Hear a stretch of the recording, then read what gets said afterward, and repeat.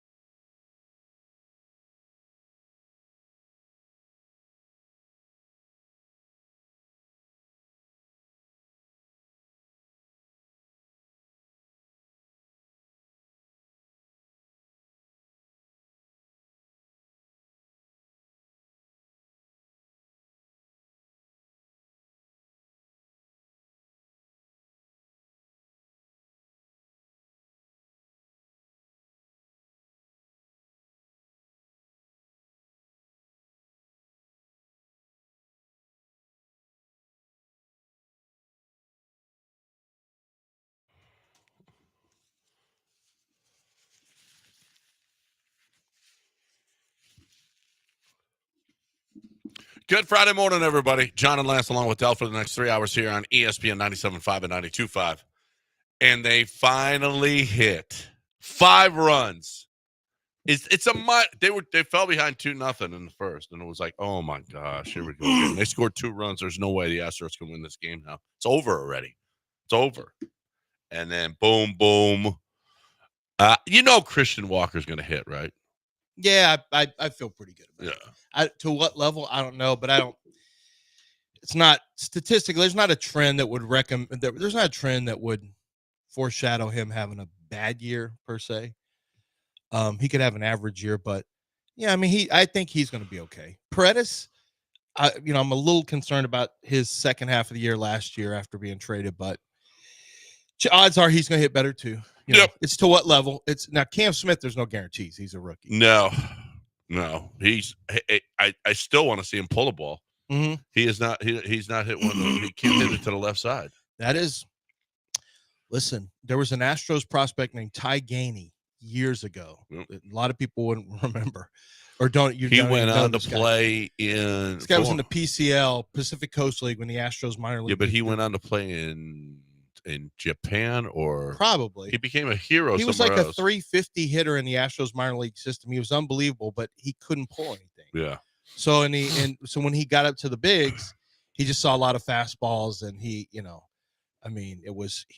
never developed into a big time hitter. He was this huge hitter in the minor leagues, but that next step up, it was tough for him because the fastball was too much for him, I guess. And he just, if you can't you have to be able to pull the ball. You don't have to be a pull hitter, but you have to be able to turn on it. Yeah. And we'll see with Cam. Like, he's a big, strong boy. There's really no reason he shouldn't be able to pull the ball.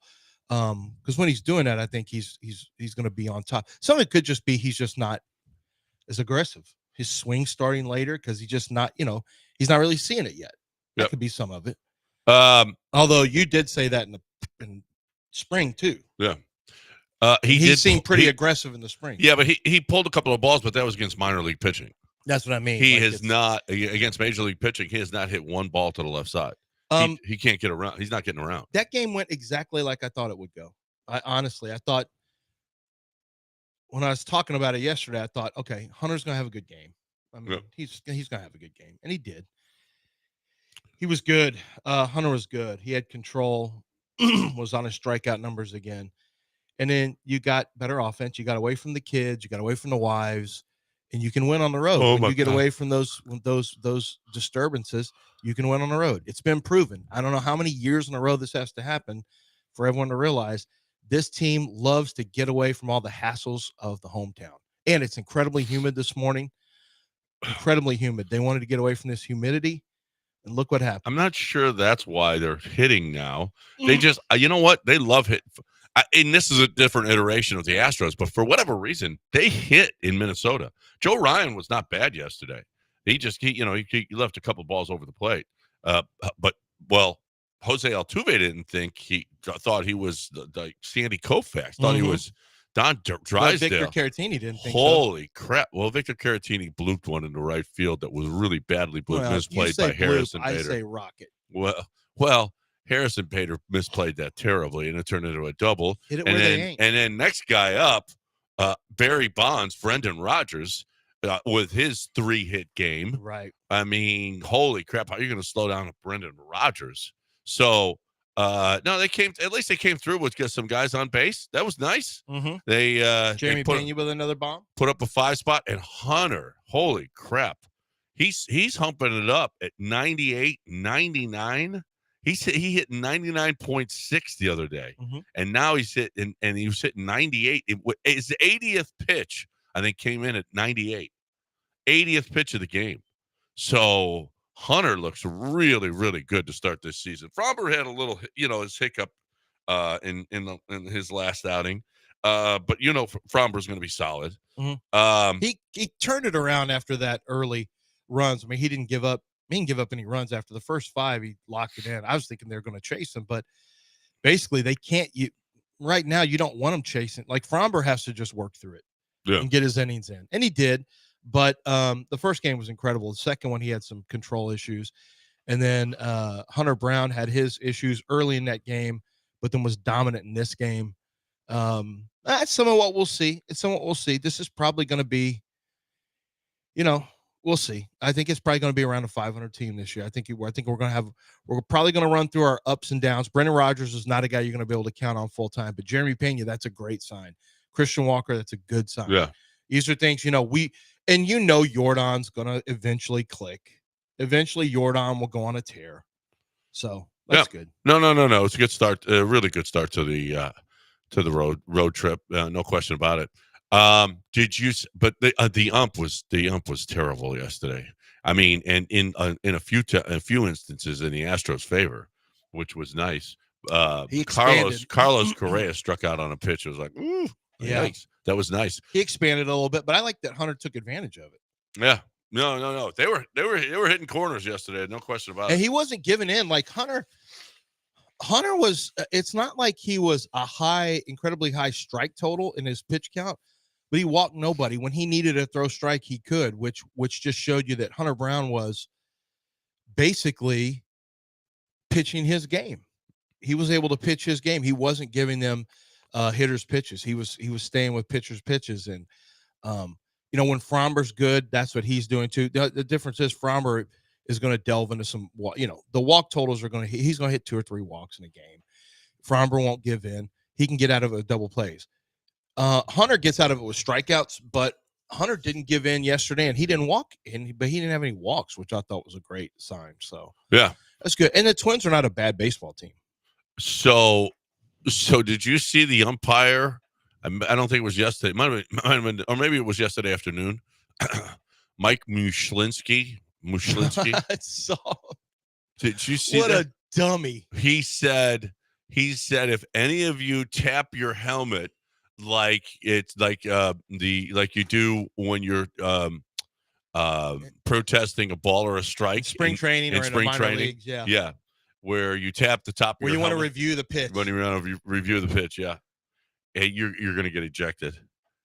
And he missed 22 calls yesterday. He missed 22 calls, 22 balls and strikes.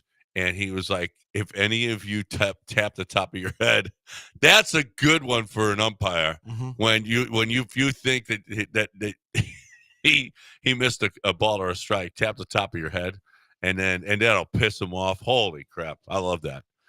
But I guess he told him before the game that I wonder if somebody did it to him the previous game. He was it's obviously obvious. Yeah. Or he's seen it happen to anybody else. does that, they're getting thrown out. Or they've seen it happen to someone else. I could see baseball players doing that, a passive aggressive, like you missed that call. Yep. That's funny. That's fun. 713-780-3776. Anything you want to talk about, get in here on ESPN 97.5 and 92.5. Better or worse, the Golden State beat the Lakers last night? At first I was thinking better. I'm not sure. I'm not sure it's great that Golden State is really good again. Yeah, but you got to face whoever you got to face. My thing is, I just want to make sure the Rockets stay in 2 or 3. I want to make sure they stay in 2. Frankly. Yeah. But the highest you can be, the highest you can be. The Lakers right now are, what are they back? 3.5. So Lakers now 3.5 back. The Nuggets are 3 back, and the Nuggets are the number 1 challenger. But that sounds like, it sounds like, well, they're not going to be able to make up. You only have 5 games to go, and you're up 3. Yeah, but it's 5. There's no Utahs in here. There's no Raptors in here. There's no Spurs in here. It's 2 home games against Denver, and the last one's against Denver. This one's against Oklahoma City. You got Oklahoma City and Denver at home, and they got to go on the road and play the Warriors, the Lakers, and the Clippers back to back to back. Not in back to back games, but yeah.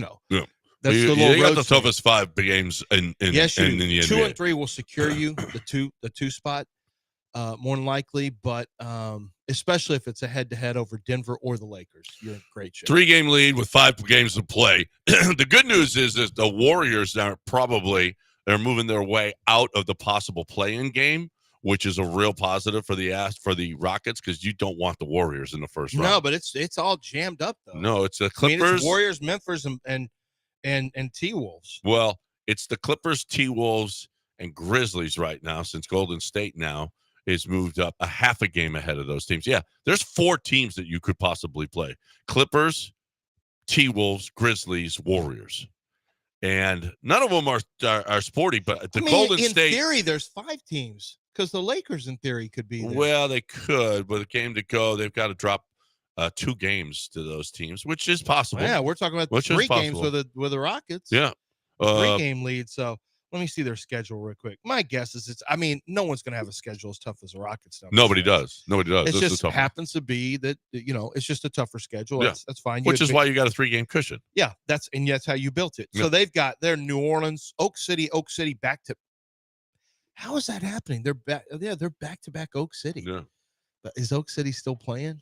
I hope so. That's a question. So the Lakers have New Orleans today at home. They'll win that. Now listen, Oak City's only got 12 losses. They might be going for 70. Could be. Yeah. Oak City, then at Dallas, who's still fighting for playoff position. Then you got Rockets at home, and then you go to Portland. So the Lakers don't, in theory, the Lakers could go 2 and 4. Yep. They could have some trouble. Yep. And the Rockets have got Oklahoma City, and that's tonight. And we'll see whether or not Oklahoma City's going for it or just trying to ease their way into the postseason and not risk any injuries. Because the Rockets are going to play them. They're going to play hard. There's no question about it. Everybody talks about the Rockets being the most physical team. If I'm Oklahoma City, I want to make sure that I get out of here healthy. That's for sure. But this is a team that's going for 70 wins. 70-12 that puts you in historic category. That puts you with the Bulls of the early 90s. That puts you with Golden State. That puts you in that neighborhood. 70 wins is something special. Yeah, I wonder they got to be thinking about it. Maybe. Golden State we know is the all-time leader. So can they catch that number? And then they didn't win the title. Can they catch that number? I don't know. Well, we'll see. Golden State went 73-9. They can't catch them. No. They can catch 70. No, but he said, can they catch Golden State? Yeah, I didn't know how many wins. How many wins do they have right now? They can only get to 70. Oh, so if they win out, it's top 70. Yeah, they got 12 losses. My guess is they won't look at that as something that's an absolute must. If it gets down to the last day, they're going to rest everyone. Yeah, 70 is a special number, though. You're in rarefied air. Is it more important? No, you are, but is it more important than getting a day of rest? No. Although you do have some rest because of the playing games, like you do theoretically have good rest. I'll tell you this: I know that they're deep because when I went to see them play against Portland, none of their starters played, and they beat Portland's ass. So they can still win games with their backups. That's pretty good. That's a pretty good team right there, Oklahoma City. So. They're gonna fight the Rockets tonight. There's no question about it. The Rockets win tonight, and it's gonna be awfully difficult for Denver because they'll be up 3 games with 4 to play. I don't know where the tiebreaker is, but they play on the last day of the season. The Rockets and the Nuggets. I don't think it comes down to that. Rockets guys still got to go to Golden State, still got to go to the Lakers. Those teams are going to be playing hard. They're going to be playing for playoff positioning. So this is a fun time at the end of the season here. Yeah, it's weird. We're just looking at we're waiting for a lottery usually. Yep.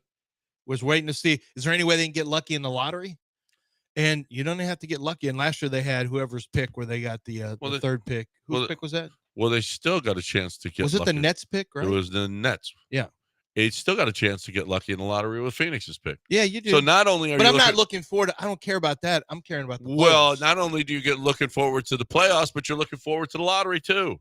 That's a win-win. Yeah. Yep. And that's because of the wheeling and dealing. Nice job. All right.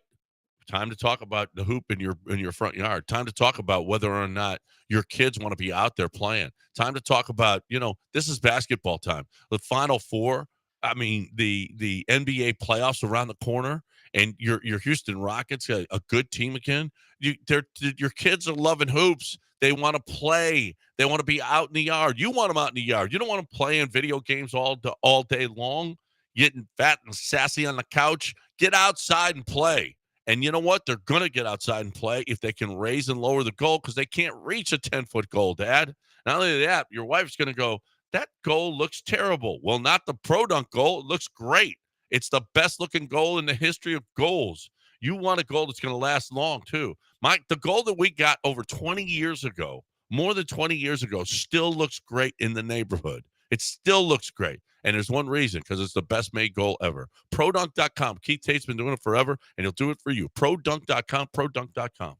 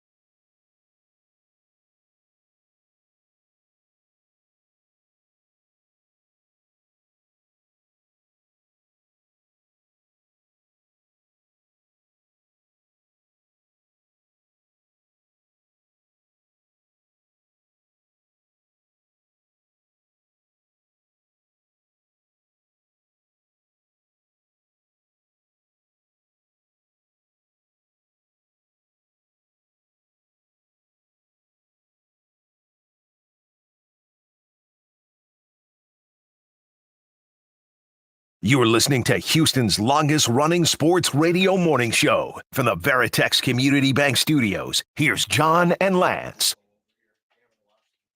All right, welcome back here on ESPN 97.5 and 92.5. It's the day. Shador Sanders working out today. They call it the showcase. It's not pro day at Colorado. It's an NFL showcase. It's a showcase? Mhm. Dion is pissed at you, so I don't think you should go. He's not pissed. He just thinks I'm crazy. If you don't, I think Dion's starting to figure out that it's not going to happen for his son. If Shador doesn't go, if he doesn't go, the Saints don't have him at the top of their board. So if he doesn't go, and Geno Smith just got a $66 million guaranteed, so he ain't going 6.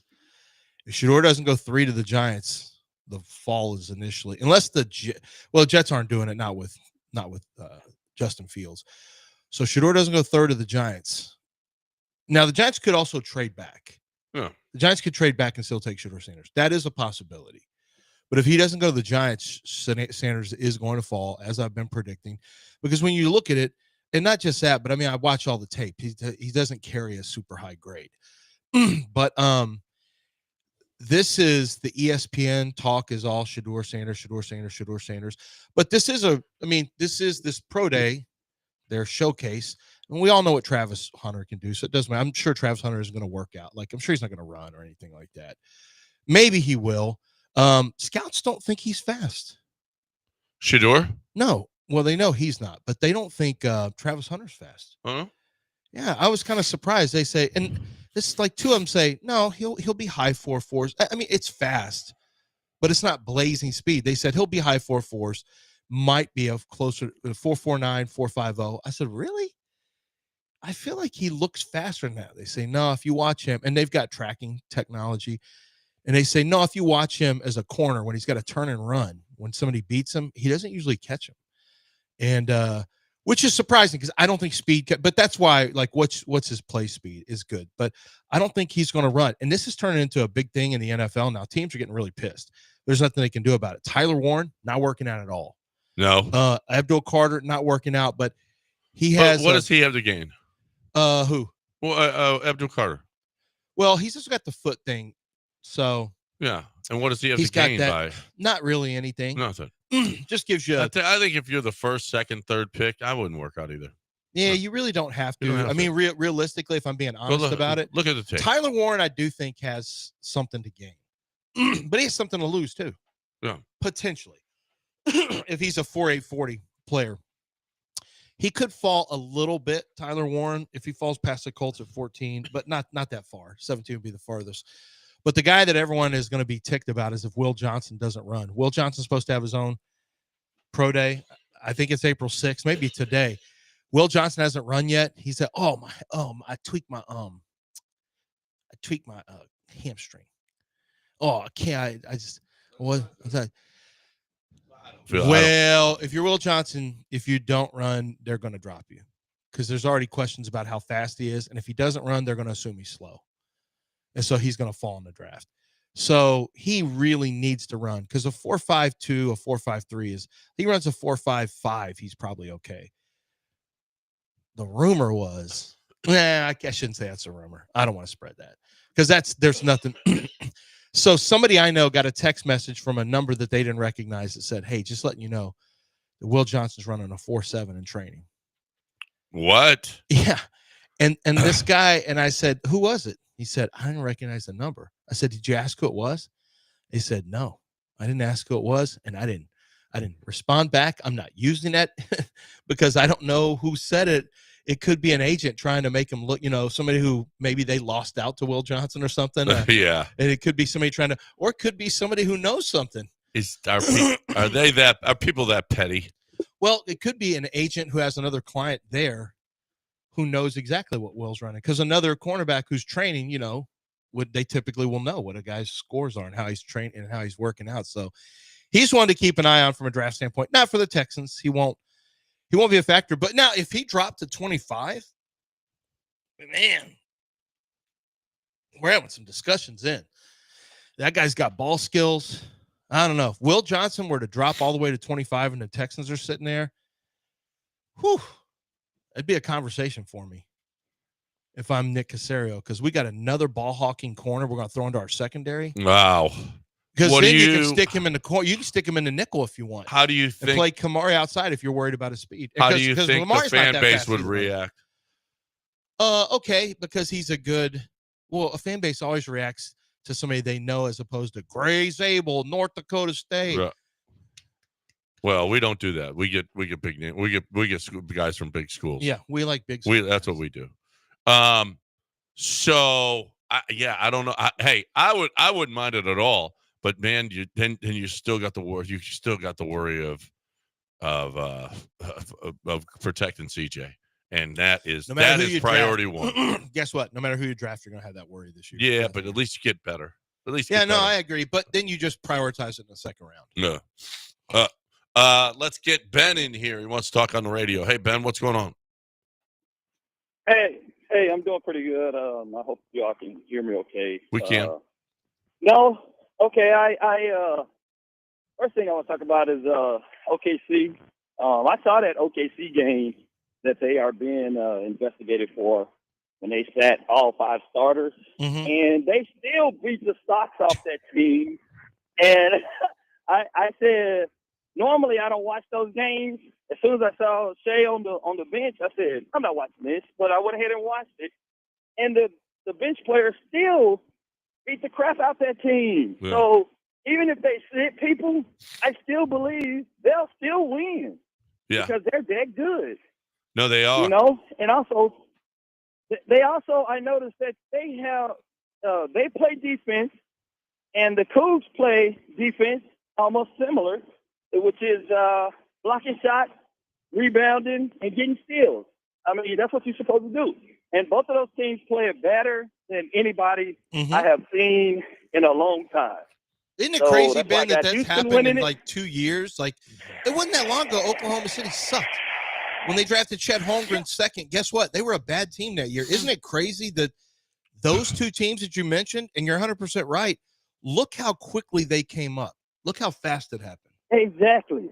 And OKC, me and my uncle was talking about it last night. OKC did it better than anybody, I think, because they have they have or had 1 million first-round picks, and they probably still do, and they're just trading them like trading cards.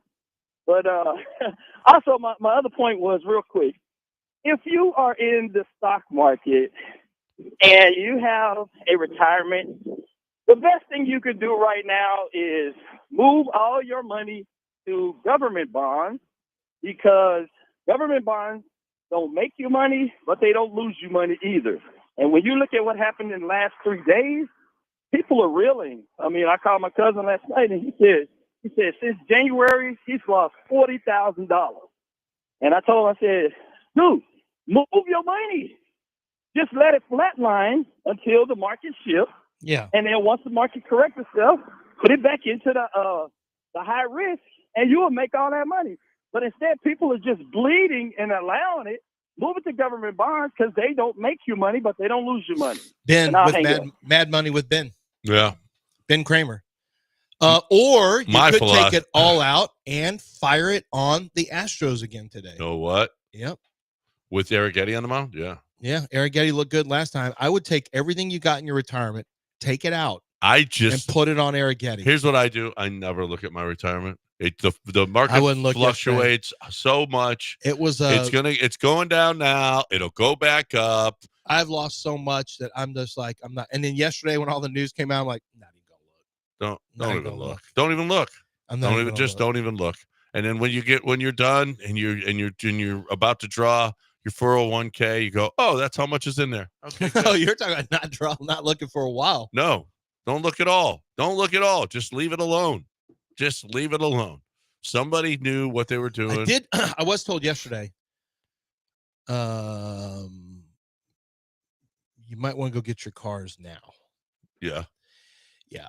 Everything on the lot or in transit is not going to get hit by tariffs. The rest of it is going to get smashed. And that's American made too.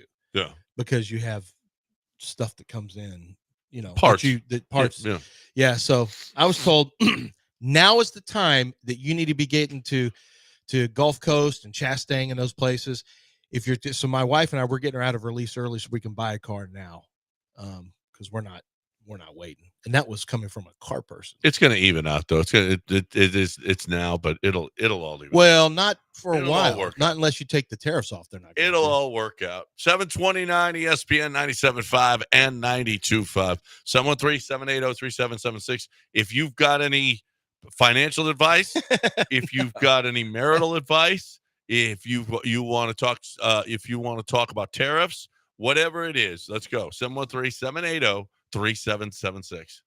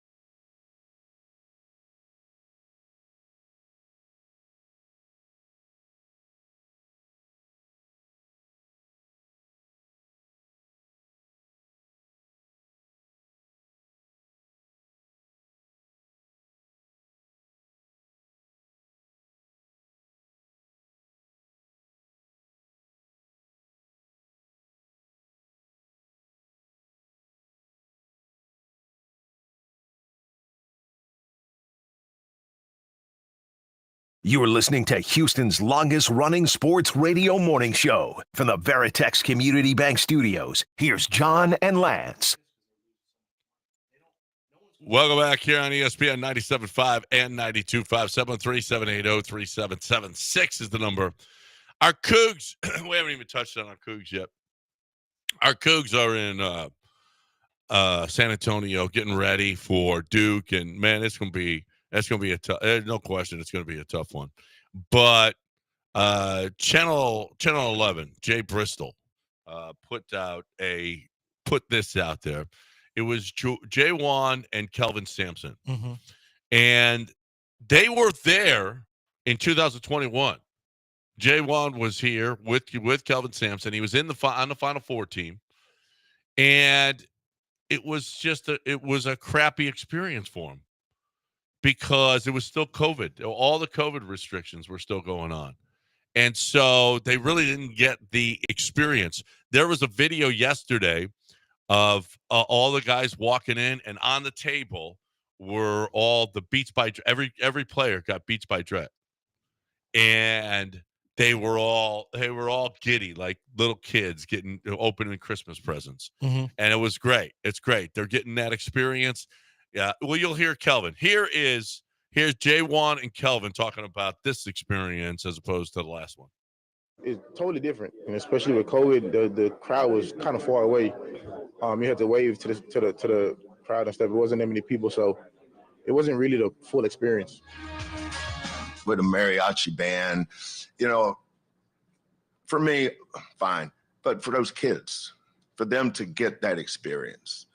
And then last night we went over to get a meal, and people stopping them, and because they've seen them play, last 3 or 4 weeks. That's what this is all about. It's a reward. They should be rewarded for what they've accomplished. And tomorrow, the public scrimmage, and of course, you're just entertainment for 50 minutes. It's not like we're going to go out there and, bust some drill out. Yeah. Well, that would be cool. If they were on, the water walk, and then they just started a drill. Dumb thing. Huh? I don't know why I'm so anti-saying. I had a bad. What you have? What happened? I don't know. I don't know what it was. It was a really hot, muggy night. I hate muggy nights. It was a hot, muggy night. And I remember getting bit by mosquitoes. And I've only been into Riverwalk twice, and this is one of the times. And I just thought, this place sucks. When you get bit by, whenever you get bit by mosquitoes, it sucks. Well, can we all agree with that? Yeah. Mosquitoes suck. There's no way. If they say if you wiped out the bees, basically the earth would collapse because the chain effect it would have. So we got to take care of the bees or whatever. But mosquitoes, they don't do anything good for us, do they? Mosquitoes? If we wiped out mosquitoes, wouldn't that be good? If somehow mosquitoes became extinct, is there any, what do they do? Dude, I don't know how they help the snakes, ecology. Everything else, there's an ecological benefit. Mosquitoes are punk ass bitches. Whoa. I hate mosquitoes. I really do. And there's no good thing that a mosquito does. What does a mosquito help something decay? No. Carries malaria. I mean, I don't know if malaria is still a thing. PABs that when the kids are going to school? They're not. Yeah, they're going to school right now. I'm sorry, kids. It seems early for some kids. Well, speaking of that, I got 2 sick at home now. So now 4 total have been sick in my house. You're up next, and Dell's getting sick first, though. I've already put sick on Dell. I got it last Thursday. My wife got it last night. And then, Snacks got it Monday. And then Mason this morning before I left. I said, Mason, oh, man, I'm sorry you got that. I don't think I got the same thing. I get like that whenever I get drainage in my throat. I said, okay. I'm sure it's just drainage in your throat that's making you violently. Or maybe he's faking throwing. You're hearing him go. No, these are real. Mason always pulls it. Like if he didn't want to go to church because he stayed up until 3 a.m. playing video games. I don't feel good. Get your clothes on now. You chose to stay up. I always know when he just goes, I just don't feel good. This was loud. This one woke me up. Oh, no. This one woke me up. It was better than an alarm clock. And I'm not sleeping in the same room with the wife, obviously, because she's a sicko. But so now Snacks has got to Uber to school because I can't take him. I got a show to do. And the wife's sick. So now I got to get Snacks Uber to school and make sure he doesn't pull some move where he Ubers to. Oh, wow. He gets to Uber to school? That's cool. Yeah, he has to. Uber Make to him thumb. I used to thumb to school every day. Thumb it to school in Houston? Yeah. Where you headed? Kingwood. Oh, you dropped me off at my school?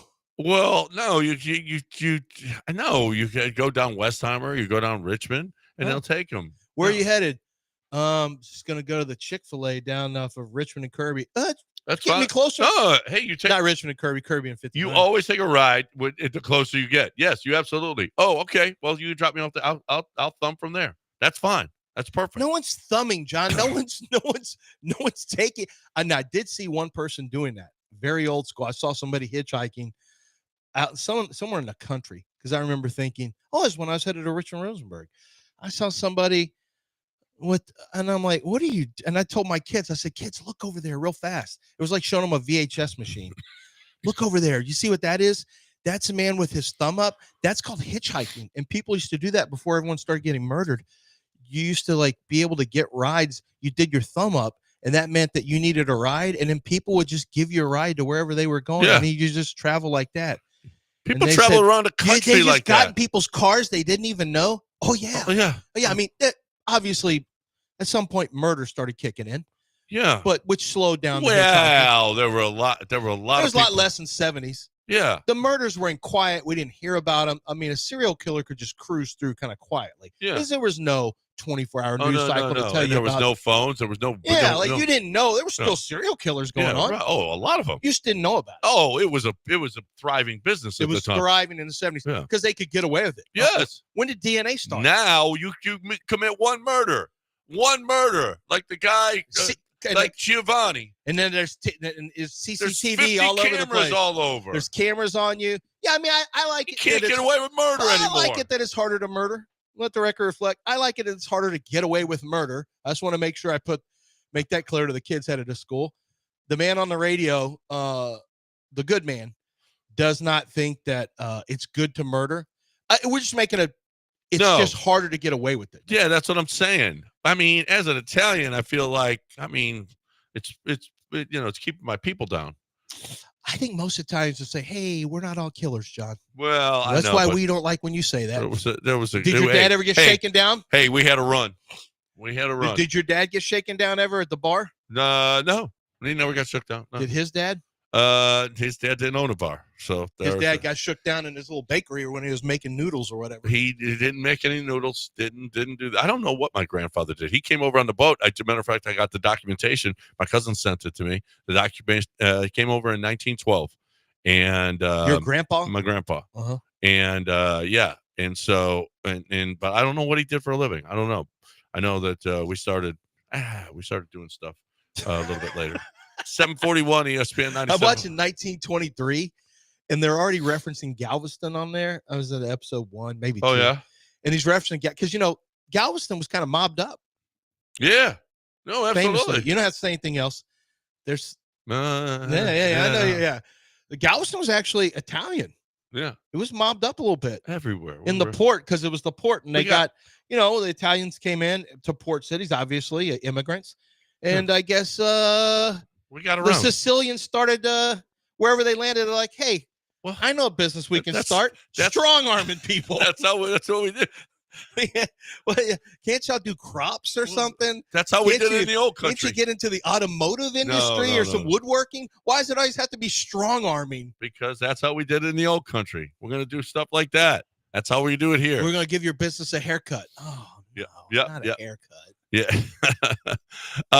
Anyway. 713-780-377. Oh, we got Keith wants to give us some financial advice. What do you say, Keith? What's the financial advice?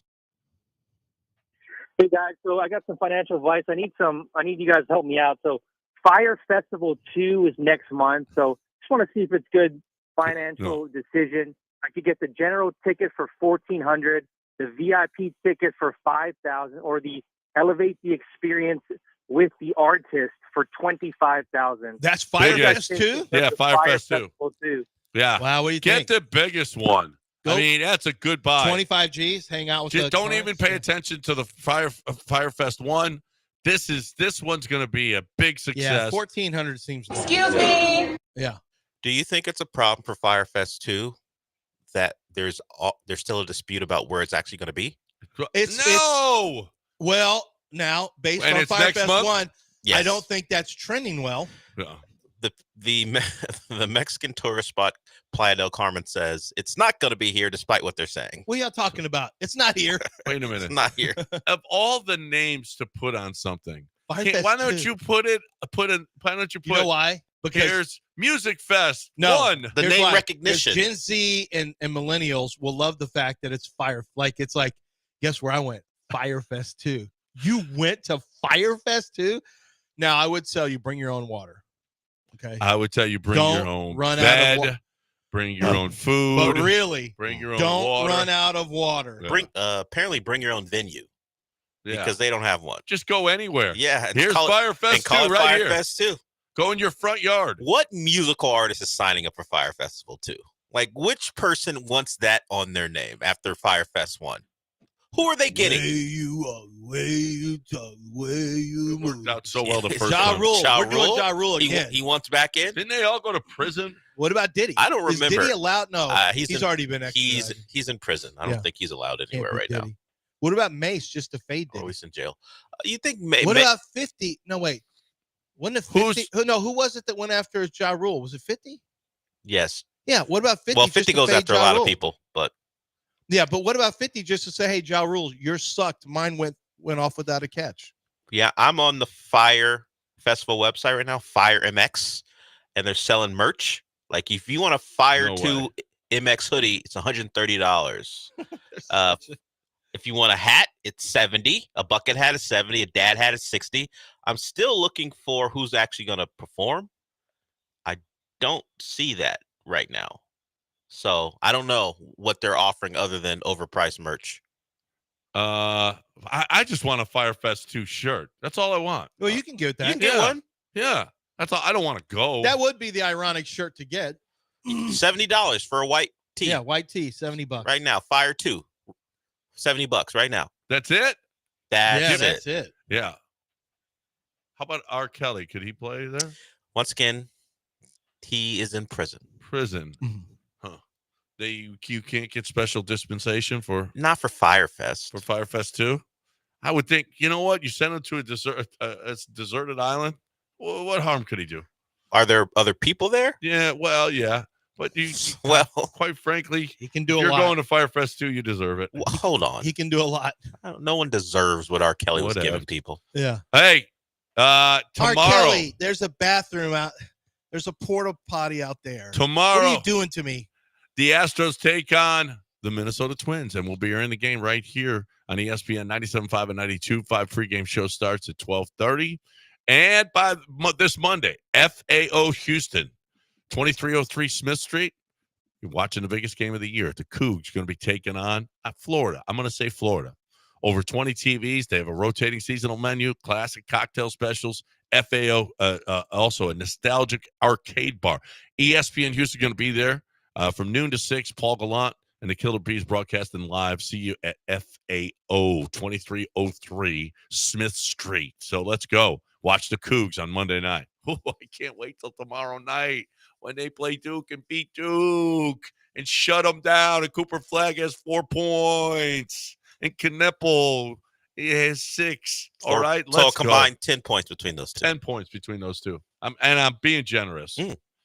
Time to talk. Not like you to be generous to opponents. You know who's generous is John Clay Wolf. John Clay Wolf is really generous because he's been giving away $25,000 a month. He's crazy.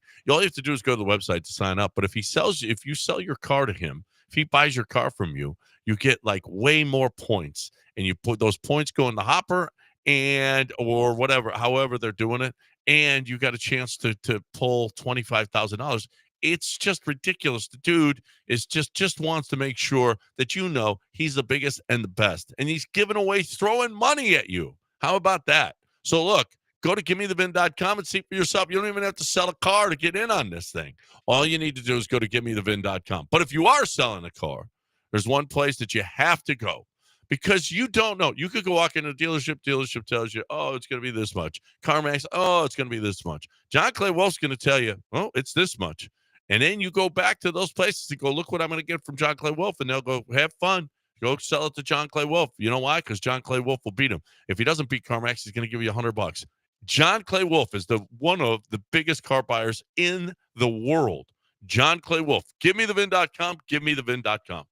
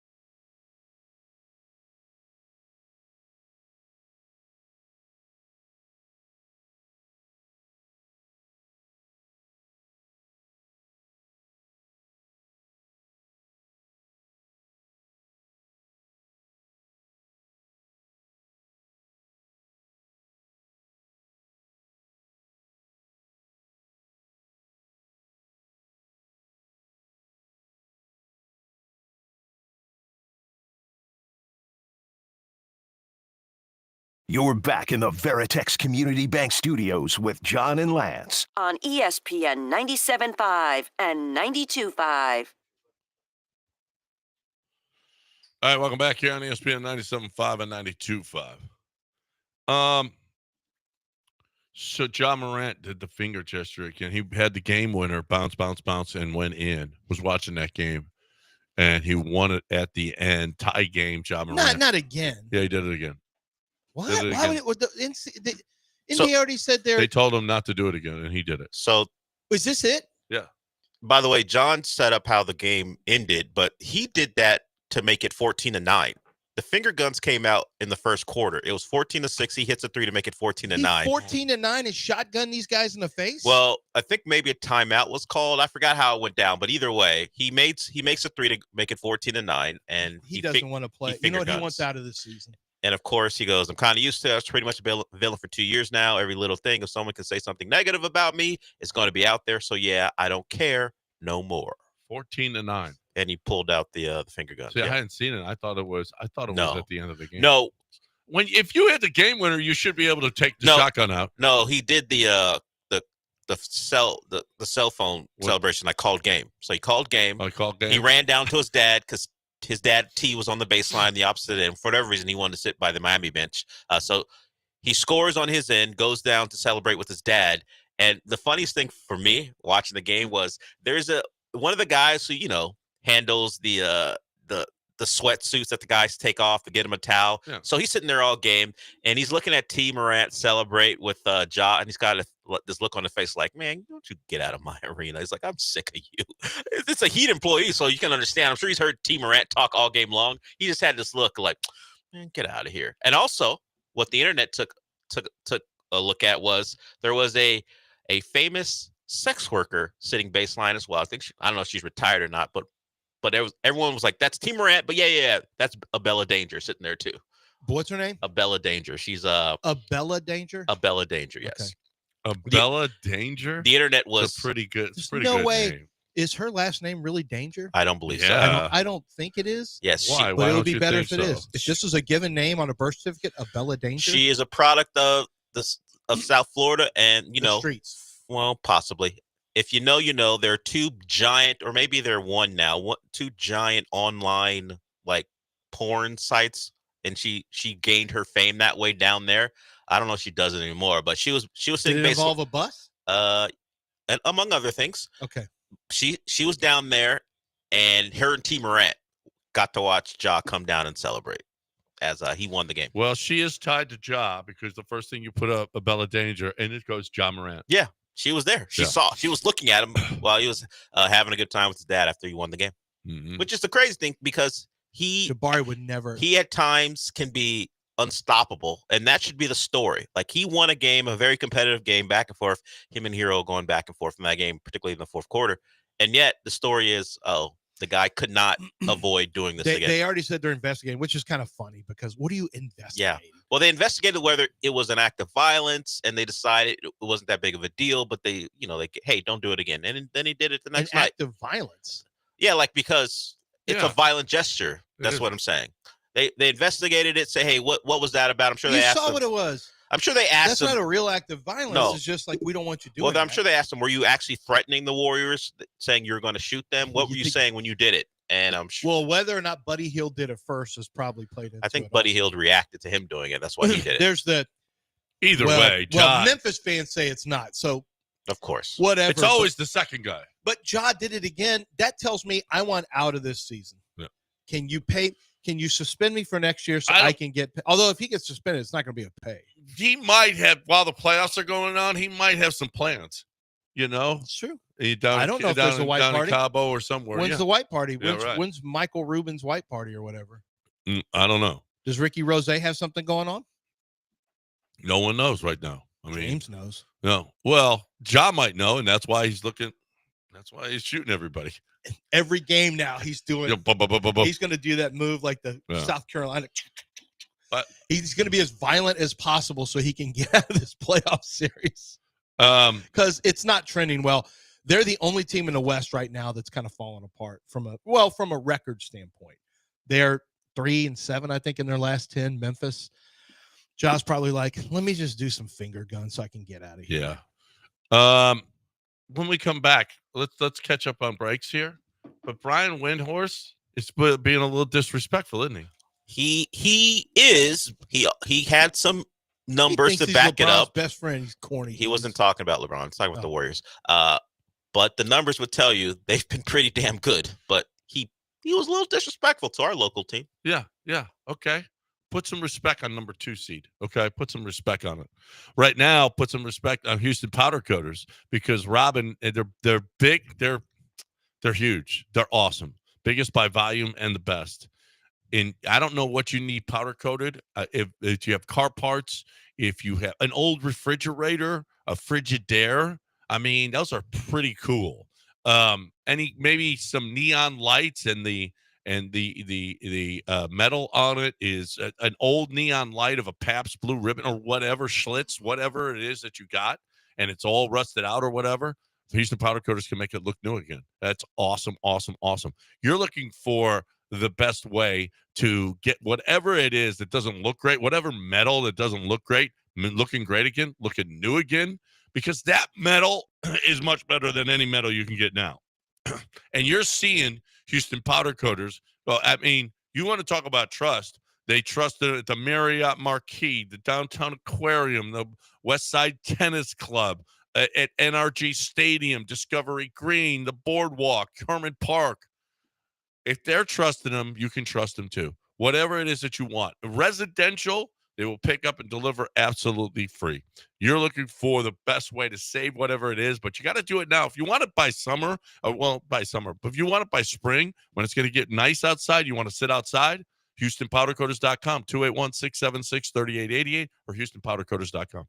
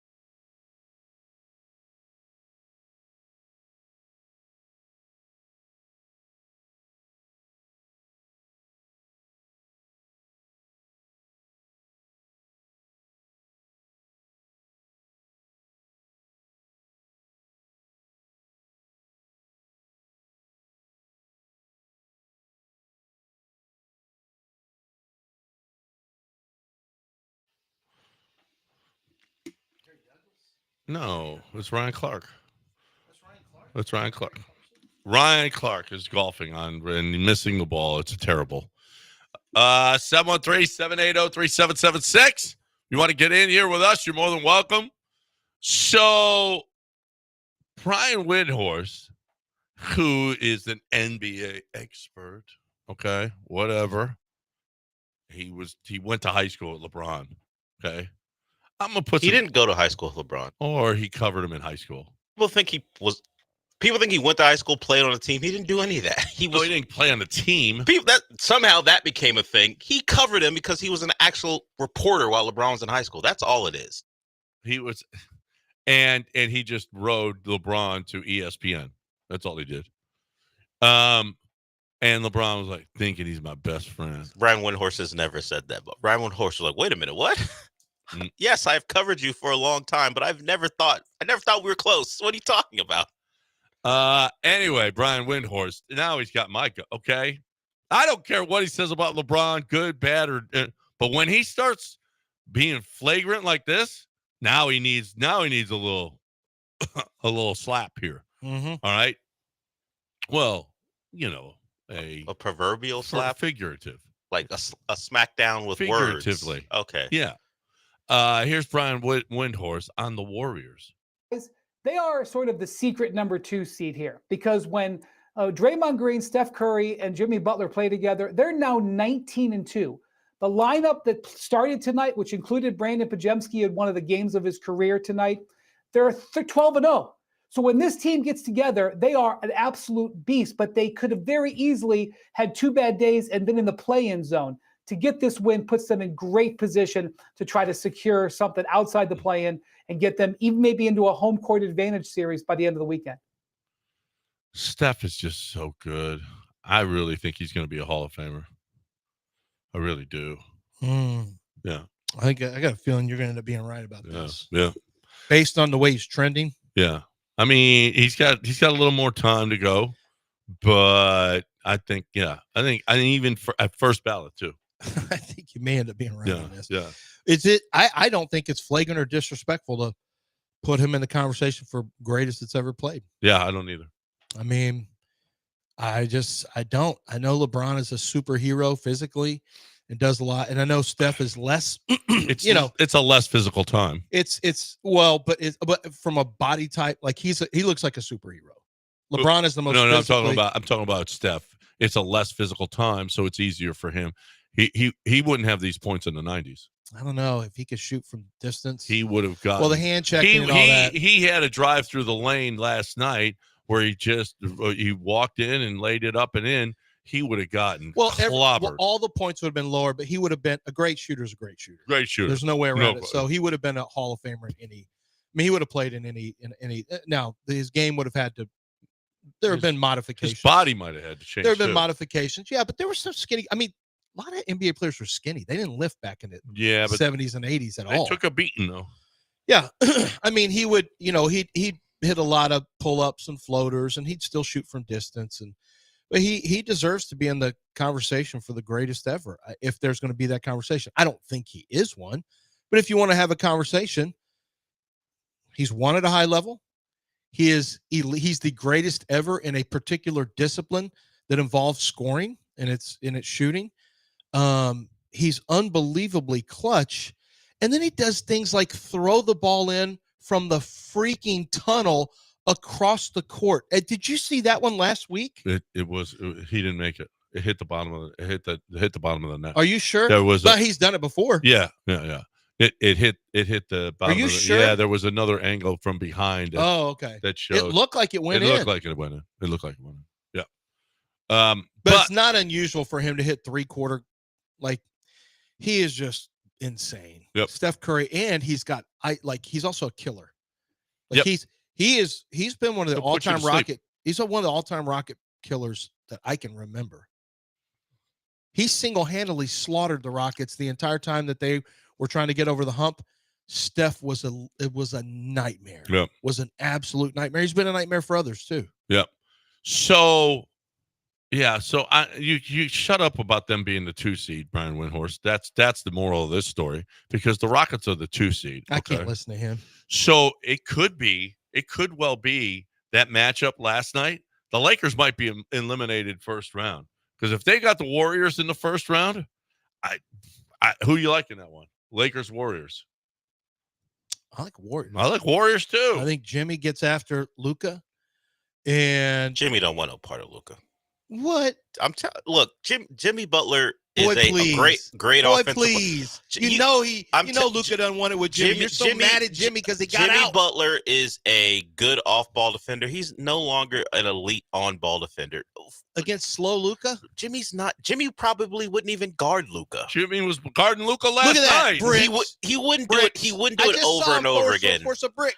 I'm telling you, Jimmy Butler is a good player, but Luka's Show me on the doll where Jimmy hurt. I'm just telling you, this whole thing where I know where it is. you guys because always he left say my that. team. He didn't want to be with You my can team. do this thing over and over again, but Luka scored on the Celtics. Luka would score on the Warriors. You know, not on Jimmy playoffs. Stop. No. Jimmy Butler's a offensive force in the playoffs.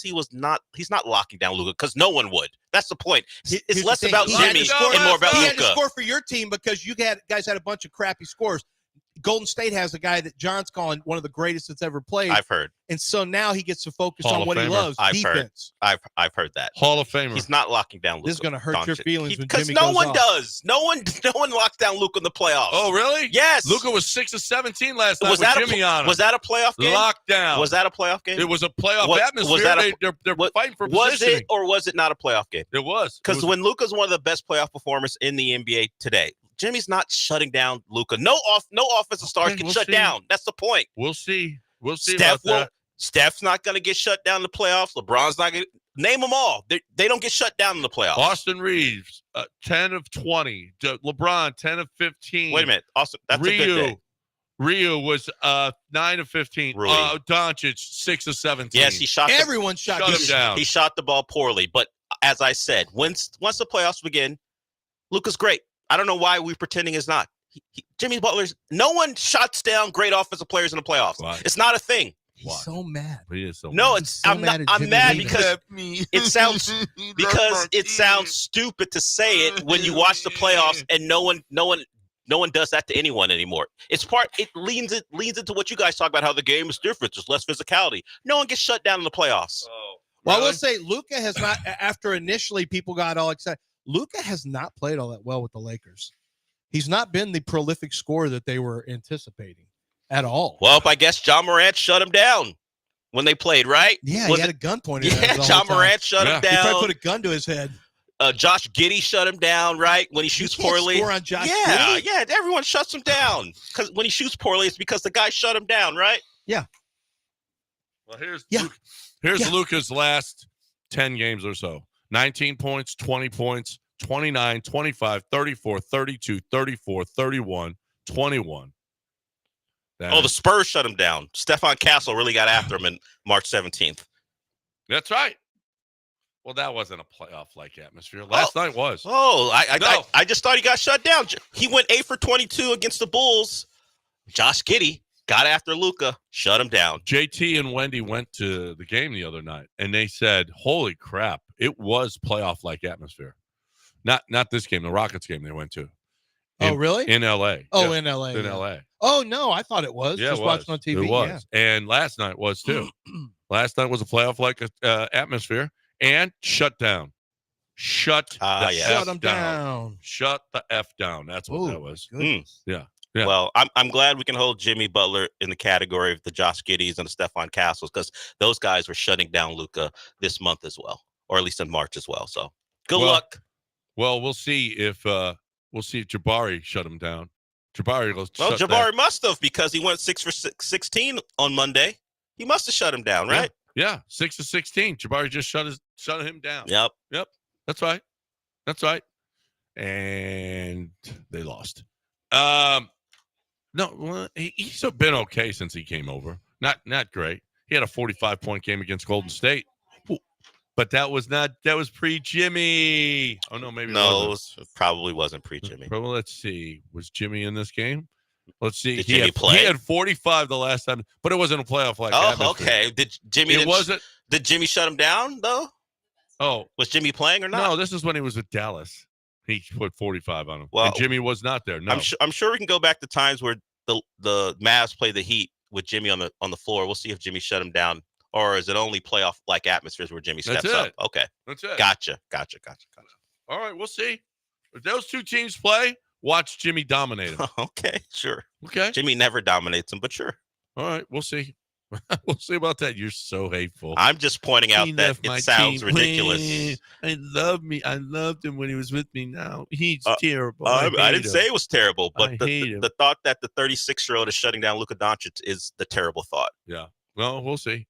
All right. Maybe Ja has tickets to Firefest too. That's a point. That That's is a point. possibility. That's a possibility. That is a possibility. And he wants out. He 'Cause wants he got out. that fire on his hip. Yep. He wants out. I get it. 8-11. What else could he be doing? He intentionally did the gun thing again yesterday. He literally told the NBA, "I dare you to suspend me before the playoffs." You're giving him more credit than I would. I don't think he's well thought out at all. He just said, "You know what? I'm a villain. I'm going to be a villain." I don't think it has anything to do with anything other than, hey, you're testing. Oh no, it's probably that, but he knows he's going to get in trouble. But isn't that really, like, at the end of the day, isn't the NBA, isn't this what everyone thinks? You are who you are. Like, he's going to get in trouble again. There's no way around it, and that's why they have to get rid of him. They being Memphis. Well, then another team takes him on. He's going to be better? Yeah, but if you're Memphis, you just kind of have to move on from him. Or he doesn't, like, he courts this issue. Yeah, he does. He brings it on. There's no question. I guarantee you they're not pleased. He brings it on himself. Because he didn't have to do that. You can be up 14-9 or go from 14-6 to 14-9 and not do a shotgun at the bench. Yeah. 14. No, When if it's you know 14-9, you went up 5 in the first quarter. You know this game's over. Let's shoot him. I mean, that's one way of approaching it. I'm guessing ownership and management weren't happy about it. I guess not. Hey, today, River Ranch, Dayton, a new community northeast of Houston. We're going to be there. The Paul Gallant and the Killer Bees all going up there. 16 new model homes from the high 200s to 500s, featuring the Angel Lagoon with white sand beaches and turquoise water. A must-see community. We're going to be there live today. So if you're in the neighborhood or you want to go up and see it, 16 new model homes. River Ranch, Dayton. Get on up there to see the boys today. All right? That's just good, clean fun up there. Right now, you and I am going to talk about you, Lance. HRP. I heard from Chris Fisher, great guy. You're going to get to know these people. They're going to be like they're going to be friends. I'm not even joking. They're going to be an integral part of your business. They're going to help you along the way. We were just talking about 401k plans and financial investments and whatnot. They help us with that stuff. And I have had to call before about my 401k. It's easy to do. But here's the deal. They don't run the 401ks. They don't run the insurance policies, but they give you the best advice of which is best for your company. And so here's the deal is they are a vested interest. They have a vested interest in you succeeding. So they want to give you the payroll that the best possible way. They want to do your HR the best possible way. They want to help you do your taxes the best possible way. It's so simple, so easy. It's so much better than you trying to do something that you don't know anything about. You're not a payroll guy. You're not an HR guy. You sell your widgets. Let them do what they're experts at, and that's HR and payroll. You're looking for the best way to have a business partner because there are partners. HRP.net, 281-880-6525 or HRP.net.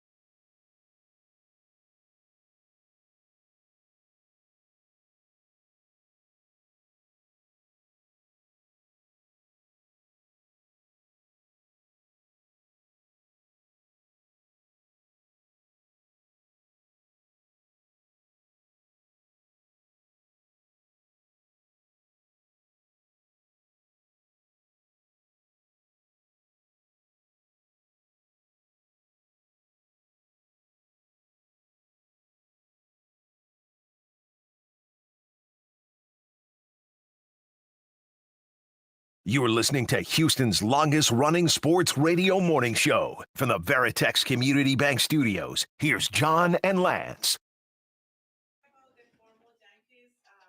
Welcome back here on ESPN 97.5 and 92.5. 713-780-3776. The number to hang out with us here on ESPN 97.5 and 92.5. Have you heard about this? What? So our friend Melissa was just in. She was mentioning when Brett, what's his name from the Yankees? His son died. Oh, yeah. Brett, 14. You hear how he died? He carbon monoxide? There's a hotel in Belize. I don't know the place. Yeah. Not where 3 different people died because of carbon monoxide poisoning. Wow. This is like Awful. this has been going. All of a sudden, this carbon monoxide poisoning has Well, gotten people. It's gotten people like I've read this 3 or 4 different times. Is that what? No, that's not what got Gene Hackman, was it? Or was it Gene Hackman's wife? Is that what got Gene Hackman's wife? I don't know. But this has turned into a whole thing. And I remember when I've done commercials for Vanderford, for example, AC companies will tell you, you need to get your heater checked out because that's where the carbon monoxide issue can come in. And you don't even know it. You just drift away and you're dead. Like you don't even know it. We don't run our heaters a whole lot here necessarily.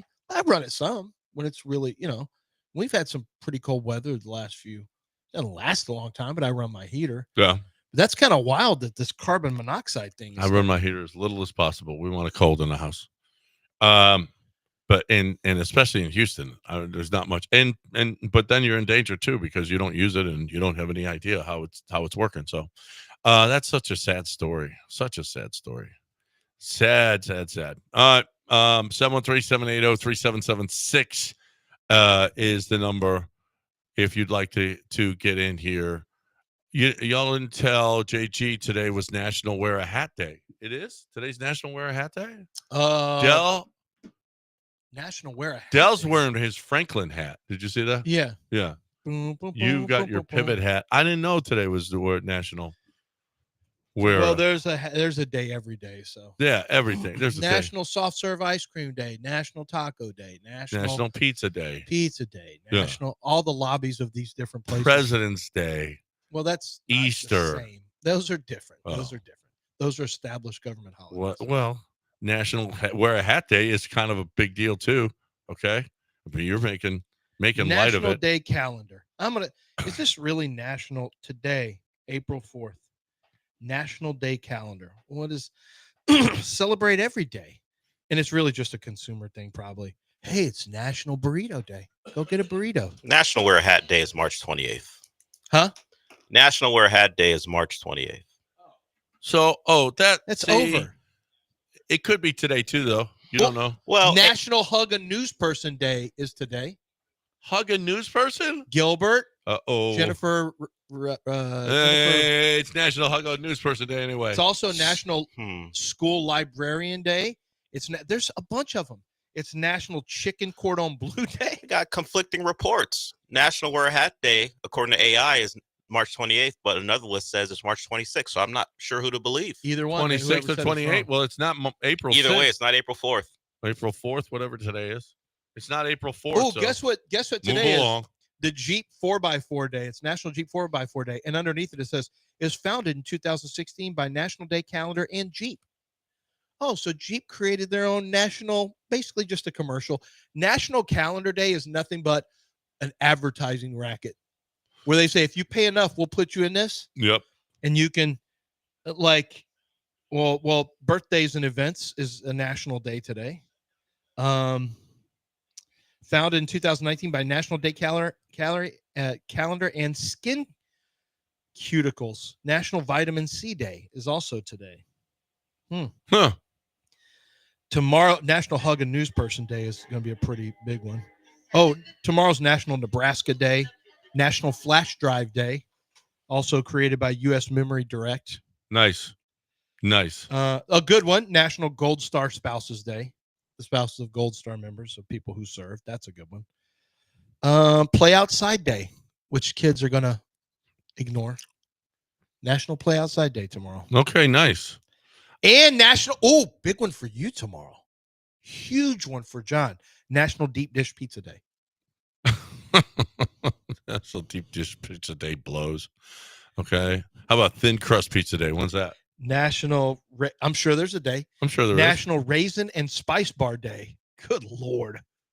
That's awesome. We should just hit. I hope that's awesome. Yeah. You like raisins? Oh, I love raisins. Holy crap. Raisins, What cranberries. a terrible thing to find out. Yeah. Cranberries in your chicken salad. Awesome. What is this? Cranberries and celery. I actually do like cranberries and chicken or turkey salads. Yeah. Got a little sweetness to it. Yep. National Go for Broke Day is tomorrow. What does that mean to you? That means do it. Do it. You don't lay up on a par 5 Never. where there's water. Never. I'm looking at a guy For right Dell, it means you reminds swing your sword, you take your shot tomorrow, Dell. Whoever that special someone is, you go for broke tomorrow. Go for broke. There's no special someone. That's the whole point. No, well, tomorrow make you go for someone broke. special. Tomorrow you go for broke. I'm not looking for that. Cougars. National Go for Broke Day tomorrow means what? Put everything on the Cougs. That's going for broke. Put your 401k on the Cougs. It's just going to go down. You might as well put it on the Cougs. And you know what? While you're at it, parlay it. Try to win even more. Yep. With the Astros, with Arrighetti. With the over against Duke. How would you like to go? With the over? Yeah. No. If the Cougs going to win, it's going under. See, it could because both teams can defend. It's low though. The only way the Cougs win, they ain't playing them in an 80 to 70, no, that's right. 75 that's a good point. game. They'll lose. No, they'll lose like that. They need it to be 65-57. That's what they need. That's what they need. The Cougs need to keep that low. I'm watching a guy right here chipping, and he's got toe down. So this is a good little a piece of advice for everybody out there. If you're chunking your chips. And this reminds me of Dick Harmon, because I remember Dick Harmon teaching a young lady out on the green, and he told her, toe down on your chips. Keep your the toe down, and and you're going to be standing a little bit closer to the ball. So that reminds me of Dick Harmon, and love Dick Harmon. He's the one of I still think of Dick all the time. All the time. He's a big part of our lives. Big part of our lives. Every time I see Lucas Glover, I think of Dick Harmon. And Lucas has been playing great. And it all from the Dick Harmon Foundation. That's where that started. 826 ESPN 97.5 and 92.5 713-780-3776. And Arrighetti today. You like it? I do like Arrighetti today. I kind of like Arrighetti. Man, I'm feeling confident. I'm going to tell you this. Hunter was dominant after that first inning. If Arrighetti looks good today, I'm going to feel pretty good about Fromber, Hunter, Arrighetti. Yeah. Well, that's going to be difficult because they don't play today. No, tomorrow. Well, tomorrow. Yeah, and why are they doing this? Why is there a gap? They always do this on an opening day. Is they keep the next day open in case there's a rain. Oh, an opening day because it's their opening day for Minnesota. Okay. Yeah. So why do they do that? Because of possibly being canceled.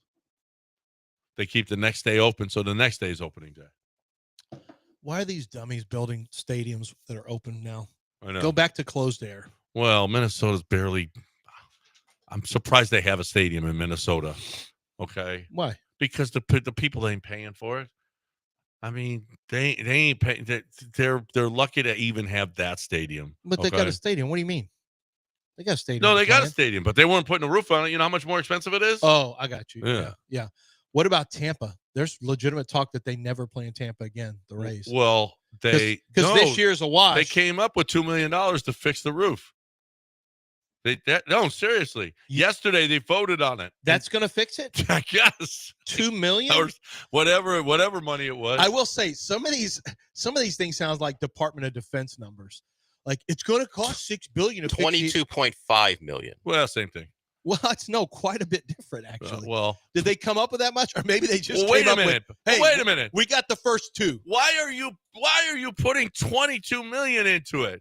Why are you putting $22 million into that crappy building? Just let them leave and go to London. No, build a new one. Go to England. Take the Jaguars and go there. Take Tampa and go there. So you got, two Florida teams. Y'all just go to London. Well, how about baseball in London would be huge. I'm sure they'd love it. How about your favorite owner from Cincinnati, Bengals owner, said yesterday, yeah, we'll probably move. We're probably moving. Mike Brown, where you gonna move to? No. The woman. That's the owner. No, that's the daughter-in-law. Yeah, that's right. the daughter. That's the daughter. Katie Blackburn. She said yesterday. She said, "Wow, we might move." She needs to be quiet. Yeah, I don't. Well, although the people of Cincinnati really, but Mike Brown could talk though.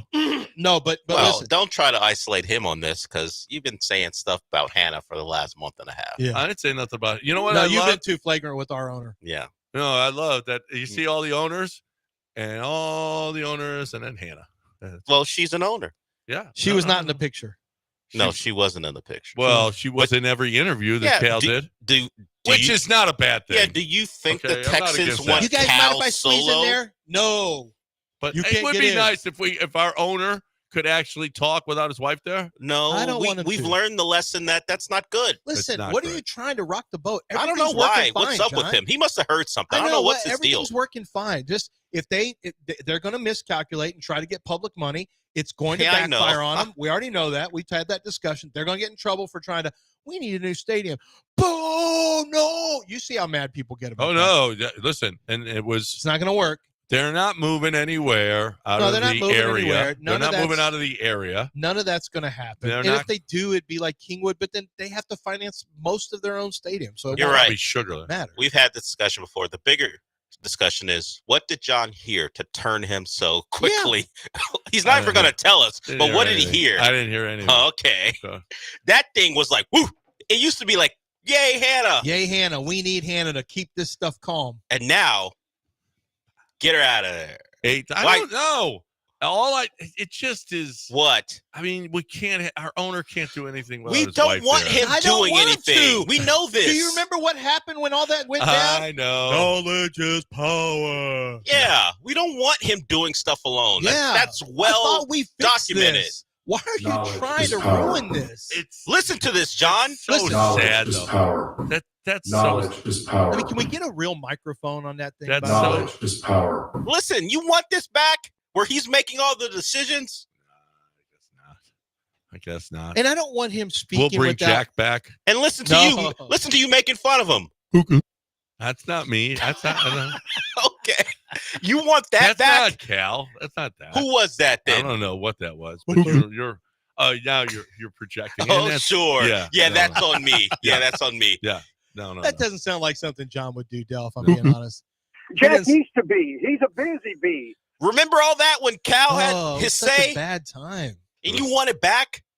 No, give us more Hannah. She needs to be in that picture. Yeah. Get her in the picture with the Well, then owners. maybe she should just do the interview. I just think it's so lame.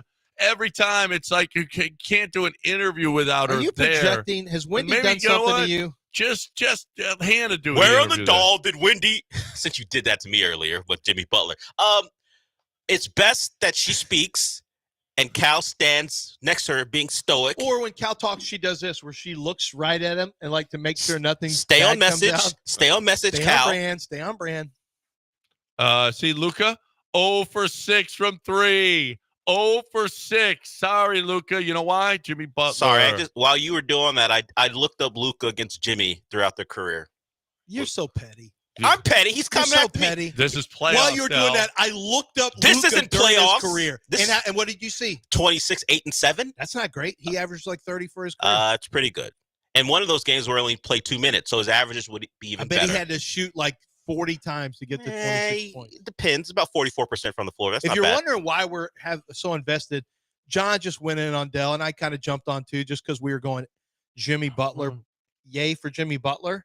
Yeah. Because Dell is an anti-Jimmy Butler guy now. Right. Because he left. I the am not team. anti. I'm just pointing out what you said is factually You're a incorrect. hater. It's You're- incorrect. That's all. You can Because be he- incorrect. It's fine. No one's catching the Rockets. Yep. No one's catching the Rockets. Nobody. At the 2 seed, Brian Windhorst. To learn it, okay? 19-2 with Jimmy. I'm giving Jimmy credit. 19-2 when Jimmy and Steph are on the floor together. Yeah. 19-2. So if you extrapolate that over 82 games, they break the Bulls and the Warriors marks. Yeah. Set the record. Yes. Let's break it here and let's talk about Ownwell. Ownwell is totally sweet. Ownwell is going to help you save money. Ownwell is something that you have to have because you are if you have a house, okay, and you don't fight the taxes, if you don't protest your taxes, it really compounds. The 3-year impact of not protesting in Texas escalates the value of your home and your taxes exponentially. So you've got to do something about it. Don't just sit on your hands and let the government screw you, because they are. 86% of Ownwell's customers receive a reduction in their property tax by an average of $1,100. That's a lot of money over the long haul. Are you kidding me? And so the government is wrong 86% of the time. Are you kidding me? That's incredibly. That is the worst. That's terrible.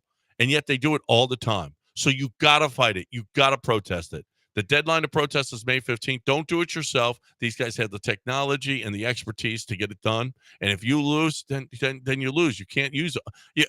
Let Ownwell do it. Ownwell.com. OWNWELL.com.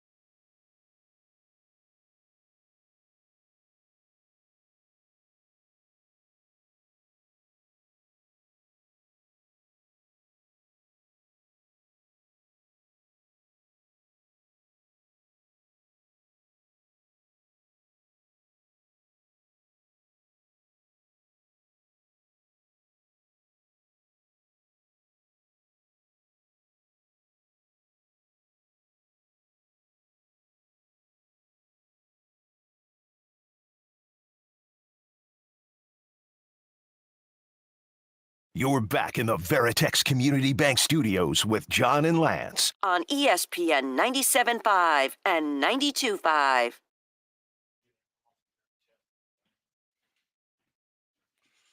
All right, welcome back here. ESPN 97.5 and 92.5, 713-780-3776 is the number. If you want to get in here, come on. hang out with us, you're more than welcome to do that. So, what do you guys want to talk about? 713-780-3776. I like Cooper Flagg. I think he's a good player. I don't think he's this. I shouldn't say that.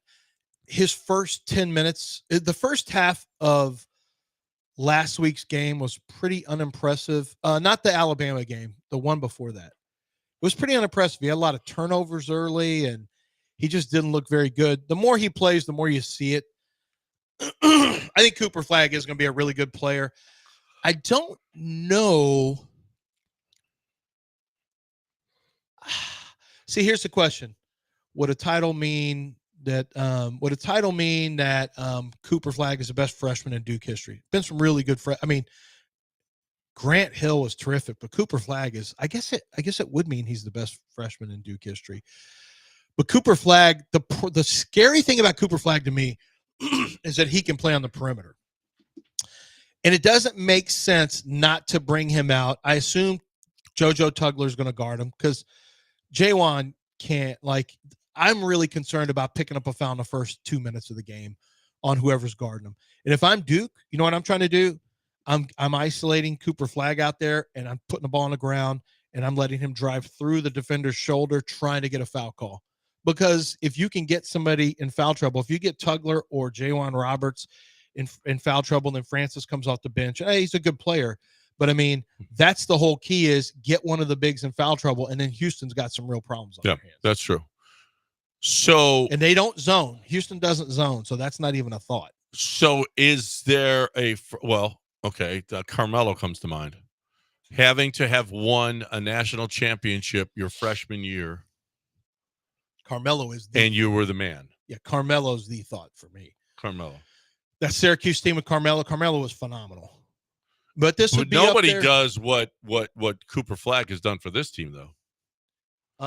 He's quite possibly the greatest freshman ever if he wins a national title. God, is he? Well, name another freshman that led his team to the national championship and meant as much to his team as he does. Led him in scoring, rebounds, assists. Carmelo averaged 22.2 points a game. Yeah. He averaged 10 rebounds a game. Yeah. Melo, that's the first one that comes to mind. Yeah, Melo is there must be Wilt.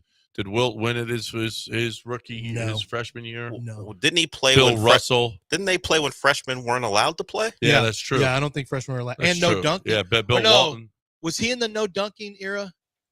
Did they stop dunking with him, or was it Wilt, or was it Kareem? So he averaged he's a scorer. He's not going to have as many assists. He averaged 2.2 assists.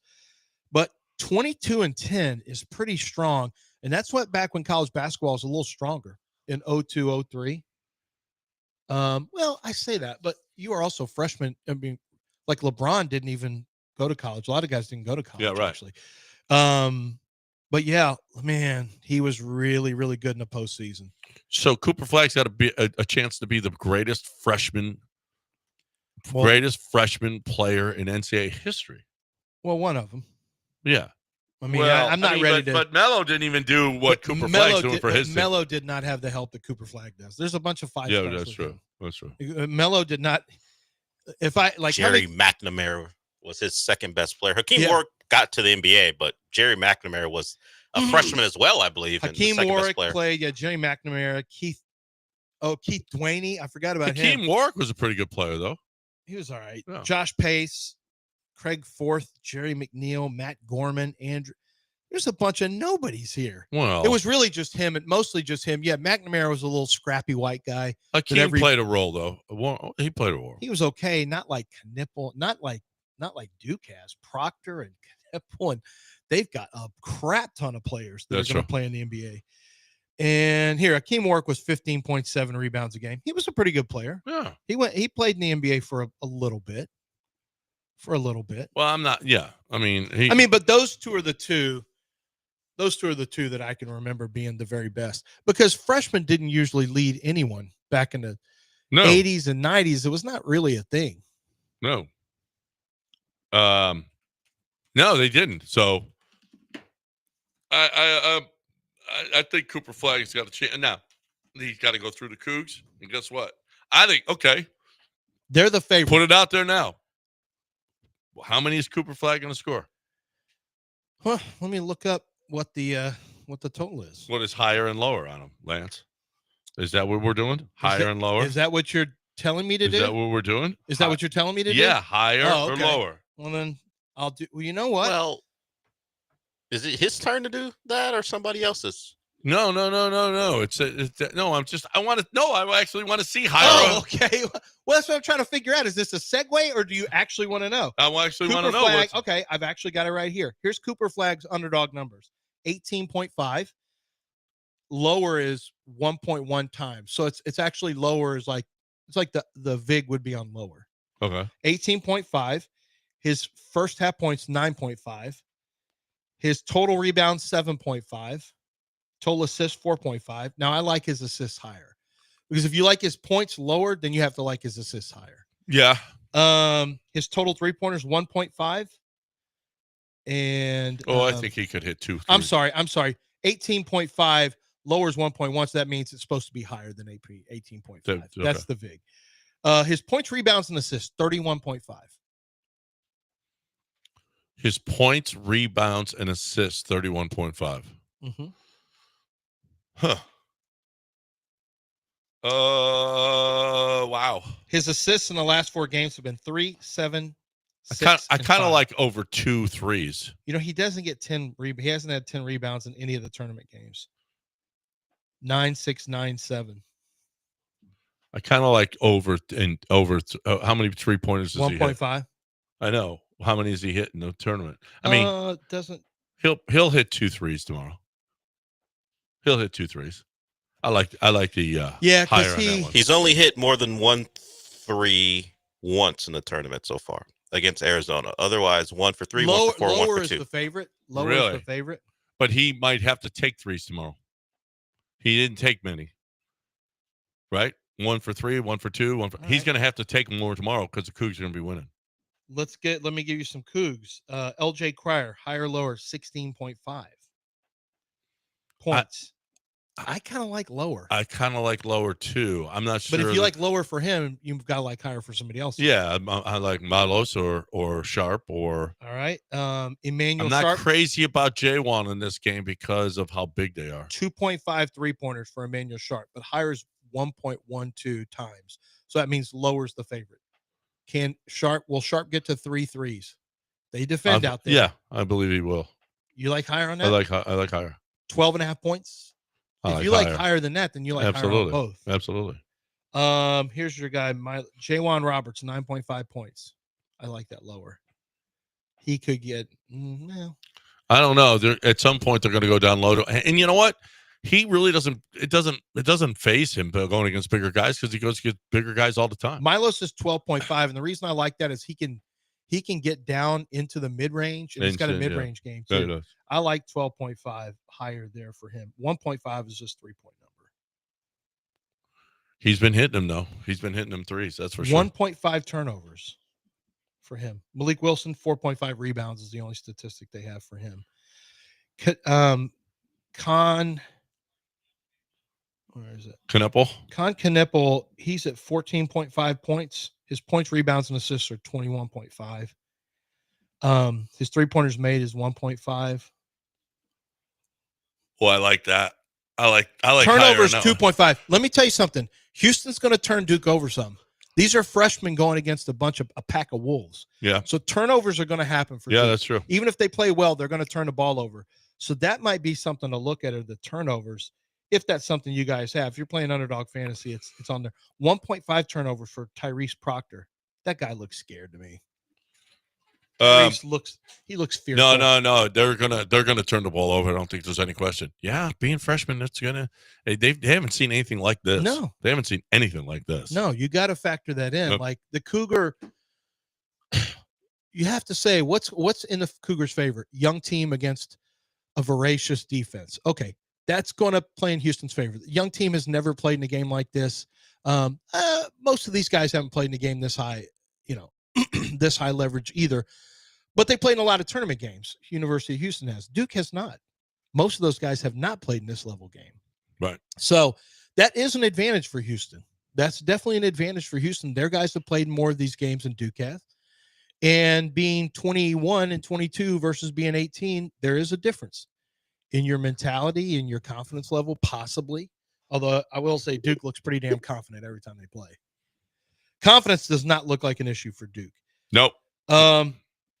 This is a tough one. I haven't been a huge believer in, like, I've been concerned about Houston, and then, they really were impressive against. I didn't think they were all that impressive, and the win against Purdue was a concern. The way they played towards the end of that game, they blew it. The game before they were just okay. No, the game before they were good. The first game the game before they were just okay.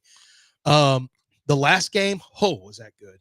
My goodness. That was running Tennessee out of the gym when you know that Tennessee has your type of, game plan and your type of defense, and then you basically match up with them and say, we're going to impose our will on you.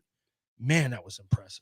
Our good friend KJ points out, did you guys mention this, that Carmelo won his title in San Antonio? I didn't realize that. Wasn't that when you like apples? Wasn't that when wasn't Texas in that one too, or no? The TJ Ford, or They was might have been. I think that did was they the play TJ them Ford in the year. semifinal? Did Syracuse play them in the semifinal? I think they did. Yeah, I think they did. But that wait, was that Durant? I don't think Durant's team ever made Durant. it. No, Durant didn't make it. It was TJ Ford. Yeah. So if you're making all these comparisons, Cooper is 2 steps away from doing the Carmelo, and you have to go through the Cougs to do it. Yeah, they did play against each other. Yeah, because I watched that in a bar somewhere, sports bar somewhere here in Houston. I remember. All right, let's break. 713-780-3776. Time for you and I to talk about Billy Brown and Aqueduct Plumbing Company and talk about what problems whatever problems you have. Don't let your laziness affect your plumbing, because be proactive. You can clean out your tankless water heaters because there's residue in them. If your water is starting to filter through slowly, that's an indicator. When we have freezes or whatever the case may be, make sure that you take care of your stuff. But you can call Billy and have his guys come over and give you a health checkup. They can make sure that everything is running. If there is any problem whatsoever, they're going to give you a square deal. They're not going to charge you just to show up. Aqueduct Plumbing Company, and that's the thing about plumbing, Lance, is that that's the reputation is that the plumbers will come, and boy, there's a reason that there's a lot of rich plumbers, because they take advantage of people. Yeah, but that's not Billy Brown. It hasn't been. We wouldn't speak for him if that were the case, and Billy Brown wouldn't want his name out there if that were the case. Billy Brown likes his own personal name out there because Aqueduct Plumbing Company, he's willing to put his name on it because he knows he's going to treat you fair, and just do good work and you'll have lots of business. And that's the case for Aqueduct Plumbing Company. Plenty of trucks to service you. So no matter what your issues are, big or small, Aqueduct Plumbing Company can help you out. AqueductPlumbingCompany.com. That's AqueductPlumbingCompany.com.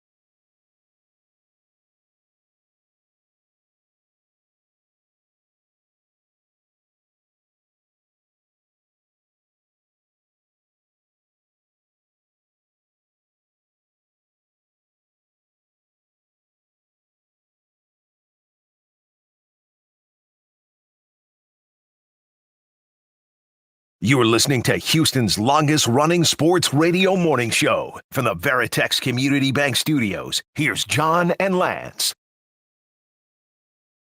You mean the cancer survivor? He's a fraud. We say Rahil's a fraud, but Dell's the fraud. He's just smarter at his fraudulent behavior.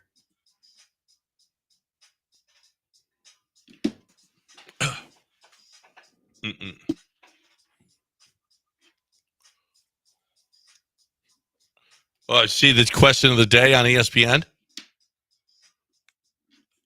Which trade would be more impactful, Luka or Jimmy Butler? The answer is Jimmy Butler. Because they'll beat him in the first round because of Jimmy. They didn't beat him last night because of Jimmy. Yeah, He scored like 9 points. How many points did he score last 6 for 17. Suck. night? Steph is still Steph. 37 points for Steph last night on 21 shots. Steph is Steph. Steph is certainly Steph is Steph. He's on TV more than Leave It to Beaver. Let's get Larry in here. Hey, Larry. Sports. One of the keys to tomorrow's game is how close the officials call the game. If they're calling a bunch of fouls, then I know Houston's deep. If one or two guys get in foul trouble, they can bring guys off the bench. But you don't want Duke just constantly going to the free throw line. So I think that'll be a key is how close they call it. And I know 5-star, he loves to bet the first half of games. I'm just wondering if he would be betting the first half total. Last time I checked a few days ago, it was 63.5 in the first half. 5-star will be on with us today, and coming up in just a few minutes. Yeah. 5-star's coming in. Yeah. Oh, and we got Alec Flynn on, too. Yeah, Alec Flynn's going to come in, too. Studio or call? I think he's coming in. Okay. And I think the crowd will be about 50-50. Duke fans, they travel. And I think a lot of Auburn and Florida fans will be cheering for Houston. So I don't expect a huge advantage for Houston as far as the crowd goes. We'll talk 5-star here, like literally in just a few minutes. 5-star does like the first half, but he likes just a little teaser for you, a little taste. He likes U of H in the first half, +3. +3 in the first half. I think it's going to be a shock. There's going to be a shock. So KJ was wrong on the San Antonio thing. Not true. I was in New Orleans. We were there. Syracuse Melo beat Texas and TJ Ford in the Saturday game. Very humbling. Dwayne Wade, Marquette played Kansas in the other game. That was a fun Stephen Novak, Dwayne Wade. They had a good that was a fun Marquette team too, by the way. Do you know somebody with the Rockets told me they didn't think Dwayne Wade would they didn't know what position he would play in the NBA. So Dwayne Wade's okay, just not sure what position he's going to play. Yeah, he was considered a little undersized to be a 2-guard and didn't have point guard skills. He actually played point guard his rookie year. You know what else people weren't sure about? Steph Curry. What's his real position? Yeah, didn't know. Now guess what? That is no true. one cares about positions anymore. No. Oh, is he good? Yeah. Oh, okay. We'll take the good player. There was a thought because of Riley's love of big men that, you know what the Heat are going to do? They're going to take Chris Kaman because they love a big man, not Dwayne Wade. Just think if it was Kaman instead. That would have been a great pick. Great pick. 5-stars coming up, as a matter of fact, in just a few minutes right here on ESPN 97.5 and 92.5. And then we have comedian Alec Flynn going to be joining us at the bottom of the hour. Riot Comedy Festival this weekend. He's really on Hulu. He's on Netflix. He's at the Riot Comedy Festival. So I handpicked him. He was the guy that I wanted to bring in studio. I watched some of the comedians that are on there. Chris Redd was on Saturday Night Live. Well, he's been a substitute teacher. I don't know if he's still doing that, but he's our kind of guy. Comedy, barbecue, and live music. April 3rd through Sunday, April 6th. It's at 2010 Waugh Drive, the Gordy Theater. And Chris Redd, Sam Talent, Alec Flynn, and a few dozen more top Chris tier Redd comedians. from Saturday Night Live. He's done a lot of the sports stuff that they did. Chris Redd, if you saw him, you'd recognize him. Well, I'm going to look him up right now. Yeah, he was on SNL for a few years. Chris Redd. Yeah. Yep. He's going to be here as well. Okay, cool. It started last night, and it goes through the weekend. So we'll have Alec Flynn in studio with us to talk about that right here on ESPN 97.5 and 92.5. You want some winners? We got them next right here on ESPN 97.5 and 92.5. 5-Star is going to join us on the other side. Right now, I love a nice poker hand winner. I wish 5-Star could deal me a winner at Texas Card House. Texas Card House is just fun. I mean, when I'm here, I love going there. I go over to Texas Card House, and I just love the cash games, the 1-2, 1-3, the PLO. There's cash games going on all the time. Both the Spring location and Westheimer location are busy. You're going to find a game all the time. They're open 24/7, and they've got a game going. All right, can't guarantee that there's a game going all the time, but there's a game going all the time. Okay, that's all I'm saying. I'm just saying. And and a lot of times, especially during the day and into the evening, multiple games, 5, 6, 7, 8 tables going on at once of cash games or more. And then tournaments, what I'm telling you, you got tournament play Friday afternoon. Friday at noon is the senior. Today is the senior at noon. It's so much fun. All right. And just seniors 50 and over. But you've got dailies at noon, at 6. They got daily tournaments. It's just great. A bar open till 2 a.m. every night, and 24/7. So they're going all night long. It never stops. If you're looking for a game, Texas Card House is the place. They got one right here on Westheimer. They got one on 45 in Spring. TexasCardHouse.com.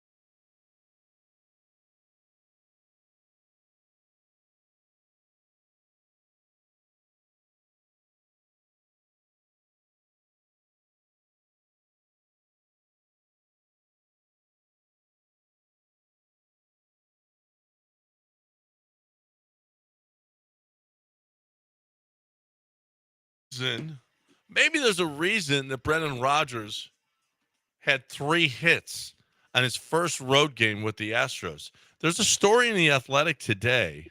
Whoa. Oh, 5-Star. Yeah. I forgot all about it. Whoa. Okay, I'll do it at 9:15. You just previewed him coming on. I know I don't have that kind of so I'm forgetful, okay? Short-term memory loss, okay? 5-Star is here with us. Sorry, 5-Star. I just want You all good. You in California now. You're a West Coast guy. We understand. no, that ain't no, brother. You're a Vegas guy, okay? You've been there, okay? You're a desert guy now. Desert guy. You are a desert guy. No, I'm in Houston right now, brother. I'm here. Oh, okay. I got to ask. I don't know what your picks are. I know you texted. I haven't looked at them, but I want to ask you this question, serious question, because to be a real true G, you have to be willing that if you think you've got the value to play against the squad you want to win, or you just sit it out. If you love them, my boy Solis is a Longhorn through and through, but every time he's ever played against him, he wins because he just knows when they're going to, are you willing to play against the Cougs it's a win-win. If the Cougs, if you're a Coug fan and you bet against them and they win, you win. Yeah. But if they lose, you win. Right. But except 5-Star does this it's for no a living. emotions. It's sports betting, guys. No emotions. I'll bet against my favorite team. I'll fade the Astros. I'll fade the Rockets if it's a certain night. But I actually think the Cougars are in a really good spot right here. They're really undervalued, honestly, Lance. And it's a whole lot of Duke talk, but not much of Houston talk. And if you look at the stats and all of the numbers, it'll tell you that these teams are a lot closer than you think. And I also like the fact that Houston has the veteran team, guys who've been there long. And I think that Houston also will have a slight coaching advantage as well. All right. So I noticed that. You like them. So you like them first half. Yeah, I'm thinking 5-star that Duke is going to see something in that first half that they never seen before. Yeah, that's what I think. Yeah. I think even if you like Duke, I don't think you can love them in the first half. Yeah. Yeah, these two teams are the top two teams in the country in first half margin. Duke slightly is ahead of Houston. They average 10.9 point lead at halftime, and Houston has a 10.7 point lead on their opponents throughout the season. Also, guys, you got to remember this. Duke has been phenomenal. 56% from the floor, 47% from three-point range in the tournament. They're averaging 92 points per game, but Houston has only allowed 37% shooting, 24% on three-pointers in these 4 games, and they're also holding all their opponents under 60 points. Duke is due for a bad shooting game. They haven't had it yet. Every team has a bad shooting game in the tournament. And for Duke, it's really kind of bad that they haven't had one yet. They've just been hitting on all cylinders. And you know, guys, that March Madness does not work that way. We've seen Florida struggle a little bit shooting the ball. We've seen Auburn struggle a little bit shooting the ball. We've seen our Cougs have a couple games in this tournament. But Duke has been lights out. It's about time for it to come out, back to the mean. All right. So you like the first half, but you like the game too, plus 5.5. Yeah, Houston's number one Ken Palm defense, and they're going against Duke's number one Ken Palm offense. You guys know in these type of games, defense always wins. Another factor that we have to keep in mind is that Houston had a nice lead on Duke last year. I know this is a different squad, but still it's more about the front of the jersey and the back of the jersey when it comes to programs and college sports. And I know that Kelvin Sampson and the staff have been telling those guys all week, and most of those guys from Houston were there and are coming back and remember that they had the lead on Duke and had the game in their hand, and then Jamal Shead went down. I think that they're going to be really, really focused, and I think they hear all the noise, man. It's not one prognosticator that has taken Houston in this game. It's pretty much as Houston is forgotten. It's just going to be Duke and Florida, and I'm a sports bettor, and I know when all of the noise publicly is that way, it usually goes the opposite way. So I'm on Houston. If I wasn't a fan, I would like Houston because I like how they match up with them. I like their age against Duke. I like the fact that they're veterans. I also like the fact that Milos Uzan had a kind of down game last game. Each time he has a game where he goes under 10 points, the next game he goes off. So look for him to go over 12.5 points as well. He's gone over 7 of the last 10 games. The last game he only had 6 points. They didn't really need him as much. He's going to be very important in this game because they're going to have to muster up offense, and the offense is best when it runs through him. Why don't you have Houston money line? I do, but I'm not giving it out to the public because I want everyone to make all their units. I want them, I want you to win. So let's put it like this. Yeah. I don't want you to waste any of your investment. Me personally, I win all the time. I've been here a long time. I have a bigger bankroll than the people are listening. So if you have it to, invest, go take a money line. Plus 200 is always a great bet with a team that's won 17 straight games.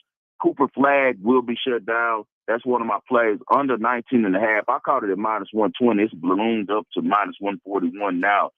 Cooper Flag is not really a scorer. He's more of an all-around player, really good player, man. He's going to be a really good pro. Reminds you a lot of a little bit like a poor man's Jason Tatum. Can do a lot of things well, but not anything just elite. Everything's just like B+. And I think that he's going to struggle with the length that Houston is going to be able to put on him at the wing and also at the 4 position when he plays there. I don't see him going over 20 points. I see them playing more team ball, and I see that the Houston is going to focus on him and make sure that he doesn't have a big game because they know he's the engine that makes that thing go. Yeah, that's that is really going to be. That's really a fascinating matchup for me and a couple of really good coaches. On the other side, you've got an Auburn team that is old, but by old, we just mean experienced, grown men, stronger, more mature. They played a lot more basketball because they've got a bunch of portal guys in that have played a lot. But you've got a younger Florida team that has a lot of talent starting in that backcourt. Florida's a small favorite. How do you see that one?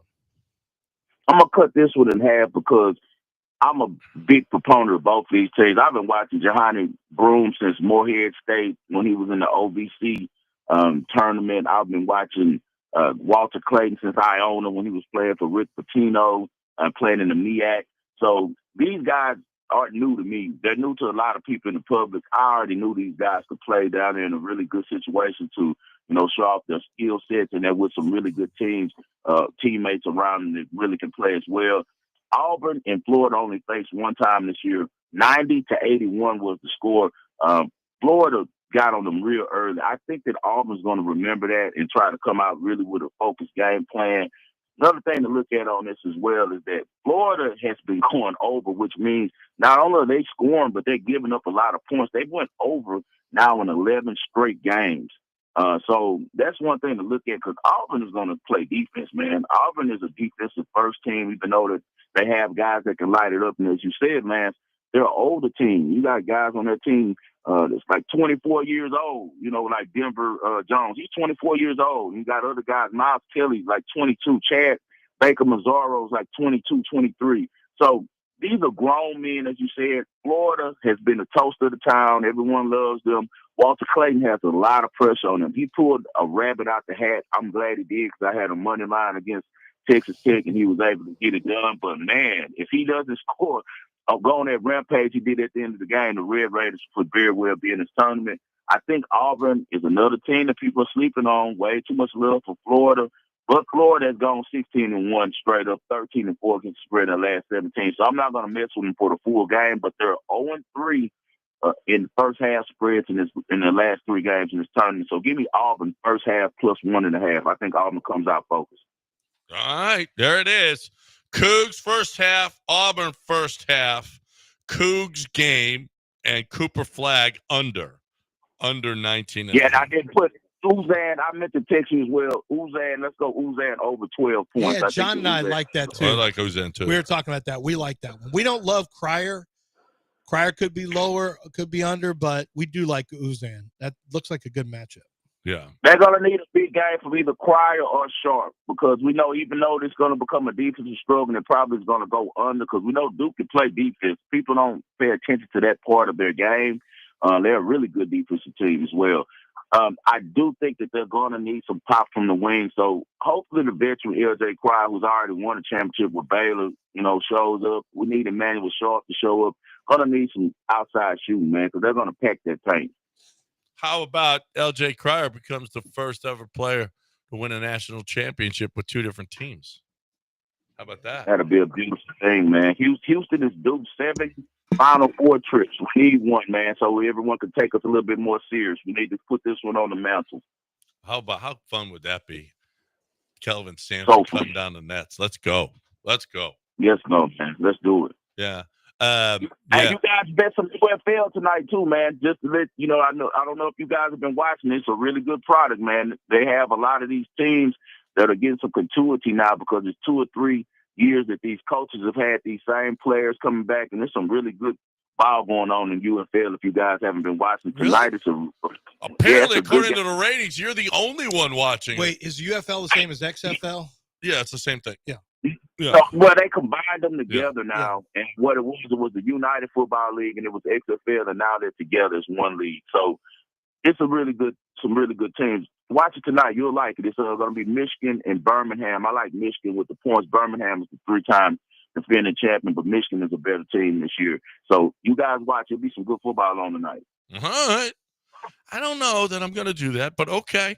All right. All right. I bet you can put it on your account and wait on that money to come through. That's all. Yeah. Hey, can I just bet Michigan and not watch it, please? Yeah, you can watch your phone. You can watch the score. I on don't your even have phone. to do that. What else? Did it cash or I didn't do it? all the homework for you guys, man. I do all the scouting for you. You don't have to do anything but put it in your phone and just wait on the money to hit the account. Michigan, the UFL, Michigan. What's their nickname, Lance? The Michigan Plus 1.5. I believe. Wolverhamptons. They're not the Wolverhamptons. The Michigan Monsters. That's not it. That's not it. I know it's the Showboats or Memphis. Okay. Birmingham Stallions. Okay. I What's don't know. Mi- I don't know Birmingham- that any What's of those Michigan? are correct. What's Michigan? Michigan is the Panthers. Oh, Panthers, yeah. that's what they No, I used. don't even know. I just made that up. Oh, That was the old. that was a. I was going No, to say that's that's the the right USFL. name, John. That's John, the right- They are the Panthers. They're the Panthers. Yeah, that's their name. Oh wow! See, that was the old USFL team. Yeah, well, same way they tried to They bring kept back a lot gamblers. of teams. Right. They kept a lot of teams. I don't know why Houston didn't say the Gamblers. I love that cap. I have that cap in my closet, but they changed their name to the Roughnecks. No, it's better. Roughnecks. I is like much better. gamblers too. No, Roughnecks is much better. You can't do that with gamblers. Okay, okay, you can't do that. You know, John was the play-by-play guy for the Roughnecks in year 1, 5-star. Was he? Yeah. Yep. It was fun, and then Really? and we were the champs. I got a ring. 5-0. No stuff. Okay. Wow. Okay. Yeah. That's a big deal. Who was the coach? Who was the coach then? Was it? Who was that? what's his name? It was June Wait, June Jones. June That's right, Jones. yeah. June Oh, Jones June was the coach. Jones. Okay. Yeah. Hawaii coach. So they were running Yeah. shoot. Yeah. Oh no, we Yeah. had the best offense. We had PJ Walker. What? Yeah. We were the best. Oh yeah, P.J. Walker. Yeah, he was way better than all those guys he was playing. Okay, Huh. all right. That's 5-star in Vegas. At 5-star in Vegas, Wagering World. Wagering World. You having one tonight? Yeah, I'm gonna throw one up today, a real short one. I'll probably do about a 30-minute show, break down these games, kind of go over the information we already talked about, give out some props, talk about some UFL. You guys go check it out on YouTube. If you have not subscribed to the Wagering World, and also you can go to the website www.thewageringworld.com. It's always a pleasure to be with you guys. I'll talk to you both soon. Best of luck to you all. Appreciate it. Thanks, 5-star. All Good right, luck pal. this weekend. All Good luck right. to the Cougs. Yeah, let's go Cougs. All right, I'm heading over after the show. I'm heading over to Game Day Men's Health because I'm going to go get my numbers. They have a lab right there, right? And they're going to tell me exactly what's going on with my body. Feel great, and it's because of what they're doing. Well, I go to the Willowbrook location, but there's locations all over the city, right? You can go in Katy and Edo and Pearland, and they've got I think 11 now opened up in the city of Houston. So there's going to be a location near you, and there's going to be more too. So you could start in one place, and if they open up one up that's closer to you, that's fine too. But you don't even have to go all the time because they can give you the pills, or they give you the shots to take home, or they can and that's with me. And if you travel a lot and you can't get to your testosterone replacement place, it's awesome that they'll give you your shots and you can take them with you, or the pills, or you can get the pellets that are time released and that you don't have to go back for 6 months or so. Look, they've got a plan for you to make you feel better. Are you not getting the same results that you did in the gym before? Are you sluggish now? Are you not sleeping? Are you not sexually active now? All of these things they can help you with at Game Day Men's Health. They're just different. They're just better. No charge to go show up and find out whether or not you are a candidate. GameDayMen'sHealth.com. It's just different. GameDayMen'sHealth.com. Up next.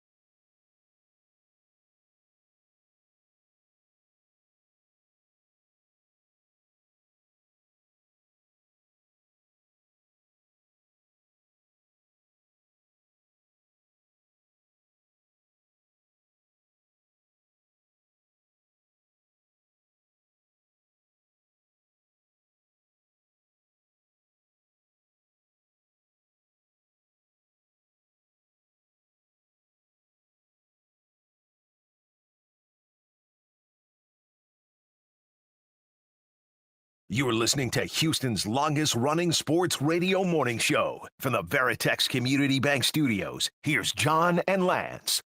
Yeah. Welcome back here on ESPN 97.5 and 92.5. Those of you watching can see there's a third party involved. It's Alec Flynn, the comedian. He is here for Riot Comedy Festival, riotcomedyfestival.com. It's a 2010 WA, Gordy Theater, comedy, barbecue, live music. It's now through Sunday. And it's already been underway, right? It was yesterday. It's started yesterday, right? Yeah, started yesterday. It was a big kickoff that we had. It was wonderful at the Gordy Theater. I mean, talk about like vendors that you might see. We had like brisket. We had everything you might want, plus comedy. Just comedians from all across the country that absolutely murdered. It was so fun to watch. Did you have multiple shows or just your one? I'm able to do multiple shows, so I'll be on the show tonight at Rude Yards with Catherine Blanford, and then we'll also be I'll be doing my own show tomorrow night. Saturday night, 11 o'clock at the Gordy Theater myself. That's awesome. Yeah, it'll be a great time. I'm really happy. You know, John and I have been. So we've been doing this a long time. So when I was young, I've always been a comedy fan. Always. And I've kept up with young comedians. So over the years, we've had Patrice O'Neal in with us, for an hour. He was phenomenal. Bill Burr, Jim Jeffries, Louis C.K. when it came in. Norm Macdonald. Norm when he was through. Because Houston was a very robust comedy scene. As you probably know, Bill Hicks, who's the great Bill Hicks, started here, lived here. And it's good to see, I was really excited to see this festival coming back. And I love seeing young comedians. I was here when Kyle Kinane came through and I watched it over at Punchline, but it's good to see young comedians come back in because, I listen to all the comedy shows on Sirius as well. And there's a lot of funny people that you've never heard of that are out there making their way. And I thought your stuff was really good. Yeah. Young comedians and Alec, with the gray-haired Alec, the 28-year-old gray-haired guy. He's 28 years old. For those of you that are watching, Steve Martin guy was gray early too. Steve Martin was gray. Maybe you've got a big career ahead of you. Dude, let's hope, man. I was just telling you guys off the air. I'm like, I'm just preparing for my third recession right now. It's honestly just hitting me pretty hard. I don't think Steve Martin had these tats though. Oh, I'm all thigh tatted up, man. That's the big thing. Just thigh tat? Is that what you? Yeah, thigh tats. I mean, look, when you're from Boston, it is a rite of passage to get bad tattoos. It is? I mean, you come to my 4th of July cookout, you'll just see, the fattest guys you've ever seen in Celtics jerseys just going, dude, I just got Tom Brady kissing his son on my ankle. It's, it's inside of an Irish cross. It's going to be nice. I ran out of room on my neck, but I think that's what I'm going to put, my grandma, the first time she went to Foxborough to see the Pats in Roman numerals. So everything you think is going to be. Yeah. How much is that true? The Boston thing, of every place in the country, probably New York has always had its, New York or New Jersey. Yeah. Boston might be specifically as specific an idea of what Boston is. People have it from movies because it's so, of course, we have cowboy hats and all that crap in Texas, but how accurate is what you see when you're watching shows? It probably doesn't help when the town comes on, but it really is like that in some places. Well, I went to an all-boy Catholic high school in the city. So there were plenty of those kids that grew up directly in Southie, Dorchester, Charlestown that are true blue Irish trash. And great guys, but they keep that accent. They have so much pride for where they're from. But there's, I remember growing up, my father used to tell me don't use your accent. You don't have an accent. You sound uneducated. I'm like, but you have an accent. He goes, I'm uneducated.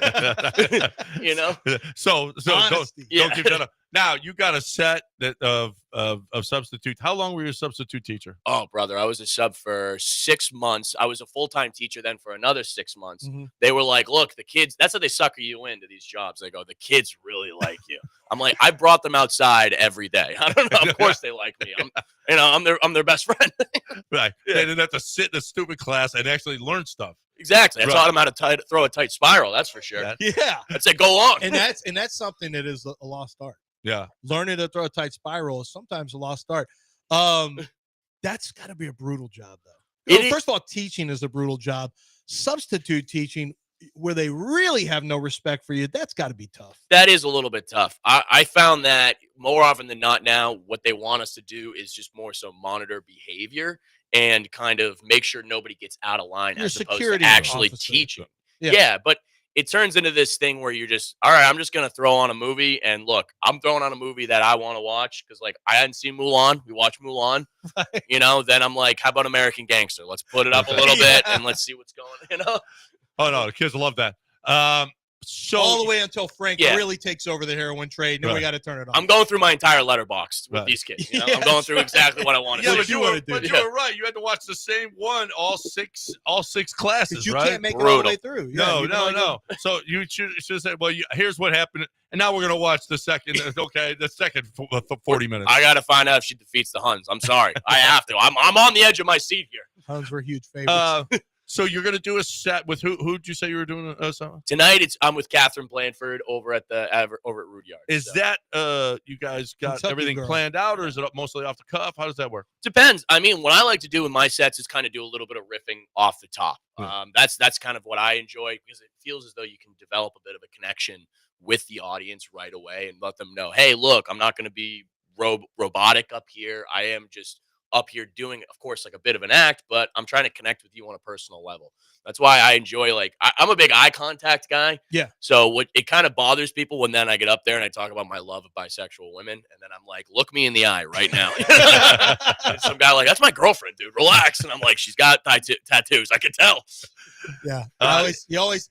That used to be a thing where you saw the girls with the tats back in the day. Oh yeah, she likes does to do stuff. Yeah. Yeah, but then now it's like it's not even. No. It doesn't even tell you anything There's necessarily. a lot of girls that got tats that don't do stuff. I know. That's ridiculous. Let's start doing stuff again. That's terrible. RiotComedyFestival.com. Do stuff can mean anything. I know, yeah, right, of course. do Juggle, whatever. catch-all. Yeah. The Gordy Theater, comedy, barbecue, live music. When's it start? 7 tonight, or how's it? Yeah, I mean, there's plenty of shows at 7 tonight. Go to the website. Go to the Go to the website, website, check see. it out.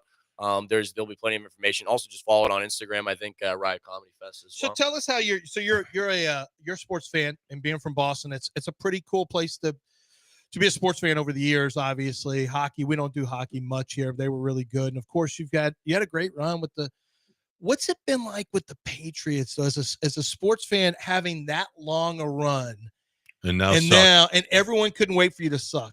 Yeah, and now you do, and it's almost like it's not as fun as I was hoping it was going to be. It's interesting because I grew up, of course, a big sports radio guy. So I would listen to Boston sports radio, which already, we have a very negative disposition as a culture up there. So we would be winning Super Bowls, and then they would just go, does this Super Bowl really mean as much as it should? And I go, and that's what I'm thinking. They're like, yeah, does it? I mean, is it as good? And now we've had so many seasons of just absolute trash. And it's kind of like, I honestly would prefer that. So many seasons, like 3. Yeah. Stop. Okay. This is Houston. We've the had Red plenty Sox of trash have won seasons. forever. I mean, you've come down a little bit, which is nice. Now we've had the Astros. We've had a pretty good run now, and now we're like, Yeah, it's kind of interesting growing up because you're in the city in Boston. I'm in high school, and they're like, "We going to the parade this week?" I'm like, "Again?" Kind of have a test. Bored. Yeah, bored. I mean, I saw those guys. No, last year. honestly, you do. It's like we got fatigue of Tommy. Okay, we had Tommy fatigue, and but there's a great respect for him. Oh yeah, obviously, but still, it was nice to see. It's good to see you guys fail. It's great. Yeah, Tommy fatigue, and then he went to Tampa, and you still had Tommy. Yeah. So did that answer the question? If it was Belichick or Tommy? I don't know, man, because at the end of the day, I think Belichick, I mean, he is dating a 24-year-old now, which I do respect. That's a win. You have to think, is he smarter than we give him credit for? Right. And we give him credit for being pretty smart. Yeah. But I don't know. I go back and forth because I do think Tom Brady, in his essence, I've been watching him do the radio broadcast with Fox, and I go, he's kind of just a weird guy. And I think you have to be a little bit of a weirdo to be that successful. And I think Belichick's also a weirdo. Yeah, so I think they combine. They're Listen, wired totally different. Listen, he's how old, and he's dating a 20. Are you sure that's smart to date a 24-year-old when you're 28? Do you want a 24-year-old? Wait. Don't compare him to. I want Bill Belichick. Done everything. Bill Belichick, this is just a victory parade for him. No, I get it. He's riding in his own parade. Are you sure? You have to talk to her too. Don't forget. I mean, you're not just doing stuff she's all the gonna time. You have to talk to her. She's gonna be on her phone the whole time. Yeah, that is true. You're just setting stuff up, just be like, oh my God, let's go to a hookah bar. Yeah. Sounds good. Alex Flynn, you've been on Hulu Yeah. Netflix? Yeah, Netflix. What's your first big break? What was the big break? The big break for me was Don't Tell Comedy. It's this really cool online video series where they kind of do a really great production value and do 10-minute sets for comedians. I went up to San Diego, did my set, didn't really think anything of it. I was still teaching at the time, and then it came out. And it just really took off like wildfire. I had kids in my class like going like, "Is this you?" And I go, "Yeah, repost it, dude. Come on, let's go." Tell what's your podcast? My podcast, it's called the old one's called Transplants. My new one's called Big Al's Grill ASMR. It's where I just grill out with my boys and just kind of hang out, talk about everything from being a new guy in a new city to just kind of pretty much anything. I mean, I talk about I want an excuse to like hang out and grill with my friends. Big Al's Grill ASMR. ASMR. So like as we're chilling out, all you hear is so AMSR is the craziest. Like my daughter lives, she's 14. Oh, it's the sound she lives thing. Yeah. She lives for it. Dad, you know what sounds the best when you do your fingernails on I'm like, I can't, like, you guys get off on watching other kids open presents, on watching other people play Minecraft, on listening to the sound of fingernails, on like there's no way that our like a Gen X can even remotely relate to watching somebody else play a video game. I'm going to play the game. Right. Watching someone else open something. I'm going to watch somebody break this box of cards. So I'm going to watch them open up somebody else's baseball cards. Like, what are y'all doing? It is strange. I got to admit. I mean, I'm an elder Gen Z. Like, I'm 28. I remember I did not have an iPad as a child, but I do remember sending nudes on Snapchat in high school. So, like, I'm really? Yeah, of course. I had the best of both. Like, I got out, like in Indiana Jones where he slides underneath the plinth and then grabs his hat before he leaves. Like the millennial. That was me. I was right underneath, and then I got out. and then done. I'm out. And then out. But I do, like, a lot of the kids that I used to teach, I mean, they were so addicted to their phones. Yeah. And they'd be on TikTok or Instagram, and I would just look at them and I'd go, "You'll never have as many followers as me, so maybe just stop trying to make videos." Yeah, you know what? Trust me, you could definitely be wrong on that. Yeah, you don't know. It's you amazing. don't know. I know, but I really want to be like, I'm your teacher, and I'm doing better than you are. So just think about that. So I want to ask you quickly about the state of comedy. So I think it feels like, in a weird way, that the COVID stuff really benefited. People were more creative. You were younger, obviously, at that time, 23 or whatever, 23, 24. But it feels like comedy's really made a resurgence. It doesn't feel like it. It has made a real resurgence. And I think it's great that you have so many. You used to just be Comedy Central, and you try to get an HBO stand-up.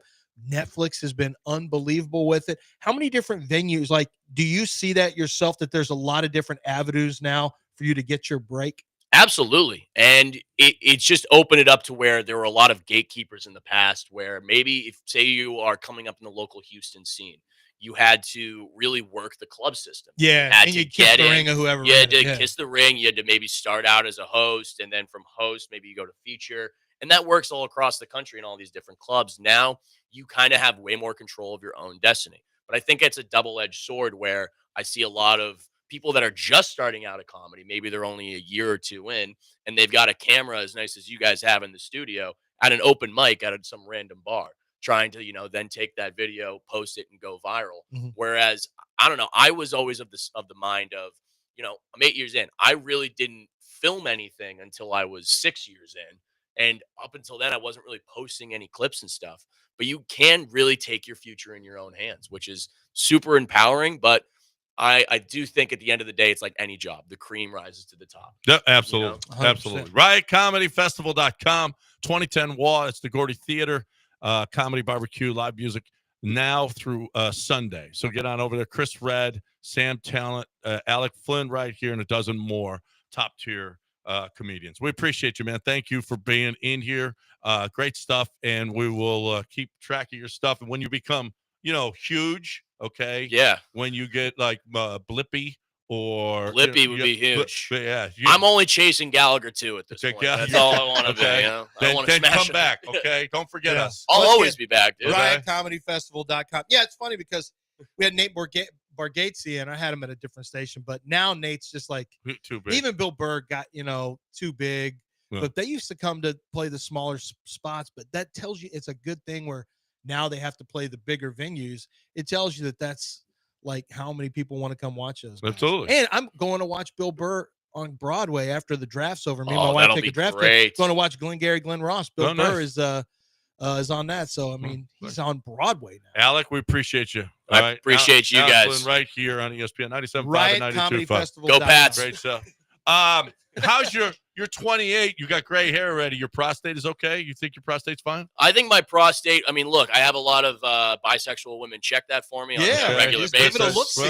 So I'm Give it usually a good. look-see. All They right. do things. Well, if you have a prostate issue, and not with the bisexual females, but you have a regular prostate issue, we've got the solution for you. It's Access Vascular Health. Guys, okay, you're going to the bathroom, but you can't stop going about 3-4 times in the middle of the night. That's not a great way to live. What you need is Access Vascular Health. You need Doc Manavis. You need the best way to take care of that. It's not surgery. It is just an IV that takes 45 minutes, and it decreases the size of your prostate. Look, it is a terrible, terrible, terrible operation. Do not let a doctor tell you that you have an enlarged prostate and you need surgery. You don't. You need Doc Manavis. Access Vascular Health. 975prostate.com. Don't get surgery. Get Doc Manavis. 975prostate.com.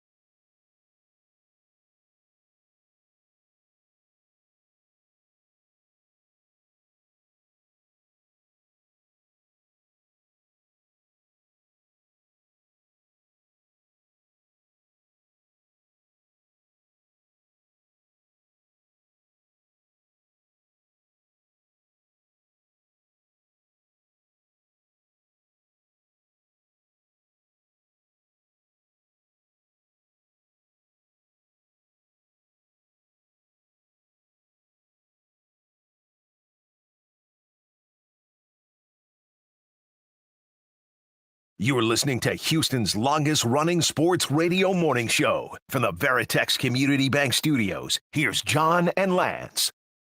All right, welcome back here on ESPN 97.5 and 92.5.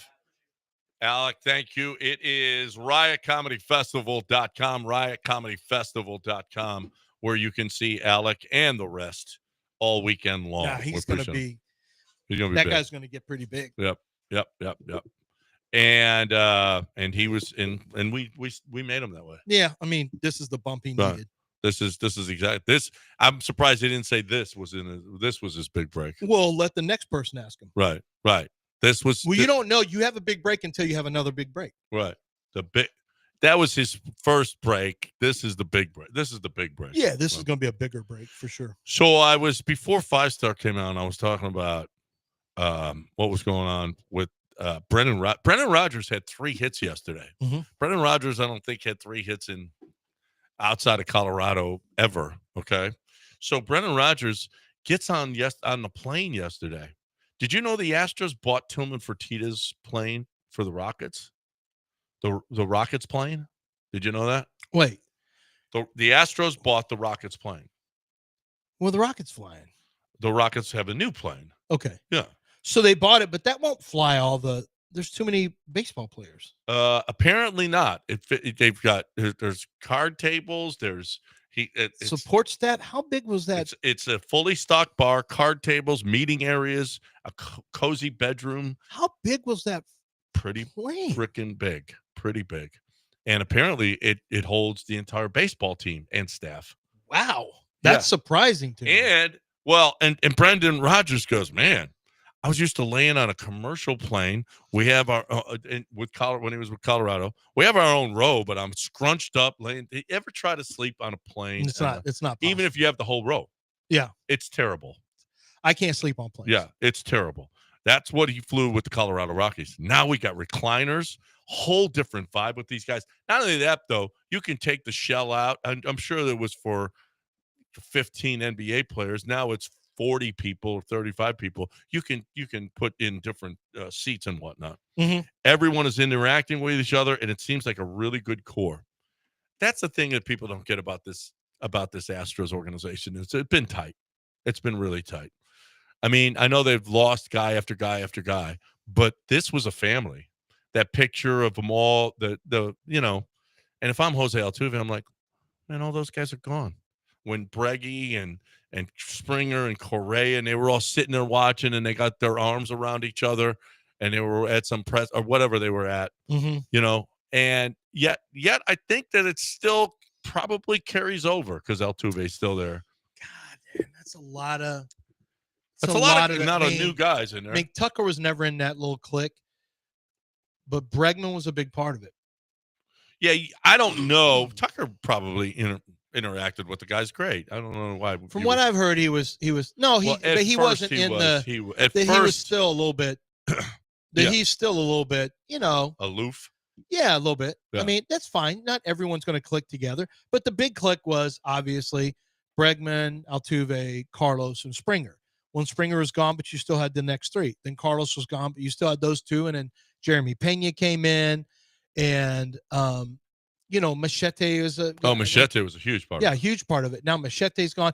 You can only subtract heartbeat guys so long until you have a different team. This is a different team. Yuli was part of it. Yeah. Oh, Yuli was a huge part of it. Yeah. This is just a different team to me. Paredes, Brendan Rodgers, Walker, none of these guys have even played with each other, not to mention played with the Astros. You got a brand new right fielder, a different catcher for the most part.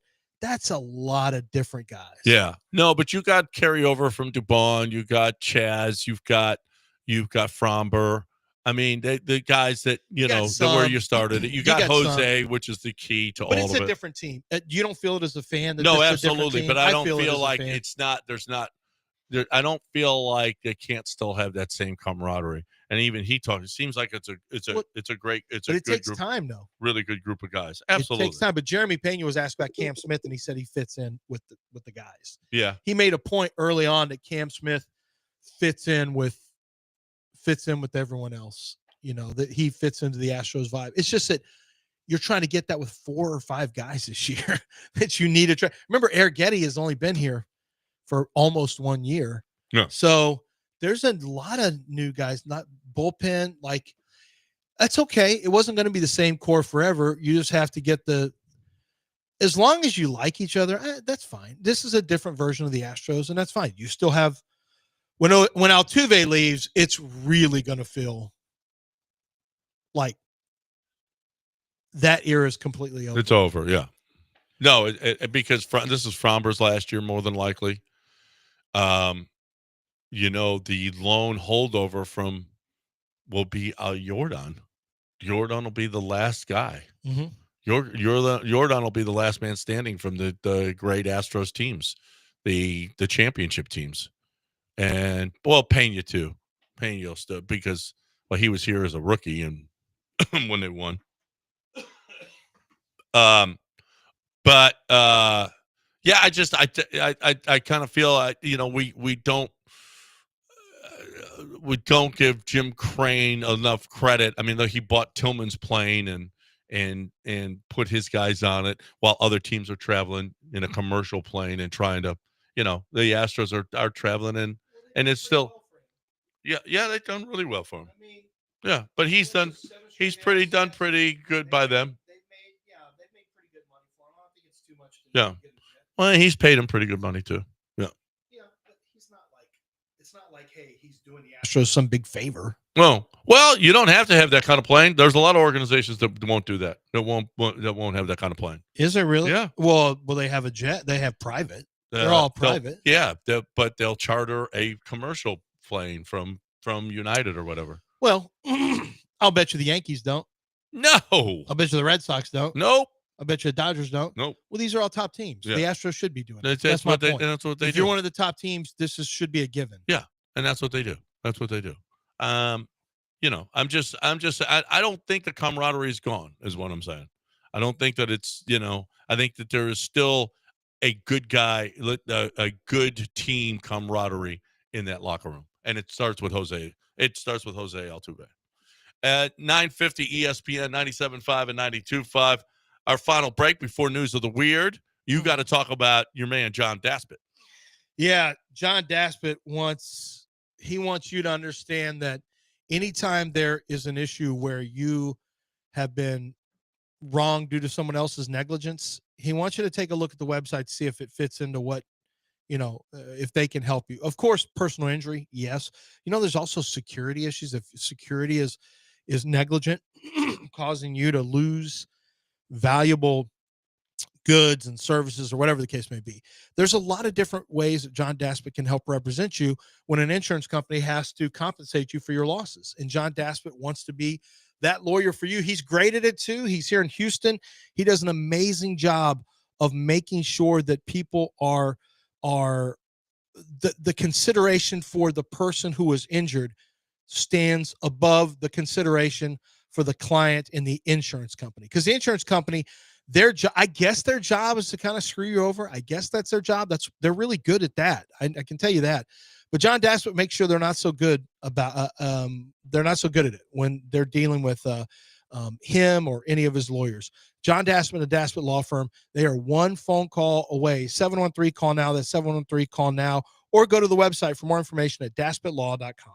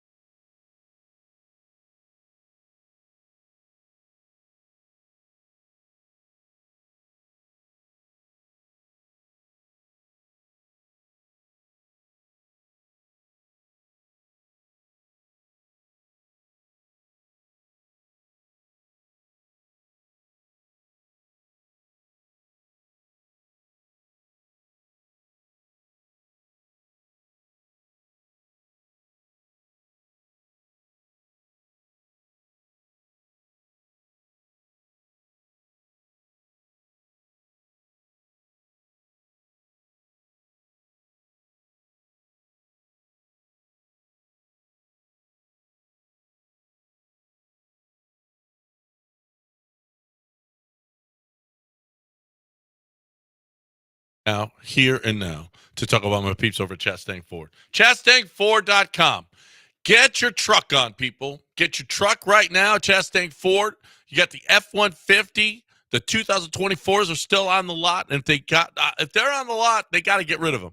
2024s got to go. They're going to make deals for you. They're going to make sure they got Chastang discounts, and they've got money to give you. $6,500 last month, and I'm hoping that's still going right now. $3,000 on the Super Duty F-250s, okay, plus Chastang discounts. But the thing about it is that no matter what it is, they're going to get you as much. They're going to find a way to get you into that vehicle at the price you've got to be there at. Okay, they don't want you to be choking on these payments every single month. That's not a good car buying experience. You're not going to go back. Man, I got it, and I couldn't afford it. What did I get? No. They're going to try to get you. One of the first things they're going to ask you is, where do your payments have to be at? Because we want you to have the best car buying experience you could possibly have. So stay within your budget, but do it at Chastang Ford because you get more out of it. ChastangFord.com. No markups, no add-ons, total transparency. It's on 610 at Homestead, not Hempstead, just 5 minutes from downtown Chastang Ford.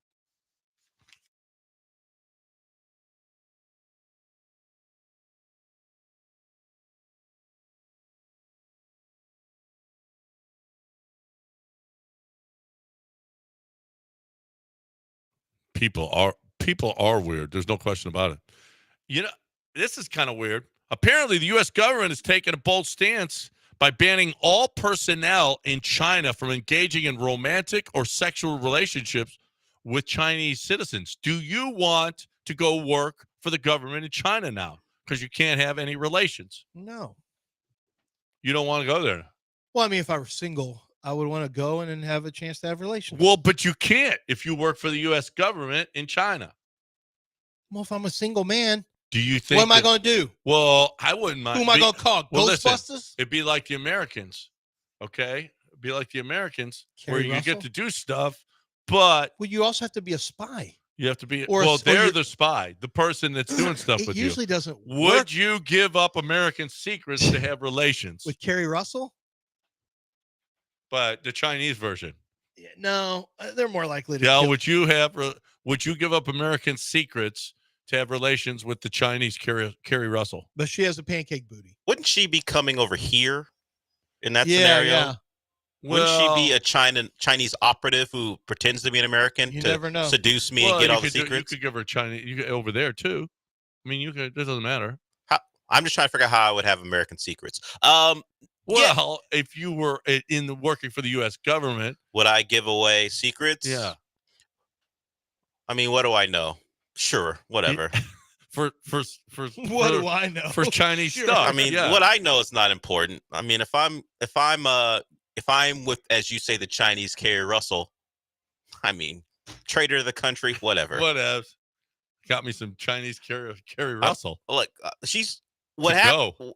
from what I remember, the Americans, you get seduced and they put you in a compromising situation where you feel like you have no way out. Yeah. So I don't want to be compelled. You trick me. Just keep making me think this is my Yeah, idea. because once you get to no way out, that's I don't like a that bad feeling. place to be. It's either death or you're going to have to do something that could get you in jail with your own country. Yeah, I prefer for her to steal from me and me not know Unwittingly. anything. Be an I have unwitting no idea sucker what and dupe. happened. She just suckered me. That's all. Yeah.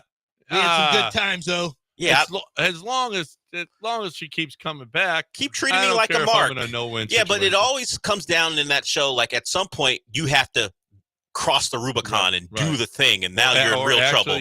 Actually, you have to go live in Russia. Yeah. to actually happen. Yeah. Oh, Martha. Yes, because you can't live in America anymore because they will. Yeah. You'll be a traitor, so you got to go live in Russia. Yeah. So Yeah, it doesn't ever end good when you hook up with Kerry Russell. yeah. No, it didn't end well for It a lot of never people. ended well for pretty much anybody. Everybody. So there's a woman named Linnea Latanzio. She shares her home with 1,100 cats. Is there anything grosser than this woman? How big is this house? It must be huge. 1,100 cats. 1,100 cats. Is there anything grosser than this? Like, how do you accumulate that many cats? How do you find that many cats? Where is all the feces? Honestly. What a filthy, filthy, dirty. That there's nothing grosser. 1,100 cats. That is, and she's picking them up and she's kissing them, and I don't know that there's a grosser person than this. There are grosser people, but she is living a life that I can't understand at all. No. That many living beings around you. How can you eat anything? And the smell? Cat urine and poo? I don't know, man. I don't know. This woman is. There's a show about it. I just can't. Ultimate Cat Lady. This is a long time ago. This is an ultimate. Yeah, the show was like almost a decade ago. Oh, it was? Ultimate Cat Lady. Woman shares a home with 1,100 felines. For some reason, the show was, but I think she still is, unless she's dead. Some of the cats have had to die, unless she keeps replacing them. They have more cats. She has a number. Yeah, they have cats. No, the question? Well, I wouldn't expect her to be responsible and spay and neuter those cats. But you think she goes, you know what? I got a quota of 1,100. I can't drop below 1,100. So I don't think she has any control of it. Someone's got don't have a control. They have cat sex and more kittens. Well, she can't control cat sex. This is what your problem is. That's your problem. By the way, and now it's everyone's problem who lives around. This house isn't that big. She lives in the neighborhood. It says it's a shelter, but she lives with them. She lives in a neighborhood around people, or at least she's not like out in the woods anywhere where they can all roam. No, but on the fence it said a cat shelter. I get it, but what I'm saying is they're outside and there are people around. She's not living isolated where the cats won't bother anyone. You know what? If I was her neighbor, she'd be isolated. I get rid of all them cats, or we're gonna kick you out of the neighborhood. Oh, how gross! No, the HOA won't get involved in this. But your garbage cans are visible from the street, so we have a problem with you. Cats are gross. Garbage cans are visible from the street. You sound like somebody who has an HOA. Yeah, I've gotten that letter before. You have? Like temporarily, they were seen, and the HOA person drove by. So we'll send you a letter. Make sure that doesn't happen again. All right, sure. Hey, we got to go. Have a great weekend, everybody. It's a Cougs weekend. Let's go. Rockets tonight, Cougs tomorrow. What about Astros? Astros this weekend, all weekend long. UFL, the Michigan Panthers in action. Yeah, we got Michigan Panthers. We got it all. Okay, bet on them. Bet on the Michigan Panthers. And listen, go to thechevronchampionship.com and pick up your tickets to go see the women play because they're awesome. Thechevronchampionship.com. It is where you're seeing the best women in the world play for the highest stakes. The Chevron Championship is the first major of the year. The Dinah Shore Trophy. It doesn't get any bigger. And all of the great players are going to be here. They're going to play a beautiful golf course, the club at Carlton Woods, the Nicholas course. If you've never been there, it's worth going to see. It's worth going to see these women play because they're awesome. It's worth taking you're a girl dad and you want your daughter to see the best competition at the highest level, and you want her to get that kind of an example of what women can do. That's it. But the boys, you bring the boys too because it's great golf. Great golf. I'm telling you, I've been there. I'm going to be a starter again this year. I love it. You're looking for the best competition in the world right here this month in the area. It's thechevronchampionship.com.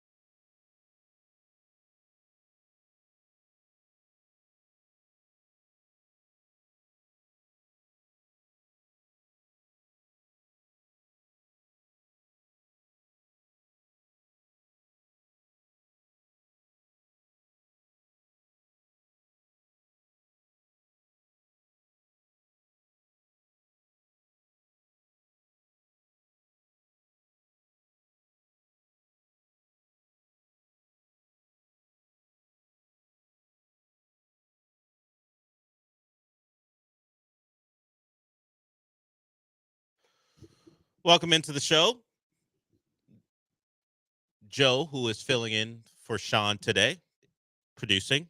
He may be asking himself or thinking to himself, man, 10:07, this is a late start. Don't worry, man. Earlier this week, we started about 10:10. Don't worry. You just gotta turn their mics off, Del. Like, I'm up next. I mean, I'm not looking for that. Look, I think of it this way. It's just a 5-hour block of radio. Yeah. Sure, I move a couple feet, but it's 5 hours for me. Sean and I have had a discussion about who would be most offended by this late of a start time on the station. I know. I'm sure you do. I'm sure you do. I mean, you can keep that to yourself. You know or what? not. No, I think there are 3 really good candidates for this. Do you have a top? Do you have a clear number one? No, because they all complain when their show starts late. So, well, I am perfect for this role because it doesn't bother me at all. I'm just used to it. I just walk a couple feet and then my show begins, and it's all good. We had a better outing last night from the Astros, or yesterday afternoon from the Astros. It didn't feel that way to start. Hunter Brown gives up a leadoff triple after the Astros go scoreless in the top of the first, and you're like, okay, here we go. They do not come back when they're down. It's early. Always throw in that caveat, but with a 2-4 record, it's been a lot of if the other team jumps out with any type of lead, it's a miserable experience the rest of the way. It changed pretty quickly after the 2-0 start for the Twins. Credit to Christian Walker and Jeremy Pena with back-to-back homers. And then Hunter Brown settled down. He struck out the side in the bottom of the second, and the Astros got it going. If you had a bet on Brendan Rodgers being the first Astro to have 3 hits in a game this year, congratulations to you. You are ridiculous in your predictions. 3 hits for Brendan Rodgers. Joe, do you know that he, during spring training, called himself a C-level hitter? Not the letter grade C level as in elevation. Oh, he put his struggles on the road in previous years on the fact that he played in Colorado. He could not adjust from going from Colorado to all the other ballparks in baseball. He said he felt like he would be better now that he was playing in a normal ballpark at home. It would help him on the road. And well, the first time we see him on the road, he gets 3 hits. So Brendan Rodgers. I mean, I laughed and scoffed at that. But so far, so good. I mean, and everyone stinks at Dyken Park, so like we can't hold that against him. Yeah, it's not his fault. And yeah. He doesn't get enough opportunities to really judge him. In fact, I think he had a couple hits in the homestand. So he was one of the more productive Astros hitters at home compared to the rest. But they get a win. Abreu and Hader were fine, except for like Abreu. Christian Walker makes a pick. He throws it to Abreu, and Abreu drops the ball and then doesn't react. He gets himself in trouble. He doesn't react, and eventually he realizes, oh, yeah, maybe I should go get the ball. It leads to a runner being on second. He strikes out Correa on a questionable call by the ump, who had a lot of them yesterday, but that one benefited the Astros, so they pick up a win, 5-2. You guys, and by you guys, I mean you and Jeremy, host a Astro-centric podcast called Inside the Icebox. Yep. Your latest episode's up on ESPN Houston, their YouTube channel. You guys are talking about the torpedo bats coming in. And that's the headline. That's what I saw. And when does it drop every week? Thursdays. Thursdays in audio form and video form. Correct? Yeah, so Thursday morning is usually when it'll come out, and then it'll air at 6 o'clock on the station as well. So you can find that right now. So beyond torpedo bats, which is kind of a funny thing, but the Astros need all the help they can get right now hitting the baseball. What else was the focus for you guys? Yeah, so we talked about obviously in the lineup struggles, like what's real, what's not, what's to be concerned about, like if there's anyone specifically.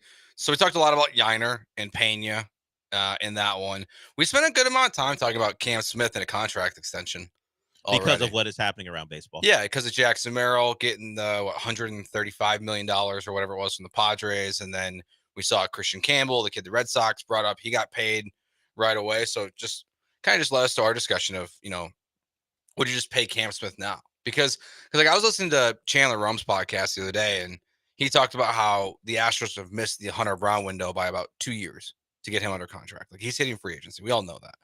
So the idea is kind of like, are you going to pay people now like Dana Brown has done before in Atlanta? And like, if you're going to call up Cam Smith, like you might as well just buy out some of his free agency before it even starts. Like just pay him now.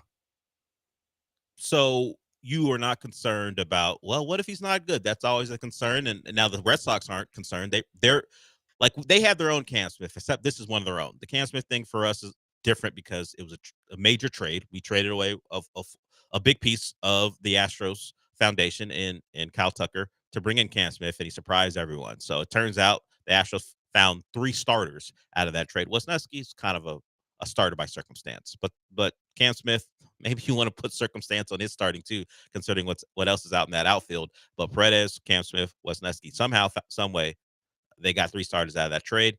And the question is, should you get out ahead of it and match what the Red Sox have done? I am a little taken aback by it all, but it's better than the alternative if he is good. The Hunter Brown thing that's coming. Of course, we know at a certain point the price point in the year has become too much, and the Astros are saying we're out. And until that changes, maybe they need to do things like this, get out ahead of things, and take that bet that Cam Smith is going to be a contributor.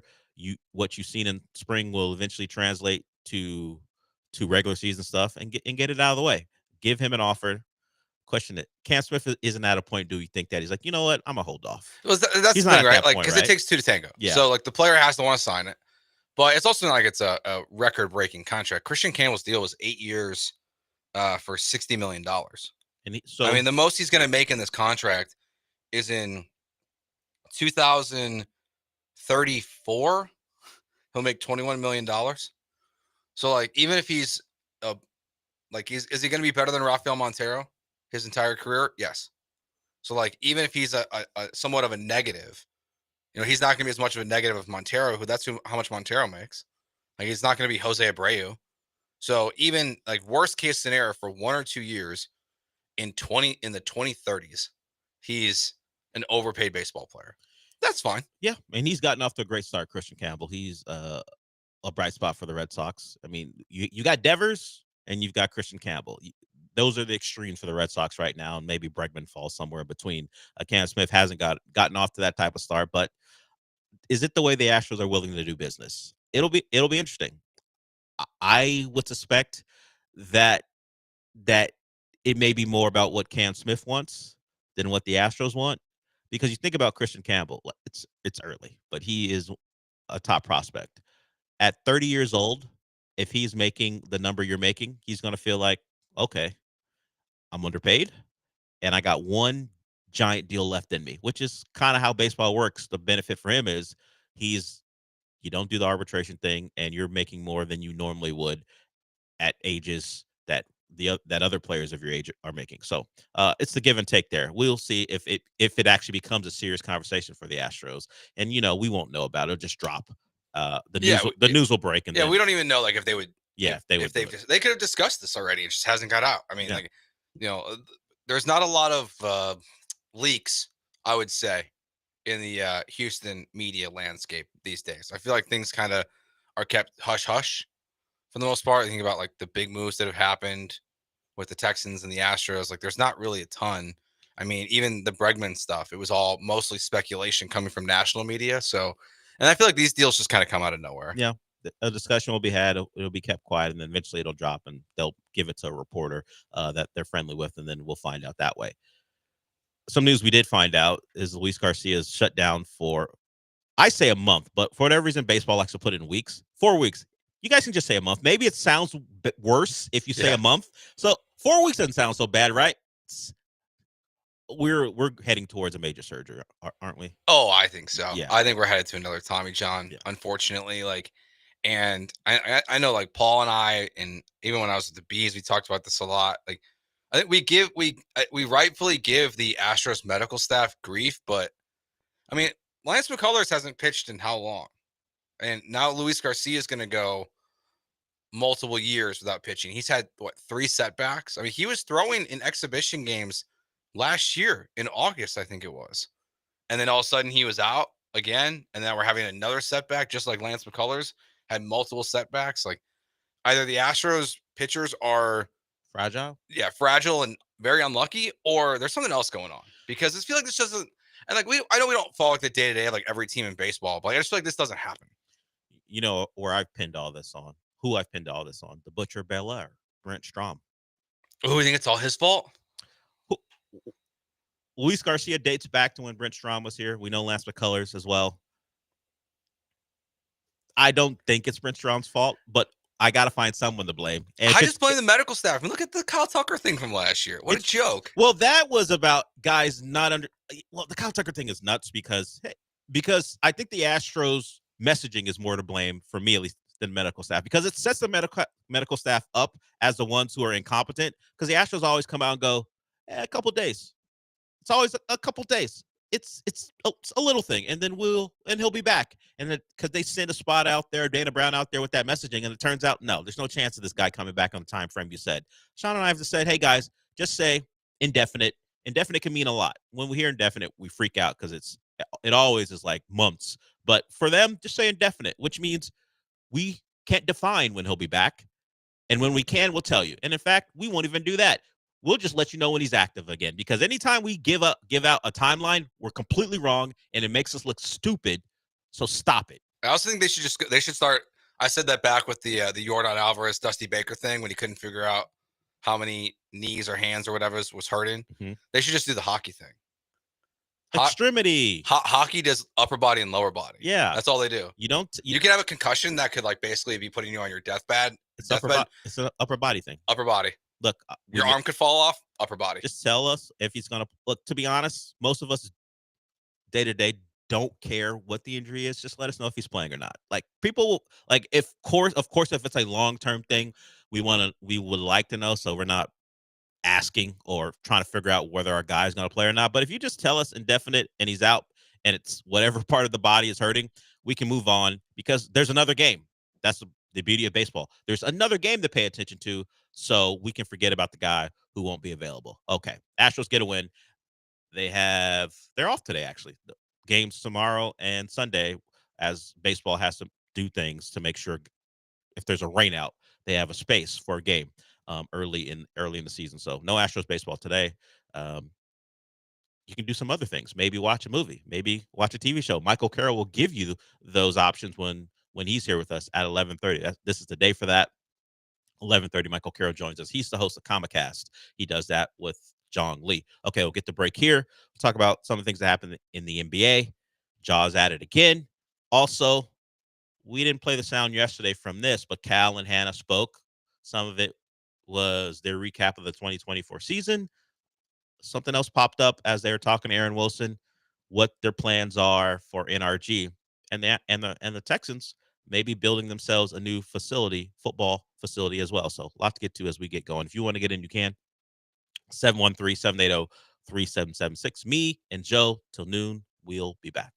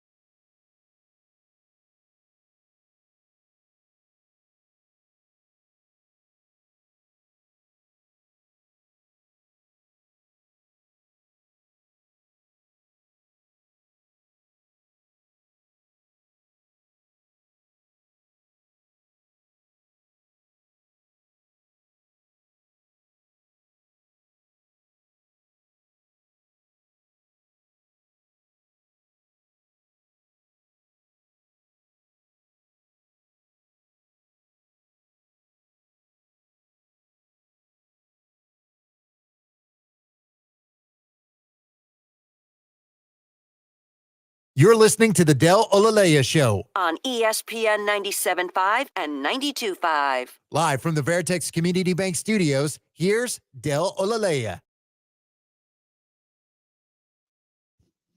The Rockets tried to get the Dylan Brooks suspension rescinded. Did not happen. So he won't be available against OKC. When you come anywhere near another man's groin while you're playing ball and your name is Dylan Brooks, the likelihood of them going, you know what? Actually, we were wrong on this.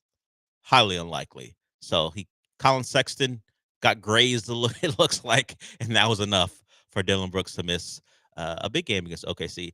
More so, it's about, for me, where the Rockets stack up, and it led to that part of that game led to what we're going to talk about next, because Joe walked in and asked, hey, what about this? Because everyone, you may know this about the station right now. We're not just a radio station. We're a media company. So we have a YouTube channel, a Twitch feed, and Twitter, and we use Instagram as well, and to give you little snippets of what happens every day on the show. And today is our day. And he asks, what's it going to be? And I thought to myself, they got the Thunder. They got a big stretch coming up here, facing some of the best teams in the West, some of the teams they may face in the playoffs. And I thought, let's not do power rankings of teams we don't or do want to face. What about players? In a meaningful game, who would you least like to see on the other side? I feel like history tells you, and really his current play, and just look at last night, what he did in LA, Steph Curry is top of my power rankings of guys I don't want to see at Toyota Center in a meaningful moment, in a meaningful game. Keep that guy as far away from the Rockets as possible. Look, there may be a time where you have to face him. I understand that. The playoffs, at some point, you're going to have to face someone you don't want to face. But him, particularly in a first-round series, out. I'm glad they're playing well, because I don't want him anywhere near a series where him and Draymond and Jimmy Butler who, by the way, they're 19-2 when those guys are on the court at the same time together, 12-0 if that starting lineup they rolled out there yesterday. Keep them away. Brian Windhorst said something you might consider disrespectful. He said the Warriors are the true number 2 seed, considering how they played since their new team has come together. By the way, the Rockets have played pretty well lately as well, but that number of 19-2 when they're on the floor, keep them away. So the combination of Steph and then the mystery that is what Jimmy Butler will be in the playoffs, that combo and more Steph, I don't want to see it all. That's the team, and particularly the player, that push them as far away down the line as possible. And then if we get to them, we get to them. Yeah, that's number one on my list too. It's Steph Curry. Like he's still so nasty. And the Jimmy stuff, it feels like it's just revitalized his career at this point. So it's crazy how stacked the West is right now. I mean, between Denver through the Clippers, like they're within like 2.5 games of each other. That's the 3 seed to the 8 seed. So you have no idea who the Rockets are going to play. So like it's Steph Curry's number one. It's not even close. Yeah, I don't think it's 1 then 2. It's 1 then 2 is way down, and then 2 and 3 are together. 1 is way by itself. You know, I was watching Kawhi a little bit. I got tricked into watching Kawhi highlights. Popped up on my feed, and I go, he looks really good. Right now, the question always is, will he play? Will he be healthy? And can he make it through a series? But as far as the Golden State, Memphis, T-Wolves grouping and throw the Clippers in, I guess you want to throw the Lakers in as well? Nah. Kawhi's the top. Kawhi second. The way he's played, his ability to be clearly the best player on the floor. I don't know. I just watched him in a 3-minute highlight, and then I remembered, oh, yeah, that guy at his best can be far and away the best player on offense and defense in a series. The volatility of James Harden is an interesting part of that equation, because while he's not counted on as much, he's still a guy who can be a facilitator. And now it's a couple years ago now, but he won a couple games for the Sixers against the Celtics. As I said, years ago now. It's before he called Daryl Morey a liar. But when he's focused, he can give you those performances. Of course, then he can go 2 for 15 and pretend like it's not his fault. So it's the give and take of James. But I'm going to throw Kawhi as my second. If I'm excluding the Nuggets, because of course if it's Jokic, then. But I don't think they're playing the Nuggets. But then in the again, first round. I mean, we just saw what Jokic just dropped 61. Yeah, And they lost. if they were playing, Like- I will shoot the Nuggets some bail. Jamal Murray didn't play in that game, Yeah. and Michael Porter Jr. didn't play, and also Russell Westbrook did play, which cost them. So there are a couple things that were going against them in that one. But as far as realistic matchups, the Clippers are second because Kawhi is second because he can far and away be a best player in the series and just take over on both ends of the floor. And I think the Clippers will slow that game down. They'll play half-court basketball. It's something I'm not sure the Rockets can be proficient at over a 7-game series. So I'll go Kawhi as my second player that I don't want to face in these rankings. Now, I think I got to go to Minnesota for my third.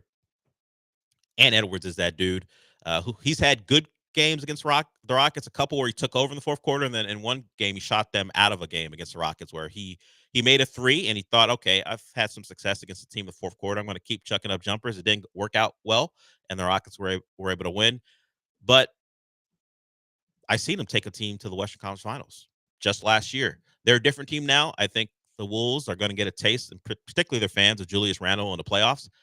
I'm not sure they're going to like it, but that's going to be part of the equation for them. But when we talk about great players who can be volatile and explosive and can put up 35, get to the free throw line, knock down threes, and then be engaged on defense and be the lead guy on defense too, I would throw Anthony Edwards in there as well. I'm less fearful of the rest of that roster. The McDaniels, the Jaden McDaniels of the world, the Nikhil Alexander Walker's nice offenders, but I ain't afraid of those guys. I think they're going to miss Cat more than they thought, but the whole Cat thing was they had to trade him for financial reasons. I think that'll be a big missing piece for them. I think their ceiling's lower than it was last year without Cat, but for a first-round series, a guy who can come in and win 2 games on the road for a team that the Rockets are hosting, Ant's third on my list, I think. So where are we at? We got Steph, Kawhi, Ant, and I guess that leaves us with the Grizzlies. See, I think you gotta include the Lakers, man. There's a real possibility that they play them. Sure, 2 of their next 3 games are against the Thunder. So they play the Trailblazers, and then I think it's the Trailblazers, and then they play the Pelicans, and then the next 2 games after that on Sunday and Tuesday are against the Thunder. And it's just like feels like it's so close. It feels like they could easily slide. I don't know what everyone else's schedule looks like, but if you lose those games, and then they play the Rockets right after, so the Rockets could unfortunately push the Lakers into territory, and that's where if Luka has to play here in the first round, he's number 2 on my list. If we're including the Lakers, I put him ahead of Kawhi. I know he still looks kind of chubby and doesn't look like full Luka, but we've seen him drag the Mavericks to the Western Conference Finals a couple of years ago and then to the finals last year. He's so nasty that I would hate to see him come to town. No, I get it. It's not a bad spot to put him. For whatever reason, I'm less bothered by him, this current version of him. Now we're about a week and a half, 2 weeks away from the playoffs. So I'm not saying he's got time to get in great shape, but maybe he'll turn some things around. But to your point about the schedule, the 2 OKC games on the road back-to-back, well, at least back-to-back games, there's a day off in between. Then he has to go to Dallas. So that'll be an emotional thing for him. That is the second night of a back-to-back. They go to OKC and then they go to Dallas. So that'll be an interesting dynamic for him. And then they host the Lakers host the Rockets, and then they have Portland. So that's a schedule that says you could lose 4. You could lose those 4 between the New Orleans and Portland game. You could lose those 4, and then where are the Lakers are likely in the play-in. So for whatever reason, I'm going to put either LeBron or Luka, whoever you want to choose, behind Ant, Kawhi, and Steph. And then Ja was great last night. Of course, the finger gun thing will take precedent. And we only saw it a couple of times on TV, but people who were in the arena said he was doing it the entire game. That's crazy. He was doing the single one. He was doing shooting, letting it loose, letting the chopper loose in the entire crowd several times. It was a constant thing anytime he did something. We just didn't catch it all. So the volatility of the Grizzlies is nuts for them. I'm not fearful of them. But Ja was great in the second half when he wasn't in foul trouble, and then he took over in the final possession. He got the switch on the big and knocked down a shot, bounced a couple times, and they win that game. So there is him too. When he's at his best, he can be someone that's unstoppable. I I I just don't fear that Grizzlies team because of all the issues they've had with the firing of the coach and the losing streak. And look, he was great last night. He was playing a team that was pretty hot, but they did go on the road against a team who was on the second night of a back-to-back, and at the time was still 6 games under 500, as well as the Heat have been playing. That's a team that was missing a couple starters, but the Grizz found a way to win that one. So I kind of like. I wish I could fear Ja Morant because I love the old Ja. He was one of my favorite players to watch in the NBA. He's just not that guy, and apparently he's just an idiot. Like I don't understand how you can do that celebration. The NBA has to be like, no, it's okay, but then you're gonna do it again, and it's like they're still giving you kind of a warning the first time. yeah, I wonder what the conversation was, because he clearly didn't think that whatever they told him was going to lead to anything, unless Yeah. he just decided I don't care. That could very well be the case, but maybe the conversation was that, hey, we'd appreciate if you didn't do it, but there's not a lot we're actually going to do about this. We just asked that, hey, it's not great for the messaging, it's not great for the product, and we've got a messaging problem already. We'd ask that one of our young stars who has had a past where we had to suspend him for his lack of care around guns, could you not highlight that again? But if it was simply, hey, could you cut it out, and it wasn't like, you do it again, we're gonna hit you with the fine and the suspension, maybe that's why he did it. He didn't. I'm just surprised because we're seeing what college football, the NFL, both penalized for gun motions, right? Yeah. This last year, so I'm surprised the NBA is not followed with that, because typically I feel like you kind of follow the football stuff. And then specifically with Ja Morant with this, of brandishing of guns on social media, it just seems like it's just not intelligent. So the NBA has plenty of players who will do ice in the veins, and if you look at it, it kind of looks like the hand that's touching the other arm looks like a gun, but they have allowed that because it's pretty clear the players are just saying, I got ice in my veins. Ja will do that, but last night it wasn't that. It was the full on. He's holding like the full on. He's got a rifle.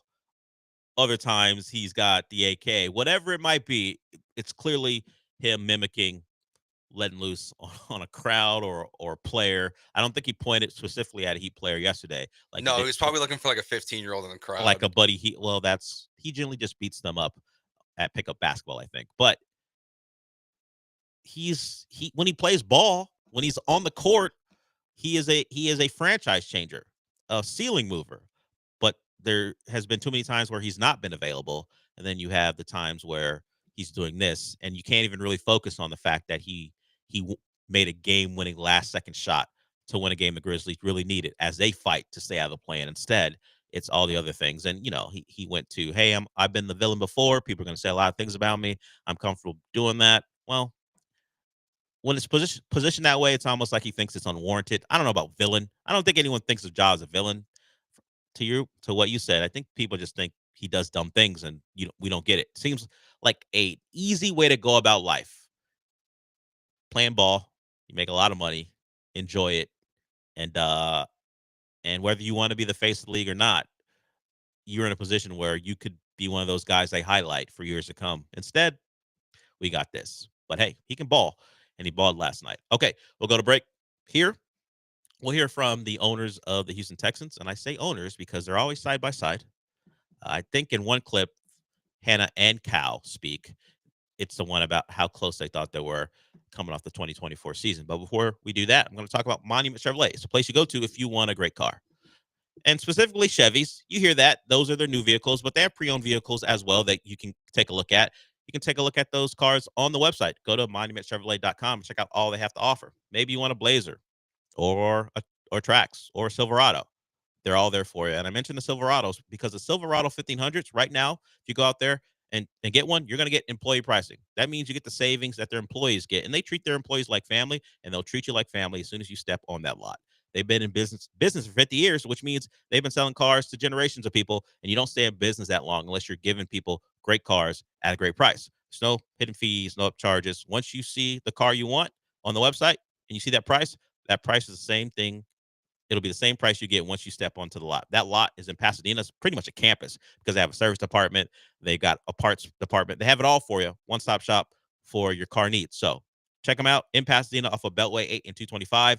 And once you meet a salesperson, they'll walk you through the process and get you the car you want at the price you want. Monument Chevrolet is the place you want to go to when you want a great car. And remember this, Chevrolet, together let's drive.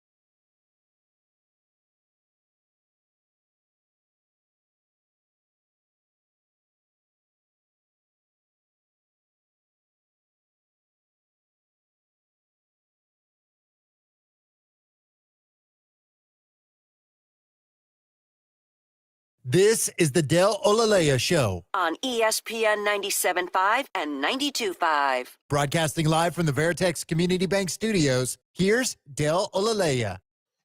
So the owners' meetings were this week, and you heard sound from Casario. He was there. D'Amico Ryans was there. We heard from we played some sound from Sean McVay talking about Nick Kelly and what he has done to prepare to be a play caller. We haven't heard, at least on this show, from the owners of the Texans. And we know generally they're going to be side by side talking. I don't know how close the Texans actually were. Were they an alignment away, a healthy receiving core away from making a run to the Super Bowl? But the owners, particularly Hannah McNair, thought they were really close. Here are Hannah, and I believe Cal pops in later, on how close the Texans are and what's the future for the franchise.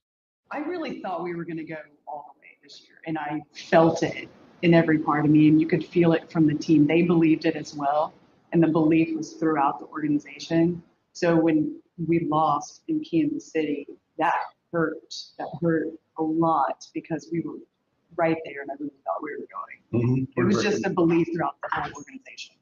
Belief, and then we had some key injuries down the stretch there, especially our wide receiver room, that caused a little bit of a flip. But we had a really strong running game, really good wide receiver room, quarterback playing at a high level, defense playing outstanding, and so with the offense clicking, the defense going, we felt we really had a shot. So we're looking forward to this season to see what happens. Cal, you were. That's courtesy of Aaron Wilson. I won't crush Cal too much, but at what point was the offense clicking? That's my pushback too, because they had a Super Bowl level defense. Yeah, if they had a competent offense, they could have gone to the Super Bowl this year. I very much agree with that. Yeah, that defense forced turnovers. They sacked the quarterback. All things you want. They made explosive plays.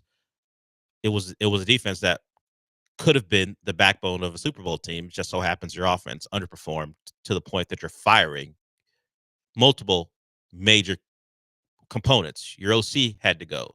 Your O-line coach had to go. So it's not the time for Aaron Wilson, and he doesn't have the personality that I do. That, like, excuse me.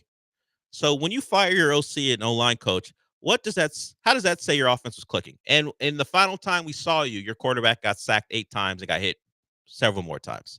Your offense wasn't clicking. And that's why you've made changes across your offensive line by bringing in guys. Now we can get into a debate about the quality of the guys you brought in, but clearly the organization saw that they weren't as close as you think because they made changes. They traded their best offensive lineman. They brought in guys. They fired coaches. They knew they weren't good enough. And now the rest of the offseason and mostly the draft will be about, can they plug any holes that they haven't plugged already, and can they get to a level where they're really a contender? The overall statement I get, it's nice to have belief, but I don't think the Texans are that close. And I'm not playing the result really because the O-line was a problem all year. It's not like we got to the Chiefs game and we're surprised by what was going on. So, and they're not. So they're trying to fix it. We'll see if the power of friendship, which I'm calling this offensive line, because it's not like they improved the talent. Yeah, I think going into the season, I can see why they logically thought they were a legit Super Bowl contender, because the CJ's rookie year, they had a revolving door at the offensive line, but it got better, throughout the season. And he was not getting hit like he was. Well, he got sacked 11 times in his first 2 games as a quarterback in the NFL, I think it was. And then it got better as they were, Titus moved to left guard, and you had, George Fant and all these different guys. Well, you're like, well, we're going to have a healthy offensive line this year. We're going to be better. And then they were worse. And from week one. And it never improved. And the offense took a huge step backwards. It's funny because they could run the ball when Joe Mixon was healthy, and you think that would help everything, but it really masked what that offensive line was when they had to just simply be a pass protecting unit. And it led to their quarterback, whether you want to call it the yips or whatever, he became less accurate as the season went on because of all the hits that built up, and his realization that I have to be able to speed up my clock for this to work. And when I don't, it's not just getting hit, it's the free runs, because you can't pick up a stunt where a simple tackle in stunt or game being played by the 2 defensive tackles can lead to a 330-pound man unimpeded to the quarterback. It changed the way the quarterback's going to play. And it led to accuracy issues that really showed up through the back half of the year. So we've seen the what CJ is at least trying to do to maybe fix that. He's not anywhere. All we know about him is he's not anywhere. We don't see film or videos of him working out. He's certainly not on podcasts. It has been good. Exactly. It's been as what LeBron would say going to the playoffs, 0 dark 30. He is not public about anything. Have we even seen him at a charity event? He might have done that. I don't know. He was at the Travis Scott softball game.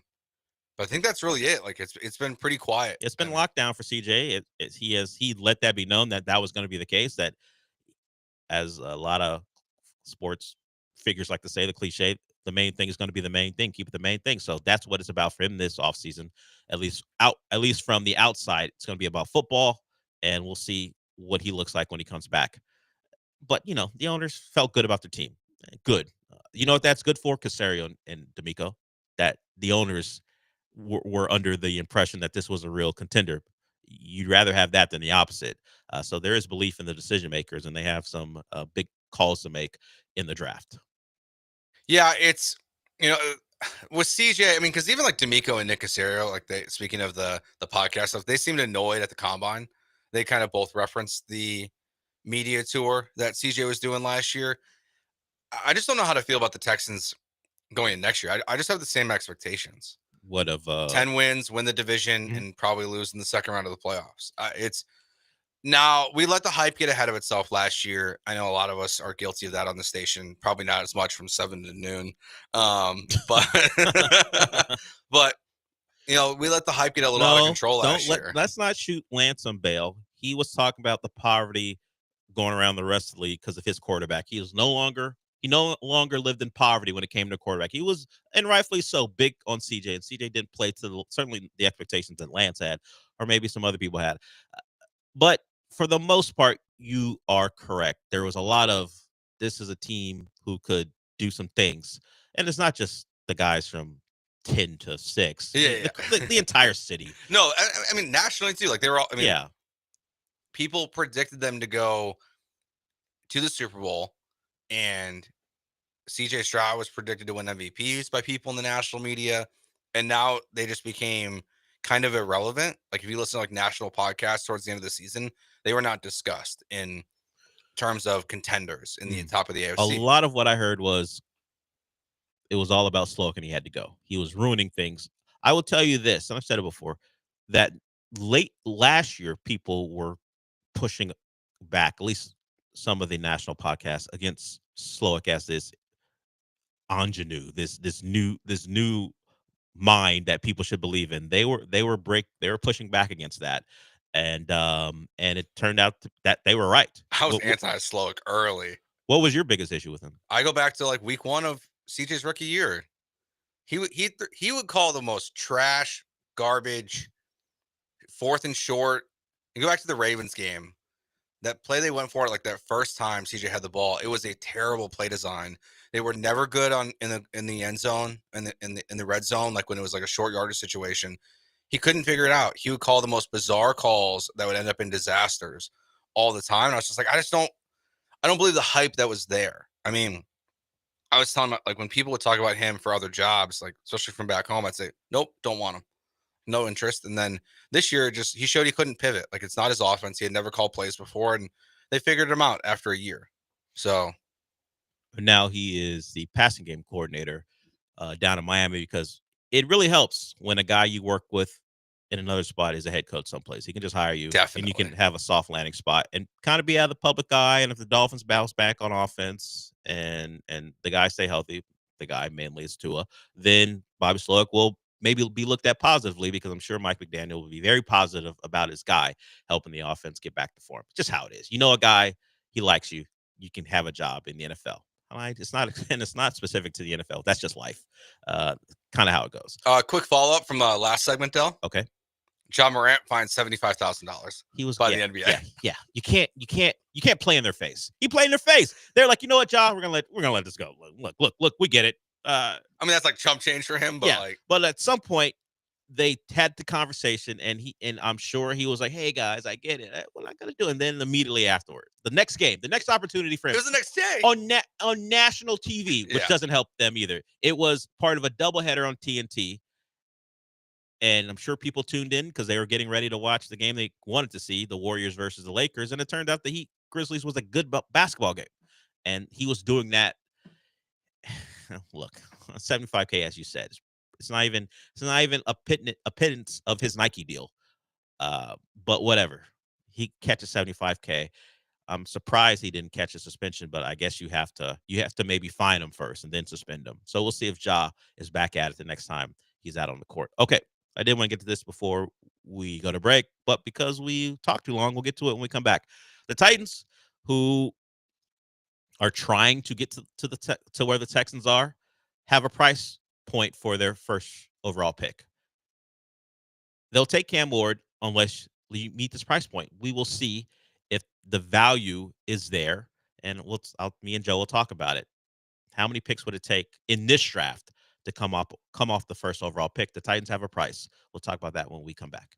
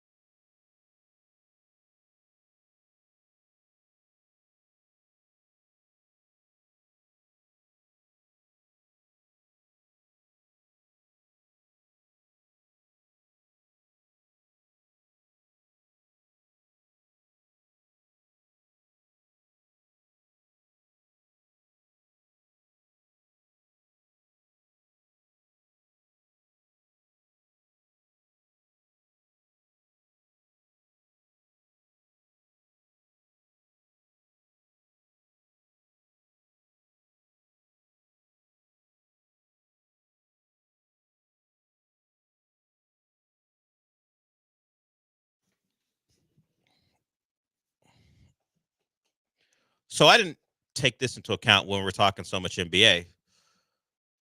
We are very close to ESPN getting their way and torturing us with a Lakers Warriors series.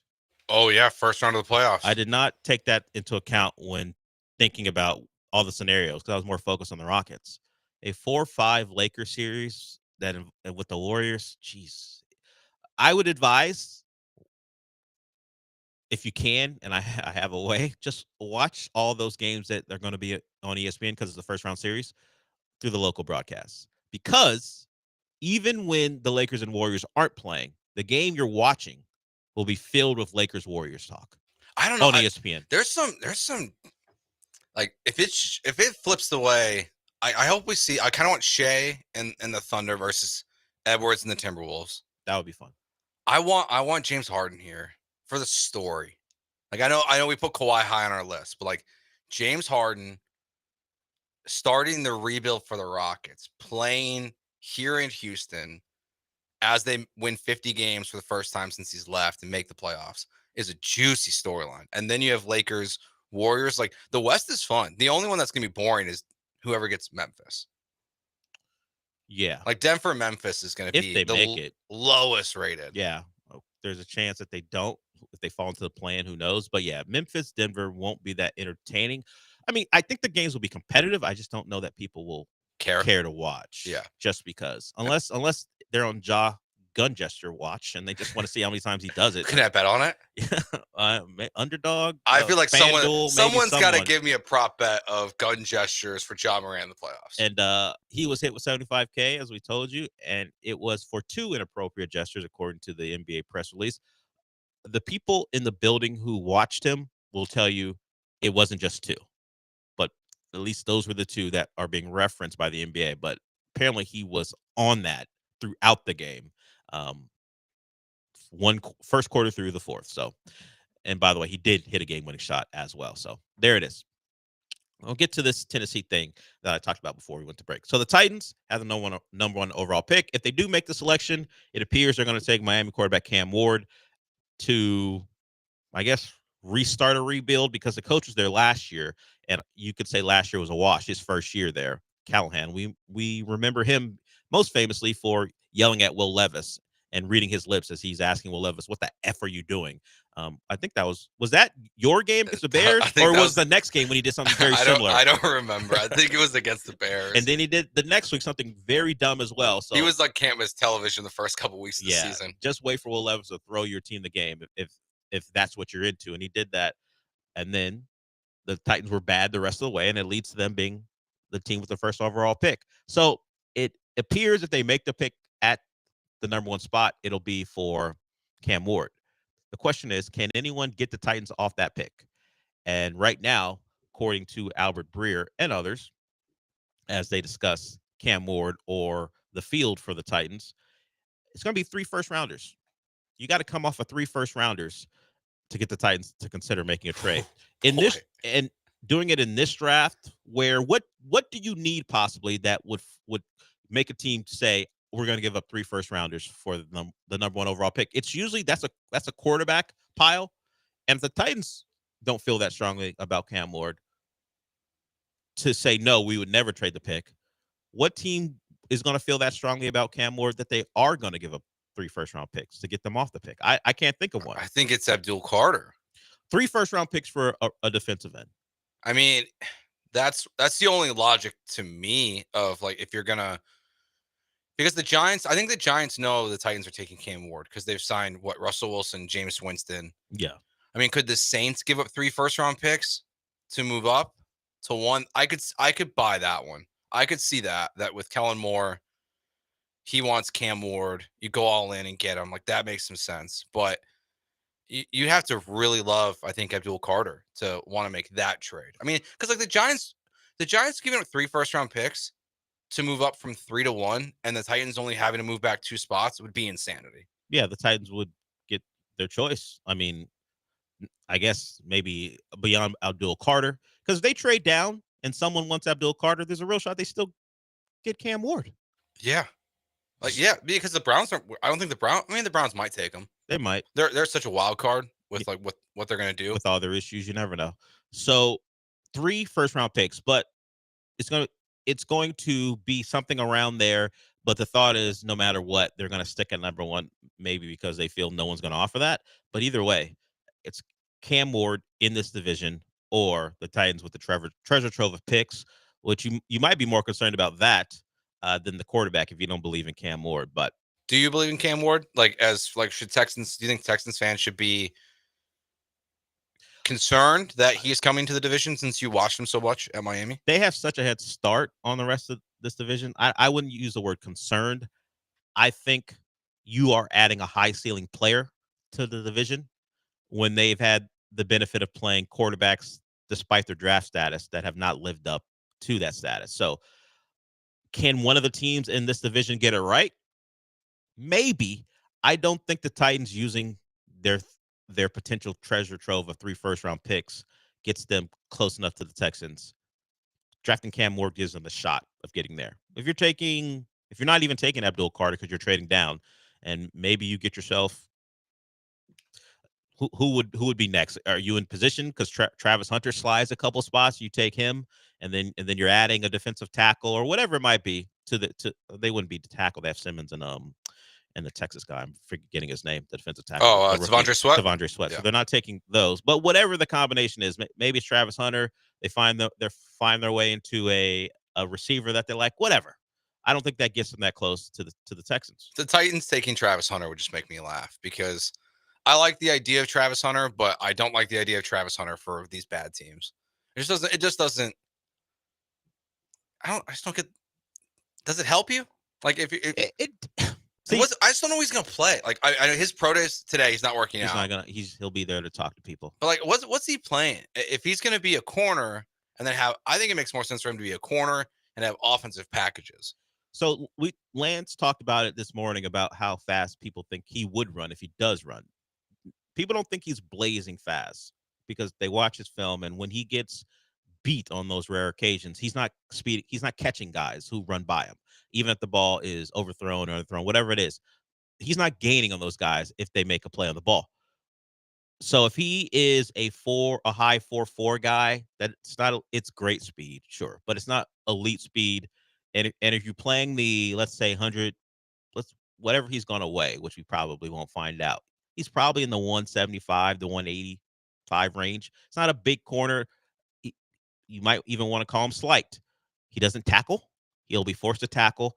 The appeal of Travis Hunter to me is the fact that is he going to play both ways? I think he's a good corner. I don't think he's a great wide receiver. I don't think the route tree at Colorado was such that I believe that he's the best refined receiver in this draft. I just watched a lot of screens and improvisation because Shedeur Sanders had the ability to hold on to the ball for so long. And, people were afraid of Colorado and particularly Travis Hunter. So he got some free releases as well. I don't know how refined he is as a receiver, but people who watch him say he's pretty good. I just didn't see the things you would see in offenses that make you go, oh, okay, that's an NFL ready receiver. Got all the talent to do it. So the appeal is the fact that could he play both ways? I don't think he was the best receiver in football last year. I don't think he was the best corner in football last year. Hell, he didn't win the Thorpe Award for best DB in football. So yeah, I don't know. It's just like think about like his like comps on either side of the ball. Like top 5 pick. He's not Jamar Chase. No, he's not Sauce Gardner or Derek Stingley Jr. So if he plays one side of the ball, he does not deserve to be a top 5 pick. He should not be a top 5 pick. That has been my thought. Yeah. So if he's going to be a top 5 pick, I think you're assuming you're going to use him both ways. Now he played in Colorado in the elevation. So like that makes me feel like he can cardio wise could handle it in the NFL, but physically, I just think it's such a different conversation. So I just don't know. I don't know. Like I'm not in on the whole Travis Hunter top 5 pick thing. I just don't. Because I just don't think he's an elite guy at either one. It's you can check 2 boxes with 1 pick if you're going to use him. If you're not going to use him that way, then I just don't get it. Whoever drafts him, we'll see what the plan is for him. And I think there will be a bigger adjustment, particularly at DB than actually, you know what? I'm trying to figure out which one would be the more difficult adjustment. I think he would be exposed in run support. If he was drafted to be a DB, I think his best spot to despite my concerns about his route tree. His best spot to make an impact early would be at receiver because you can do some things. You can throw a screen to him on the college level, on the NFL level, just like you did in the college level. And there is some electricity in his ability in the open field once he gets into the open field. So I think back to your original thing, your question about what the Titans, or at least what Texans fans should fear more, the quarterback and the high level quarterback is the bigger problem. Do I expect the Titans to use 3 draft picks well? No. For the Titans. No. Could they get lucky or be smart enough to take a quarterback and be right on them with 1 pick? Yes. I would take the chances there. I think they have better chance there than to use those 3 picks to draft 3 impact players over the next couple of years and change their fortune. So we'll see what they do. Looks like it'll be Cam Ward, and we'll see if another young quarterback can come into this division and match CJ as opposed to the guys like Anthony Richardson and Trevor Lawrence, who, at least in Indianapolis, Anthony Richardson's got competition from Daniel Jones of all people. I want them on Hard Knocks. I want to see like the worst quarterback competition in the history of the NFL on Hard Knocks. Hard Knocks is probably looking for a different team. They changed the rules. Did you see that? What are the new rules? So now the only rule is if you've been on Hard Knocks in the last 8 years or if you have a new coach. So they've changed because before it was if you made the playoffs, you cannot be. If you made the playoffs in the last 2 years, you cannot be on Hard Knocks. That rule is gone now. So do they include the in-season Hard Knocks as part of that as well? If you are in, no, that's the other rule actually. So if like the AFC South is the Hard Knocks next year, then you cannot. The Texans would not also be on the preseason Hard Knocks. Got it. So the Texans could be on Hard Knocks next year, I guess, unless they've been on the last 8 years. I can't remember. Bill O'Brien had them on Hard Knocks, right? Yeah, I don't remember when that was. I don't know how long ago. I feel like that was more than 8 years ago, but who knows? I don't even remember when he started. So if it was early in his tenure, yes. But I mean, they did have 3 coaches in 3 seasons. It's hard to keep track of. So yeah, it may not be the 8-year time frame. So or it might be within that 8-year time frame or not. Who knows? Okay, we'll go to break here at 11:30. Michael Carroll will join us. He's the host of Comicast. If you've got questions about what you should or shouldn't watch, or even just a movie or TV show that you did watch that you want to put us on, you can. I watch Mobland, like I talked about. Good show with Tom Hardy in it. He plays a mob fixer. I would say check that out on Paramount. You got a suggestion? Let us know. We got a couple segments here to go. We'll be back.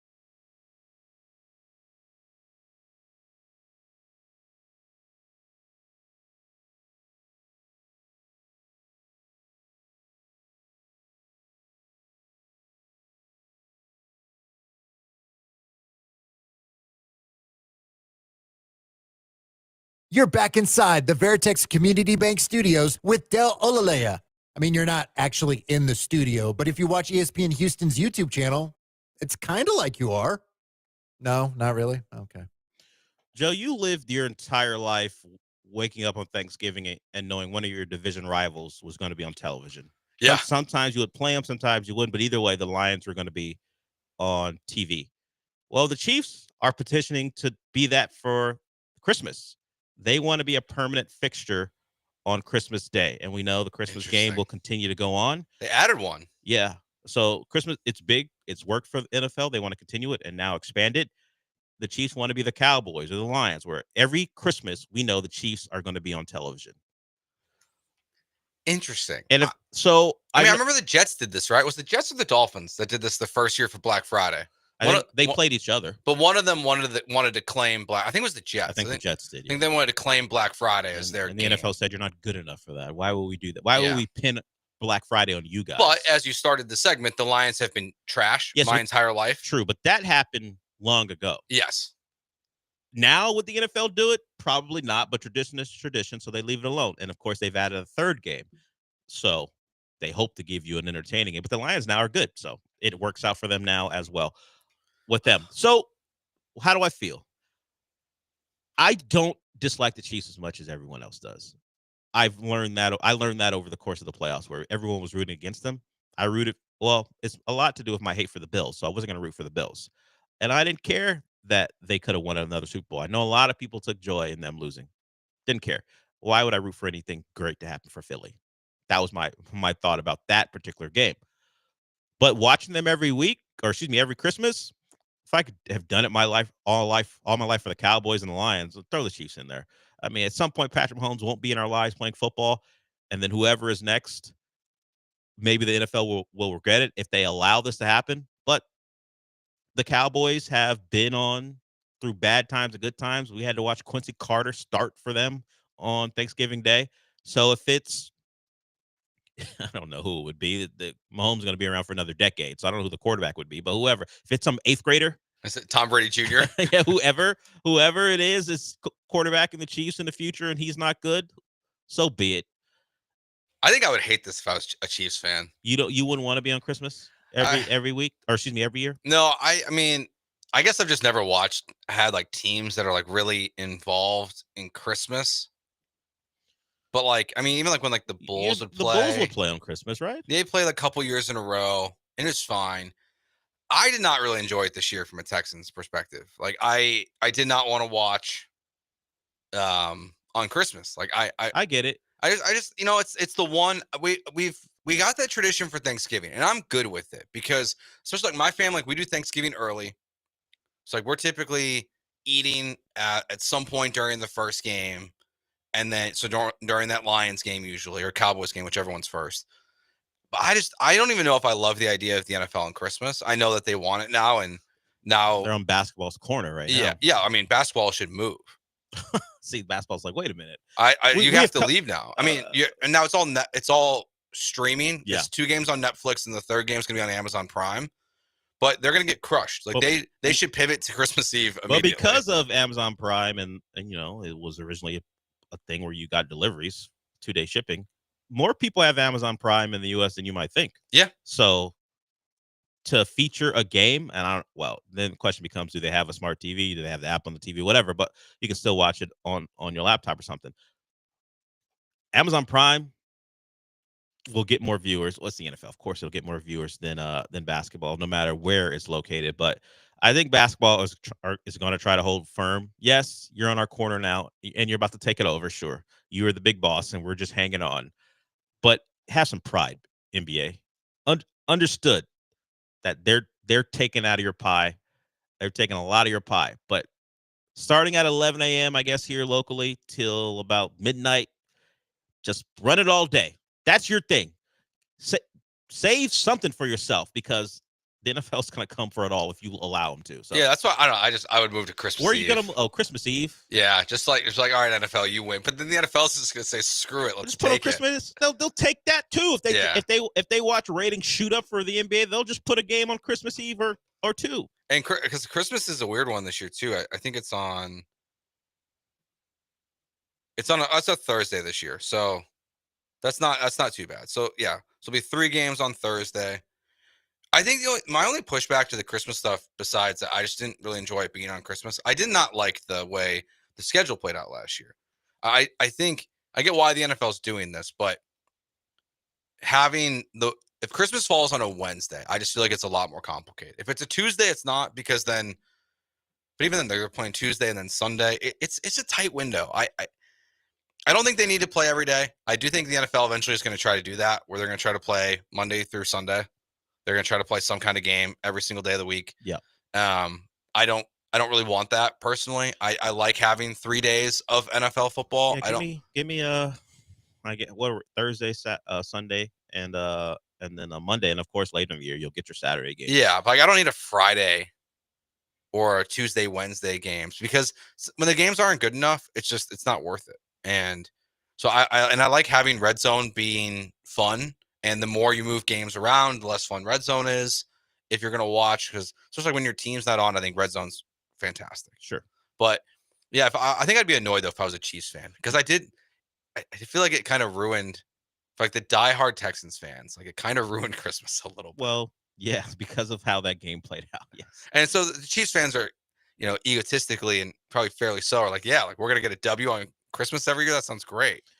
Yeah, I don't want the stress of football on Christmas. Yeah, Thanksgiving's fine, but not Christmas. Yeah, the anxiety of having to watch the game. And look, I don't have a giant family that I spend every Christmas with, but there are going to be times where I'll be with family. And if I had to be hyper-focused on a football game on Christmas for a team that I care about, it's a little tough.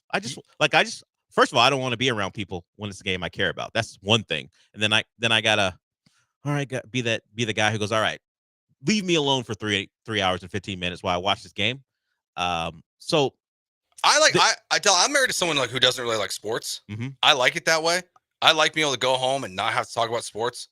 That is kind of the secret to all of this. Yeah. I would rather go home and talk, what we're going to do in our next segment. If you want to talk to me about movies after I've spent 5 hours talking about sports, I'll go home and talk about movies and TV shows. I love it. But the problem is that because my wife does not love sports, there being a game on Christmas, she's not going when I have to work the next day. Yeah. Because I worked with Jeremy this year, the 2 days after Christmas. It's like, I have to watch this game. Thankfully, the Texans got smoked, so I didn't watch the game. Yeah. But the original plan was like, when I get home from this Christmas party, like I'm gonna have to, like, my Christmas is done at 8:00. But thankfully, the Texans got killed. So, like, selfishly, like I don't like that. Like, I don't want to see the Bears play on Christmas. I don't want to see the Texans play on Christmas. I don't want any of that stuff. Like, Sunday's the day for anxiety. Sunday's the day for stress. And if they play on Monday, fine. You have all day to think about the game. But Christmas, I just want to eat some mac and cheese and some yams, a protein of my choice. It's normally baked chicken. And leave me alone. Really? Baked chicken for Christmas? I'm not look, I've had the turkey conversation with Sean. This may be insulting to you, considering who you root for on the college level. Turkey is like Notre Dame. Okay. Not sliced turkey. The turkey we have for Thanksgiving or Christmas, holiday turkey. It's hearty. You kind of know what you're always going to get, but there's a ceiling to it. Yes. And Notre Dame surpassed their ceiling, shockingly enough, in the first year of the expanded playoff. Shockingly, they found a way. But I will say they got to play Penn State, which is another one of those teams who's very much turkey on their way. But credit to Notre Dame for getting there and taking a lead at one point in a title game. But turkey's that for me. I'm always going to look for something better. And generally, some hot honey baked chicken is better. At least it was this past Christmas. We're going to start a new tradition this year, I think. What are you going to do? Steaks. That's not a bad one. We're going to go steaks. Well, why are we slaves to the turkey lobby? I have to like, there are ways, Cajun, deep fried, there are ways to get it done. But generally, it's still going to be turkey to me. And you could do all those things to a different meat and it would taste better. Yeah. My family, before I got married, we would do ham on Christmas, but then after I got married, we don't eat pork, so we dumped that. So now we started doing the turkey on Christmas. Okay. And I'm like, yeah, it's not really. Why do I have to do this? Yeah, like I'm good with turkey like once a year. I don't need to double up within a month. I need to go to the rodeo. You want to give me a turkey leg? Cool. I get that. That's a different conversation. Yeah, that's different. but the whole thing is it's around you. You feel like you're forced to eat it, and look, when you put cranberry sauce on, you turn into a great sandwich. I don't want to do all that. But see, I prefer that for Thanksgiving, Christmas. If we're doing turkey, then I like the turkey sandwich the next day way better than I like the day of turkey. There's a part of that where I don't know the science behind it, where a day of rest for the turkey, the turkey Sabbath. It just tastes better. It tastes better. It tastes better. I'm not sure what that's about, but I will agree with that. And you throw your fixings in, you make it taste the way you want, as opposed to, hey, slice of white meat. All right, get out of my face. There are plenty of better options, but we're forced to do this because of tradition. That's my turkey rant. It's the Notre Dame. I don't appreciate that part of it. I know, but you're not wrong. You're not wrong. I think and I think this year for Notre Dame was like deep fried turkey. Yeah, and it was right. And there's no fire. Yeah. Like you didn't set the house on fire. Yeah. Sometimes, depending on what you do to it, it exceeds expectations. Yeah, like I would say, like Notre Dame versus Alabama a couple years ago, that was your house set on fire when you tried to do the deep fried turkey. Yeah, you're talking about 2012. And not fun. Hey, worst look. day ever. Yeah, hey, that's too much oil. What are you doing? I spent a lot of money that day on food and beer, and I hated my whole day. Yeah, look, man, you're in the national title game. You go all out. Sometimes it doesn't go your way. This one was a little different, bit of a surprise, and you played well up until the second drive of the game. Yeah. All right, well, always had that one drive though, Del. when you nearly killed Riley Leonard, he kept playing, but he was never the same after that. We'll be joined by Michael Carroll when we come back. He is the host of Comicast. He'll tell you what you should or shouldn't watch. He'll give you some options, because what is the world without options? So we'll hear from Michael when we come back.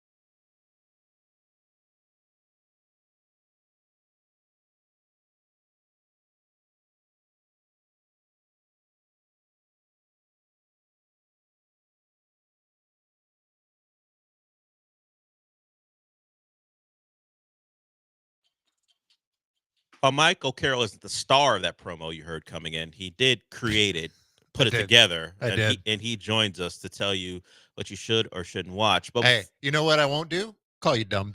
we'll see. We'll see. I won't. We'll see about my take on Den of Thieves 2 compared to some movie you love, because that's Sean's bag and he's not here, so maybe I'll take over when it comes to that. I mean, Comparing I awful. did Comparing, love that movie. See, 2? You love Den of Thieves 2? I won't lie. I kind of liked it. Kind of liked it's different from loved it. I loved it. That's not good, but I watched it again like 2 days ago. I don't think I'm ever going back to that movie.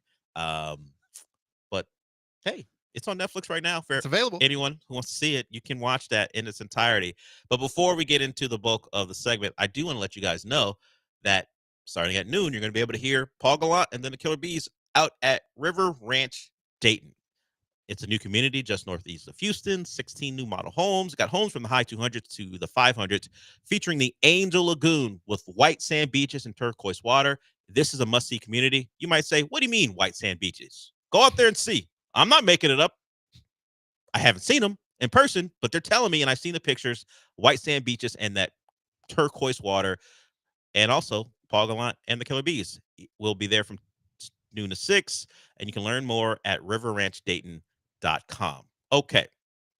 We got the host of Comicast here with us, Michael Carroll. He does that with John Lee. I do. Of course, you can find that anywhere you listen to podcasts, and also here on ESPN 97.5 from 8 to 9 on Wednesdays. So Correct. those are the ways you listen to it, but let's talk to the man live and in person. All right, Michael. Yes. We have White Lotus coming to an end, so that might be something people want to watch as far as the season finale. Of course, we talk quite a bit about the Paramount not the Paramount shows, but the Amazon Prime shows, whether it be Wheel of Time, Reacher is over. So maybe there's a void or maybe there isn't, because there's some things coming to Apple here shortly, movies as well. The month of April stacked. Yeah. We've also the previews for Sinners. We're seeing the promo, Michael B. Jordan and Haley Steinfeld together. So Sinners is coming out a little bit in the middle of April. So a lot to get to as far as what you can watch later in April. But what about this weekend? All right. Well, since you set me up with this, I should open up with not with a Minecraft movie, because that's available this That weekend. seems like it's the worst thing ever put together from what people are saying. It's not good. Okay. What a shock. Joe, there's a movie for you. Another movie that's not good. No. See, there's a line, okay? There's a line that you have to draw. Is that Minecraft? Minecraft, Pixels, any of that stuff. Okay. Because at least in Den of Thieves, like there's action. These weird video game movies that they try to turn into, like video games they try to turn into movies. It makes no logical sense. Well, like I get the Legend of Zelda, like we talked about last week, or like there's a Tomb Raider movie, like because then like you're in it. But like Minecraft is a game in which I've never played, but you build things. How do you turn that into a movie? They tried, and it seems like they failed. Like, okay, let me be the one to say I have played Minecraft, and in fact, you just build stuff. Yeah, pretty much. I mean, there is like a thing you can do. Is there a narrative in Minecraft? There is not a narrative per se, but there is like a boss you can fight. Okay. That you have to go through great lengths to get to, but it's just there for imagination, creation, all that. And my thought was, okay, if you're going to adapt like a animated character. Do something like the Super Mario Brothers movie did last year, 2 years ago now? Like it's just something animated. But no, they have all these real people. Jason Momoa. I don't get the purpose of Jason Momoa, especially like when you read about overall or just in the movie. No, just in this movie in particular. Okay. I get the purpose of Jason Momoa in general. He's going to be Lobo. I'm excited. But for this movie, it made no sense to have him in there. It should have just been the kids and Jack Black. But like who is it? Danielle Brooks. She's a realtor in the movie. Like, what? What is that? Why? I don't know. Why is she? I don't there? have any background with Minecraft. So if you told me that a realtor is in a movie, I would assume it has something to do with the video game. The only like Jack Black plays Steve, which is the base character you can play as, but that's just, again, that's a cosmetic skin. That's not like a narrative or anything like that. But there's like, you could have just made this an animated kids movie. Sure. But Warner Brothers, David Zasloff, very much like the first episode of the studio was like, let's get Jason Momoa in here. let's get Jack Black in here and like let's do this dumb movie where the storylines for all these characters don't really work together. It doesn't really make sense. They don't really coalesce into anything. Cool, they're around visually, like it looks like the game, like that's cool. And hey, they did the thing that you do in the game. That's cool. Jack Black, you disavowed Kyle Gass for this. Yeah, you turned on your Tenacious D buddy for this. Yeah, just because you needed to continue to churn out nonsense like this. Okay. Well, he's become the video game guy in Hollywood right now. Yes. Borderlands, Jumanji Super was cool, Mario. man. That wasn't a video game. That's a fake board game. Yeah. But at least Jumanji was entertaining for some. That one was entertaining, I would say. But like, they're fine. Yeah, and there's a third one coming out. Like, yeah, like those keep clearly making working money. for Yeah, them. it's a fun like. Jack Black was like one of the highlights of the last one. He was absolutely hilarious. But like Borderlands as Claptrap, no. Super Mario Brothers, I give him, him as Bowser, like that's cool. But like this one, him as Steve, like that doesn't. I don't know. It's just, it feels like Hollywood's like, we got something that's based off a video game. Where's Jack Black? He's on speed dial, basically. Well, I guess Last of Us season 3, maybe he'll be in that too. Speaking of things based on video games that's about to come out, that'll be a TV show. They seem to do better with TV shows recently, as excluding the Resident Evil show on excluding Netflix. Halo. That too. I just wanted to leave that alone. I won't. I understand. I'm upset. I understand, but we have Last of Us season 2, call it part 2 because of the game coming out. And not this Sunday, but next Sunday. Yeah, April 13th. Yeah, so we'll see if they can duplicate the type of success they had there. But that's for next week. As far as this week, what you still have things we shouldn't watch, or do we have some stuff we should watch? Well, Minecraft 49%. Maybe skip that. I mean, unless your kids are really into Minecraft. Sure. And Jack Black. For some reason. And Jack Black. Remember, I guess it was a couple weeks ago now when I brought up Popeye the Slayer Man. You did. I have something in that same vein this week. I'd love to hear it. What is it? Screamboat. Have you seen the trailer for Screamboat? I'm typing in Screamboat right now, so I have not. So you haven't heard about this at all? I had not, but I see. Oh, this is Mickey Mouse's original name, Steamboat Willie. Steamboat Willie. Okay. Remember that old black and white cartoon where he's Steamboat Willie? Uh-huh. Somebody said, "What if we made him a murderer?" A murderous mouse on a ferry in Staten Island. And it looks like the same actor who plays the lead character in Terrifier is playing Steamboat Willie. I believe so. Yeah. And it's also, so I was not clear on this until I watched the trailer. I wasn't sure the size, the proportion of Steamboat Willie. Mm-hmm. Is he mouse size or human size? He is mouse size. Huh. He's a tiny mouse, but it's not very clear in some of the shots of the movie. But there is shots where he is a mouse level. So but he somehow holds a hammer. I don't really know. So he's not Mickey Mouse size. He's the size of an actual mouse. I would give him maybe 6 inches. So he's a 6. I'm guessing 6. Phrasing. 6 inches. Yeah, I went with phrasing. Yeah. Sean's like, oh. Hey, Sean, I'll do it. I don't care. Oh, man. 6 inches is above average, I think. For a mouse. For a mouse, yeah. No, I think so. But it's not. There's a lot going on that I don't want to really get into. So Screamboat, a late night boat ride in New York City, becomes a struggle for survival when a seemingly harmless mouse. I just want to point out that Michael Carroll said he would give Steamboat Willie 6 inches. I'm just saying that's in terms of height, but he's still going to be something I fear. I get the fear of mice. I get that, but this is a murderous mouse. Yeah, it's a murderous mouse. In the vein of the old Mickey Mouse cartoon when he was called that. He's got because Mickey Mouse, his size proportions, at least on screen animated, he's shorter than Goofy. He looks like he's the size of a small person, like 5 foot, 5'5" or something like that. No, Steamboat Willie. This is going to be a tiny, like Ratatouille type. Well, it does say when a seemingly harmless mouse transforms into a dangerous monster. Does he transform in size, or just the fact that he's now just going to kill people? Well, have you done enough research to answer my question? He transforms in size, and apparently he transforms with a hat and shorts. So maybe he's at one point. Is it like the Turtles when he gets hit with ooze and then turns from a regular size mouse into a Master 6 foot size rat? Like Splinter? What are we Mr. doing? Splinter's evil brother. I'm going to look at this trailer to find out because You should watch the I trailer. appreciate you bringing it to me. I'm never going to watch this movie. But No, I'm never going to watch it. I will watch the trailer. It reminds me of like the live action Scooby Doo, with like the way like Scrappy becomes the bad guy. Yeah, that's what I feel like you're describing right here. And then Scrappy became like a giant size. Yeah. Dog. He became a giant dog. Yes, he stole everyone's souls. Yes. Somehow, I forgot about somehow, the some way, souls. Scrappy. We always knew Scrappy Doo was a little heckler. He was always, but he turned into a supervillain. Yeah. Thanks to the soul stealing. So this person excuse me. So this person says he's other Eric, which I guess assumes makes me assume he's not Eric Wong. So let's Different see. Eric. Other Eric, what's up?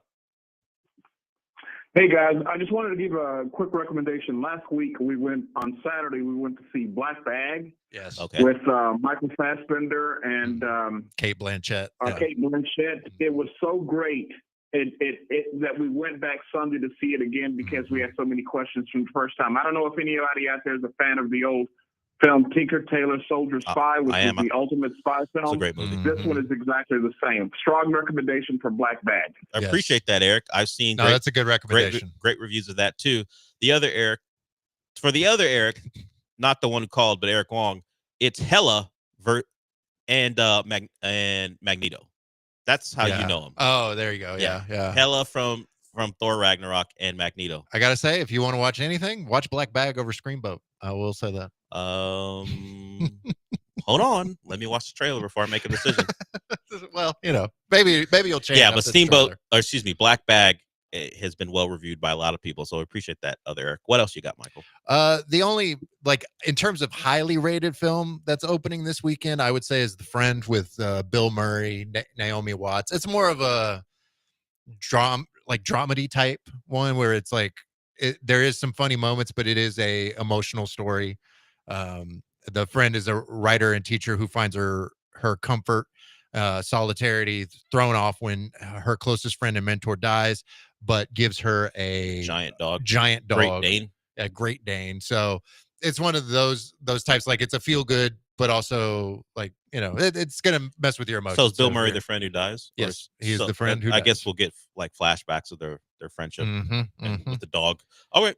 So 88% Rotten Tomatoes, one of the higher rated films of this weekend in terms of wide releases. The other wide release that I was just going to bring up, The Luckiest Man in America, Paul Walter Hauser is the star in this one. It's set in 1984. A man named Michael Larson appeared on a popular game show called Pressure Luck. Unfortunately for the producers, Michael was about to make history in trying to beat the system. He caused one of the strangest moments on television. So there's that. It kind of mixed reviews, but it is on the higher end, 67%. So got Walton Goggins, Johnny Knoxville, and of course Aria. Macy Williams is in it as well. So there's going to be some faces you're going to recognize if you decide to choose that. What else you got? We going to home stuff, streaming stuff? Let's go to streaming stuff. You mentioned earlier White Lotus, the season 3 finale is this weekend. I'm gonna just continuously mention The Pit. The penultimate episode was last night. Strong recommendation there. In an interesting twist last night when I was watching The Pit, I'm cheap and I have the ads with my Max subscription. I got an ad for Pulse, the Netflix. I was going to bring that show up because I watched a couple episodes. What do you think? Because, well, let me just leave it at that. What do you think of Pulse? Pulse is a hospital drama, not set in the same tone of The Pit. This is more of a Grey's Anatomy type show as opposed to a purely balls to the wall hospital drama. This is more about the lives of the people in ways that The Pit doesn't get into. Like I said, it's more like Grey's Anatomy, but it is set, at least the first couple episodes, as a hurricane is hitting Miami. And we get the stories of these people through flashbacks as opposed to like Grey's Anatomy, where it's like one episode contained and then we move on and we get their life stories. It feels like, I didn't look into it. It feels like this entire show, much like The Pit is like a span of a shift. This one might be the span of this hurricane, but we get all the filling of the backstory from flashbacks, which some people don't like flashbacks, other people do. It's fine. And that's as much as I can say about it. Through the first couple episodes, it's fine. You'll have some recognizable people in it. You've got A-Train. He's in it. Yeah. You've got Jessica Roth, who was in the Happy Death Day movies. She's in it as well. And also Willa Fitzgerald. You might have seen her in Reacher season 2 or 1. I don't remember exactly what season it was. So it's a lot of faces that if you watch TV as much as I do, you will recognize them. It's not going to push you to what the pit pushes you to. It's kind of a, hey, this is a non Grey's Anatomy version of this type of story. Yeah, for me, like I think I've mentioned this when I've talked about the pit. Typically, I'm not a medical drama person, and so the pit has been just such a standout for me. I'm surprised by how much I've enjoyed the show. The Pulse, seeing that, reading about it, and just I don't know, it hasn't done it for me because it feels more akin to like the Grey's Anatomies and those types of medical dramas I could just never get into. Right now, like you said, it's mixed reviews, 53% from critics, 56% from audiences. So it's kind of a mixed bag when you talk about the Pulse. So. It's very much in the Netflix vein where you can watch it or not watch it. It'll be in the background. I mean, it's an easy watch. I'm sure there are pretty people doing hospital stuff, so people will like it. The interesting twist, if you want to call it that, to this, very early in the show, you see that there is a sexual harassment complaint filed by one of the main leads against another main lead, but it turns out they had been dating. Oh, so we don't know what went into, because you see a scenario where he moves in for a kiss and you think that's what she reported. It turns out she just didn't like him trying to kiss her at work because they had a secret relationship, but she still filed a complaint. We don't know if it was because of that or because of something else. So that is the one thing, if you are looking for a pull to try to figure out why they're in the spot they're in, and I'm sure over the course of the episodes we'll find out. But Mess, is that underrated Mess? Or underrated Mess wants to talk about Pulse. What's up? Hey fellas, yeah, my lady put on that show last night, and 20 minutes in, we had to cut it off because it was just so terrible. They have this resident that's rolling around in her wheelchair, and just like factually, we couldn't get over that fact that there's no way this person could do anything in a Trauma One center during a hurricane in her wheelchair. And not to discriminate, but it's just never going to happen. And then it was just so bad. We had to cut it off in 20 minutes. I just wanted to chime in so nobody wastes their time on it. Yeah. Appreciate it. Yeah, I'm not telling people to watch it. I am just a sucker for people I've seen in other things that I like and given the show a shot. So I did that. Mine is don't watch. Yeah. Don't watch. Yeah. If anything, watch The Pit. Yeah. Just, if you want a good medical drama, watch The Pit. But if you want a ripoff, if I want to call that a Grey's Anatomy, a lesser version of that show, who's now been on for like 22 seasons, or at least it got renewed for a 22nd season or whatever, you can watch it or not. I mean, I'm not recommending it. It's fine. I'm gonna say no. That's a no for me. That's a no for me. That's a no That's for a no me. for Michael. Okay. Looks like I've got a couple calls, so we do welcome calls. Michael, you got a couple more things, and we'll get to these people before we wrap it up. I will say, in terms of video game adaptations, we said bad with Minecraft. There is Devil May Cry, season 1's on Netflix, getting very good reviews, 93% with critics and 76% with audiences. Of course, this is based off the video game of the same name. Professional demon hunter Dante seeks vengeance for the death of his family, faces off against sinister forces. It's in the same vein as like Castlevania, that series on Netflix. I enjoy that show. That show's a standout. This one looks like a standout as well. Okay. So if you want to check that out on Netflix, that's The opening available. theme, "Rolling" by Limp Bizkit. All right. Well, it's there. All right. Maybe that changes your viewpoint, but that is the opening theme. I'm not going to recommend the opening, but I am going to recommend You just the want show. to skip recap, skip opening, skip intro. I'm going to skip that intro so hard. You gotta watch it at least once. Well, yeah, you don't want to hear watch it the first You don't know. You don't know how it'll hit when it comes in. You might love it. It might be like Game of Thrones. Like Game of Thrones is a can't miss intro. It's true. But is it the remix with like Method Man, Red Man, all that? Or? I have to watch. I have no idea. Right. It does I not gotta say watch. featuring Method and Red. It just says "Rolling" by Limp Bizkit. We'll see. Maybe it's an acoustic version. You never know. For an acoustic version. All right. I do see you, Keith and Andrew. We will get to you, but Michael does a great job. So we did want to get to, because there's been a lot of not watch. We just heard something you should watch. What else is on the list? The only other one that I was going to mention was The Bondsman with Kevin Bacon. That's premiered on Prime Amazon Video. Prime. Getting very good reviews as well. 83% and 76%. 83 with critics, 76 with audiences. All episodes are available now on Prime Video. They dropped them all Thursday. So if you want to check it out, I started watching it and then I fell asleep. So But that was just me, not the show. So from what I can tell, the tagline is he dies. Yes. He gets sent to hell. He gets brought back. And then gets brought back. And he's hunting. He's got to hunt demons. It's another demon hunter show. Yes, with Kevin Bacon in the lead. So take it or leave it. But according to people who have seen it, pretty good. You can watch that in its entirety if you want to this weekend. Yeah. All right, let's get to Keith first, and then we'll get to Andrew. What's up, Keith?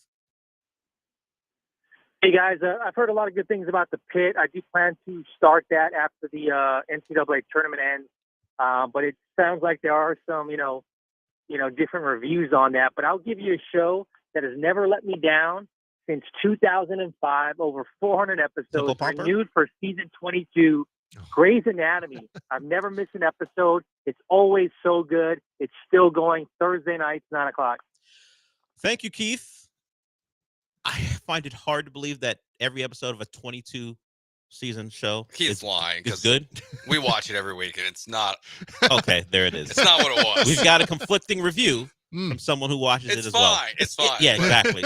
It can't be great after 22 years. They stopped killing people. Like, they went soft. Well, if you keep killing people, there's no one left after 22 seasons. You got to stop killing people. They all still leave the show. That's the problem. So they just leave it in a nice way. So They just don't murder them. Okay. Yeah. All right. Are there any? I saw Meredith Grey is back. Yeah, she's back. Yeah, the original one. She never left. One of the original She's cast just members. not in every episode. What? Yeah, Ellen Pompeo's like, all right, guys, I ain't gonna be here for. She's probably get like $1 million an episode. Yeah, I'm not gonna be here for every episode. They probably go, great. We don't have to pay you for every episode either. So yes, as you heard Keith say, he a fan of the Carson Wentz's of the world when it comes to free agency talk. Is his Grey's Anatomy what his free agent quarterback talk is? Maybe. Keith, definitely check out the pit. Like once the NCAA tournament's done, next week is the season finale, so you can start binging it.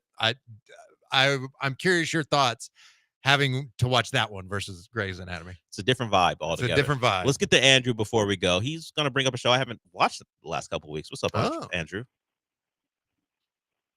Hey, how y'all doing? I listen to both shows, morning and I guess the evening show. But I was just wondering, like, I had a question about Daredevil. I'm in my 4th episode of it, and I'm trying to figure out, like, what powers do this dude have? Because he pretty much got beat up bad in the first episode, but he healed up pretty good.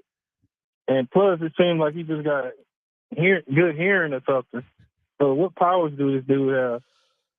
So I don't know your history, but I guess maybe you didn't watch the earlier seasons where you get some of the backstory about how he developed what he is as a crime fighter or a superhero. But he doesn't have any superpowers. He can't fly. He doesn't have great healing, but he has enhanced his other senses because he's blind. Yeah, he lost his sight due to an accident, the whole thing when he was a kid. But his other senses enhanced, so hearing, touch, taste, smell, all that stuff enhanced. The focus has been the hearing this season, but all of his other senses enhanced. And it's touched on in the Netflix show, how he sees, kind of. It's like a sonar kind of. It's in the kind Netflix of show. Yeah, it's a very different. So he's like blind, but kind of not. Yeah, so it's a whole thing. Yeah.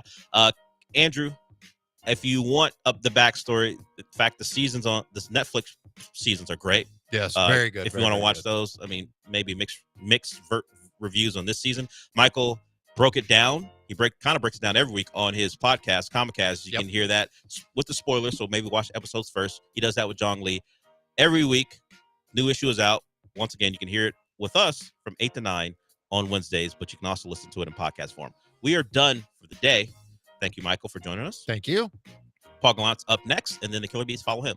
We're done for the day, so what does that mean, Joe? Caught him. I caught him. I got him. He was doing other stuff. We did it!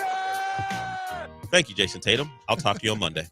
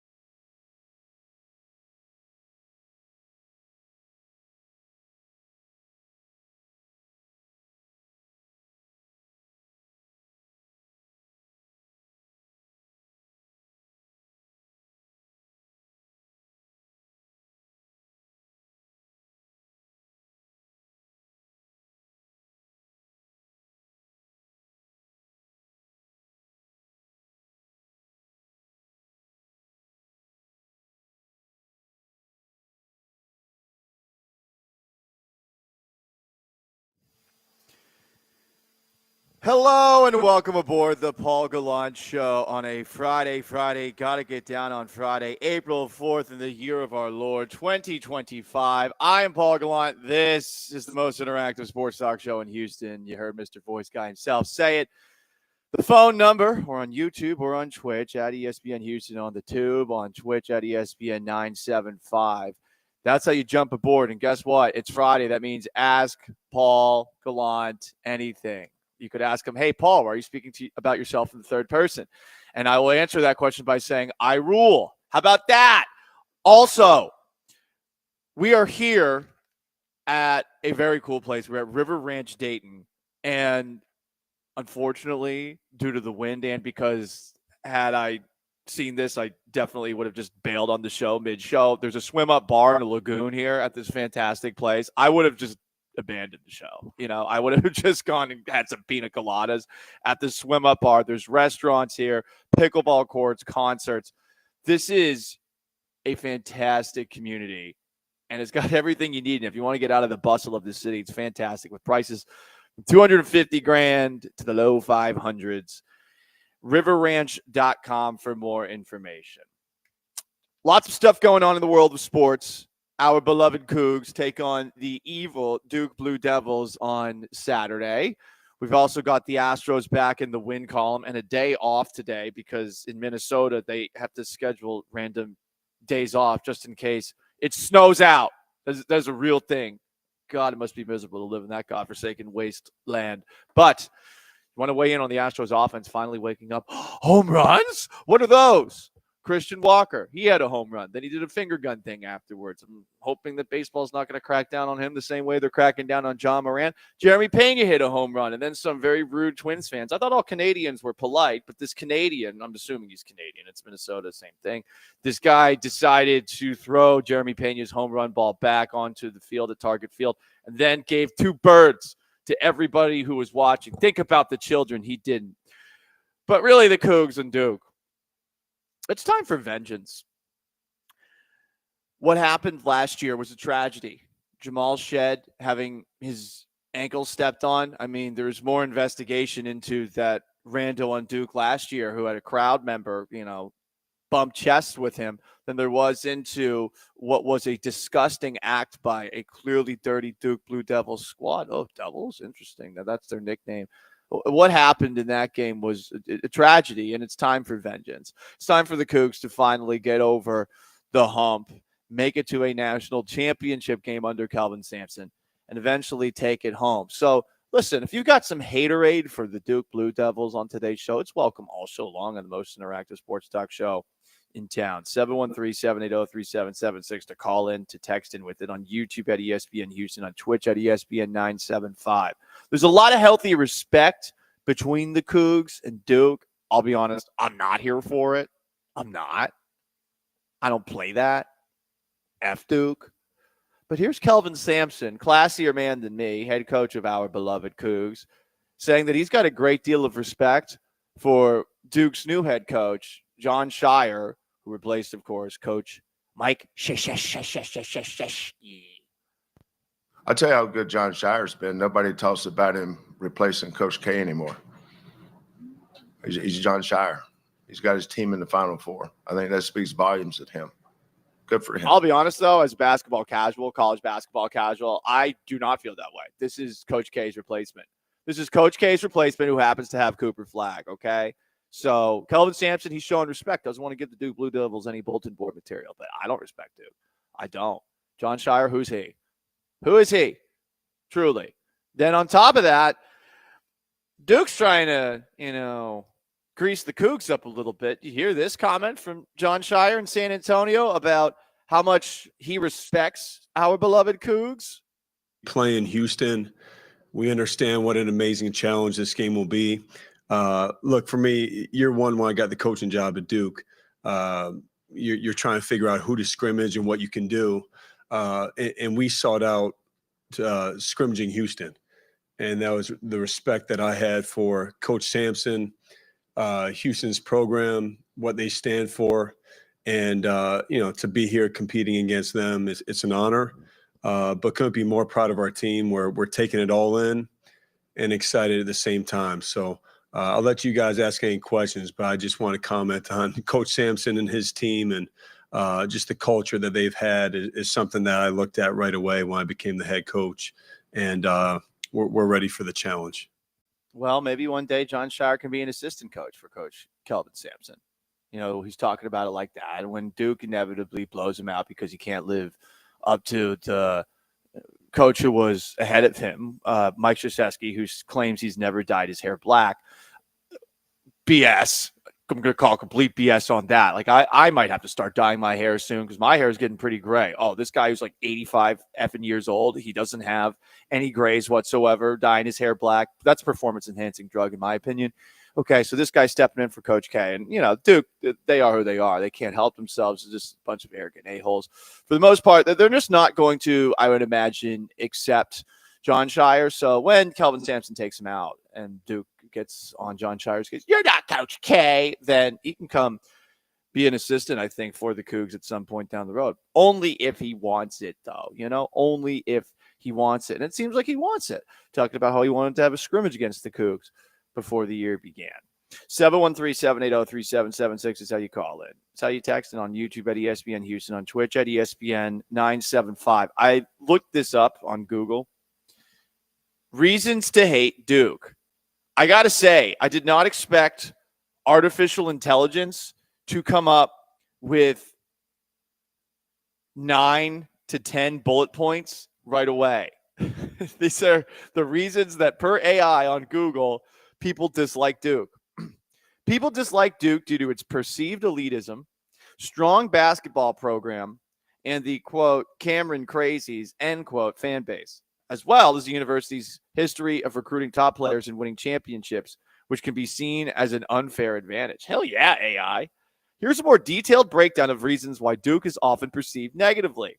Perceived elitism and arrogance, academic and social standing. This is part of the subheading under number 1 of a 3-point treatise. Duke is a prestigious and expensive university, which some perceive as an elite institution, leading to a sense of superiority among some students and alumni. Here's the thing, though. Lots of T-shirt Duke fans. Lots of them. And I get it. They win all the time. But it is interesting the amount of T-shirt Duke fans because, hey, there's a lot of T-shirt Texas fans here in this state. There's a lot of T-shirt Texas A&M fans, I would imagine, as well. But there's definitely more T-shirt Texas fans in Texas than there are T-shirt Texas A&M fans. But Duke has a lot. And, I mean, very few people can get into Duke. I don't think I would have gotten into Duke had I applied to it. Not even grades. And I'm better than you mentality. Some fans of rival programs feel Duke's players, coaches, and fans take too much pride in the school's academic reputation, which comes across as arrogance. Dorks. Social scene. While Duke has a vibrant social life, it can sometimes prioritize image over substance, which some find superficial. I find that more believable at SMU than at Duke. I think that's more of an SMU thing. Could be wrong there. 2 reasons that people hate Duke per artificial intelligence on Google. Winning tradition, recruiting top players, Cameron Crazies, and Christian Laettner. The 1992 game-winning buzzer beater by Laettner against Kentucky is a recurring symbol of Duke's success and a source of much animosity for some fans. Yeah, but people hate Kentucky too. Huh. Artificial intelligence isn't really selling me on the hate of Duke. Cost and debt. The high cost of tuition and living expenses can lead to significant student debt, which some view as a negative aspect of attending Duke. Well, that's all colleges these days. They're all just robbing you blind. Durham, North Carolina, another factor to hate Duke. While charming, may lack the cosmopolitan flair of larger cities. Well, here's the thing, though. That makes Duke more blue-collar. This could restrict networking opportunities. More reasons to hate Duke. Competitive environment. The pressure to succeed academically and athletically can create a stressful and competitive environment. Oh, as people offer themselves like it's Cornell or something like that? I don't know about that. Cultural homogeneity. Who knows if I said that right? I definitely couldn't get into Duke based off of me trying to pronounce that word. Duke has been criticized for its demographic makeup, with some arguing that a more diverse intellectual environment is conducive to innovative thinking. Interesting. I don't know how that plays in 2025, given things that have happened here in our country. But hey, guys, it's the Paul Gallant Show, the most interactive sports talk show in Houston. Cougs Duke, Saturday night. Saturday night. Duke, evil. Cougs, good. Duke, Satan. They're even called the Blue Devils. Cougs, Jesus? We'll see. You want to jump in on the most interactive sports talk show in Houston, 713-780-3776 to call in, to text it on YouTube at ESPN Houston, on Twitch at ESPN 975, on an Ask Gallant Anything Friday. You can ask me any question. Guess what, guys? I will work it into the show because that's what we do here. We talk to you, the people. From the 832, Duke wins by 6. You've been blocked. You've been blocked. You'll never again be able to communicate with the most interactive sports talk show in Houston. Cougs by 8,000 points. Up next, the Astros offense. Did it get back on track? Are you feeling better about it? 1 through 5 on the Astros confidence scale. Where are you at after a 5-run explosion yesterday? We'll discuss. It's the Paul Gallant Show. And don't forget, we are live at River Ranch Dayton, which has this amazing lagoon with a swim-up bar in it. There's restaurants here. There's pickleball courts and homes available from $250,000 to the low 500s. Go to riverranch.com for more information. Stick around. It's the Paul Gallant Show.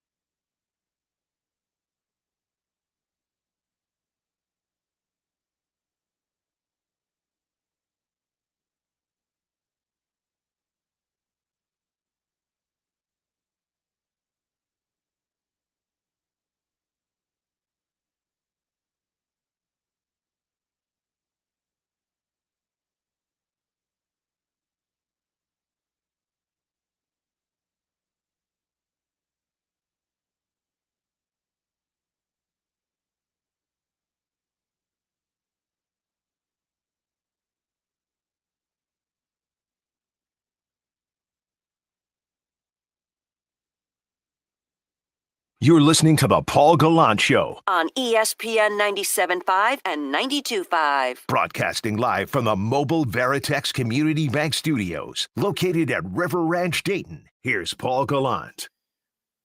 That's right. We are live at River Ranch, Dayton. If you ever been here before, well, you should. It's fantastic. There's a huge lagoon. Sadly, a little too windy to do the show out by the lagoon today, which I would have been frequenting the swim-up bar that they have there. Nothing better than a swim-up bar. The world needs more swim-up bars. Why don't we have more of these? Why don't we have more of these in Houston? Why don't we have a lagoon in Houston? But you can come out to Dayton, the swim-up bar here at the lagoon. You got restaurants, pickleball courts, concerts. There's a fitness center that's coming here soon. If you want to get homes here, they're priced from $250,000 to the low 500s. You can get it with a low interest rate and closing cost assistance. Go to riverranch.com for more information on an Ask Gallant Anything Friday. 713-780-3776 to call in, to text in on an Ask Gallant Anything Friday. People are asking, is it a blue lagoon? No, it's turquoise. Yeah, that's right. I said turquoise. It looks fantastic. On an Ask Gallant Anything Friday from the 281, someone asks, am I still blocked by Barry Laminack? I don't know. I feel like that's only when Jay Bone's out, old Jer Bear. Another texter asks from the 903, Paul, are you a bigger Syracuse fan or Cougs fan? I mean, the answer is obvious. Bigger Cougs fan. I'm the biggest Cougs fan in the city of Houston. Jumping on the bandwagon shows that I am more of a Cougs fan than the average Coug out there. And it's fine. I mean, listen, some people, they can't handle the truth. But, yeah, who else went on Amazon.com and purchased a Cougs beanie hat for $22.99? Who else did that before the start of the NCAA tournament? And who else has been wearing that despite having a fantastic head of hair? I've been wearing that hat out and about, looking borderline like a furry in public. And I have been wearing it shamelessly despite my beautiful head of hair because I care about the Cougs. Jeremy Branham? Oh, he's a Coug? No. They pay him to call the games. Oh, we went to the university, Paul. What are you talking about? Yeah. And guess what? I didn't do that. And I don't really have a counter argument to that side of things other than I jumped on the Cougs bandwagon and left an all-time basketball program's fan base, the Syracuse Orange, where I went there and I froze in the winter for 4 years and I suffered. And I decided, you know what? No, I'm a Coug. I'm a Coug at heart. I like Cougars. First off, I like cats. Second off, so there you go. 713-780-3776 to call in or text in on an Ask Gallant Anything Friday. From the 281, what do you think about the Astros starting to use torpedo bats next week? Well, they should have done it already, but guess what? And I don't know if it's too early to do something that we probably did an insufferable amount of times last year, given the Astros' slow start. But, guys, the Astros are 1-0 in games that matter. They're 1-0 in the American League to open up the year. On top of that, guys, guess what? The Astros are 1-0 against teams that were in first place when they played them in the American League, because the Giants are in first place now. The Giants are off to a 5-1 start. They're looking pretty good. But technically, the Twins were in a 5-way tie for first place in the American League Central yesterday because everyone in the division was 2-4. So Astros are 1-0 in the American League, and they're 1-0 against first-place teams. I don't know if actually 2-0, Paul. The Mets were in a 5-way tie on that's opening true. day. On opening day, that's right. Yeah. So they have to play teams that are in 2-0. first place. So they're 2-0 against teams that are in first place. All right, appreciate that feedback. Thank you. And yesterday we actually saw some offense. That was neato, huh? That was splendid. The Astros built for this. So first off, let's talk about the offense. Christian Walker, all that hard-hitting exit velo, he finally bombed one. 402 feet into the upper deck at Target Field. He smoked that one. That was nice to see because it's been kind of frustrating to open up the year wondering, wait, when's the power going to show up? Because the Astros do have guys that have power historically. Yordan Alvarez, of course, who's off to quite the slump. And Jose Altuve, too, who didn't have a great day. He was 0 for 5 with, 5 strikeouts?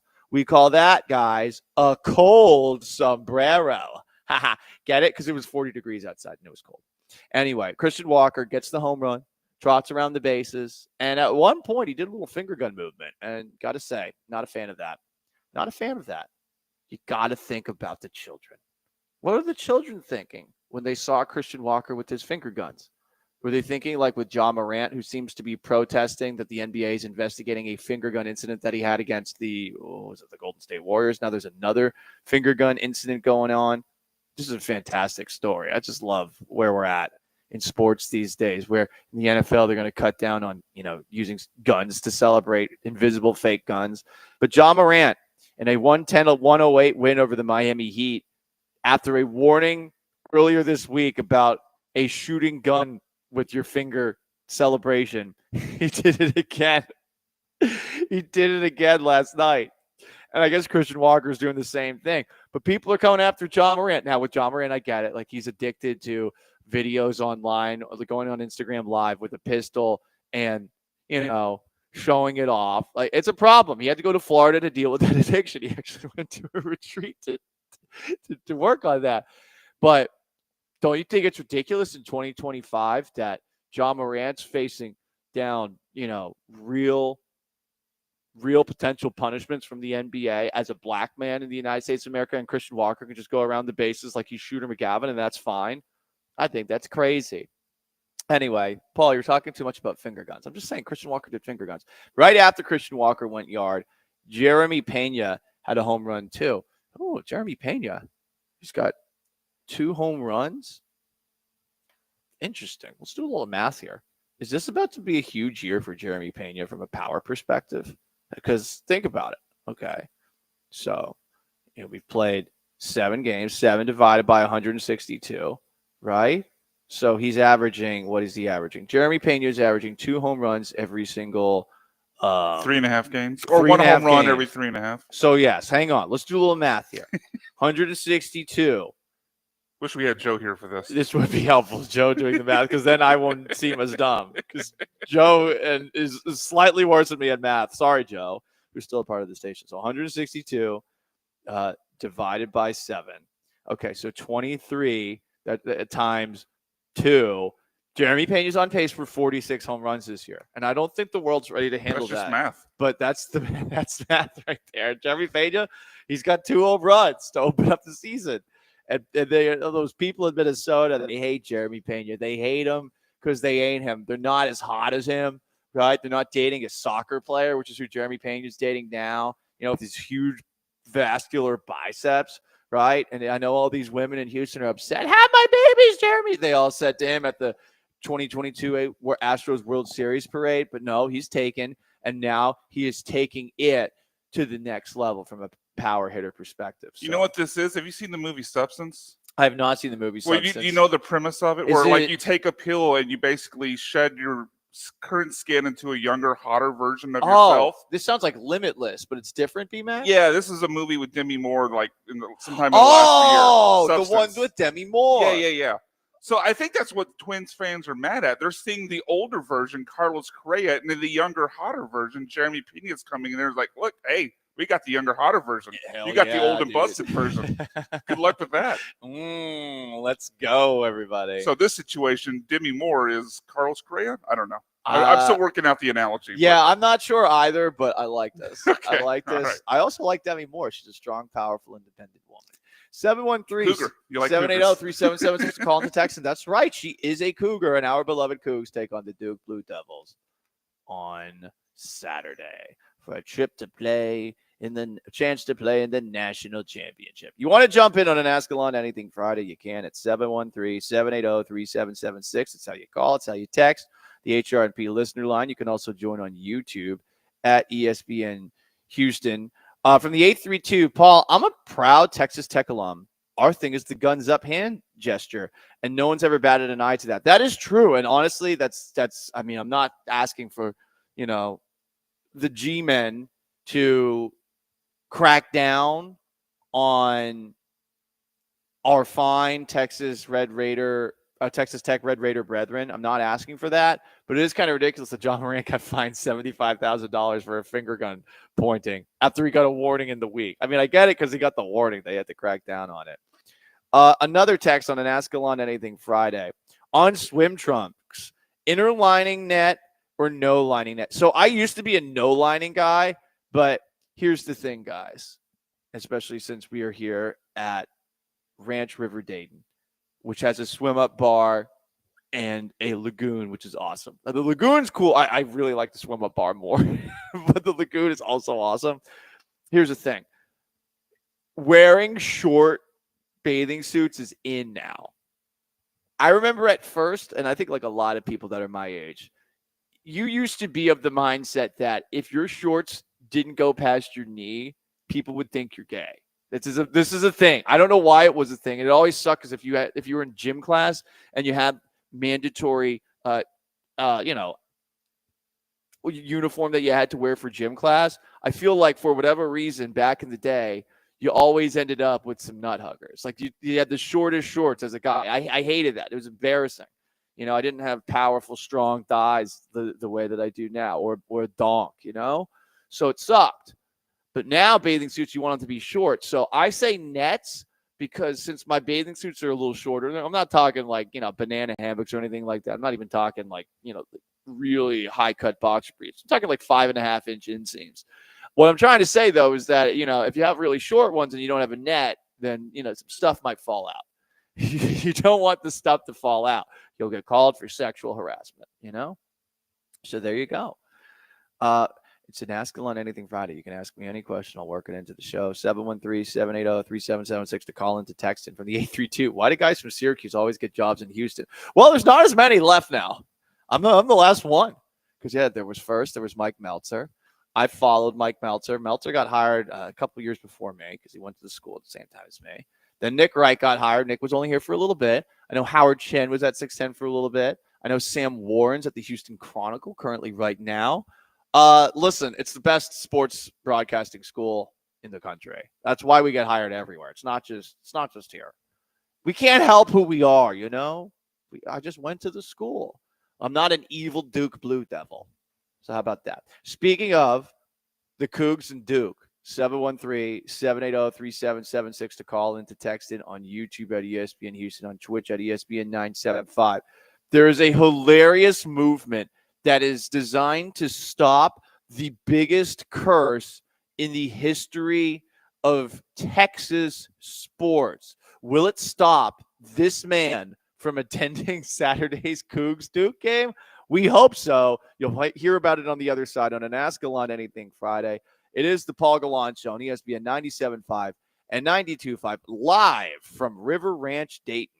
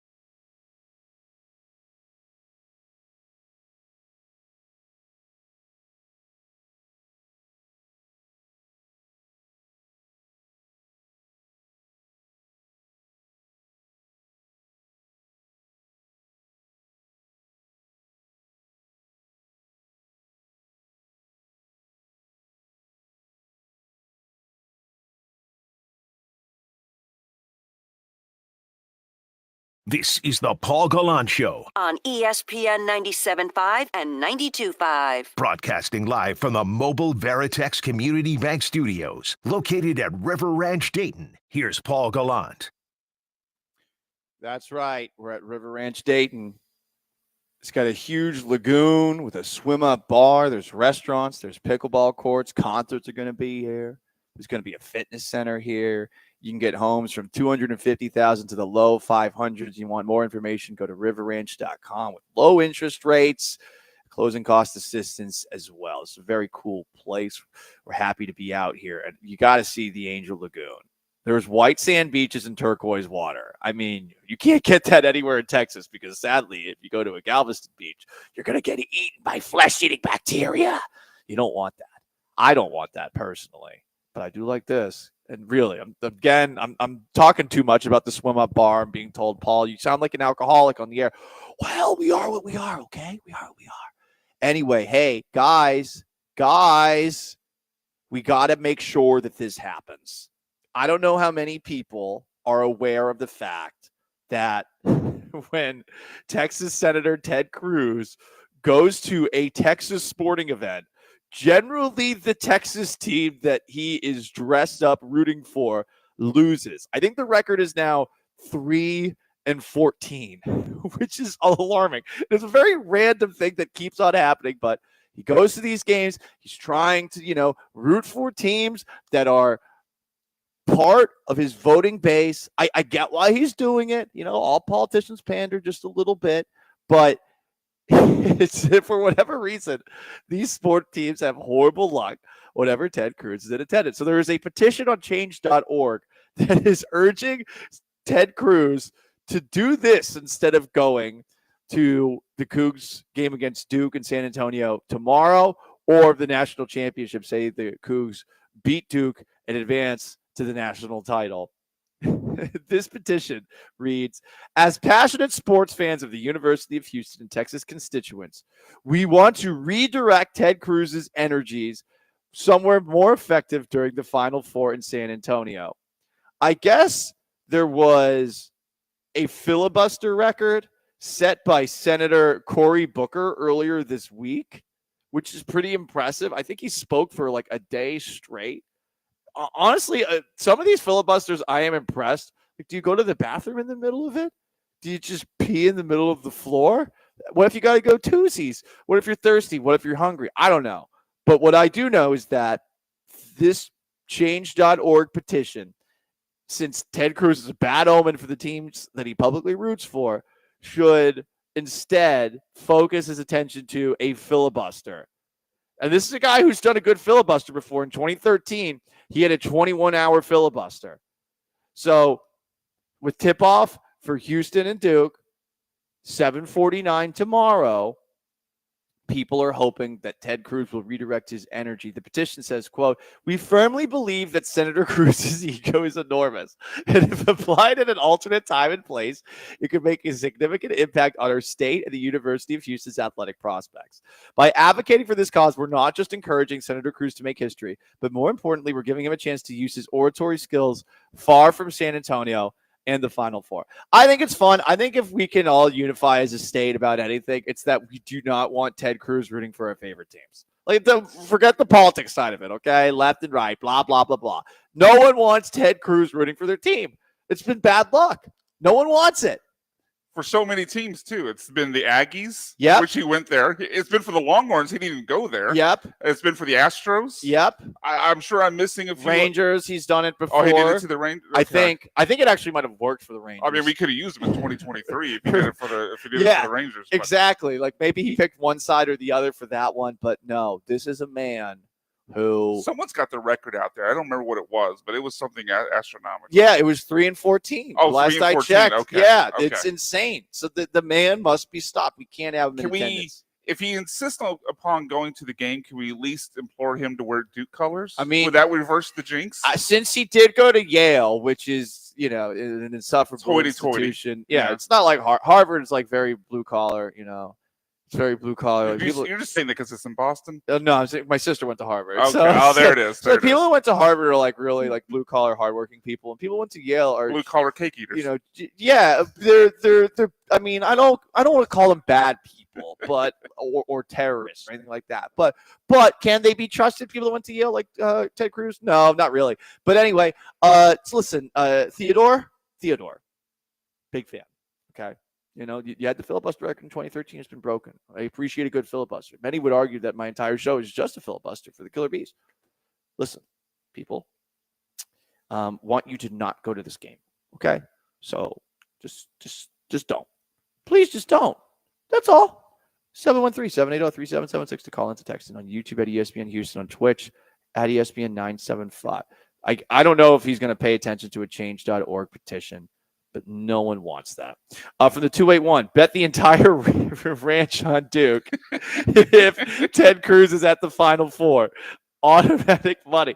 Everyone's in agreement on this. Maybe we could get Ted Cruz to come out here and spend his day at the River Ranch at the swim up bar. Yeah, that'll you keep know him away from the Final Four. That would be fun. And honestly, I think someone like Ted has to be aware of this. Oh, Everyone makes some this point, joke online. Like one of his interns has to have told him, like, "Hey, man, like everyone hates when you wear their school colors." And we're talking even your supporters. Like, just stop.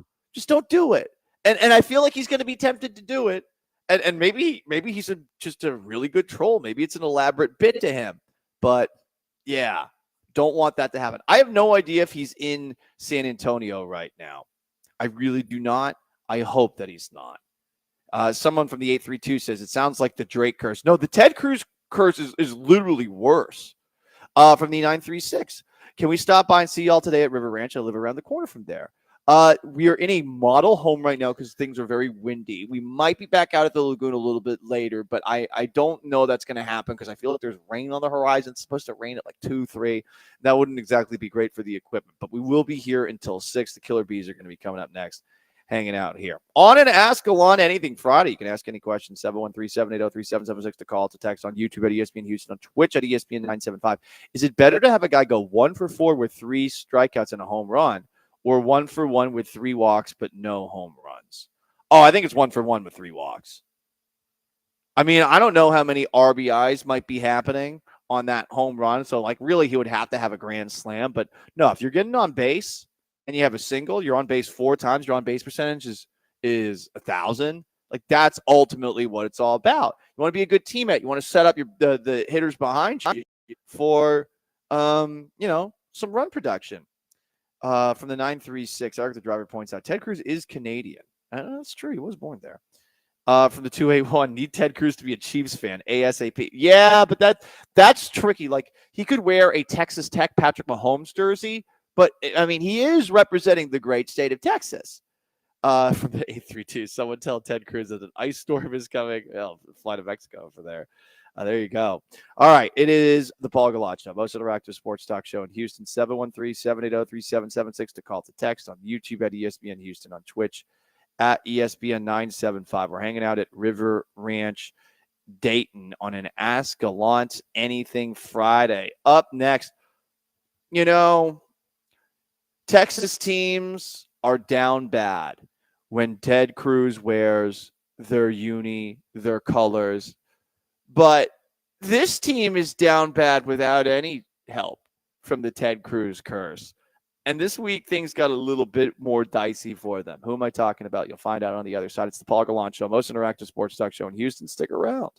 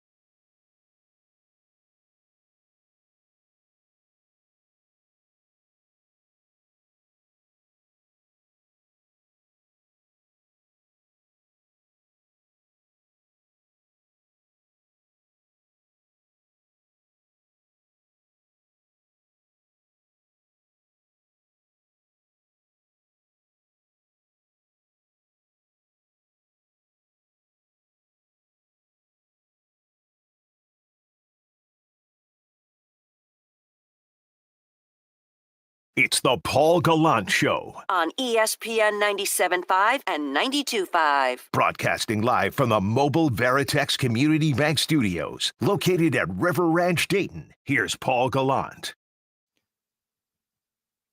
Yes, that's right. We are at River Ranch, Dayton. This place is sick. It's a new community in Dayton, and it's built around a turquoise lagoon with actual beaches around it and a poolside swim-up bar in the middle of it. I guess it's not poolside because it's middle of the lagoon bar. It's really cool. You got to check it out. And if you're looking for a home that's maybe outside the hustle and bustle of H-Town, they've got some great homes here. We're in a model home right now. It looks really nice with prices from $250,000 to the low $500,000s. It's got restaurants, pickleball courts, concerts are going to be here. There's going to be a fitness center, a community elementary school, and there's all sorts of great incentives too. You can get a low interest rate or closing cost assistance. You just got to go to riverranch.com for more information, or you can come out here and check it out for yourself. It is really cool. Very, very cool spot. 713-780-3776 to call in, to text in on YouTube at ESPN Houston, on Twitch at ESPN 975 on an Ask on Anything Friday. The last segment we were talking about with the Cougs playing Duke on Saturday, we were talking about how there is a Ted Cruz curse and that a change.org petition has been filled out so that Ted Cruz does not show up in San Antonio at the Alamo Dome for this big showdown, especially not showing up wearing Cougs gear. From the 281, someone tell Ted Cruz the Dodgers need him. No. Here's the thing. He only reps Texas teams, and he reps a lot of Texas teams. But I think the record is like 3-14 whenever Ted Cruz represents one of those teams. I think somebody's keeping the track of the number online. I have to do a little more research to get the specific number, but it's bad enough where, I mean, you would be a potential top 10 draft pick in the NFL with the amount of times that Ted Cruz has been bad luck for Texas professional teams and Texas universities who happen to play sports. From the 281, the Cougars have appeared in 26 NCAA tournaments. Their combined record is 44-30. They've made 7 appearances in the Final Four, the most of any team who has not won a national championship. That's right. They're due. And tomorrow is the first step towards the first national championship in Cougs history. I even saw Hakeem Olajuwon talking about it and how this team deserves it and how Kelvin Sampson deserves it. And I agree with what they have done in such a short amount of time. If they could put the cherry on top, a national title, that's going to be so freaking awesome for this city. And I think everyone is allowed on the bandwagon. I get it. Like some people actually went to the University of Houston, but this is one of the very few schools in the country that plays inside a city. It's basically like the Cougs, there's USC, there's University of Washington. There's probably a couple other ones that are eluding me right now. But as far as schools that are located in major cities, I feel like the city's allowed to root for this one. And it makes a little bit more sense to be a bandwagon fan of this team than it does to be like, I don't know, a T-shirt fan of some of the other schools in town. Texas fans. Oh, Paul, what? You're going after Texas fans right now? Well, listen, I go after the Aggie fans all the time, too. We got to be equal opportunity haters, except for when it comes to our beloved Cougs. Rah, rah, rah! Anyway, guys, Ted Cruz, I don't think he's ever worn or showed up for an important Cowboys game wearing Cowboys gear. Now, part of that might be because since 2013 or since whenever Ted Cruz first came into office, I don't think there's been, how long has he been in office? I'm assuming like 20 years or so. But I'm assuming that there just haven't been many important Cowboys games for him to attend. I think he only goes to championship games. So the Cowboys haven't been to a conference championship game since 1996. So with that in mind, guys, what's going on with the Dallas Cowboys who stink? It's time for another edition of Playing with the Boys.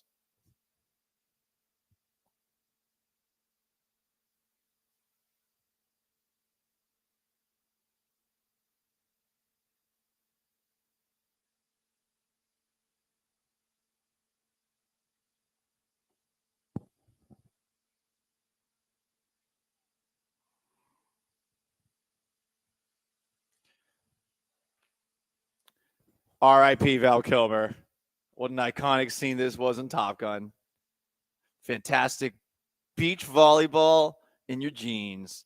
So everyone's wondering what the Cowboys are going to do about Micah Parsons, who wants a new contract. And things are getting really, really ugly between the Cowboys and Parsons. I'm assuming a deal's still going to get done because the Cowboys, they drafted a guy who's probably the best pass rusher in the NFL that's not a traditional, defensive lineman, because the guy was drafted to be a middle linebacker, and then he ends up being so good all over the field that you can use him in a variety of different ways. He's a great player. I've always enjoyed watching Micah Parsons play. Micah Parsons, the podcaster, I think unintentionally funny, but he and Jerry Jones are going back and forth because Jerry Jones is pretending that he doesn't know who Micah Parsons' agent is in these negotiations. He's trying to negotiate directly with Parsons, and when he was asked about David Mulugeta, who is the most powerful agent in the NFL, Jerry said this: "The agent is not a concern here. I don't know his name." I can understand how an old school NFL owner hates NFL agents, but you can't do this if you're Jerry Jones. You gotta, if you want to get the best possible deal for your organization, you do have to play a little bit of grab ass, and Jerry knows this. So pretending you don't know David Mulugeta's name, like, how does that help you get a contract with Micah Parsons? There's no way it can. But that's what Jerry Jones keeps doubling down on. He believes that he needs to talk directly with Micah Parsons, and Parsons is not a fan of this. Parsons, who lives on Twitter, responded when Clarence Hill Jr. said that Jones is blatantly disrespecting David Mulugeta here. Micah Parsons reposted it saying, "Facts, David is the best, and I will not be doing any deal without him involved. Like anyone with good sense, I hired experts for a reason. There is no one I trust more when it comes to negotiating contracts than David." Yeah, I would too. He got Deshaun Watson paid. And Deshaun Watson's played like 3 games on that contract he signed with the Browns. There will be no backdoors in this contract negotiation. Jerry, for his part, says that the Cowboys have offered Parsons the largest non-quarterback deal in NFL history and that they expect him to be at off-season workouts. We'll see if that happens. But it's been funny seeing the Cowboys talk about this because in the past, Stephen Jones, son of Jerry Jones, has brought up that they waited too long when it came to negotiating an extension for Dak Prescott. Prescott has a huge season, so they give him a huge deal. Now they're acting like it doesn't matter how long this negotiation takes. Well, I don't know, Stephen Jones. I feel like you probably want to get this thing done as quickly as you possibly can, More from Micah Parsons, who is probably going to at some point be an award winner on a segment that we do from time to time, the John Wall Award for Athlete Podcasting Excellence. Parsons had this to say about DeMarcus Lawrence, calling him out for constantly living online. DeMarcus Lawrence now with the Seattle Seahawks and said, "I left the Cowboys because they're never winning a Super Bowl there." Said Parsons, quote, "I think it's ridiculous. You watch the tape. There's no question I'm locked in. I'm actually giving my best effort out there on the field, which I think is all that matters. I have an obligation to be the leader of my family, to take care of my family." Oh, God, it's so annoying when athletes bring that up. And that's to provide for them. I keep the main thing the main thing. But I like off-field adventures too. Everyone has their selection of how they want to deal with things. Some people drink. Some people smoke. I like to tweet. I like to be active and know about ball. I like to know what everyone else is doing. And that's just me. I don't drink. I don't smoke. It's very judgmental, Micah. What I care about is the effort you give me on the football field. And that's something you can't question. I know I'm one of the best players, and as long as I'm performing that way, it shouldn't matter. When you jump off sides on the goal line, is that because I'm tweeting? I think it's ridiculous, outrageous. I just like that he's comparing tweeting to smoking and drinking.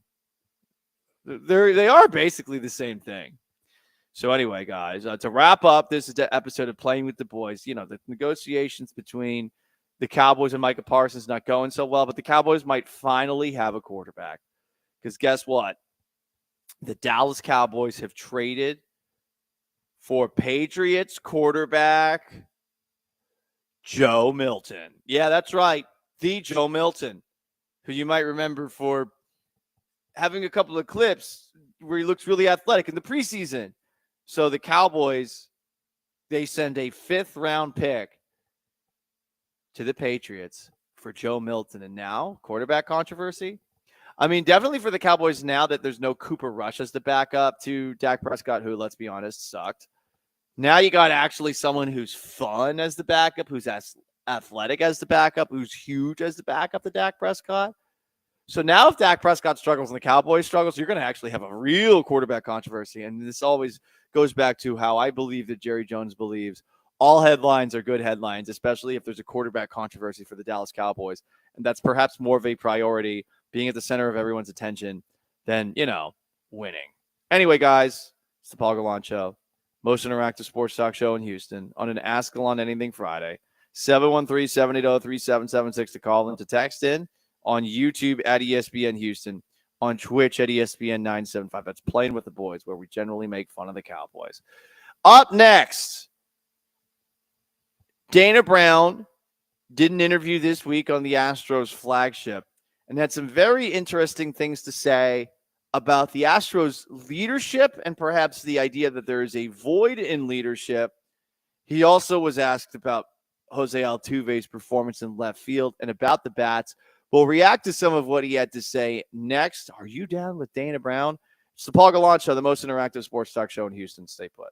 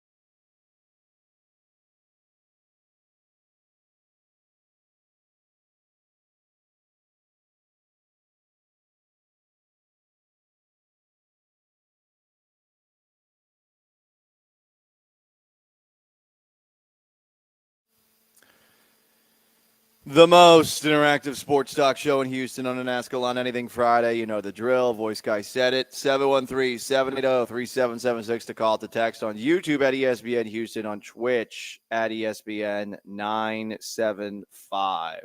Cougs, Duke, tomorrow around 8 p.m. in the Final Four in San Antonio at the Alamo Dome. I think it's unfair to the Alamo to call it the Alamo Dome. I mean, the Alamo Dome is a bit of a dump, right? Not quite Astrodome dumpy, because the Astrodome's been abandoned for 25 years or so, perhaps longer. There's rats, bats, but also cats, but also asbestos, and perhaps the mesothelioma. So obviously, yeah, Astrodome, not so hot. Alamo Dome, dump. You would think that, hey, we could have the Final Four in a better location, like, I don't know, Houston again. We've had a lot of them. Why can't we do it again? Why not? I had fun. The last time I went to a Final Four game was, what was it? Who was playing? I actually forget. But I went to a Final Four game for the Cougs. Not for the Cougs. I went to was it a Sweet 16 game? Was it a Final Four game? I actually don't even remember. I think it was a Final Four game. I think you I had a went to really the great national time. I had a great time, Sean. I did have a great time. I don't even remember what happened. I don't even remember what happened. Was it when Syracuse made it in like 2016? I did go to that one. That one wasn't as great of a time, but the game after that, the Villanova, North Carolina national championship game, was fun. Then we went to Dogwood after the game was done, and everyone was using Miller Lite bottles like they were champagne. And I remember I only had one drink, but I smelled so heavily of beer. I was very nervous that I was going to get pulled over on my way home, because I was wearing a polo, and the polo was literally it just smelled like bread. You know, it was very yeasty, if you will. But wait a second, there was a Final Four here. Like 2 years ago.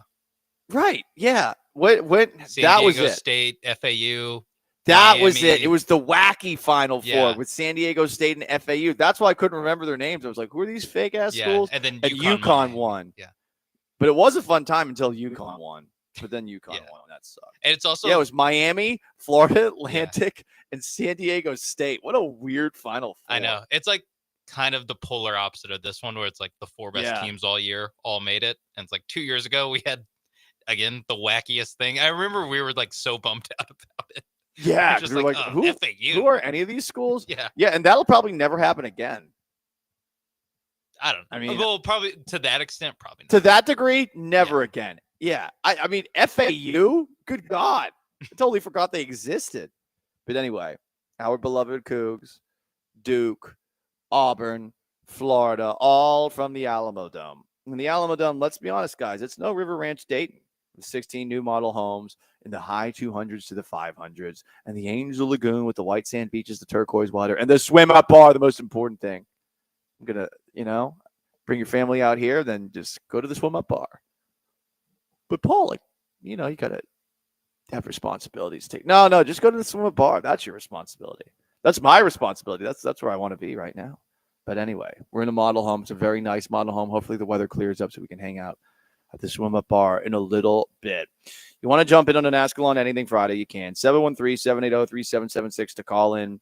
To text in on YouTube at ESPN Houston and on Twitch at ESPN 975. We're at River Ranch Dayton.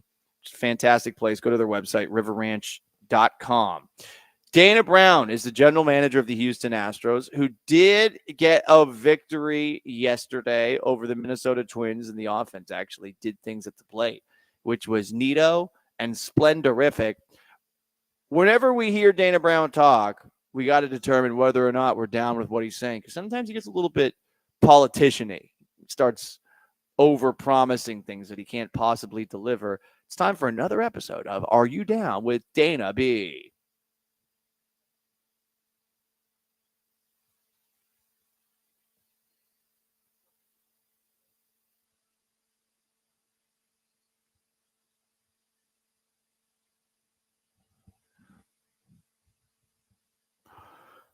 Are you down with Dana Brown? Hey, guys, Dana Brown was on the Astros flagship earlier this week, and he was asked about a variety of important topics for the Astros as they open up the year. He was asked if he thought Alex Bregman would be back this offseason, and he gave a non-answer. Not surprising. I think ultimately you read between the lines there. Bregman was never coming back. The Astros knew it from the start. He also regularly, over the course of this interview, doubled down on the idea that this Astros offense is a really, really good offense. And he felt that the pitching that they faced, specifically against the Giants, is elite stuff. I guess we'll see. The Giants are off to a 5-1 start for what it's worth. I don't know what the Giants did last night. What I do know is that, I mean, yeah, they were tough. And, you know, between Jordan Hicks and Logan Webb and some of the other pitchers that the Giants threw out there, yeah, I can see how the Astros might struggle a little bit, especially with Yordan Alvarez slumping and with Cam Smith making his debut and Christian Walker and Isaac Paredes figuring out how to play at Daikin Park. Yeah, the Giants are 5-1, and they're in third place because the Dodgers are 8-0, and the Padres are 7-0. So the National League West, good God, it's a really good division, at least to open up the year. More, are you down with Dana Brown? Dana said this is a really good team, and that's very subjective.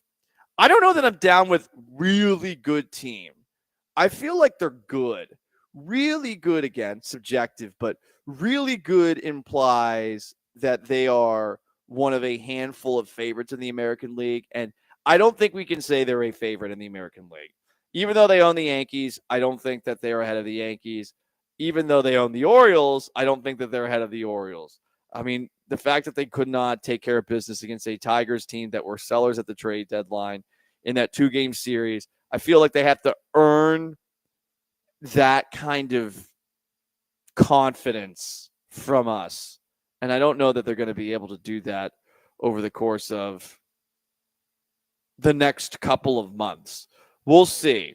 I mean, once we get back to the playoffs, though, I'm going to be a little skeptical instead of being just straight pandering and saying the Astros are the greatest thing that's ever happened to humanity, like I did last year. He kept on talking about Dana Brown. Are you down with Dana Brown on his visit with the Astros flagship? This is a really good team. It's going to be a really fun team to watch. He was asked when he knew that Cam Smith would make the team. He gave a non-answer. It does really feel like they were flying by the seat of their pants when it came to that decision. And when asked about the trade for Cam Smith, if Cam was someone they specifically were targeting, Brown said that, yeah, we saw Cam Smith. We didn't think we would ever be able to draft him. But when the trade was a possibility, we knew that we could get 14 years of control for 1 year of control when it comes to Kyle Tucker. It's kind of insufferable, that quote. I mean, 14 years of control is good if the players you bring in are good. We're waiting for Isaac Paredes to get going. To Daikin Park, at least the first 6 games, he projects so well for that park, didn't look so hot. When asked about Cam Smith, I thought this was interesting, and I do not buy this. He does not expect prolonged slumps with Cam Smith. That to me is crazy. I think you have to expect that at some point a rookie player who has never played above Double-A and only played a few games at the Double-A level, the idea that he is never going to have a prolonged slump is absolutely preposterous. I think that was an absolutely crazy thing for Dana Brown to say. So I am not down with that. He was asked basically, hey, if Cam Smith goes through a prolonged slump, would you bench him? So in a way, maybe he was just trying to not answer the question because I think he's of the mindset that Smith's not going to have a prolonged slump. But if he does, I mean, he should be benched. When asked about Lance McCullers, he says that McCullers is in a good space and hopes that he is back soon. He also said when it comes to Forrest Whitley, who will be back mid to late April, he is apparently hitting 96 on the gun, and he seems to be of the mindset that Whitley is going to be a big addition to the Astros bullpen when he's back. Again, I'm a little skeptical about that, but we might actually see Forrest Whitley and Lance McCullers this year, 2 people that we thought were as mythical as Bigfoot and the Yeti. He was asked about Dana Brown. Are you down with Dana Brown? The leadership for the Astros going into this season and as it begins. He says that Jose Altuve is a quiet leader, that Christian Walker, who you bring in from the Arizona Diamondbacks, is a leader, that Jeremy Pena, who he calls Pena, is a leader. That Mauricio Dubon is a leader. That was surprising to hear. And that Victor Caratini is one as well. So you got some veteran guys off of the bench who are considered leaders in this Astros clubhouse, in addition to a new guy in Christian Walker and Jeremy Pena. No Bregman, no Kyle Tucker. You can understand how there might be a little bit of a void. No Justin Verlander either. And then he was asked, hey, is Jose Altuve your left fielder? He said, yep, he's a left fielder. He's going to play a little second base. But there you go. Not as much fun with this edition of Are You Down with Dana Brown, where we react to what Dana Brown, Astros GM, says on the Astros flagship. 713-780-3776 to call in, to text in. On YouTube at ESPN Houston, on Twitch at ESPN 975. It's an Ask Alon Anything Friday from the 832. If you could be a superstar in any sport, what would it be in and why? Definitely international soccer, but I'd want to play in Spain or in Italy. Specifically, I'd want to be in Barcelona or near Ibiza. I'd want to be there. You know why? I went to Barcelona once. The hottest people I've ever seen in my life. It's a beautiful city. I really enjoyed it. And so I'd want to be somewhere kind of international. And I also want to be a soccer player because that means you're like a global brand. So I'm just going to get all sorts of stupid money from endorsements and stuff like that. And it does seem like being an absolute debaucherous POS is not as frowned upon when it comes to if you're a soccer player, an international soccer player. So, yeah, I feel like that would be what I'd want to do if I could be a superstar in any sport, a soccer player in Spain or Italy. F England. I don't ever want to go there again the rest of my life. Probably will at some point. But no, it's too cold. It's too miserable. Seems like the country is like kind of losing its mind. Free speech, not a thing there. Nope. Spain, Italy, it'd be fantastic. And then I'd get a huge contract. And if I was in Italy, I'm just going to eat a crap ton of pasta and become a fatty bombati. Because if I make a lot of money, I won't care about how I look. But since I don't make a lot of money, I do care about how I look because I'm a vain, shallow person. From the 832 on an Ask Alon Anything Friday, Paul, where are you watching the Cougs game at? That's a good question. A buddy of mine's birthday his birthday party is happening on Saturday night. So I'm watching it there, but I don't know where the birthday party is. I should probably figure that out. I will be bringing my stupid Cougs hat, and I might wear it after the fact. Paul, it's not a stupid Cougs hat. That's true. It's not. It's a beautiful Cougs hat. So there you go. The Paul Gallant Show, the most interactive sports talk show in Houston, on an Ask Gallant Anything Friday. 713-780-3776 is how you call in. It's how you text in. You can join on YouTube at ESPN Houston. You can join on Twitch at ESPN 975. There's something that went down in Houston today that does have me wondering if maybe we should legalize something that has yet to be legalized in this state. It's definitely getting legalized all over the country. I'm not talking about the ganja. I'm not talking about the weeds. This is a family program. It's the Paul Gallant Show, the most interactive sports talk show in Houston. And in case you didn't know, we are live at River Ranch, Dayton, just northeast of Houston. riverranch.com for more information. They got some amazing homes in this community ranging from $250,000 to the low 500s. You want to get out of the bustle of the city and have a lagoon in your backyard with a swim-up bar in the middle of it and restaurants and pickleball courts and concerts and a fitness center and a community elementary school. I mean, my goodness, so many awesome things. 3-car garages we're talking about here. You want to go check out more information at riverranch.com because that's where we're at, River Ranch, Dayton. It's the Paul Gallant Show, the most interactive sports talk show in Houston on an Ask Gallant Anything Friday, live at River Ranch, Dayton. Stick around.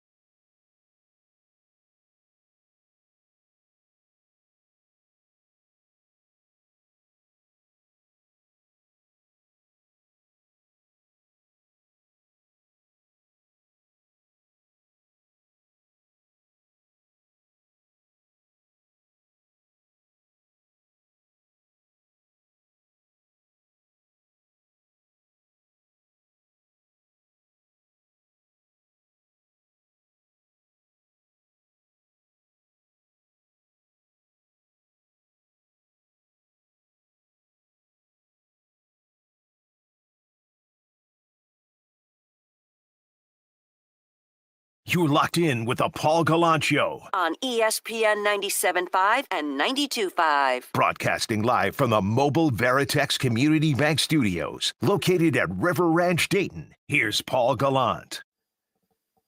Most interactive sports talk show in Houston on an Ask Gallant Anything Friday. From the 832, hey, Paul, Godzilla or King Kong? Ooh, that's a good question. I mean, I empathize with King Kong. King Kong was just horny. King Kong saw a hot blonde and was like, damn, I am in love. And honestly, it might have even been a love that wasn't sexual in nature, because it was like the whole, like, he's a gorilla, she's a lady. Does that work? I don't know. I mean, there's evolution. We descended from apes, blah, blah, blah, blah, blah, blah, blah. Or like, what, 3% different than apes? Yeah. Maybe they can make it work. Well, I think we're closer to chimps, to gorillas, whatever. Again, Yeah. King Kong, let's just think about it from this perspective. King Kong was huge, and this was like a regular sized lady. This wasn't some like Amazon or something like that. So I don't know. There's some complications for the process. I Yes. don't think things are gonna work. Also, I don't think she was as enamored with him as he was with her, though the Peter Jackson movie made it seem like she at least felt bad for him. And I would too. I mean, like, put him in a cage and stuff, and they shipped him all the way back from his homeland. So he's mad. He's in downtown New York City. But then we've got the Godzilla versus Kong franchise, and that Godzilla, I mean, that King Kong's huge. Godzilla seems like an a-hole. Like, he seems like really inconsiderate. So sometimes he's on our side. But that's the funny thing. And sometimes he's B-Mac, not. I don't know. When he's on our side, like, he still destroys cities Oh, yeah. while on our Well, side. So do the Avengers. I mean, they destroyed New York when Loki came in. That's true. But, bring it back to Godzilla.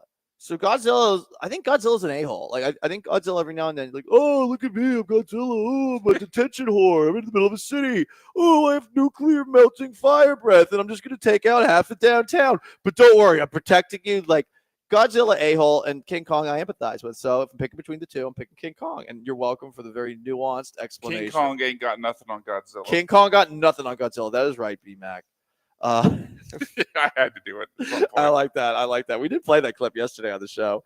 From the 281, Godzilla spits fire and goes underwater. Yeah, then he comes out of the water and he destroys cities. Oh, God, I'm Godzilla. Oh, look at me. I'm so cool. I'm a dinosaur with, like, radioactive breath.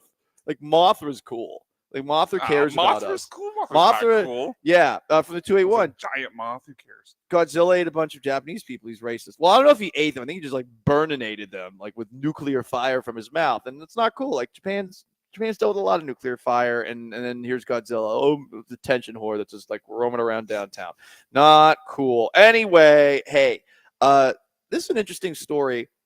And it's sports related. A Pakistani national, writes the headline for Channel 2, is alleged to be a ringleader in a $22 million illegal game room / money laundering scheme in Houston. So there's been an investigation for 5 years, and a raid took place on Wednesday where 720 law enforcement agents executed search warrants at 40 locations across Houston. This person who was arrested, Nizar Ali, a Pakistani national who lives in Richmond, used family members to operate dozens of game rooms across the city. They laundered money across real estate investments and other high-value assets. Millions of dollars were seized. $4.5 million in cash recovered. 2,000 slot machines were recovered. 100 Rolex watches, 8 guns, and 31 undocumented immigrants were arrested for involvement, and they've been turned over to ICE. So look, I'm just surprised that gambling's still illegal. That's really all I've got to say on this. And I don't know what's going on with the money laundering, but I mean, slot machines, can't have this in our great state. We can't have poker rooms. Well, we can. There's loopholes with these things. There's poker rooms, but it's treated as like a social club. Yeah, instead what's of wrong with that? And then like what was it? I think on Lake Livingston, there's Nasilla Gaming. There's like some like not a cruise ship because it's on a lake, but like they have slot machines there. I don't understand all the workarounds people have, but mostly we can blame the lobbyists in Oklahoma and Louisiana. Yeah, trying to keep that's us what from I having do. it. 100%. I mean, again, it should be legal in Texas, and I have no idea, the degrees of money laundering that's going on here. But if people want to gamble in a state where, hey, do your thing, like that's kind of our motto. If you want to do something, you can do it. You just have to do it yourself. Why is that a decision that we're not allowed to make? Why do we have to drive 2.5 hours to Lake Charles? Why do we have to drive to godforsaken hellhole Oklahoma? Like, why do we have to go to these, places that aren't Texas to make decisions that we should be allowed to make, given that we live in the United States of America, life, liberty, and the pursuit of happiness? Well, maybe happiness and the pursuit of happiness comes from gambling. So that's all I've got to say. Like, I mean, it does feel like we could perhaps be focusing on, I don't know, not illegal gambling dens so that we can like get $22 million or whatever that they got in this bust. So that's all I really have to say on it. I'm not going to look into the details, into the specifics, because I'm sure there are some shady things that are going on here. But more the question I have is like, it's just strange to me that we focus so much of our time on, the morality of gambling and stopping gambling from happening, when I feel like it should be up to every single person to make a decision on whether or not they want to. And if you want to, go ahead and do it. And obviously do it responsibly and don't get in over your head. But it's legal in other states. Why is it illegal here? Maybe this is what Ted Cruz can filibuster about, to keep him away from the Final Four. That's true, because there's a change.org petition online that is hoping that Ted Cruz will not go to the Cougs-Duke game tomorrow night in San Antonio for the Final Four. So, yeah, that could be it. He could filibuster, try to break the filibuster record that was set earlier this week so that we can get gambling legalized in Texas. That would be neato. B-Max out here with me. I'm Paul Gallant. It's the Paul Gallant Show, most interactive sports talk show in Houston. Sean Mapes back at Mission Control. We are at River Ranch, Dayton, all afternoon. Killer Bees are going to be here too. River Ranch, Dayton, guys. It's an awesome new community just northeast of Houston. You got a swim-up bar with a lagoon, turquoise water, white sand beaches. It's this massive area where you like the water. Well, this is a fantastic little place to come out, hang out in the summer. And there's pickleball courts. And there's concerts. There's going to be a fitness center soon. There's restaurants here. Homes here are priced from $250,000 to the low 500s. You can get 3-car garages, and there's special incentives like a low interest rate. There's closing cost assistance as well. Go to www.riverranch.com for more information. It's the Paul Gallant Show, most interactive sports talk show in Houston. Up next, the 10-minute drill. 713-780-3776 to call in, to text in. A quarterback got an extension, and a guy the Texans could have had just got paid. I wish they had him, even though I think he got overpaid. Paul Gallant Show, most interactive sports talk show in Houston. On Ask Gallant Anything Friday, stay put.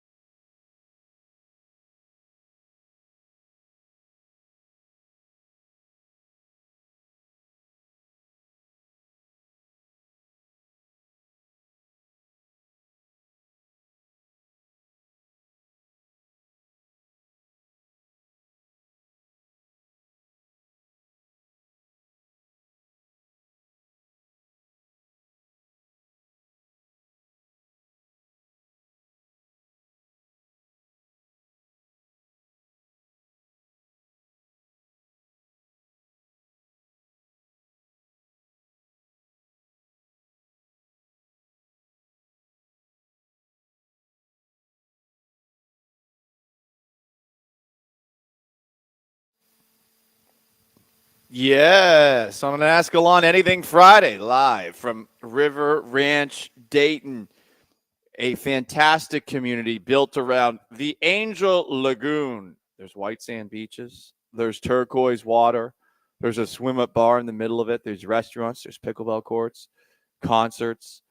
Homes priced from $250,000 to the low 500s. You're looking to get away from the bustle of the city and you want yourself pretty cool stuff in your backyard. This is the place to make it happen. More information, you can get it at riverranch.com. 713-780-3776 to call in and text in on an Ask Gallant Anything Friday. We do have some more of your questions to get back to on YouTube at ESPN Houston, on Twitch at ESPN 975. It's looking more and more strange that the Seattle Seahawks moved on from Geno Smith by the day. Obviously, they signed Sam Darnold. They signed him to a pretty expensive deal, but if you take a look at the deal, basically it's just a one-year contract. They did this instead of just keeping Geno Smith. Geno Smith, who is now with the Raiders after being traded there, just got an extension. So he's now making about 3 years, $37 million a year or so, while Seattle gave Darnold 3 years and $33.5 million. There's $10 million more guaranteed for Geno Smith. But, I mean, one of the reasons I think the Seahawks decided we're going to go with Sam Darnold instead of going with Geno Smith is because he's a little bit cheaper. And, I mean, here's the thing. Like, for whatever you might feel about Geno Smith, who I do think is inconsistent and does sometimes have some bad turnovers, I'd much rather have Geno Smith as my quarterback than Sam Darnold. It's a really weird move that they're moving on from him. And obviously, if you've paid attention to, Geno Smith and his time in the NFL, the guy has a pretty strong relationship with Pete Carroll. So I think he probably wanted to go to Las Vegas and to play with him again. But I think it's bizarre that, the extension that he got with the Raiders, Geno Smith, it's really not all that much. We're talking about $10 million more guaranteed money. And the Seahawks are thinking, you know what? Let's just get rid of Geno Smith and let's move on with Sam Darnold. Like, that's going to get us further. It's not. It's not. Anyway, Mark Davis had a funny line as well. Now, the owner of the Raiders, he says that this is his favorite time of the year because this is the time where we are undefeated. That's neato. I like his cute little hair. It does look a little bit like Tweedledee / Tweedledum if they were to remove their little hats with the propellers on the top of them from Alice in Wonderland. And I digress. As far as 18-game schedule for the NFL, my God, I feel like we hear a story like this every day. Talks could start soon for an 18-game schedule. It's going to happen. Just get it over with. Just rip off the Band-Aid. I'd like to see the 18 games start at some point instead of just constantly hearing that it's on the horizon. The Cleveland Browns stay on brand. We talked yesterday about how the Bengals are a mess. The Browns are a mess too. So first off, they have challenged Myles Garrett to become a real leader of the team. I don't know. Maybe have him prove that before you give him a 4-year, $160 million extension with $123.5 guaranteed, so he's making $40 million a year. I don't know. You might want to take care of that. They haven't. But more from the Browns, they admitted this week that the Deshaun Watson trade was a massive screw-up on their front. I don't know how many people saw this, but Jimmy Haslam, who was the Browns owner, said, quote, "We took a big swing and missed with Deshaun." Deshaun's still on the roster. We thought we had the quarterback. We didn't. Damn. And we gave up a lot of draft picks to get him. So we've got to dig ourselves out of that hole. End quote. If you're a Browns fan, you like hearing at least he's being honest about this. Would be nice if he was a little honest about, like, why the hell was Deshaun Watson playing as long as he did last season when he clearly sucked. But it is interesting that an owner is actually admitting that he screwed up on this one.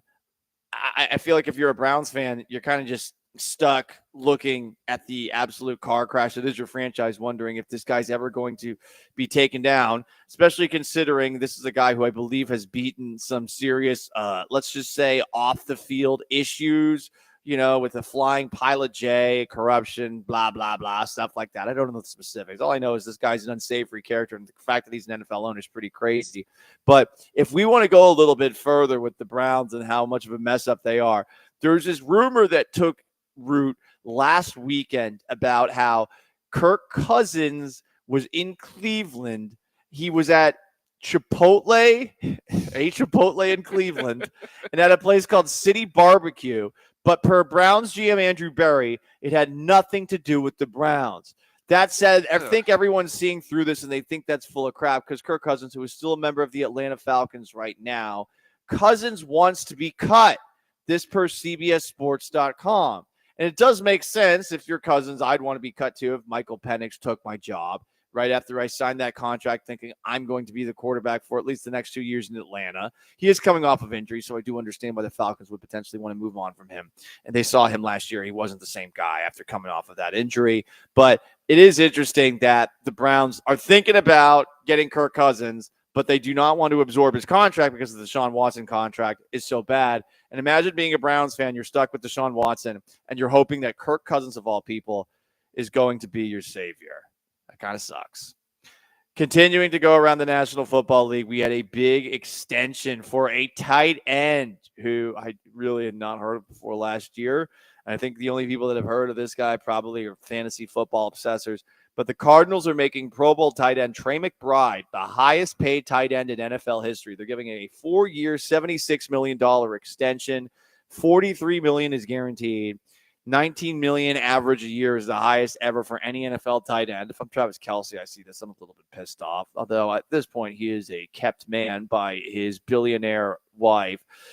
Check that. His billionaire girlfriend, strong independent woman, Taylor Swift. I had never heard of Trey McBride, truly, until last year. And here's an interesting tidbit if you want to be one of those second guessers of every single draft pick that doesn't go your way, even though the NFL draft is a crapshoot. Trey McBride was drafted 11 picks after the Texans took John Mechie with the 44th pick in the 2022 NFL draft. So you wanted a tight end, which the Texans don't have. Dalton Schultz doesn't like blocking, hands, suspect.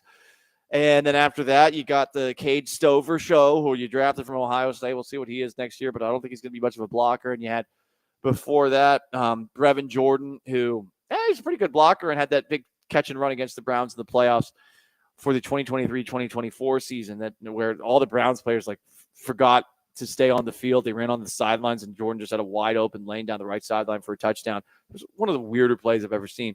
But they could have had Trey McBride, who just got paid by the Cardinals. Tight end is an underrated need for the Texans this offseason. They did not get one really in free agency. So are they going to draft one? I definitely think it should be on the table, but you never know what you're going to get with a tight end. The first-round tight ends almost always end up being busts, at least relative to the expectations, because I think everyone thinks when you draft the tight end in the first round, you're going to be getting Rob Gronkowski, you're going to be getting Travis Kelce, but then you end up getting someone like Kyle Pitts, and what do you do there? Kyle Pitts couldn't miss prospect, and what's that been since he came? So tough position to draft at, but I think it's the Texans. That's a position the Texans definitely need to think about. Also, I saw this story, and this is one of those moments where Joe George, who still does work at the station, this is one of those stories where I would bully Joe George about, though, because I like to bully Joe George about the Bears to just make up for the fact that my favorite team growing up, the Patriots, are never going to be good again. But Bears CEO Kevin Warren said that he knew Ben Johnson was the next Bears head coach 10 minutes into his interview. Here's what Warren said. Within 10 minutes of the interview starting for me. If you look at my notes that I took, I knew right there. Oh, God, he's a note taker during an interview because he was so passionate.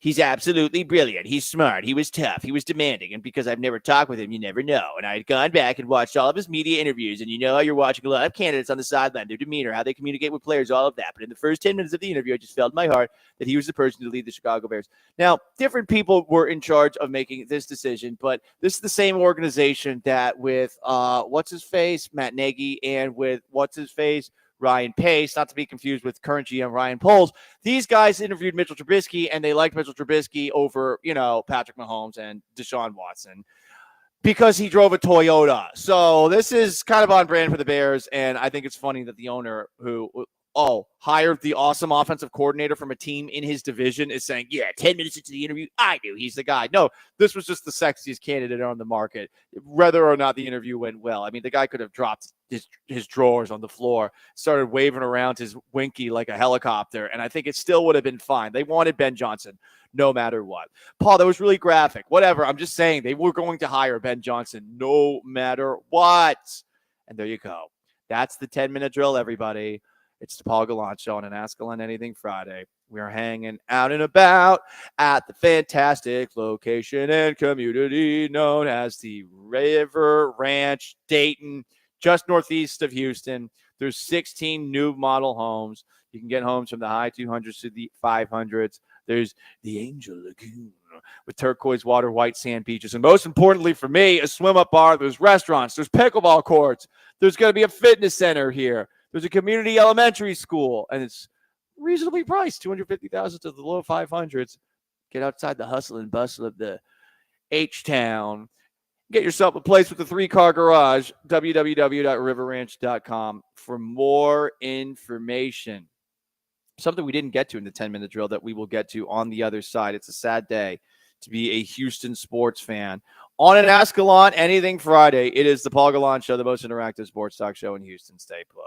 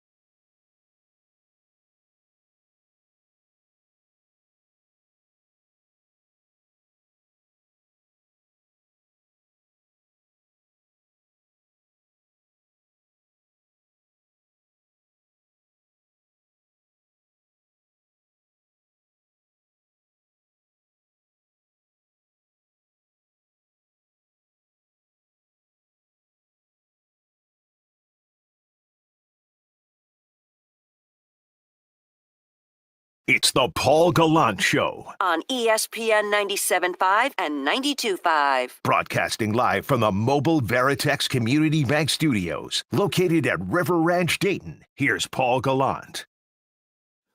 Most interactive sports talk show in Houston. That's right. You heard him from the voice guy himself.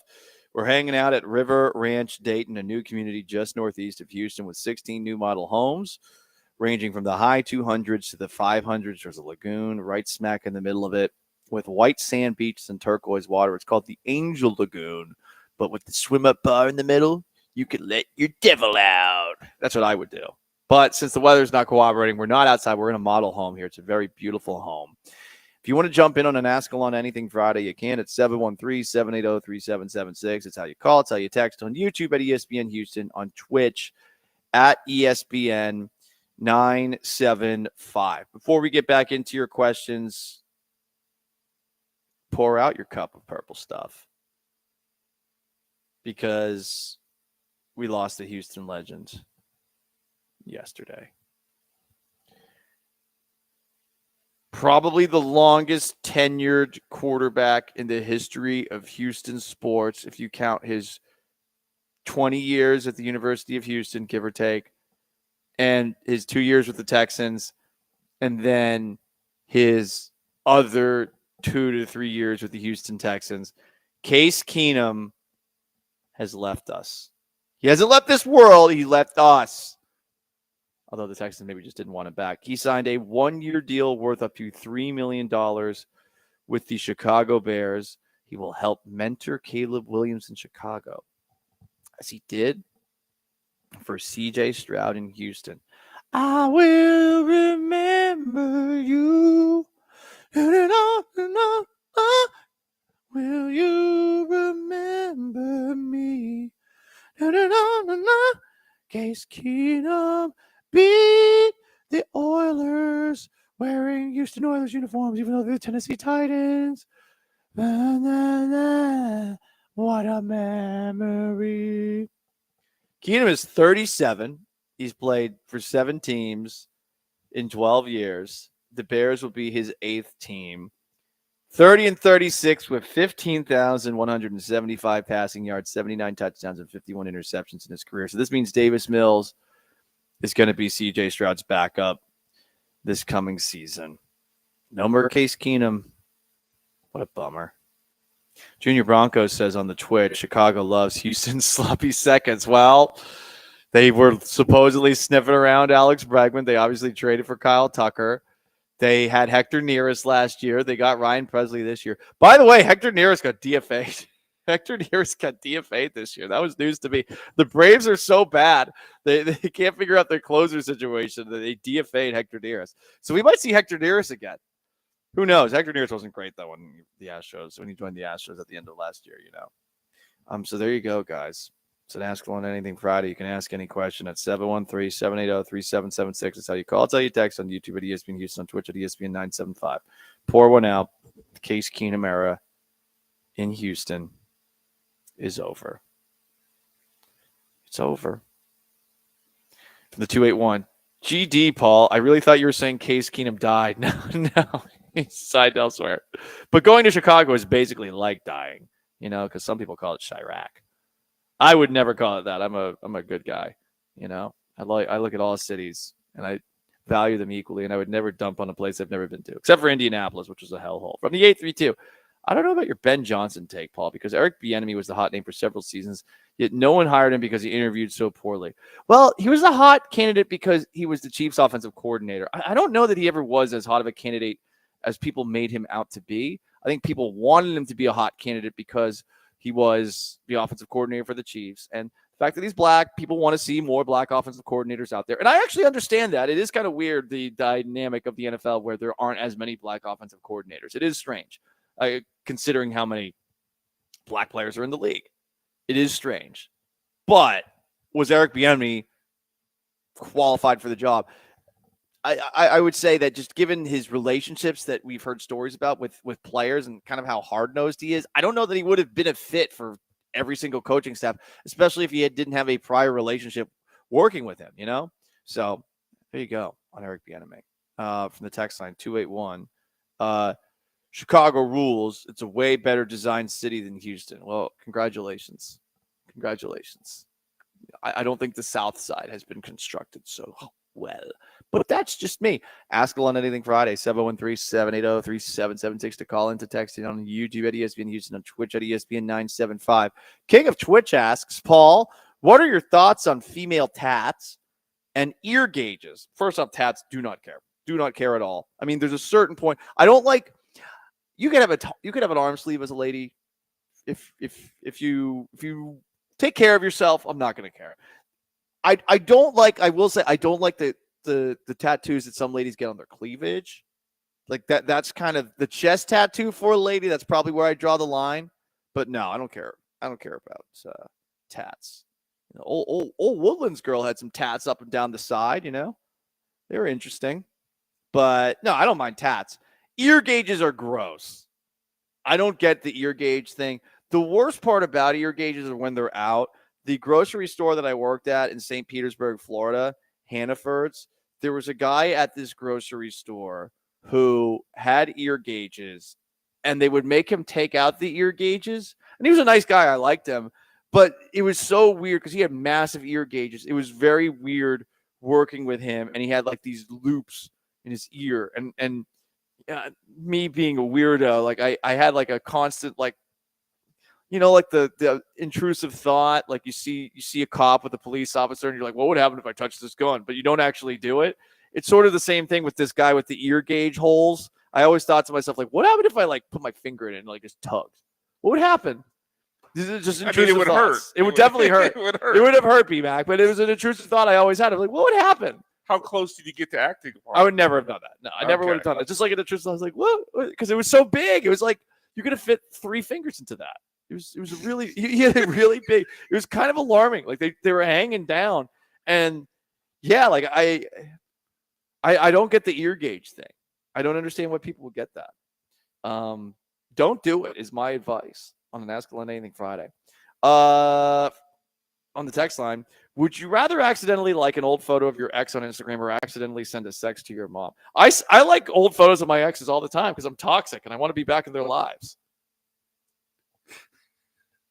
I've done this many times. I'm not even ashamed of that. So this is is who would want to send a sext to their mom? Yeah, no, the choice is obvious there. So let's move past that part of it. Is this like a regular part of your like vicious cycle? Oh yeah, every now and then. I actually, so if we had the flow chart, there's always a part where you come back to the texting the. Oh, ex. it's bad. I mean, Okay. I'm in a better place from a dating perspective right now. I'll just leave it at that. But my New Year's resolution was, like, I'm not going to talk to my exes anymore. And then, like, a month into the year, I talked to, like, 3 of them. And then I was, like, going always on with the hope Instagram. of rekindling? Oh, yeah. Well, yeah, 100%. Okay. And honestly, the funny thing is, like, I bet that had I rekindled things, once I have it, I wouldn't want it anymore because I want what I can't have. So, like, as soon as, if they actually were like, yeah, I want this, I'd probably be like, I don't know anymore. You know, like, sort of like JD at the end of, I think, season 3 of Scrubs, where he gets Elliot to break up with Sean. And then he realizes, oh, wait, I don't want her anymore. And then he like just kind of tries to move on and is awkward between he and Elliot for like a season or so.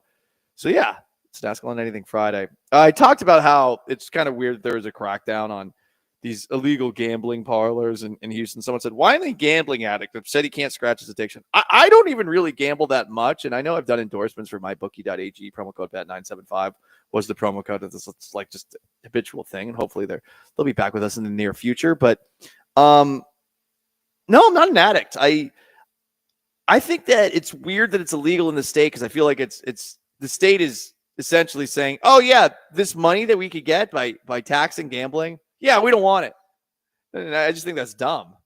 You know, I would say the same thing for marijuana. Like, hey, what's better, property taxes that continue to increase or alternative revenue streams for the state that could come from gambling or marijuana? Like, forget the morality side of things, because let's be honest. Like, well, that's what it is, though. But it's funny though, BMAC, is like, I'm not money siding is on money. that side, but that's what it is. Money is money, and like the way that they flex the morality thing, like people aren't as opposed to these two things anymore, and it's weird that the old people who vote in the off-year elections are. I guess. I think that's what it is. I guess it could be that, but it's weird. Like, I feel like most people that are my age, like, are all like, yeah, gambling should be legal. And I yeah, think we get weed to that should be point legal. because those people who would vote against it are dying out. Well, are they dying? So, I don't know. I don't know. So we just have to bid your time, I think. Living longer and longer these days. Anyway, it's an Ask Gallant Anything Friday. That's B Mac. He's hanging out here with me, Sean Mapes, back at Mission Control on an Ask Gallant Anything Friday, live from River Ranch, Dayton, a new community just northeast of Houston, with 16 new model homes ranging from the high 200s to the low 500s. It's got 3-car garages. There's a lagoon with white sand beaches. They are white sand. It's crazy how white it is. Turquoise water. The water is very turquoise, and a swim up bar in the middle of all of it. It's a must-see community. Check it out. We're going to be here till 6. Paul Gallant Show, most interactive sports talk show in Houston on an Ask Gallant Anything Friday. The Cougs are playing Duke tomorrow for a chance to play in the national championship, and the Astros are back in the win column before a random off day. 2 off days in the first week of games. Kind of weird. Off on Sunday, off on Friday. Are you feeling better after they took down the Twins 5-2 yesterday in the frigid cold of Minnesota? You can discuss that with us here. It's the Paul Gallant Show. Stay put. But first, I want to talk to you about Prize Picks, America's #1 daily fantasy sports app. And we've been talking Cougs all day. We're talking about a Cougs legend, Case Keenum. Maybe there's going to be a couple more Cougs legends by the end of this weekend. Maybe it's going to be Emmanuel Sharp. If you like Emmanuel Sharp to etch his name in Coug history, it starts tomorrow night against the Duke Blue Devils. I like him to score more than 6 or to have more than 16.5 points plus rebounds. Milos Uzan, I like him to be hitting the boards, getting some assists, more 6.5 rebounds and assists. And Cooper Flagg, the best player in college basketball, as it was announced today, to score more or to have more than 27 points plus rebounds. Going to be a lot of missed shots. Not only is it going to be in a football arena, it's also going to be 2 of the best defensive teams in college basketball facing off. Maybe you don't want to get involved with the basketball action. Well, there's always professional basketball. There's baseball. They have soccer. They have darts. They have esports. Whatever you want, you can find it on Prize Picks, and especially today on a Flex Friday. That's right. You can get a lineup wrong. Doesn't matter. They'll put the $20 back in your account if you're wrong. Download the Prize Picks app today. Use promo code MAPES when you sign up to get $50 instantly when you play your first $5 lineup. That's MAPES on Prize Picks to get $50 instantly when you play your first $5 lineup. You don't even have to win to make that money. It's guaranteed. Prize Picks, run your game.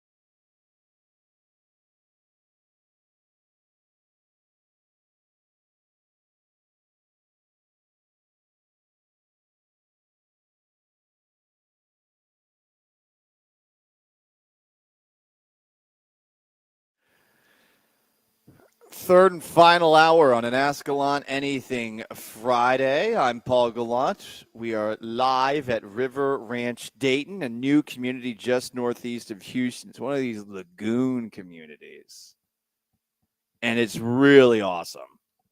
So there's homes from 250,000 to the low 500s. Some of these homes have 3-car garages. We're inside one of the model homes right now. It is truly a beautiful home. I like the walls, I like the decor, etc., etc. But this place is built around this awesome lagoon with white sand, turquoise water. You don't got to drive all the way down to the south parts of Galveston anymore. No, just go drive down the street, and next thing you know, you're going to be at the turquoise watered white sand lagoon of the Angel Lagoon here at River Ranch Dayton. And there's a swim up bar here, which is like everything I've always wanted. I'm not even kidding. This is like all I've ever wanted in a home. I want a backyard bar and a swimming pool bar. Also, there's restaurants here. There's pickleball courts. Concerts will be here. There's going to be a fitness center. The Cougs play Duke tomorrow night. As far as the actual game itself, it's going to be the toughest game the Cougs play all year. I don't think there's any debate about that. Duke has size, and the Cougs, who generally win due to their athleticism, are going to be tested. They do have the shooting and the depth that they have not had in years past. But ask anyone who knows a thing about college basketball, this is a really good Duke team. And as much as I want to dump on John Shire as being Coach K drone replacement, I mean, he's done a pretty good job making this team work together around the best player in the country, Cooper Flagg. And this is, as Duke teams always seem to be, one of those teams where they're so annoyingly team-oriented. You know, they don't have the individual, the hero ball stuff. Like Cooper Flagg's not one of those guys who demands he needs to have the ball in every single possession. And they got some guys on the team, and yes, you've got your token hateable Duke white guys. You know, it's not really Cooper Flagg; it's that other guy. Talking about Con Knipple? Yeah, Knipple. Yeah, I mean, part of that's his last name, right? It's his last name. Yeah. Look, they're good every single year. It's really annoying that they can replace their legendary coach, and everything's the same, and that my alma mater, Syracuse, can't do the same. They're the worst they've ever been.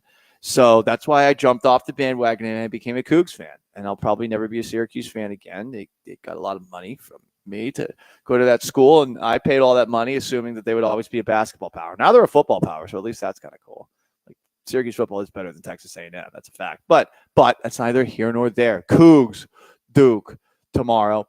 Meanwhile, the Astros continue the weird 3-game series against the Minnesota Twins where they have tonight off, but they're back in action on Saturday and Sunday. Nice performance yesterday at the plate. They finally got a bunch of extra base hits. I think they had as many extra base hits yesterday with the 2 home runs, one Christian Walker, one Jeremy Pena, back-to-back, as they'd had all year to that point. So hopefully the road Astros can continue to do what offensively they did in 2023. They were so much better at home last year, but it was a rough start. I'm hoping that what we saw in that series against the Giants is an anomaly with how bad some of those offensive statistics are. They do seem to be trending in the right direction. A nice performance yesterday against the Twins certainly helps. Ask Gallant Anything Friday. You can ask any question. I'll work it into the show. This is a fun one. Ask Paul, in their prime, who would win an outfield rumble? Tommy Pham, Yasiel Puig, Bo Jackson, or other? So here's the thing. I've seen Yasiel Puig get into a bunch of fights. Yasiel Puig seems like a guy who's put together, who'd be decent in a fight. Bo Jackson, I'm not sure that Bo Jackson ever took MMA training, given that Bo Jackson was a legend back during the 80s and early 90s before the hip injury that screwed up his career, and we didn't get to see him as much as we would have wanted to, both playing football and baseball. It is really a bummer. But Bo could have done anything. I think if Bo actually did a little bit of practicing with fighting at some point during his life, I would have said Bo Jackson. But I don't know. I feel like Tommy Pham actually does jiu-jitsu. So if I'm picking between those three in a Royal Rumble, I think I'm picking Tommy Pham. Yeah. Tommy Pham, Muay Thai. My bad. He does that. So. And we know he's just angry. I think he'd want Yeah. it. Like he's fighting dudes in the outfield over fantasy football beefs.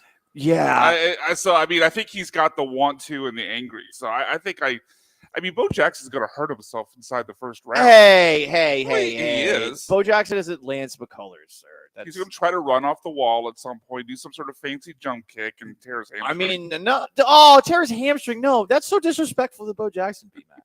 That's so disrespectful. No, but again, like this is back during a time where injuries, like you suffered an injury in the 80s or 90s, you were effed.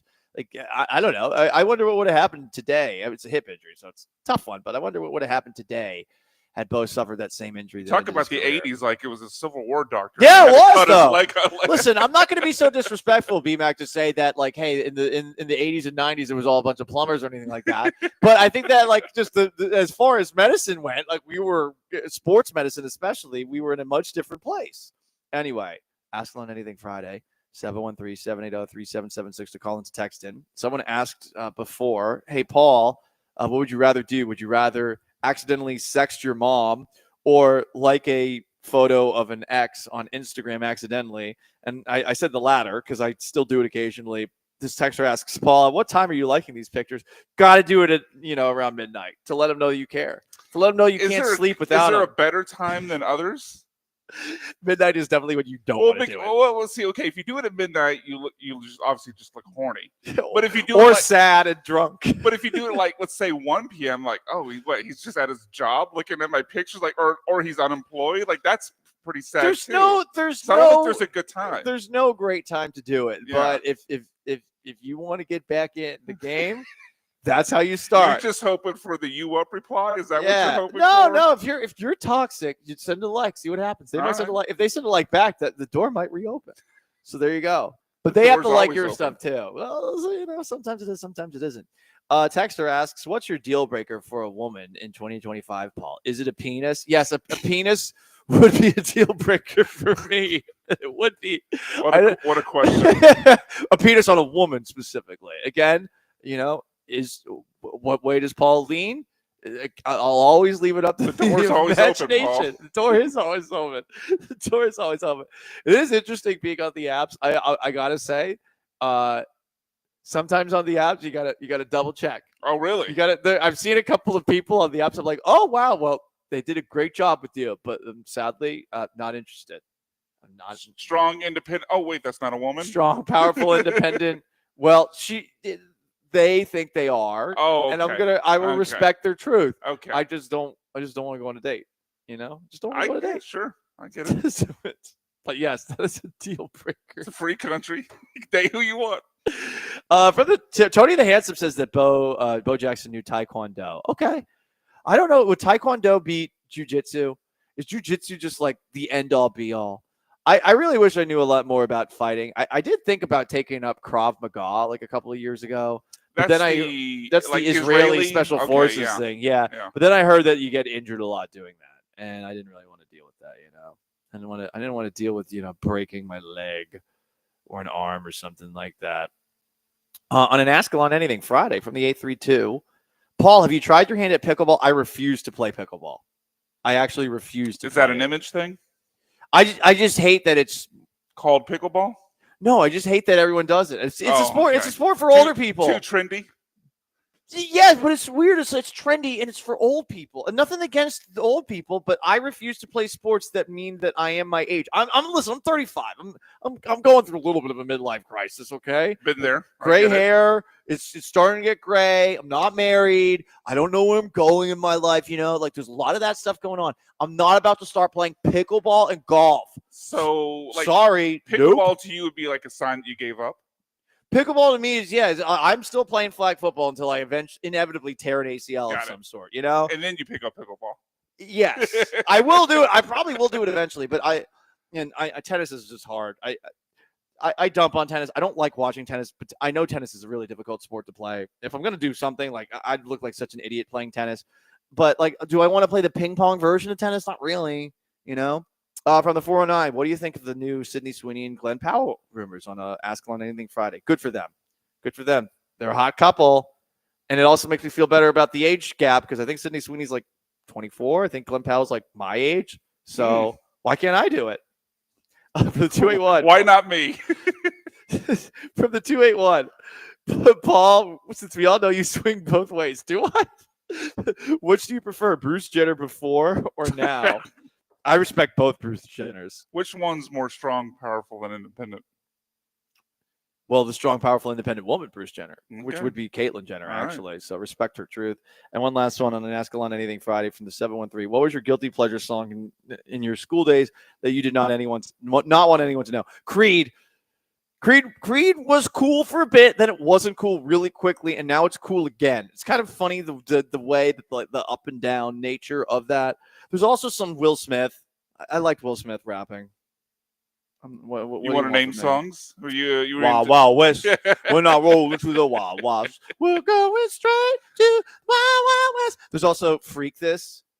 There's a lot of good songs by Will Smith. Will Smith, a little bit of a crazy person, did a little Scientology, not exactly the strongest relationship with his wife, but he had some good music back in the day.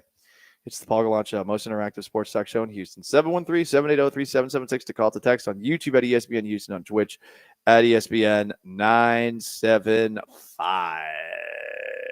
Up next, what should you be watching this weekend in the world of sports and beyond? Your weekend homework is next. Stay put.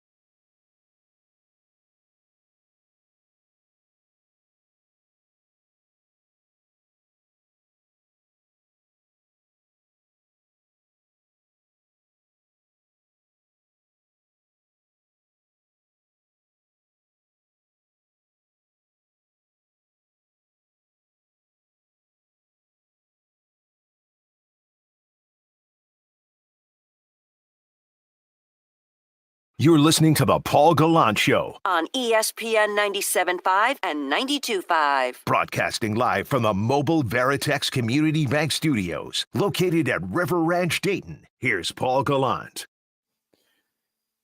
The most interactive sports talk show in Houston on an Ask Gallant Anything Friday. So here are the things you got to watch this weekend in the wild world of sports and beyond. Tonight, there's no Astros game, which is kind of bizarre, but they have another off day this week. They were off on Sunday. They'll be off tonight. It's that scheduled off day for the Twins in case they get snowed out their first week of the year. All teams, I guess, in the Midwest have this during the first week of the season in case opening day or another day gets snowed or Arctic freezed out. But we do have an NBA game tonight, which could be awesome. I just don't know that it will be. You got the Houston Rockets at Toyota Center hosting the Oklahoma City Thunder. Thunder are the 1 seed in the West. Rockets are the 2 seed in the West. This could be a good game. I do not know how the Thunder are going to play it. The Thunder have won 11 straight games, so you would think that, hey, maybe they want to keep the winning streak going, but they have literally nothing to play for right now. I mean, they clinched seeding as the number 1 seed, I think like a week and a half ago. Meanwhile, the Rockets are still playing for, at the very least, a home series in the first round. The magic number is just 1 to get that. I imagine that they will be playing as many players as they can, but Dylan Brooks, since he got that 16th technical foul, last I checked, I don't think that there has been an appeal sent in at this point. So I do think that Brooks is going to end up missing this game. So no Brooks for the Rockets, and who knows who's potentially out for the Thunder. It could be a good game. This is one of those ones, though, where my focus on said game is entirely going to be dependent on what I learned about who's active and who's inactive before the game. Would be nice to see the Rockets actually take down the Thunder this year. Remember, they played each other in the NBA Cup, and it was rather one-sided. That was a rough one. Where the Rockets, like, offensively just looked absolutely horrible in that game. But we'll see what happens. So that is tonight, really the big game. And you take a look at Rockets-Thunder's games this year. On November 8th, the Thunder beat the Rockets 126 to 107. On December 14th, the Thunder beat the Rockets 111 to 96. And the last time that they played the Thunder won 137 to 128. So you're looking to avoid a season sweep at the hands of the Thunder. The Rockets have been really good against teams that are over 500. They've been really good against the best teams in the league this year, but the Thunder have their number. So we'll see how that one goes, but that is tonight. I would like to see everyone play in that game. Also, as far as the Houston Astros are concerned, they're off tonight, but they got 2 games this weekend against the Minnesota Twins. It's going to be interesting to see how cold they are. Isaac Paredes was pulling a James Jones in yesterday's game. He's wearing like a hoodie underneath his jersey. I don't think I've ever seen that in baseball, but I think the temperatures in Minneapolis are supposed to be pretty cold.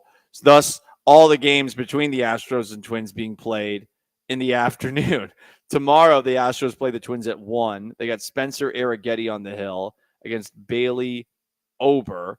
And then on Sunday, for the Astros, it'll be Ronel Blanco against Chris Paddock for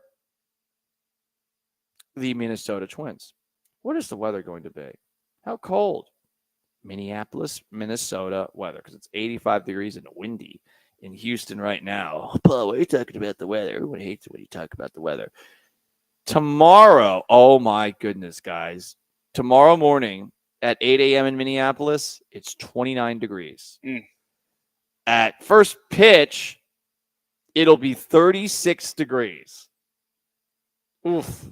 So that is Sunday's game. How's Saturday's game? How's Sunday going to be? Sunday will be a little bit better. Sunday first pitch temperature is going to be 46 degrees. Goodness gracious, Minnesota. How do you do it? I really don't know. Also, in sports, you got the Rockets tonight. You got the Astros Saturday, Sunday, and of course, you got our beloved Cougs for the Final Four taking on Duke tomorrow night at the Alamo Dome in San Antonio. I am curious to see how many people are going to make the trek out to San Antonio to watch that game. I really want to pick the Cougars in this one, but I do think it's one of those games where Duke's size is going to make it really difficult.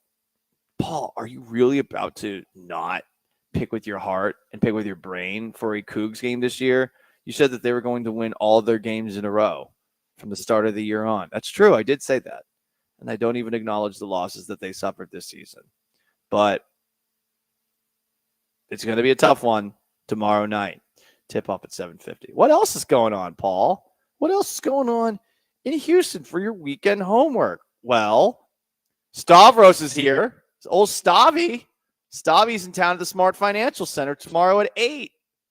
So if you're maybe not watching the Cougs, you can watch that. Tom Segura is going to be at NRG Arena, I think, Sunday. It's the Tom Segura Comedy Show, 7:30 p.m. And also on Sunday, you got the White Lotus season finale. And from what I understand about the White Lotus season finale, one of the people on the show said that you're going to hate the director for what happens in the last episode. I kind of already hate the director for the whole like brother thing that went down on the White Lotus earlier. So it would be interesting to see what happens on that front. Being called a racist from the 832. Racist Paul strikes again. Mentions Will Smith, includes his marriage in Scientology. Mentions Creed, says zero about Stapp's drug addiction along a list of issues with Creed. Well, Creed took me higher to a place with golden streets. And truly, I just know Scott Stapp was on one. Just look at the guy. It's a Christian rock band. Of course, there are some issues. I love people like this. Like, why didn't you mention the other thing about the thing you like that was racist? Like, honestly, I just don't know. All I know is, though, when the first thing anyone thinks of with Will Smith these days is that he slapped Chris Rock. Like, that's what you think of. But now everything's okay because Will Smith is going back to selling records. Will Smith doesn't cuss in his rap to sell records, but I do. So bleep him and bleep you too, you know?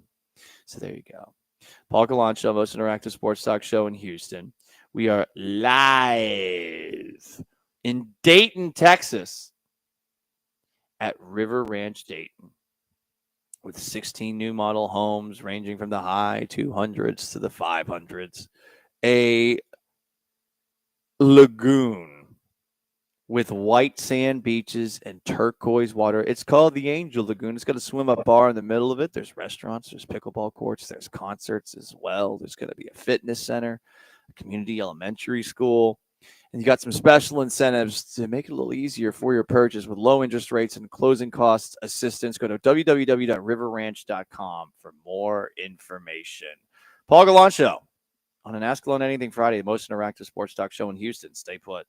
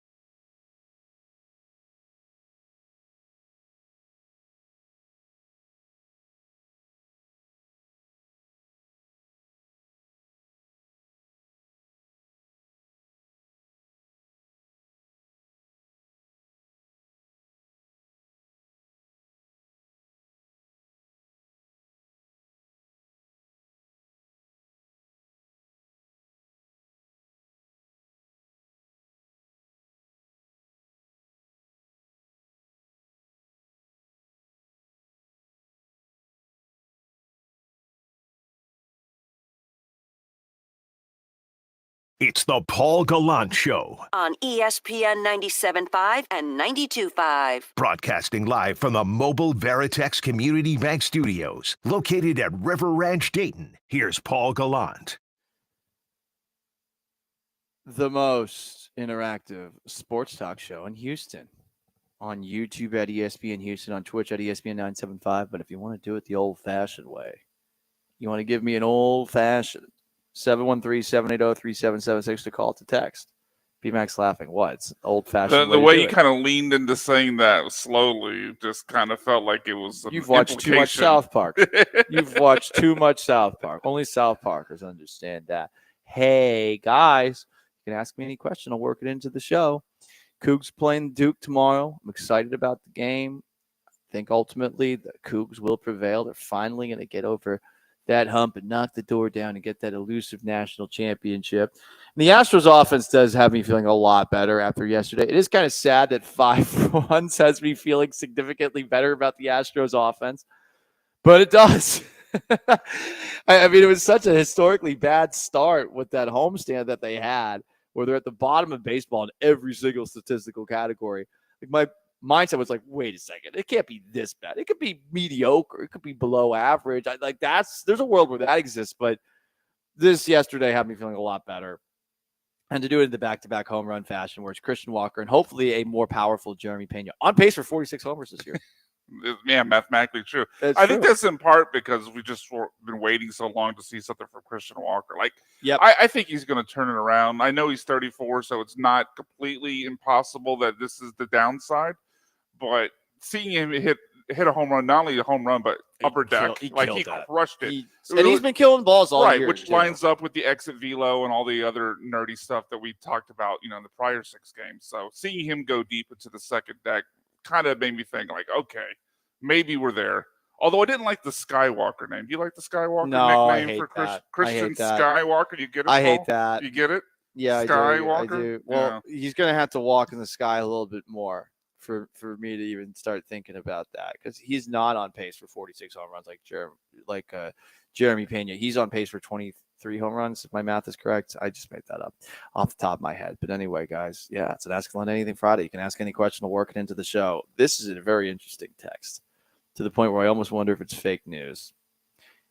Paul, did you see HEB is building a club/cocktail lounge? No way. I could see it. I mean, they've got full-blown restaurants in some of their HEBs. They have used to. like medical. Oh no, the one in Kingwood near me still has a full-blown restaurant. They used to have one. They have like a a doctor's office, and Well, the one that I used to go to on San Felipe, the HEB there had a food court, but they've turned that area into their curbside, oh, okay. like Yeah, the one in headquarters. Kingwood still has a full-blown barbecue restaurant inside of it. Interesting. So I could see it being possible. HEB is set to open its first ever rooftop bar and nightclub in Montrose. It's going to be called Club 713. Okay, so it's not in the HEB, because I see That's this on the roof. I mean, that's still a rooftop. Listen, rooftop. Like, pretty give me a rooftop bar. There aren't enough rooftop bars in Houston. There really aren't. Like, I honestly couldn't even name half of them off the top of my head. I feel like they're all it's like El Big Bad and some other places that are in downtown Houston. Hell yeah, I'm in for this. But I also would have been in for like the club and the cocktail lounge in HEB, because it would be pretty fun to just get loaded and then walk around the grocery store. I mean, listen, I could Sales actually would go up, right? I live across the street from a grocery store. I'm not above walking to the grocery store and bring my little cart in, get all my stuff, have a few, and then I'm walking home. Let's go. That'll be fun. It's not quite as fun as the poolside swim up bar here at the Angel Lagoon.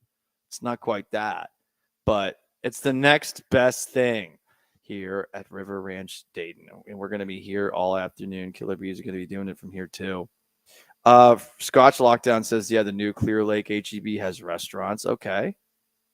From the B. Hannon, they've got apartments on top of HEB. Well, sometimes it doesn't work out so well as someone who lived over a Starbucks. Sometimes it doesn't work out so well living above retail. But yeah, a grocery store, that's a pretty good place to live above. Honestly, that would be dangerous for me, because I'd go every day.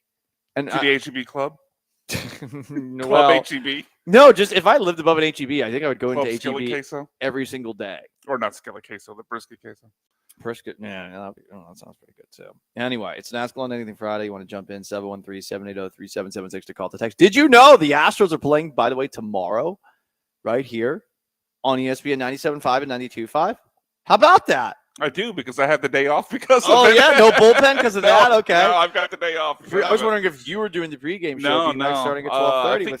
I think Cam's doing that. But Okay. Well, we will have a pregame show at 12:30 with first pitch at 1:10. So how about that? Astros baseball. Who says it's only a game? And then on Monday, we're going to be at the FAO Houston, which I'm really excited about because it's a speakeasy kind of deal, from what I understand. It's where Pub Fiction third floor used to be. And we're going to be there to watch the national championship. There's 20 TVs, a rotating seasonal menu with classic cocktail specials, and it's got this nostalgic arcade bar feel, which I really love. Like the inside of it, cool. It looks really, really awesome. So we're going to be there from noon to 6 at FAO, and I'm told that they are aware that I like margaritas, so I might be getting a little margaritas. Tahini on the rim, guys. You got to do tahini on the rim. I was listening to some Yankees talking about margaritas, and I'm like, oh, we're going to San Antonio. We could have margaritas and chips.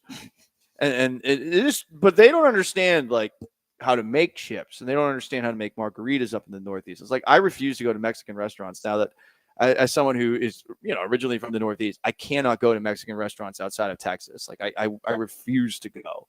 Like I don't care if it's Chicago, New York, or the Northeast, anywhere else. Hell no. I've said no, hard no. And I'm listening to these people. I think it was on Pardon My Take. It was this John Fanta guy who I do not understand how he's a thing. And this is me being a jealous hater.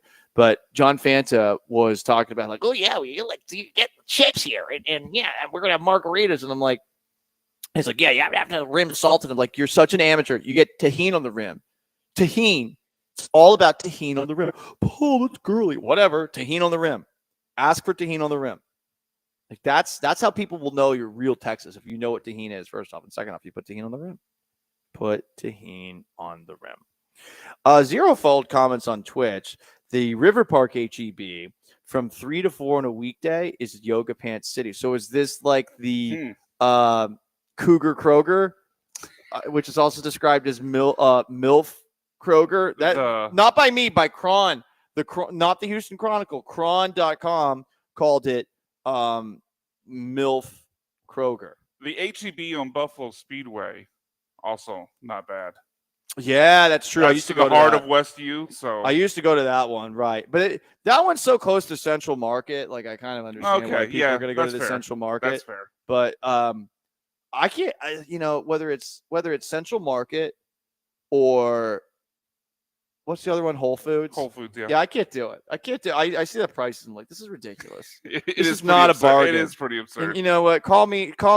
Especially with like cheap. Central Market, because we know it's the same company. They're just taking the products, putting a Yeah. new label on it, and it's like upping an the price. annoying IKEA-esque maze to like get Yes, through it too. Like yes. F you, Amazon. Like can I just have a normal grocery store where I can walk around and get lost and forget what I'm ordering, and then go from aisle 14 to 7 and then back to 14. You can when you're drunk at Club HEB. Yeah, I want that so bad. I really would. That would make shopping at the grocery store so much better. It's just, just throw a few back, and not just the free samples I'm talking about. Anyway, people probably think so much less of me after all the things that I've been talking about on this Ask on Anything Friday. But if you have any question as we get closer and closer to the end of the road, 713-780-3776 to call, to text. From the 409, mango margarita with tahini on the rim is the way to go. Well, that's not a margarita. I do not acknowledge margaritas. Anything flavored like no, that's not a strawberry. margarita. Okay. No, I didn't know where you drew the line. Abigail, young Former Abigail, she still works at 97.5, 92.5. Yeah, just less. Yeah. She says she only does watermelon margaritas. That's not a margarita. The margarita is lime. This is a different drink that you're talking about altogether. It's like you can't call it a margarita if it's not tequila. What would you lime. call it at that point? Not that though. It's just not. It's not a margarita. From the 409, you're a dirty texter that's talking about where else tahini works. Micheladas and elotes are a great sub for tahini and tacos. Thank me later. Ooh, that sounds like great hangover food. From the 832, God, everyone's being such a pervert. Stop. Just because I talk about Tahine on the rim of a glass does not give you carte blanche to say very strange things about Tahine. Okay, guys? It's the Paul Gallant Show, most interactive sports talk show in Houston on Ask on Anything Friday. From a 936, what food is good to get up in the Northeast? Italian food is at its best in the Northeast. And also seafood for sure. Lobster rolls up there. Lobster in the Northeast, you want to get it up there. It's specific kinds of seafood though too, because there's some really good seafood down here. Like I love snapper, of course, yeah. Gulf crabs and shrimp. Oh yeah, crawfish. I mean, yeah, there's all sorts of awesome stuff down here. But I think that the seafood in the Northeast, I do think is a little bit better, but only a little bit better. Like I still think Houston has the best food in the world. From the 832, apparently HEB frowns upon opening a beer and shopping. My defense was they give beer and wine samples. I agree. Come on. A beer for breakfast, a beer for lunch, a beer while I'm walking down aisle 7 in HEB. Is that too much? No, it's not. It's not. Some more texters asking, have you ever had an El Patio blue margarita? I have not. From the 832, that's a daiquiri. There you go. Paul Gallant Show, most interactive sports talk show in Houston on an Ask Gallant Anything Friday. And in case you don't know, we are hanging out at River Ranch Dayton. River Ranch Dayton, it's built around the Angel Lagoon. There's white sand beaches. There's turquoise water with homes ranging from the high 200s to the 500s. And the most important thing, in my opinion, and call me, I don't know, D-Gen, but I love the swim-up bar in the midst of this lagoon. Wish we could be hanging out at the lagoon. Weather not cooperating today, but we are going to be out here. Killer Bees are going to be here next. If you want more information about the awesome homes that you have here at River Ranch Dayton, go to riverranch.com. I'm Paul Gallant. It's the Paul Gallant Show, most interactive sports talk show in Houston on an Ask Gallant Anything Friday. One last segment to go and a little garbage time. Stay put.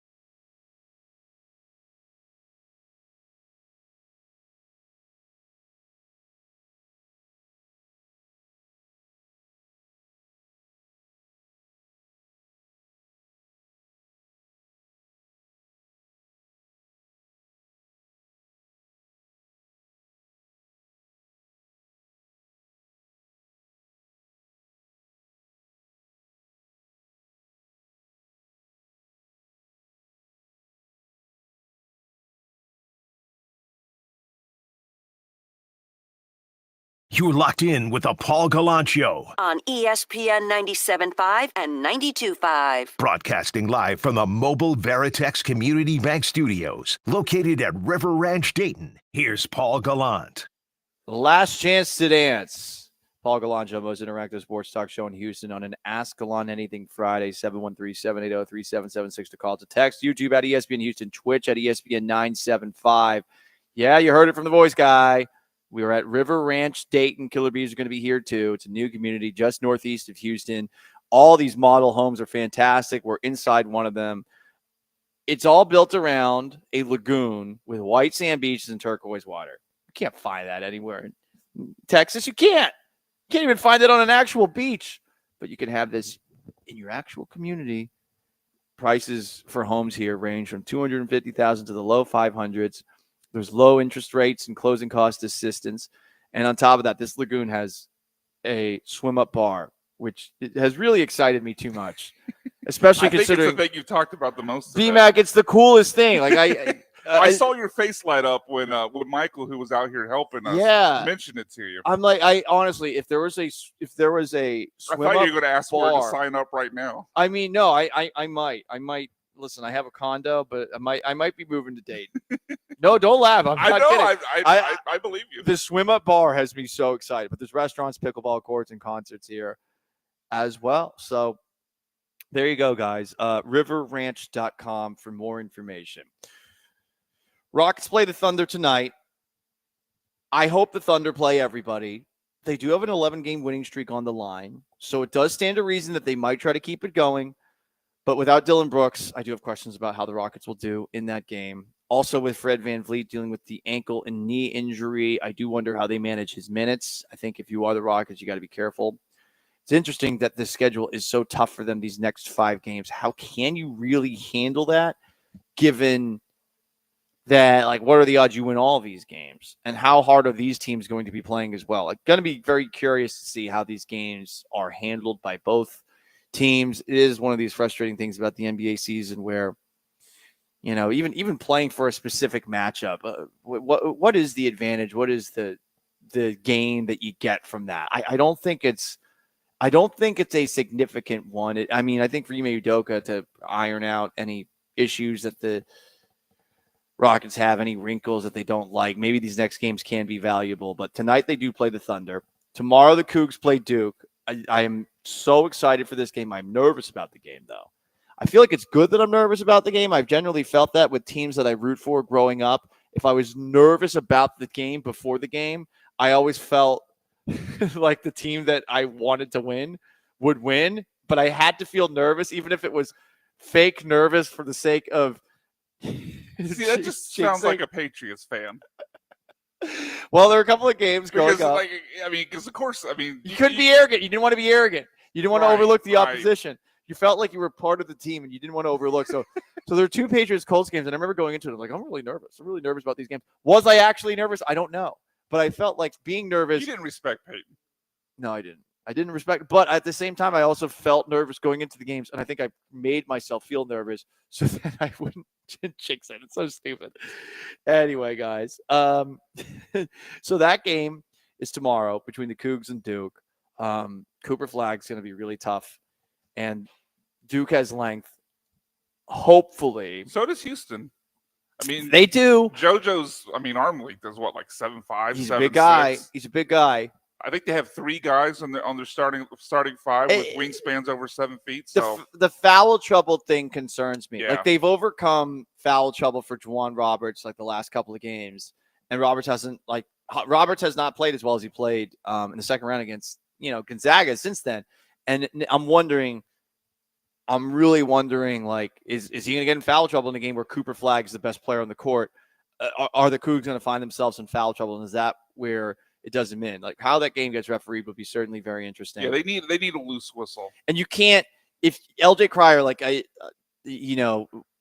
so awesome that he transferred here, but he is not, like, no one can afford an off night. They got lucky in this last couple of games where Tennessee couldn't shoot worth a damn, and obviously, the game against Purdue, like, they slept for the last 5 minutes of the game, and Purdue almost came back and won that thing.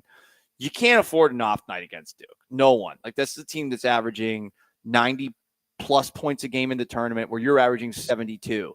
And, okay, like, you've done really good on defense, but your offense, every now and then, it just vanishes.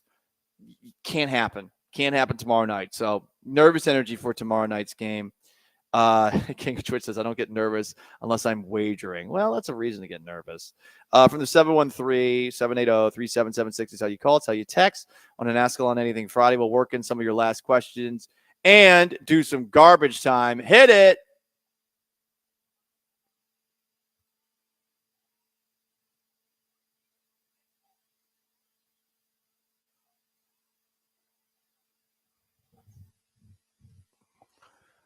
From the 832, someone asks, Paul, what's your number? That is a rude question. Also, I don't know. There was a moment in time where I kept count, and then I stopped. Because I'm an empty, hollow Would you have a black book and human you being. scratch off one each time? No. I again, this is a shameful admission. Come on, you But went down the I used to write down the names. I used to write down the names, and then I was like, "This is." And then you had disgusting. to put like a X2 if you repeat No, the name. no. I didn't do it like that. No, I didn't do it like that. But there was a time where, let's just say, I had influences around me that made a big deal about the number, and I was, and for whatever reason, I was like, "Well, I want to be cool too." And then I realized after a while, like, this is sleazebag behavior. This is really sleazebag behavior. What name would you say you? It's like repeated the most? sun. It's like the sun. A lot of Kates. It's the long. It's in the what's the movie or the TV show? The White Lotus. Like, if you saw the last episode, like, I have not. No. Okay, the last episode, like the lady, the British lady with the janked up teeth, like, called out one of the sons and basically said, like, yeah, you're an empty soul of a human being. And I was like, yeah, that's kind of me. That's kind of how I felt. So anyway, most interactive sports talk show in Houston, 713-780-3776 to call it, to text it. Chicken fajitas or beef? Come on, beef. Beef every single time. And then for the 972, when did America become so soft? ESPN talked about the John Morant hand gesture for 30 minutes this morning.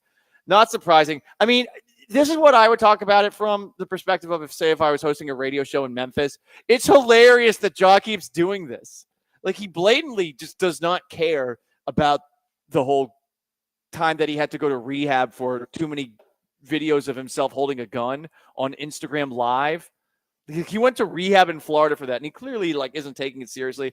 I would just talk about how ridiculous it is that he does it over and over again. But I don't think it's an issue. Finger gun motions, my God. Like Christian Walker did the Shooter McGavin after hitting a home run yesterday, and no one's talking about that. But everyone's talking about John Morant, who got fined $75,000 after the NBA warned him during a game earlier this week, hey, man, you can't do the finger gun the finger gun movements, and they did it again.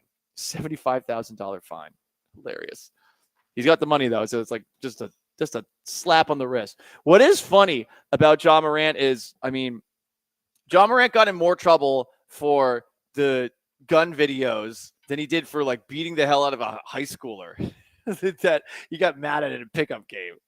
Like that, or he got more for that than, like, a group of his friends shining laser pointers at people at a mall. Like, I mean, he got in more trouble for the finger gun emojis or the finger gun motions than he did for, like, actual crimes. Crazy. Anyway, excuse me, that was disgusting. Hey, it's the Paul Gallant Show, most interactive sports talk show. It's very Arthur Morgan cough, as Sean and I have mentioned to you off the air before. They're a little bit of fun. Arthur Morgan. Arthur Morgan. Well, I haven't been coughing as much, I will say. I don't know. It sounds like you have. It still sounds like you have emphysema. No, more bubonic plague than emphysema these days. What's your favorite liquor from the 281? Tequila. I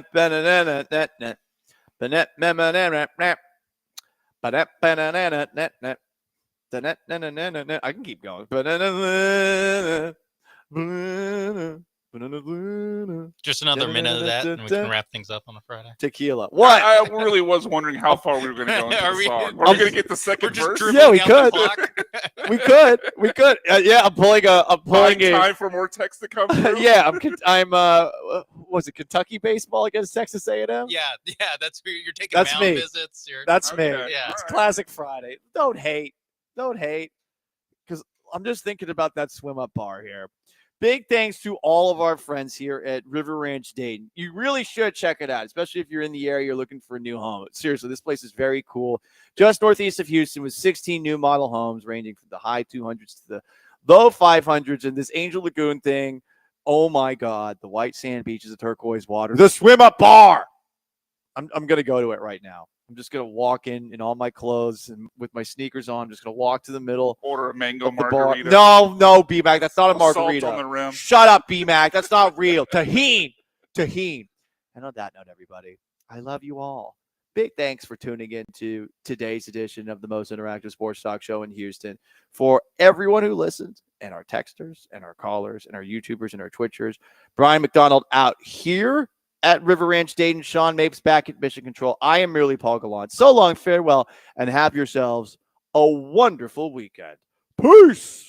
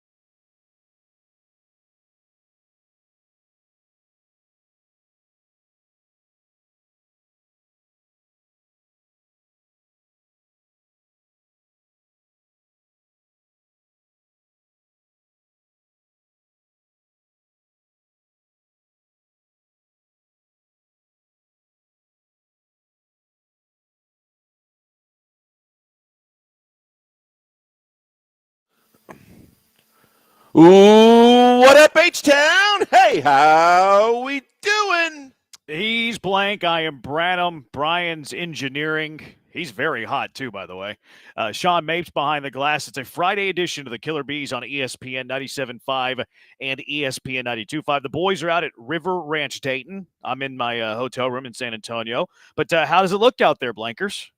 Man, I'll tell you what, it's amazing. The Angel Lagoon is something that really words can't describe as much as if you were out here. I mean, if you could go and go to work every day and know that when you came home and on the weekends and for your kids that you had white sandy beaches and crystal blue water and all the amenities right here where you live, it's a nice little attraction to sell some houses out here. I'll tell you that. Yeah, I've always liked that area. That area has always been I've lived kind of close there. Like I lived in Humboldt, Atascocita area. Dayton's not too far from there. You go up 1960, go up Huffman. I forget the road that you turn to go to Crosby and the Crawfish Shack, and then Dayton's right there.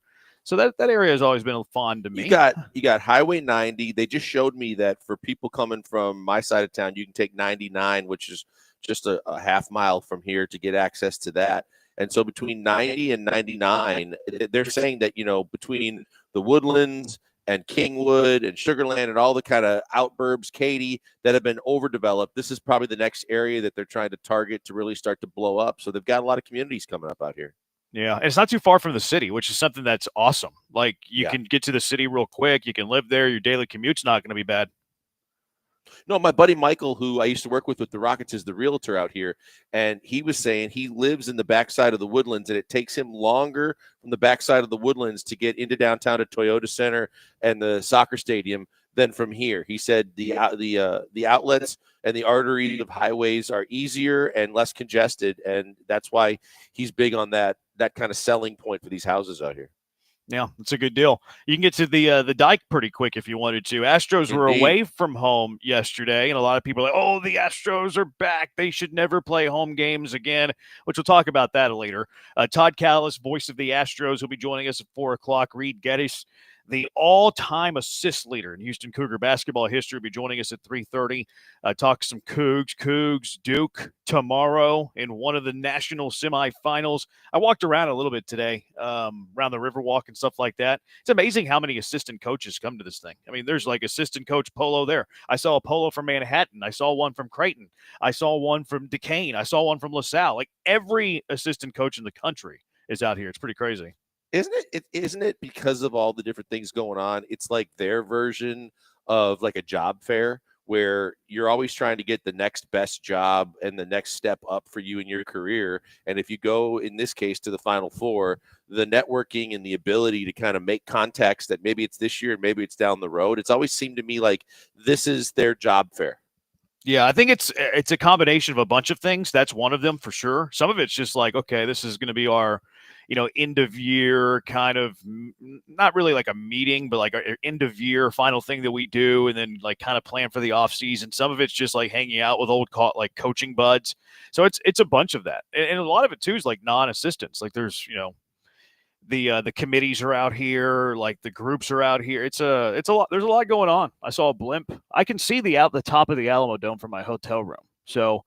Okay. Yeah, it's busy. It's a good spot to have the Final Four too, because everything's together. Like the Alamo Dome's not far, the convention center's right here. There's the Riverwalk. Like this in New Orleans, in my mind, are like the two places that you can have everything in one central location. Like you don't really get that in Houston, because NRG's so far away from the city, but you get that in San Antonio. You get that in New Orleans. Yeah, and I think that, from the San Antonio perspective, like you said, the Riverwalk, there's a mall attached to it with lots of different restaurants and bars and things like that, and with the hotels pretty much centrally located. I hate the fact, but I understand it from a revenue perspective, that you're playing your final 3 games in a football stadium. But other than that, you could do a lot worse than San Antonio in terms of cleanliness and convenience for sure. Got some breakfast tacos at Texan Sizzle not that far ago. A little bit, about a 15-minute walk from the hotel. Texan Sizzle, very good. If you're in San Antonio, a lot of the Riverwalk food is a bit overrated. I will say that, but Texan Sizzle is a little bit off the beaten path, a little bit of a hole in the wall. Good spot if you're ever in San Antonio. They didn't even pay for my meal, and I'm saying that. Tells you how much I think of it. 713-780-ESPN HRP listener line. Let's talk about this Astros game yesterday, because, I mean, first pitch wasn't until we went off the air yesterday, of course. Astros win it 5-2. They break the schneid. I can't believe they got swept at home against the Giants, but they break the schneid. They're 3-4. Maybe they righted some wrong here. Of course, you want to win the series, but nice to see that, especially after they trailed 2-0 after one.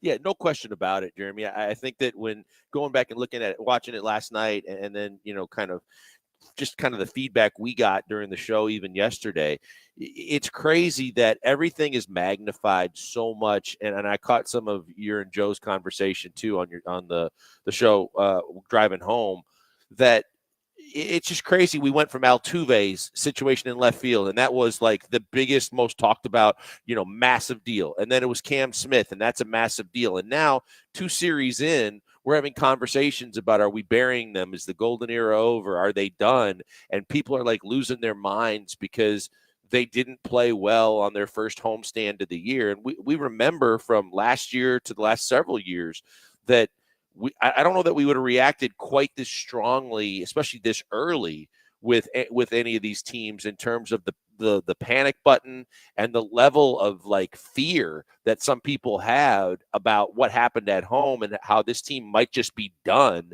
this early in the season, because they've had these hiccups in the past where they've had a bad homestand and they've lost to maybe bad teams where people are like, yeah, it's bad, but. And now there wasn't a but. People were kind of almost ready to write them off after the homestand. Yeah, I mean, it wasn't a great homestand. I mean, you went 2-4 the first 6. I don't think that anybody sincerely thought like the Astros aren't going to be any good. I think that the overwhelming thought. I mean, you think they were sincere? You think that after a 2-4 start, that Astro fans thought that, oh no, we're just not going to be good at all? Yeah, I don't know. I don't know how. I didn't take that sincerely. Some of my buddies were like, look. They just thought it was bad baseball, and they thought that the outfield was a mess. And if the offense looked that bad, that they were like, this could be a long, long year. And I just don't know if they have the talent. I'm like, come on, man. It's like, we're going to make it. We're going to, on a 162 game schedule, we're going to make a judgment after 6 games. Yeah, I think most people weren't. Were your friends talking about how they didn't love the batting averages in the first 6 games? No, not as much as just the inability of the offense to get hits, score runs, put crooked numbers up. They're like, I just don't know if this offense has it, and questioning even, guys that they brought in about, are they going to actually, fit in here? And I'm like, I think it's way too early to start analyzing some of the guys they brought in here. Now, it's fair to say, are the younger guys going to be able to kind of pick it up and do what they need to do? And we'll continue to watch that. But there were people that were deeply concerned to some degree about the offense. I question if they know ball. That's fine. Question. Astros are 2 back, by the way. 2 back in the AL West. I always scoreboard watch. I keep track of the standings from the moment that they kick off the season. You can't look at the standings until 30. No, you can look at the standings right now. They exist for a reason. They don't just put it up there 30 games into the year. They put it up there now. Why do they put it up there now? So we can look at it. Astros 2 games back in the AL West, 2 games back in the AL wild card if you're scoring at home. Hunter Brown, the line score, 2 runs, 5 hits, 6 innings, punched out 8. I really like the 0 walks. That's cool with me. What'd you think of Hunter's performance yesterday? I thought it was great from the standpoint of he gets it off to a little bit of an inauspicious start. He gives up a couple of runs. You're like, man, Fromber did this. This could go south in a hurry. Let's see how he bounces back. Well, he settles in. And like you said, the walks are one thing. The 8 strikeouts, that's kind of a staple of good Hunter Brown. And he settled in and he gave you 6 quality innings and only 5 hits. Yeah, you would. The hits, they're okay, but with 8 Ks and no walks, I think that was a really good outing that could have gone hayward in a hurry with giving up the 2 early. Yeah, the second run of the first inning, it wasn't Bush League. It was just kind of cheap. The first run he gave up, Waldner hit the triple, and Carlos Correa hits the weak ground ball to short. Pena thought about coming home with it. Was a good decision. I really don't like the infield being drawn in that spot. Like, it's the bottom of the first inning. You have a runner at third, nobody out. Why are you bringing in the infield in that spot? Like, I didn't like that decision by Espada. Now, there was a potential of a play at the plate. I think Pena made the good decision just getting the out. And then Byron Buxton has the little chopper off the plate that he beats it out for an infield single. He's still second base, and then you get a little flare into left field. So I thought the second run was pretty cheap. First one, you tip your cap, but then didn't give up a run after that. I was reading some stuff, general Major League Baseball stuff. I think it was in The Athletic. They were looking at pitchers, their velocity so far this year relative to last year, and then they pulled like the top 5 of who's had the biggest jump in velo. And Hunter Brown is one of those guys. And you're like, what? Hunter Brown had plenty of velo last year, but Hunter Brown's top 5 in baseball and the biggest jumps on his velocity from a year ago, because he's bumping like 99.5 miles per hour with that fastball. It's insane. There's also the new term in baseball, which is stuff plus. I don't really know how they calculate it, but I have a pretty good idea what it means, that their stuff is good. And they measure it based on velo. They measure it based on movement that they can track with TrackMan. And Hunter Brown also had one of the top 5 biggest jumps from last year to this year was stuff plus. And it's like, well, he's always had really good stuff. He got even better with it. I think we're going to talk about at some point this year, and like we're already having the conversation because we're local, and I think we're like a little bit more in the know. But I think that at some point this year, Hunter Brown's going to have a run of success or be pitching so well where the national talking heads talk about Hunter Brown as a top 10-ish pitcher in all of baseball. I certainly hope so. I think that, he's already come such a long way in kind of figuring things out from a year ago and settling into his repertoire and what pitches were working for him, developing new pitches. But the fact that I don't know, because I don't recall, I know he hit 99 a couple of times, but the fact that you got a starting pitcher that is anywhere in that stratosphere of throwing that hard, that has, offset pitches that are as good as he has, you got to believe at his age that there's going to be a year or two, if he continues on this trajectory, that they are talking about him in that realm. And I think he deserves it. And I was thinking about, some of the young pitchers that have come along that have really developed quickly in the American League. And he's right up there. I mean, he could be in a couple of years, hopefully, a guy that we're talking about, like last year we saw with Crochet and some of the guys that we saw in the league, that he could be that dominant because his stuff plays that well. Yeah, and I think he pitches too. Like his command, I think, has gotten a lot better. No walks in yesterday's game. There's a couple of pitches where he's like dotting up, called strike threes. Okay, it's a little pitchability. That's not just relying on your stuff plus. Like to see that. 713-780-ESPN. Busy show. By the way, it is Friday, and we're starting today. Sorry, Sean. You call it Fridays, where you get to pick our bump back music. You get to pick our rejoining music, whatever you want. Not all of you. We're gonna have to be selective, but you guys get to pick our bump back music today. Whatever you guys want, we will play because we're just here for you. That's what we do. We're your puppets. You control us. Keep it clean. Well, good luck there. I mean, there's clean versions on YouTube, though. You just type in the song clean version. I understand. Sean's got a little extra challenge, but yeah, okay. I think you can type 5 letters. I think you can. Sean, can you handle that? Can you handle the 5 letters to clean whenever you type the song into YouTube? Is that okay with you? Yeah, and I'll selectively do it where if it's a song that I'm like, this is probably going to be clean no matter what. might not type in clean, but maybe I'll just go instrumental. I don't know. This is the first day. I'm working stuff out. And Sean can kind of do whatever he wants. We're not in the studio, so he kind of has the reins today. But you call it Fridays, 713-780-ESPN HRP listener line. It is a busy show. Cougs Duke tomorrow. Talk to Reed Geddes, the all-time assist leader in Houston Cougar basketball history. Of course, part of those Phi Slamma Jamma team, so he has Final Four experience. Todd Callis will be joining us later in the program as well. But more thoughts on this Astros win over the Twins. Certain other storylines from yesterday's game, like Brendan Rodgers, like Jose Altuve doing something that he's never done before in his Hall of Fame career. 713-780-ESPN. We're on YouTube at ESPN Houston. We're on Twitter at ESPN975. Blankers at Pac-Man Joel. Brian at Zach by BMAC. I'm at Jeremy Branham. We are the Bees on ESPN 97.5 and ESPN 92.5. One of the great dealerships in the Houston area that's been around forever is Monument Chevrolet. Well, why have they been around forever? Because they're good. Because people keep going back there. Because they have great culture. People like to continue going to Monument Chevrolet over and over. Spring is here. It's time for spring savings at Monument Chevrolet going on now. Get over to the dealership, 225 and Beltway 8. Check out their huge inventory.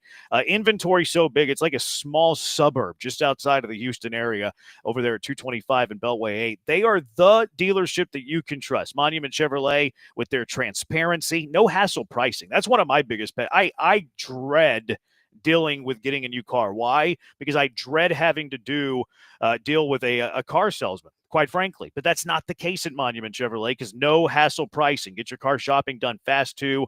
Monument Chevrolet has been serving the Houston area for 50 years and have helped generations of families get into new vehicles, and these families keep coming back because they trust the fine people at Monument Chevrolet. Family feel, like we mentioned, that friendly atmosphere. They hire good people, so that continues the great culture that they've built there. Monument Chevrolet's cutting prices across their inventory right now as well, so take advantage of that. Tax season is here. Monument Chevrolet can put your reimbursement to work with the right vehicle for you. Get that fair deal, get that fast deal, get that easy deal without wasting your valuable time in these aggravating, stressful negotiations where you're uncomfortable and you don't know if you're getting a good deal or not. No tricks, no time wasting, no hidden charges. You've been waiting to upgrade your ride. Now is the time to do it. Visit them online at monumentchevrolet.com. It's monumentchevrolet.com, or just visit them in person, 225 and Beltway 8. That's Monument Chevrolet. Chevrolet, together, let's drive.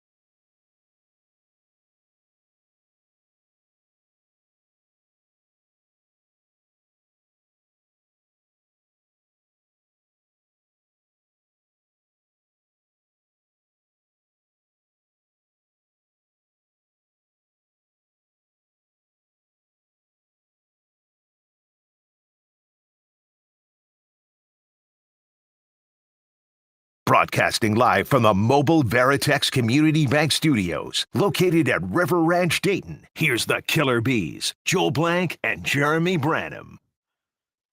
How about this? First you call it Friday. I like this, too. This used to be a U of H basketball intro. Little Fat Pat. I told you I love this song. First, I was one of my walk-up songs if I would have had one, but my daughter loves this song, thanks to you in part, and it's a great jam, and it's appropriate with your boys in the Final Four. Yeah, I like it. You call it Fridays. You're picking our rejoins today. 713-780 ESPN, 713-780-3776. Brian and Blankers out at River Ranch, Dayton, riverranch.com. Their lagoon, by the way, a couple of the fascinating aspects that they have. They have a swim-up bar, which is awesome. Restaurants. They got a pickleball court, too. You boys are lucky I'm not out there. Take you to school. They have some concerts out there. Fitness center coming up as well. So Great spot if you're in the market for a new home. riverranch.com. It is worth at least the due diligence and seeing if you like it. 713-780-ESPN HRP listener line. Texter says you say San Antonio like the other idiot says stadium. How do you say San Antonio? How do you say San Antonio? San Antonio. Are we saying it the same way? San Antonio? I think sometimes people want you to say San Antonio. Yeah, the locals don't like that.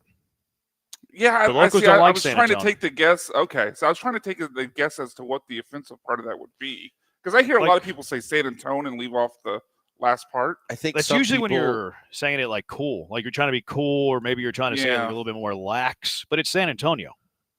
See, I think that I didn't hear anything there that was I think wrong. it's if you say it like it ends in Y-O, like San Antonio. Oh, and San Antonio. San Okay. Antonio versus San Antonio. EO, yeah, like San So, Antonio. and I don't know yeah. which one's right or which one they prefer, but I think that's where you could say the we subtle really got down difference. in the weeds Yeah, there. There you go. This is a stupid conversation. San Antonio. Well, Am I saying it wrong or right? It started off a text message, right? San Antonio. Am I saying it right or wrong? Gringo Branham. I'm not even sure he was talking to me. He might have been talking to Blankers. Like, I don't know. Like, I don't know which one he was talking to. But I didn't hear you say it wrong. I didn't hear me say it wrong. San Antonio. Am I saying it didn't wrong? either, to be honest. 713-780-3776. I think I'm saying it good. Will Hunter Brown get Cy Young votes? I think so. I do. Like, I have a Cy Young ticket on Hunter Brown. I plus 2,500, I think is what I have it at. So, yeah, I think Hunter Brown's capable of winning it. Yes, I think he will get Cy Young votes if he stays healthy. I agree. I mean, when we're talking about the stuff that he has and the ability, it's all there. I mean, his repertoire and his velocity, and like you said, and the way he's learning with every moment in the major leagues now to become even more of a pitcher and pitch through everything that he's going through. Yesterday was a great sign. He's got off to a bad start. We know last year he got off to a bad start, and it was how you navigate through sometimes when you don't have it going early in a game. And he gave up the 2 early. He gave up no more. He shut the door. He got 8 Ks. He didn't get into a lot of trouble for himself. And that's what, if a guy's doing that kind of stuff and it's early too, you got to believe that as he goes on throughout the year, that translates to being one of the better pitchers in the league. To your point, just watching Brown, he has top 10 stuff, his moment, his setup pitches. He's dirtier than national media gives him credit.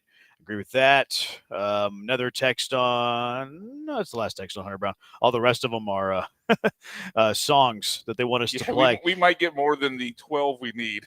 Actually, yeah, we that's need okay. Even less than that. That's all right. It's always better to have more than not enough. Brendan Rodgers had himself a day yesterday. Had himself 3 hits, knocked in 3 RBIs from Brendan Rodgers. It would be really good if he turns out to be good. Like, we're not expecting him to be like the Alex Bregman replacement, but if he could become like your solid everyday second baseman where you're just comfortable riding him into the lineup most days, that would be a big boost for what could potentially be not a very deep lineup. Like, he's kind of the X factor on what could extend and deepen this lineup. No question. I mean, we're talking about a guy that was he drafted right after Alex Bregman, but a guy that we kept saying about he's won Gold Gloves, but we don't expect much from him offensively. But if he could kind of shut down the whole worrisome narrative of who plays second base if Altuve's in left, and just solidify it, he doesn't have to be like that kind of game. It would be nice, but he's not going to hit like that every day, and we don't expect it. But if he can just be, a slightly above average to average hitter and play good defense, then we can go a long way towards analyzing this team, worrying about other things, because that was one of the biggest questions after finding out that Altuve was going to predominantly be your left fielder. And, Guillermo was there and he was there, and we were wondering if either of those guys were going to make the team. Now he's been pretty consistently there and playing at second base, so that they like him. It's nice to see early on him have a game like this that hopefully he can build on, because that would be a nice added bonus to know that you didn't have to do a whole lot to get a guy that's going to end up being your starting second baseman. Yeah, and he's not going to play like this every game. Like, he's not going to have 3 hits and 3 RBIs every game. That's going to be kind of a that's setting yourself up for failure if that's your expectation of him. But just become the dude that can be your primary second baseman. That'd be really nice. The storyline, I don't know how I feel about the Twin fans, by the way. Jose Altuve struck out 5 times yesterday. He was 0 for 5 with 5 Ks, golden sombrero, +1. And the Minnesota Twins fans, whenever the 5th one happened, they were acting like they won the World Series, which it's like, you can tell this organization's not had a whole lot of success if that's the way that you're reacting to Jose Altuve's 5th strikeout of the game. But crazy that one of the best hitters of this generation strikes out for 5 times, not 1, not 2, not 3, not 5 times for Jose Altuve yesterday. Yeah, it's just nuts. I mean, it's just things you don't expect to see from your best hitter, especially because he's gotten off to a good start for the season. I mean, he strikes out 5 times and his average is still at what, 321. But yeah, very unexpected. But from a fan's perspective, they just jump on the bandwagon. They watch what everybody else sees, and they're going to do what New York fans and Boston fans do, and everybody wants to crap on everybody that's associated with the cheating scandal of the Astros, and he's literally one of the last guys left. So I'm sure that fuels it as well. But it's expected, but it's a classless, yeah, and whatever. It's Minnesota fans. He must have had a lot of trouble seeing the baseball. Like, there's some days that it's really hard to pick up a baseball, depending on like the shadows, the sunlight, the ballpark you're at, like the arm angle of the pitcher, and you face different pitchers yesterday, what side of the plate you're on. Like, I'm willing to throw away yesterday's an anomaly, and Jose Altuve has been really good up until yesterday's game. So, like, I don't really care that he had, like, if he started off like Cam Smith started off, and then he was 0 for 5 with 5 strikeouts, okay, that's a little different. But since he started off hot and then has an 0 for 5 with 5 Ks, I don't really care. Like, to me, it was one of those days where he just could not see the baseball at all. Well, and whether it's he couldn't see it or some guys just haven't had they just don't like cold weather. And it started out in the low 40s. I think it was in the high 30s at one point. And some guys just haven't had enough experience or just don't care for it and don't want to get sawed off, jammed, and just don't really. You think that was the case with Altuve? He was cold, so he couldn't touch the baseball? I just think that sometimes, look, everybody's different. I think that there are guys. I'm not saying that it's definitely something with him, but it's something to consider that some guys don't like hitting in cold weather, and they just. Yeah, he should probably still touch the baseball, and 5 strikeouts is a lot, but I'm not worried about it, and I don't know. I'm just throwing out there as a possible option. Yeah, I mean, he's never struck out 5 times before, and it's not the first time he's played in cold weather. Like, you're probably right that. I know that you're right. The hitters don't like to hit in cold weather. They prefer the warmth. The ball travels better whenever it's a little warmer and all that. But I wouldn't think that would affect his hand-eye, like, because it's cold. No, I'm not saying it's going to result in 5 strikeouts. I just think that sometimes when a guy's going up there and he's less than thrilled about hitting in the cold weather and hates playing in the cold, that a lot of times maybe you don't get the kind of results that you're going to get from a guy that's hitting in conditions that he loves. But yeah, you're right. 5 strikeouts. I'm not saying that that's the exact reason why he struck out 5 times, but I do know that there are certain guys that don't like hitting in cold weather and for obvious reasons. Yeah, I just don't think that would be a reason that Altuve struck out 5 times. I feel like it's a bit reachy on that one. Hunter Brown didn't have any problem with the cold, though. You see him out there with no sleeves? Yeah. That's a dog. That's my kind of dog right there. And the good thing is on top of that, the first thing that goes with a pitcher in cold weather is your control of your off-speed pitches, and he had control of his full repertoire of pitches, settled in really nicely. So, yeah, whether he wore sleeves or not, the fact that that's the most difficult thing in that cold weather is to be able to kind of have that grip and be able to get the accurate spin to control your off-speed pitches, and he was in total control after that first inning. That's so intimidating. It's a little chilly, and these little soft baseball players see the Diesel walk out there on the mound with no sleeves, with weather in the mid-40s. They were shaking in their spikes, those Minnesota Twins, when they saw Hunter Brown without any sleeves. That tatted up left arm, but no tats on the right arm because that's his business arm, and just mowing people down with his Stuff Plus. That's what I like from my dog, Hunter Brown. All right, 713-780-ESPN, HRP listener line. Killer Bees broadcasting live from River Ranch. Visit them online, riverranchdayton.com. Reed Geddes, all-time assist leader in Cougar basketball history, played in 3 Final Fours. He's going to join us next to talk some Cougar basketball. It is the Bees on ESPN 97.5 and ESPN 92.5. Guys, before we go to the break, a word for my good friends at Century Property Tax Consultants. They are here for you. The clock is ticking. Whether you own a business, you own your house, whether it's a commercial property, you just need to be cognizant of the fact that you are giving away far too much money if you don't protest your property taxes and you don't do it with the right people that have the kind of experience that can take care of you every step of the way. The other thing that's great about the fact that I'm talking about Century Property Tax Consultants is they do it the way I prefer. I don't pay unless we win. And that's a phenomenal thing because now it's a risk worth taking. You do the work. If you win the case, then I will pay you something because I appreciate the fact that I'm paying a lot less. That's how they do their work. That's how they take care of Houstonians. Over 60 combined years of experience. Century Tax Consultants, they're here to help you win big. Whether it's that residential, commercial, industrial, or business property, they're going to fight to reduce your taxes. And as I said, if you don't save money, then you're not paying a thing. Sign up now at cprotax.com. That's cprotax.com. They're going to take care of you every step of the way. And like I said, the best part about all this is it's like going gambling, but it's a risk worth taking because you're not going to lose money unless you win money because you're not going to pay unless they win and save you. It's absolutely fantastic. We're happy to do business with them, and hopefully you will too. The deadline's May 15th, so the clock is ticking. So you need to get on this now. Don't wait for that final whistle. Get in contact with Century Property Tax Consultants today at cprotax.com.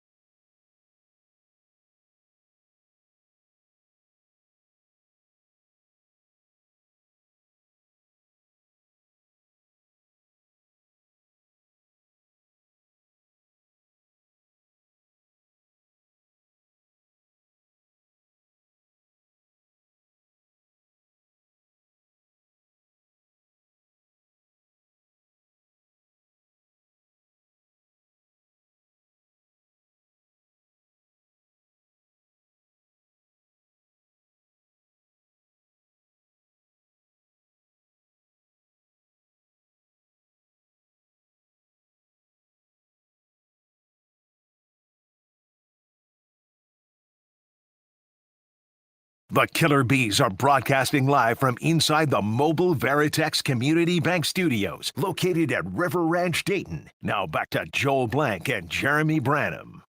Visit them online, riverranch.com. If you're in the market for a new home, check them out, riverranch.com. Let's go straight out to the HR&P guest line, being joined by Reed Geddes, the all-time assist leader in Houston Cougar basketball history, played in 3 straight Final Fours with Phi Slamma Jamma. Reed, thanks for taking a few minutes to hang out with the Killer Bees. What do you think of this run so far for the Houston Cougars, the 4 wins to reach San Antonio? Yeah, it's just remarkable. And, you know, it's funny. I have people all the time early in the season. They're like, you think we can make it to the Final Four? I'm like, come on, man. The journey and what it takes. I mean, you got to be, I think we talked last time, you know, you got to be really good. But you got to be lucky, and you got to get breaks, and you got to avoid injuries. And, man, we know as a program, we know that better than anybody. But I don't care what happens. You make it to the Final Four, and this is a historic team that will be remembered forever. These kids will justifiably be remembered forever. Just it's weird, Jeremy, because I was at the Houston Open, and I was on the 16th green, so I've got a big TV in front of me watching the game and watching guys trying to hit this, this island green. But I'm watching the game, and after we won it, I turned and looked at my wife, and it was so weird. I was emotional. I mean, I was like choked up, and she was like, "Dude, are you crying?" I was like, "No, I'm not." But golly, I was just so overtaken with pride, and I'm thrilled. Are you there now? Yeah, I'm in the hotel. If you flew with the team, I'm in the team hotel. All right, I'm headed up here in a couple hours. Oh, good deal. Reed, I'm curious from the standpoint of you with your 3 Final Fours, watching this run, another long run for Kelvin Sampson. We've started to have the discussion about, what is this run? How does this run stack up with some of the Guy V teams and some of the runs of the past with Kelvin Sampson? And obviously he's going to be here hopefully for the foreseeable future and for quite a long time where this run continues. But how do you see what Kelvin has been able to do, and how does it stack up with what you experienced and what you've been through with the U of H? Far exceeds anything in the history of our program. And I mean that sincerely. So Coach Lewis and Elvin and Don had a nice 2-year run. We had a nice, historic 3-year run. Crying out loud, this team has gone to 6 consecutive Sweet 16s. This is the second Final Four. This is Kelvin and the staff's ability to reload, and especially in this day and age. Joel, we talked last week about the NIL and the portal and all the guys moving around, and for what he has built and what he has sustained. He's not just building team after team. He's built a program. This is hands down. I will argue with anybody. This is the golden age of Houston basketball. Yeah, that's pretty strong too for a guy who played during Phi Slamma Jamma. But the consecutive years of doing it has been pretty unique for any college basketball program. Reed Geddes joining us on the HR&P guest line. They get Duke tomorrow. Cooper Flagg was named the AP Player of the Year a little bit earlier today, just the 4th freshman to have ever done that. And then you factor in that he reclassified, could have been a high school senior this year. How much have you seen of Duke? What do you think of this matchup? First of all, I was thrilled he was named Player of the Year. Hope he gets every award possible between now and Saturday. I haven't watched him a ton. He is completely different skill set, but he's the most dominant, maybe the most dominant college player. He's not Akeem, but other than the only person I've seen as dominant as him in the last 30 years is Kevin Durant, in a completely different skill set, completely different players. But I'm telling you, this guy, holy smokes! And what worries me the most is defensively, we're really good on the perimeter. And if you've got a big guy like Hunter Dickinson, a 7'2" guy may give us problems, but we're gonna double and rotate and recover and all that. The spot on the floor that makes me pucker is the high post. And man, if that isn't where Cooper Flagg is at his absolute best. And I don't think, I say it, and just because I haven't watched them enough, and I spent most of my life hating Duke. The Con Knuppel kid is, golly, I don't know, underrated is not right, because I think he's going to be a lottery pick, but that kid is so good and such a perfect complement to Flagg. And then you add a 7'2" kid that jumps out of the gym, but every time you get in trouble, just throw it up near the rim and he goes and gets it. Like this is a really good team. It's interesting you say that, Reed, because Jeremy and I were talking about this yesterday, and I was saying that against Purdue, against Tennessee, what they do on the perimeter, their ability to switch and rotate works so well and it's so suffocating because I don't think the skill level and the talent level on Purdue and Tennessee, no knock against them, are what they're going to face against Duke. And I thought that they might bring Flag from the nailhead to the top of the circle to just kind of facilitate kind of from the perspective of, beating that first line of defense and then trying to run their offense. But then they can spread the floor and they can shoot because they've got guys, 4 guys on the perimeter and around there that are capable of making shots. How do you see U of H, because Duke's also a very good defensive team, how do you see them kind of attacking Duke on both ends of the floor? Yeah, you've got to put pressure on them. We have to make threes. There's no doubt about it. But look, if you want to boil this entire game down to one key, it's JoJo Tugler's ability to stay out of foul trouble.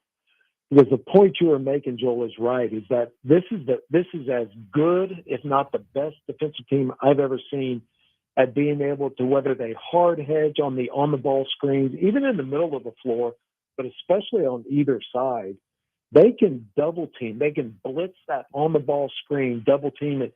And most teams can take away the guy rolling to the basket.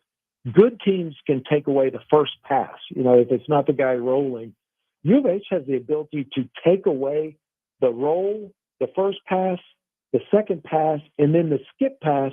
They close out not as the ball's thrown, but they're there when the guy catches it. And you'd swear there's 6 guys on the floor.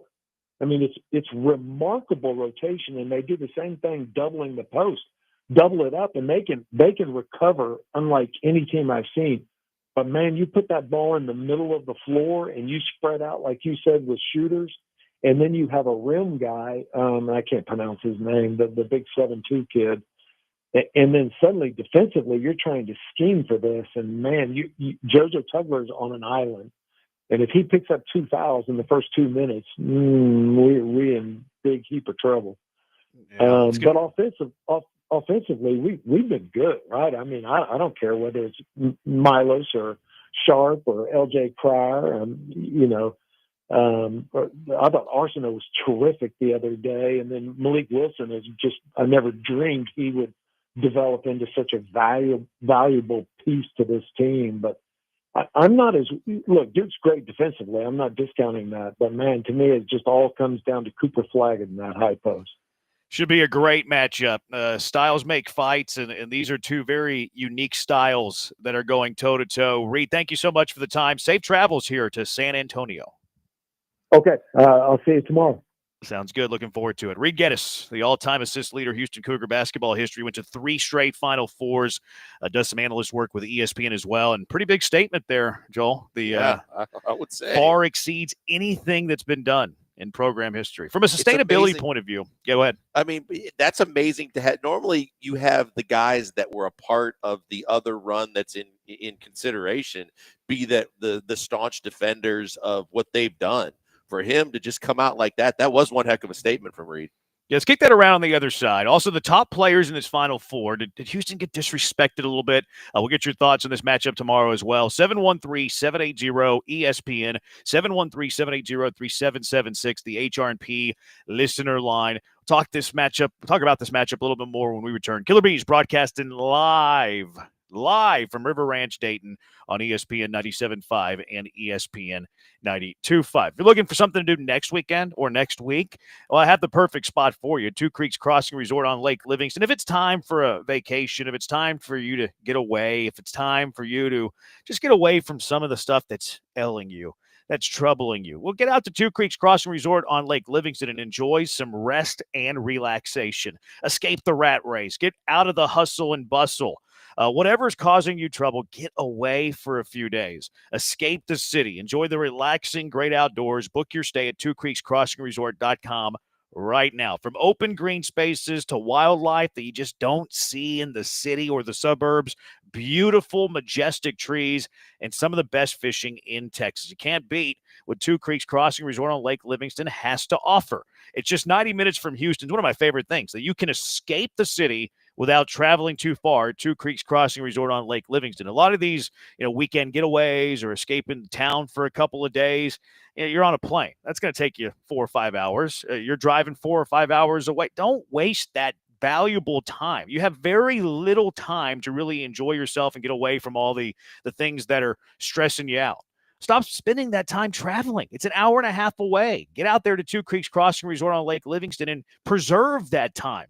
From glamping to cabins to tree houses, just pull up the RV if you have one. They have the perfect stay for everyone. Book your weekend escape now at twocreekscrossingresort.com. That's twocreekscrossingresort.com.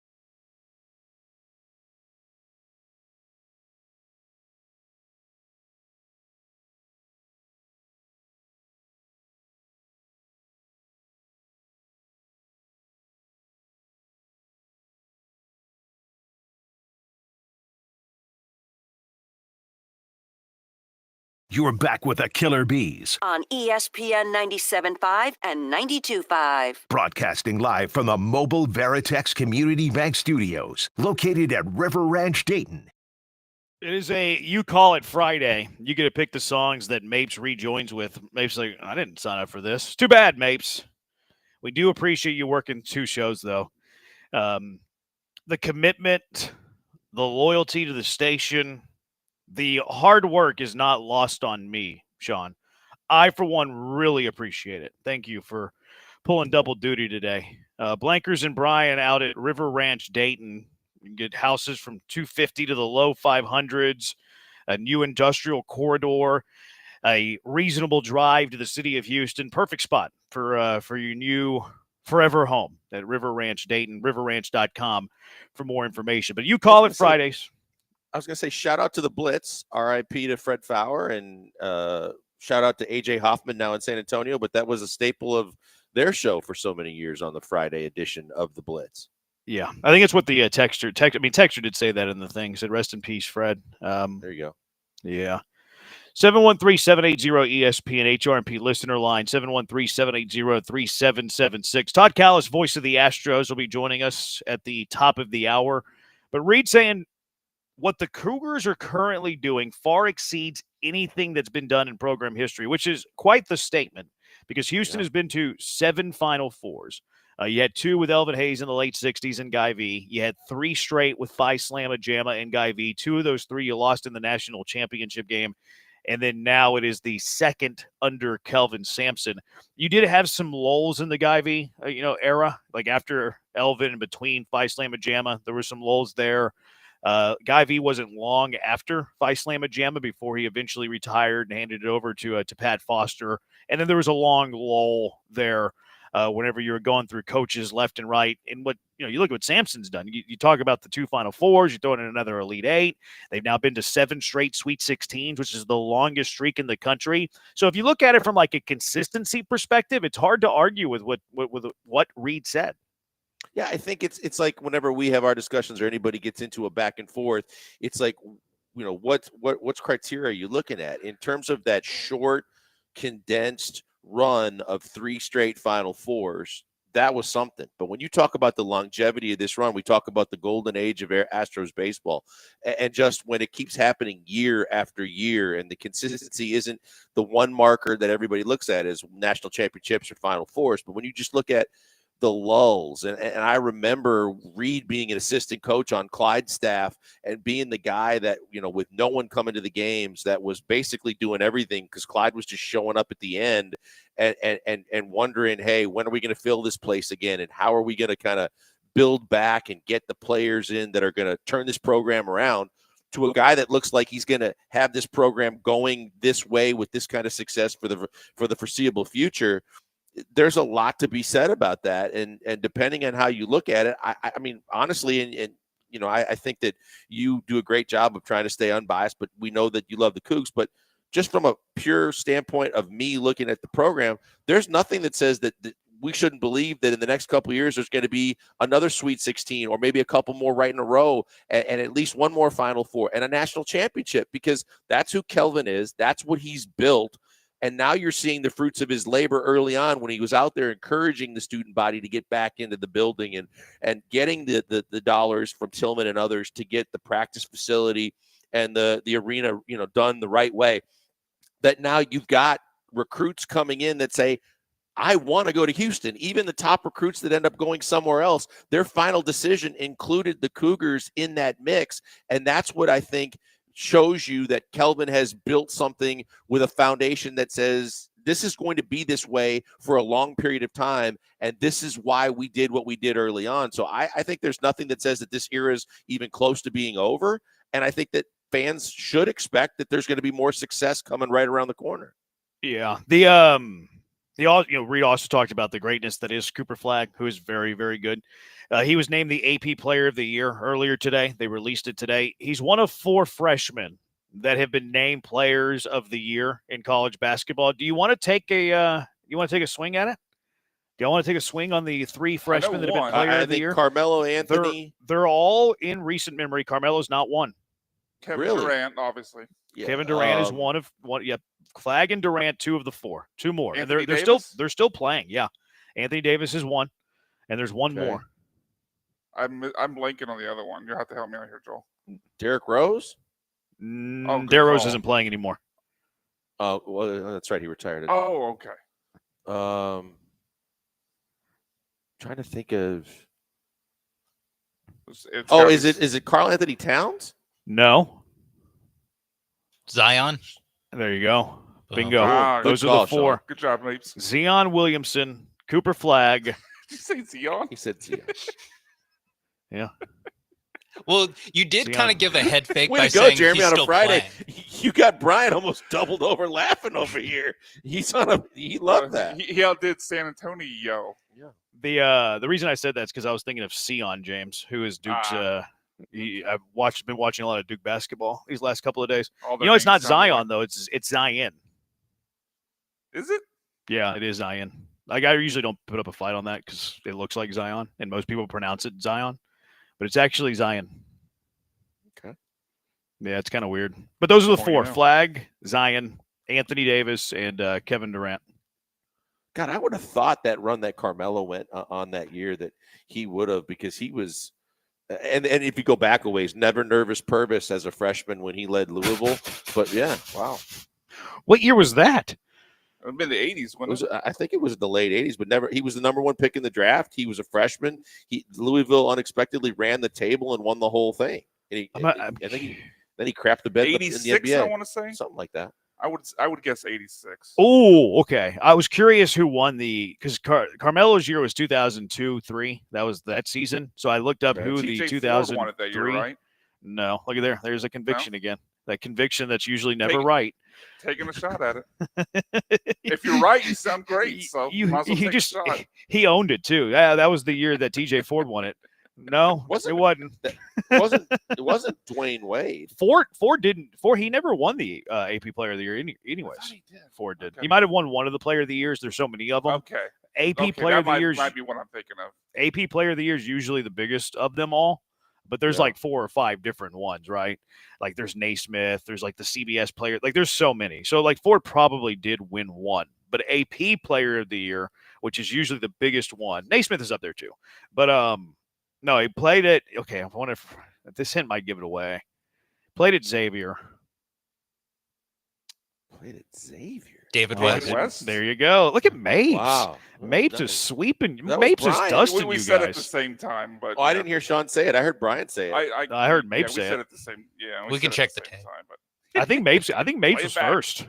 I don't know. It was same time. We were both speaking. at the David same West had a time. really good NBA career. Oh, Yeah, he did. He was played solid. for New Orleans and Golden State won a ring. Look at you guys I flexing. believe so, yes. Dropping some knowledge, little data dump. I love it when you guys do that. It's always good. I especially like it when Brian does it because there's a 50-50 chance it's wrong. But you know that he's Look, not going to lack I the will- confidence that he was right. I will bet on David West played in New Orleans. If you want to fact check me on that. Texter says Janai Broom should have won. Would you have voted for Broom or Flag if you had a vote? I had a vote for Flag.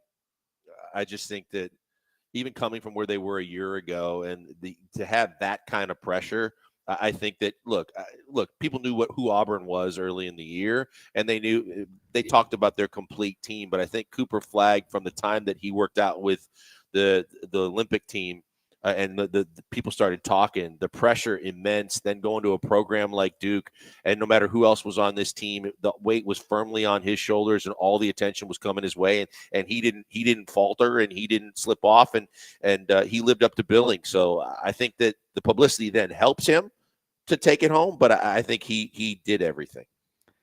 I don't think you could go wrong with either one. I would probably vote.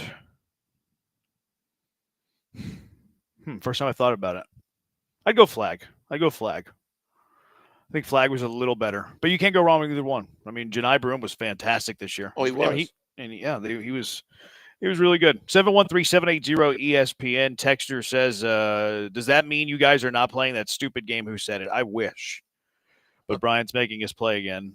But no, that's not the case. It is You Call It Fridays, though. You get to pick our rejoin music should you choose. 713-780-3776. Todd Callis, TV voice of the Astros. He'll join us next. It is the Bees, ESPN 97.5 and ESPN 92.5.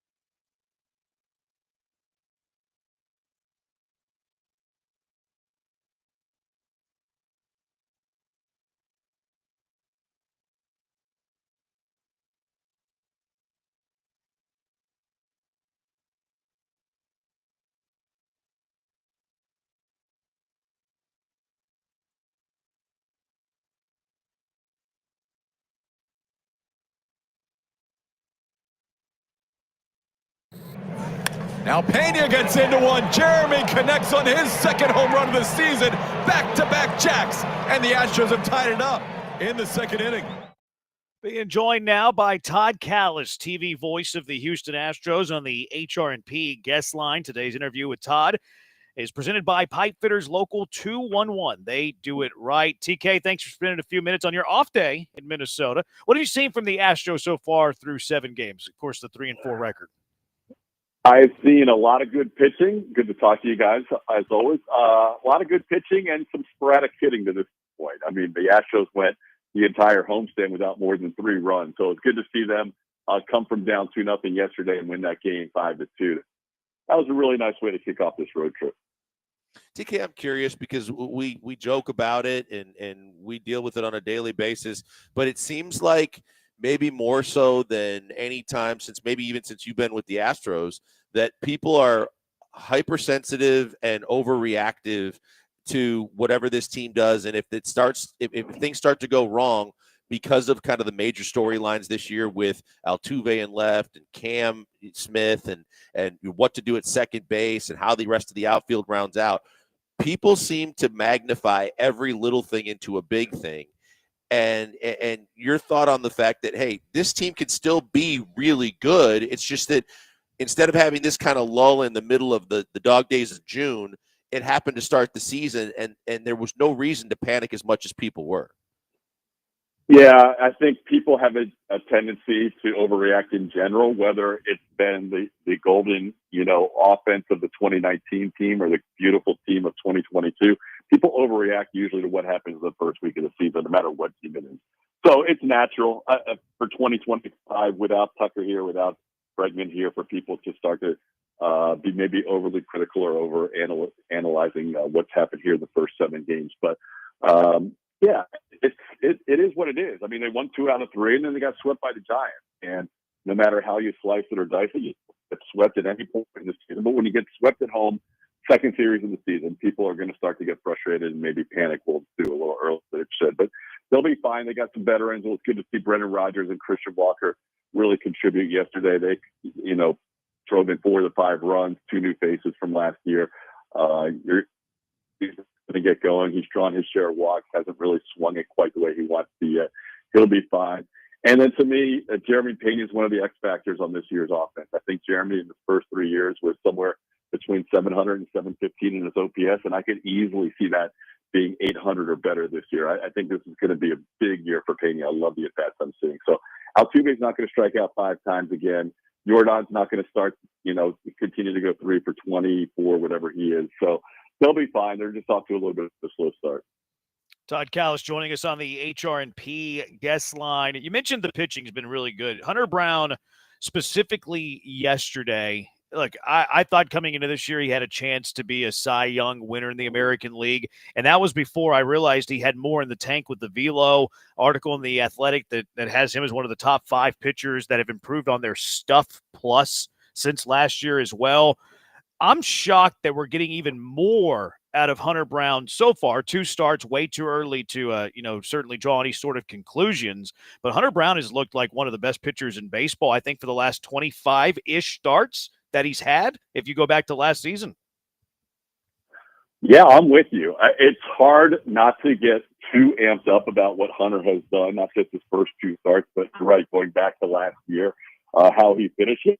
ERA in baseball for his last 20 starts, or at least in the American League. Not sure about the National League. He had the best ERA over his last 20 starts in the American League at 2.31. So when you're beating Tarek Skubal and the rest of the league in ERA over your last 20 starts, you're doing something. And then what he did yesterday, a little bit of trouble in that first inning. The triple was legit, first batter of the game, but then the rest of that inning was kind of, it was unfortunate. He probably could have easily gotten out of there with 0 or 1 runs allowed. And then from that point on, he just locked it down. He retired 15 of the last 16 batters. The only one that reached during that stretch was a little dribble with a broken bat by Julio Rodriguez when his bat shattered, or not Julio Rodriguez, by Byron Buxton. I'm watching the Verlander pitch against the Mariners today, so I got Julio on the mind. Byron Buxton dribbled one up the line, so that was the only guy that reached of his last 16 batters. He is a stud. I'm not afraid to say you might be right in thinking he could contend for the AL Cy Young this year. let's keep the momentum on the pitching side, TK, because look, with Presley exiting and some of the different question marks that this team had, we knew that at the back end of the bullpen, you had Abreu and you had Hader. But the fact that the guys that have stepped up, I mean, King to me is a guy that's really pitched well, but from the 7th inning on back to the middle relievers, they're getting a heck with the guys that are hurt now because we haven't seen Ort or Whitley, and yet the guys that Espada is able to go to now in the middle of the game seem to give a lot of people reason to be very, very pleased with the way that bullpen has kind of shaken out early on. Yeah, I would say that's the biggest surprise and the biggest positive in the first 7 games. Obviously, the hitting has been the biggest surprise side, but I think the bridge guys, if you will, the guys from the starter to the back end of the bullpen have been way better than anybody could have anticipated coming out of spring training. There were jobs to be won. Luis Contreras and even Stephen Okert. He was probably going to be on the team. He really had to pitch consistently well, and he was lights out in spring training. Then you talk about a guy like Ryan Gusto, who didn't even think until the last day or two that he was going to be on the roster. Brian King, you're right. He and Taylor Scott still are going to have share of the 7th inning, but I thought it was interesting yesterday that Joe went with Brian King. Taylor had a decent spring training, but not great, and Brian King is and his manager. So I think you're going to see Scott get his share of 7th inning setups, and I think King's going to be in. There's Abreu and Hader in the 8th and 9th. But yeah, those guys in the middle have gotten it done. Talking about the Rafael Montero had a 1-2-3 inning the other day. Okert's been lights out all spring long. So that's been one of the big positives early on for this team. Todd Callis joining us on the HR&P guest line. Flipping it to the offensive side, more of a global question. How many games before you can make a fair assessment on any offensive player? I think it depends. I think if it's a veteran with a track record, and you're looking at least 20 games, I would say, just to see where that person is. Give that person at least 20 to 25 games, close to 100 at bats, and see where things are. Obviously, if it's a rookie and it's his first time around, you have to make a judgment a little bit quicker because you have the opportunity to let that person go down to the minor leagues and work on things if it's not working out at the big league level. So in that case, I'd say somewhere around 60 to 75 at bats, maybe 15 to 20 games. I think the veteran gets a longer leash just because of the track record. The rookie, and because of the pliability of being able to go down to the minor leagues, you might get a little shorter leash if things aren't working out well. TK, is there any concern with, we heard Joe say coming out of spring training that the young guys weren't going to make the team if they weren't going to play?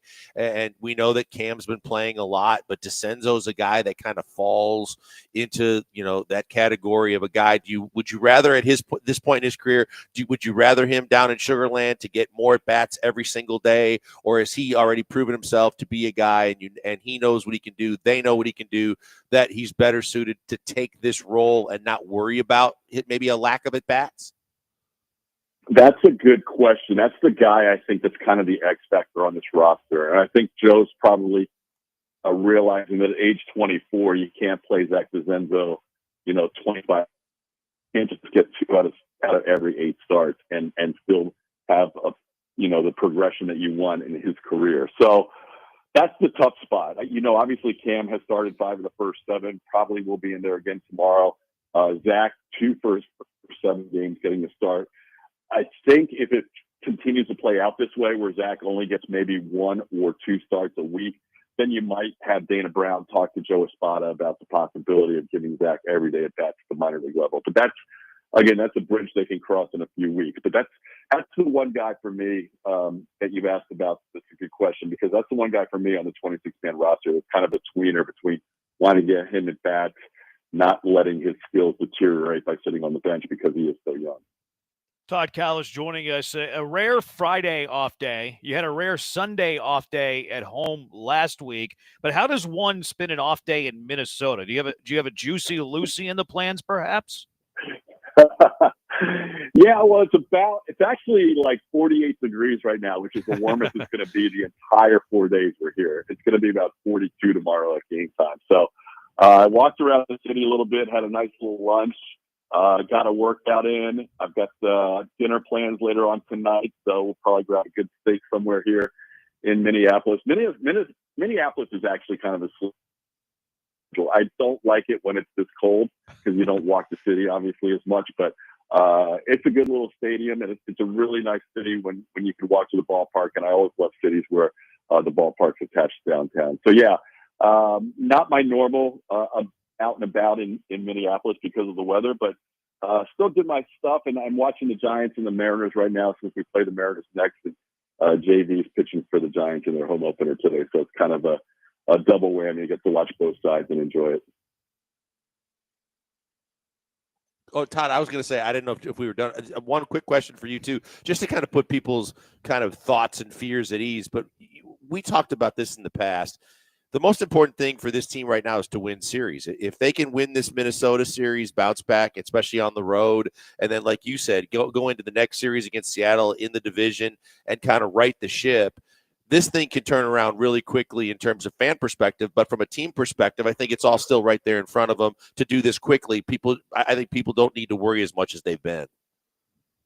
Yeah, it's a small sample size. We're 7 games in. When you get to 10 games in, you're 1/16 of season in, and that used to be the line of demarcation where we could say after 10 games you're basically one NFL football game in. Now the NFL plays 17 games, so it's probably like 9 1/4. But yeah, once you play 10 games, you're still basically the equivalent of playing one Texan game. So everybody, it's a long season. It's the team's fine. Exciting things happening with the starting rotation. It's hard not to be excited about what we've seen, as you said, out of Hunter Brown. Spencer Arrighetti, we haven't even talked about, was lights out last time. I'm excited to see what he does tomorrow. Ronel Blanco coming off a great year, and I think Hayden Wisniewski is going to be just fine in that 5 spot. And Bromber's the guy you don't worry about at all. So yeah, I think this is a group that's taken a little while to gel offensively. We'll see what happens. Yeah, everybody have patience. It's very, very early. TK, we enjoyed the conversation. Enjoy the steak dinner, and we'll talk next week. Always great talking to you guys. We'll talk to you next week back in Houston. That sounds good to me. Todd Callis, today's interview brought to you by Pipe Fitters Local 211. They do it right. Coming up next with the Killer Bees, I have an Astros myth bust. TK kind of myth busting the 3-4 start, an equivalent to Texans game, like after you get through 10, which is accurate. I have an Astros myth bust when we come back. It is the Bees broadcasting live from River Ranch in Dayton on ESPN 97.5 and ESPN 92.5. Out in Dayton today, if you want your new house, they're a spot to look at. And we all know that being a homeowner comes with great responsibility and great cost. Ownwell's here to help you with both of those things. Let them take a little bit off your plate, but also save you some money.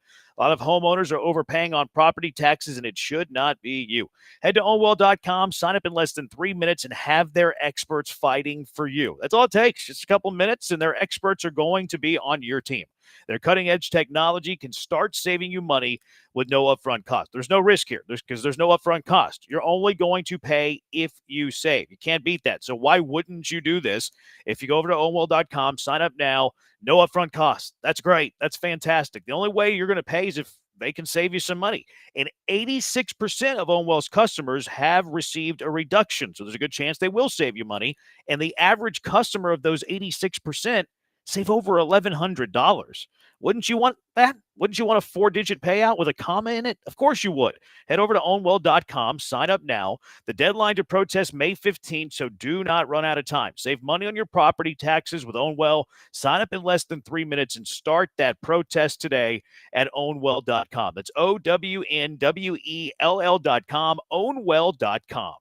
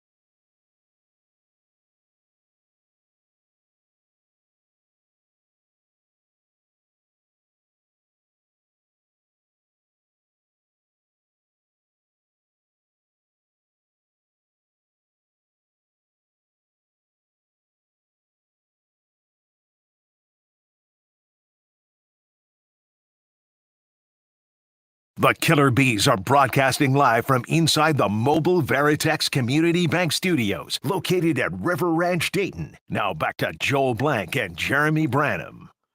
It's you call it Friday. You call whatever songs we play bumping back from break. So 713-780-ESPN. You want to hear us bump back with a song, 713-780-3776. We are at River Ranch, Dayton. Visit them online, riverranch.com. A beautiful lagoon. It's kind of a beachfront look. Swim-up bar, restaurants, that turquoise water. Homes from 250s to the low 500,000s. New industrial corridor. It's a short commute to the city of Houston. They say the average commute in the city of Houston is an hour. So you're well within that out at River Ranch in Dayton. So if you're in the market, it's a perfect spot for it. And how's the setup there today, Blankers? It's really nice. It's unfortunate that because of the high winds and the overcast skies with the possibility of some weather, that we're not at the actual Angel Lagoon. But I just think that's like one of the big selling points. They've got daycare, they've got a dog park. They're working on the pickleball court you mentioned. But the fact that especially with a family, if you can go to this lagoon anytime you want, it's one thing to say I got a pool in my backyard. It's another thing that I've got a full, like a bar at the lagoon, and you can swim to the bar, and you've got this crystal blue water, these white sandy beaches, and you don't have to worry about having the pool guy and the bill and everything that goes with it in your backyard. That's fantastic. And then my buddy, who I've known for 30 years, is the main real estate guy here for this property. And he works with people on a daily basis. Michael Luster, he's like, if you need to get out of a lease or whatever, I don't mind working with you to pick some of that up so that you can get where you need to be for the long term. And they really believe that this area is going to be the next area that booms, kind of like right on the outskirts of Houston. So the houses, we're in one of the model homes today. And the builders do a phenomenal job. It's all top of the line from the amenities and all the different things that you have within the house. But one of their selling points is you're going to get a house with a 3-car garage with plenty of space, and it's away from the hustle and bustle of Houston, but you have everything right here at your fingertips. You wouldn't happen to be in the basement, would you? I don't believe they have basements in these houses, Jeremy, so no. Well, it was a Twitch joke. This Saturday, the Houston Astros and Jose Altuve take on Carlos Correa and the Minnesota Twins. We'll be airing the game right here on ESPN 97.5 and 92.5. ESPN's pregame show starts off at 12:30 with first pitch at 1:10. 1:10 first pitch. 713-780-ESPN, HRP listener line. Ocho says, my problem with this team is it doesn't have an identity. Is it pitching and defense, speed and manufacturing, or power? Which is it? I always get tickled when people talk about identity of a team. I think this team has a very clear identity. Well, I think they have a clear identity. I think that they've talked about it. Like Joe Espada, whenever they broke camp, was like, we're going to be pitching and defense. Like, to me, that's very obviously the identity of this team, is that they want to be strong on the mound.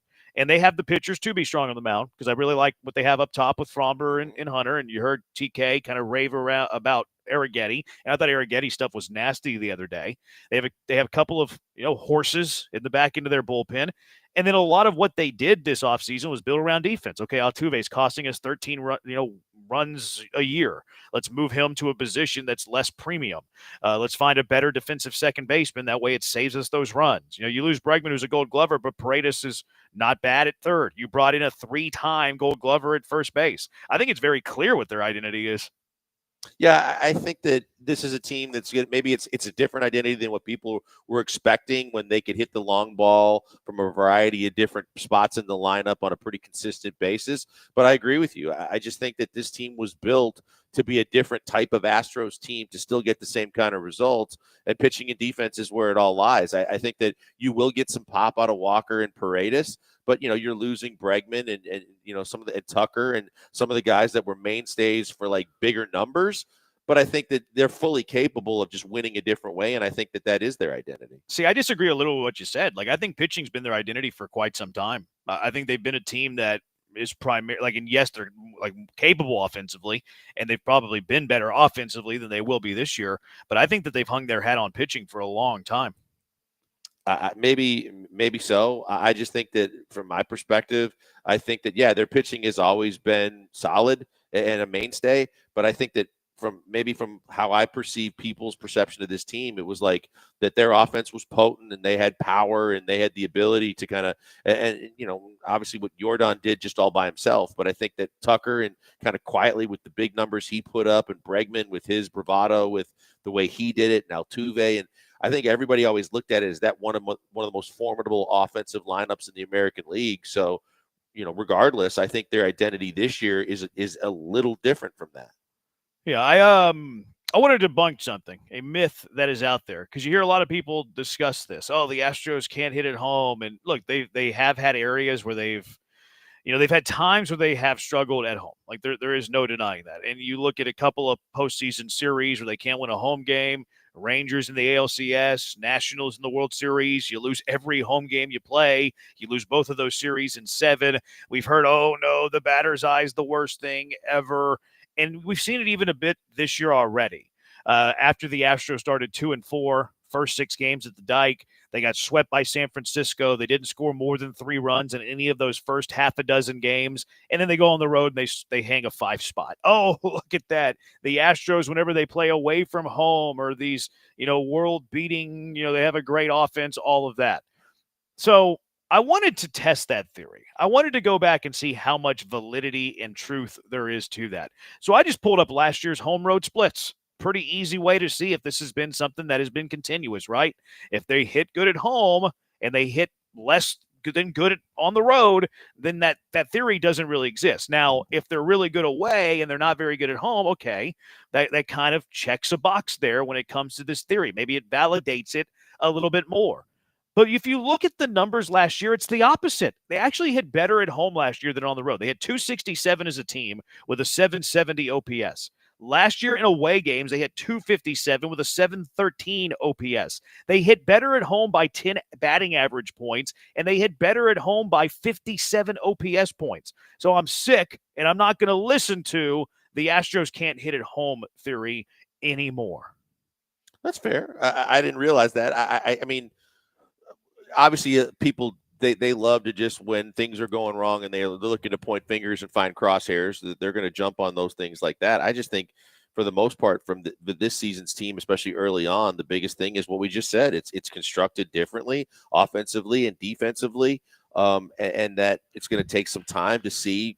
Christian Walker's got to settle in. Paredes is going to settle in. I feel confident in both of those guys. Jordan, for sure, is going to settle in and get back to being Jordan. I don't think that anybody expected him to start like this, but I don't think anybody's worried. So maybe Todd Callis is right too. If Pena does finally have that kind of year, that maybe this offense really can still find a way to be, one of the better offenses in the American League. But yeah, I mean, everybody wants to talk about batter's eye and everything else that you hear being thrown out there when they're not playing well at home. But those are good numbers. Yeah, the Pena and stuff, like that was kind of like a general conversation, though. Like, how does that have to do with the home road splits? I'm not trying to get into the home road splits like that, Jeremy. I'm just saying. But that's the whole point of the segment. I just heard a lot of people point at the batter's eye and then start making these general comments about, how this team is performing offensively, and then going back to the fact that offensively they're not good at home. I think that was, and I think you just backed it up, but it was 2 years ago when we were really scrambling with the batter's eye and all the things that they were going through. But I mean, I just think it's more so that people are they're grasping at straws to back up their argument when they say right off the top again this year that they can't hit at home and they've got problems at home. Yeah, just debunking a theory that they can't win, they can't hit away. Texter says all that might be true, but what was their record? Well, last year at home, they were better. They won 46 games at home last year. They won 42 away. And that's not like a crazy gap. Like, a lot of teams are going to have a bigger delta between home success and road success. But the Astros kind of debunked that whole, because, 2023, they didn't play well at home, period. 2023, if memory serves, they had a better road record than home record. They did. At home, they were 39-42 in 2023. They were below 500. On the road in 2023, they were 51-30. Like, that's absurd. That's ridiculous. That's crazy. But last year that flipped. Last year they won more games at home than they did away. Last year they hit better at home than they did away. And then you see people after the first 6 games, oh no, the Astros, they struggle at home again. Like that's now a debunked theory. The Astros last year were better at home than they were on the road. Will that carry over this year? I don't know, but I think it's more coincidence than it's anything tangible. Because it was of what happened last year. I was trying to pinpoint, and I was going to ask you guys. I'm pretty sure it was it was 2 years ago that the batter's eye was such a big deal. But for the most part, I thought we had kind of moved on from that. But yeah, I felt like that was like getting to kind of Jeremy's point. It feels like the whole home road thing, and Jeremy, tell me if the numbers back this up, but it felt like that home road thing was more of a 2023 conversation that people just carried into 2024 regardless of the actual results. And to dial it down even more, it felt like it was really a September 2023 thing through the end of the playoffs, because we obviously know how the Rangers series went, home and road, because they made the changes late to the batter's eye. Yeah, they did, and I wish I can remember the opponents, but they also had a stretch in September in 2023 where they were losing home series to teams that they were obviously much better than, and so that's kind of, to me, when the whole thing kind of took off as a conversation. And then they won 12 more. They won 12 more away games in 2023. Like that's substantial. So not just late then. Yeah. No, it wasn't just like that. They were 51-30 in road games and 39-42 at home. So like that is a major gap. I'm not disputing 2023 at all. And we just had a texter text in that they scored 391 runs at home, 462 on the road. Yeah, in 2023 it existed. But last year it did not. So, like, which carries more weight? Something that happened 2 years ago, changes have been made since then, and they were better at home than they were on the road last year. So, like, which of those carries more value? To me, 2024 carries more value than 2023. Changes have been made since then, and they've actually proven to have better home success and results since those changes have been made. So, yes, I realize that happened in 2023. I just don't think it carries nearly as much weight as what happened last year. Oh, and that's fair, and rightly so, and the numbers back it up. So, hopefully that's something that people can move on from, because now, you're not only talking about the differences between those 2 years, and now you're talking about, in a lot of ways, a totally different lineup too, and we'll see how that all plays into it as well. But yeah, I mean, it has been the argument forever and a day that people like to make, is that they can't hit and they can't score runs at home. Yeah, and that was the point of the segment, like debunking the theory, debunking what I think is a myth. Yes, it existed in 2023, 100% right. It did not exist last year. Now, time will tell what exists in 2025, but I'm using 2024 to be a better predictor than 2023. Time will tell. 713-780-ESPN HRP listener line, 713-780-3776. Coming up next, we play Brian's favorite game. Who Said It? Killer Bees broadcasting live from River Ranch in Dayton on ESPN 97.5 and ESPN 92.5.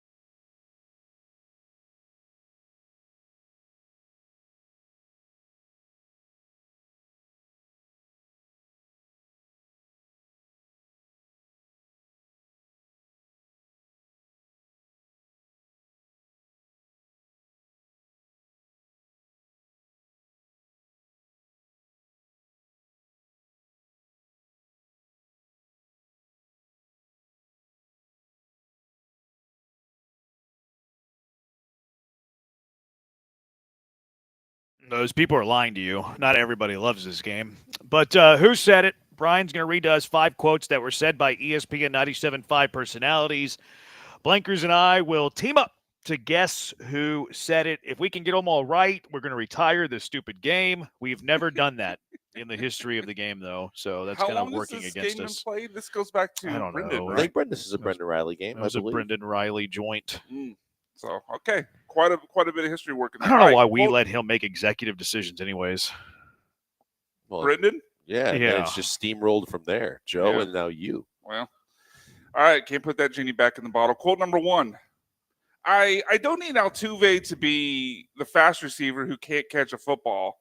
Hey, can he be a possession receiver in the outfield? Give me that. Be Chris Carter. I don't need you being John Ross. All he does is catch lazy fly balls is what I'm asking for. I mean, it sounds like Lance to me, going with the football reference. Yeah. But is he trying to get you to believe that? He Although it might. could be Paul too. It might be Paul too because I don't know. Who are the players? John Ross and Chris Carter. Yeah, Paul would know them, but I feel like it's Lance. Okay, let's go Lance. I don't need Altuve to be still the fast receiver who can't catch a football. Yeah, I never. Segment I guess. lives. The segment lives. I would not have expected We get that the to be drama out of done. the way Oh, early. dang, that was quick. Now all my incentive is gone. All my motive is dead. Jeremy's going to mail in the rest of the segment. Yep, That's all sure I am. need, Joel. All right, quote number 2. Hit the ball where they ain't. Whatever it takes, man. At this point, I don't want to hear about exit velos anymore. I know it's supposed to be a harbinger. If he keeps hitting the ball hard, eventually it's going to find grass. You know what? Don't care how hard you hit him. Unless you're hitting them out of the ballpark, just find a spot for him to land where an opponent isn't at this point. Didn't Joel say that yesterday? Did you? I mean, I've been harping on the fact that people are going to start getting sick and tired of Christian Walker's exit velocity. Sure. How Yeah. hard he's hitting him. At a certain That point, they're definitely gonna came fall. up with us yesterday. Yeah, It wasn't the exact thing, but the he mentioned man. It used to be a staple of Joe George, but using the just hit it where they ain't, man. It sounds like Granado to me. Joe And if doesn't it's not- know what a harbinger means. I was about to say It's either Granado or Paul in my mind. If Joe was still a Paul, Jeremy would have instantly eliminated Yeah. him for using the word harbinger. I don't think Granado would use that word either. So then it's got to be Paul. I think it's Paul or Lance, but I mean, I already botched one, so your turn. Okay. He's mailing One it more in. time, please. Sure. Hit the ball where they ain't. Whatever it takes, man. At this point, I don't want to hear about exit velos anymore. I know it's supposed to be a harbinger. If he keeps hitting the ball hard, eventually it's going to find grass. You know what? Don't care how hard you hit them. Unless you're hitting them out of the ballpark, just find a spot for them to land where an opponent isn't at this point. Okay.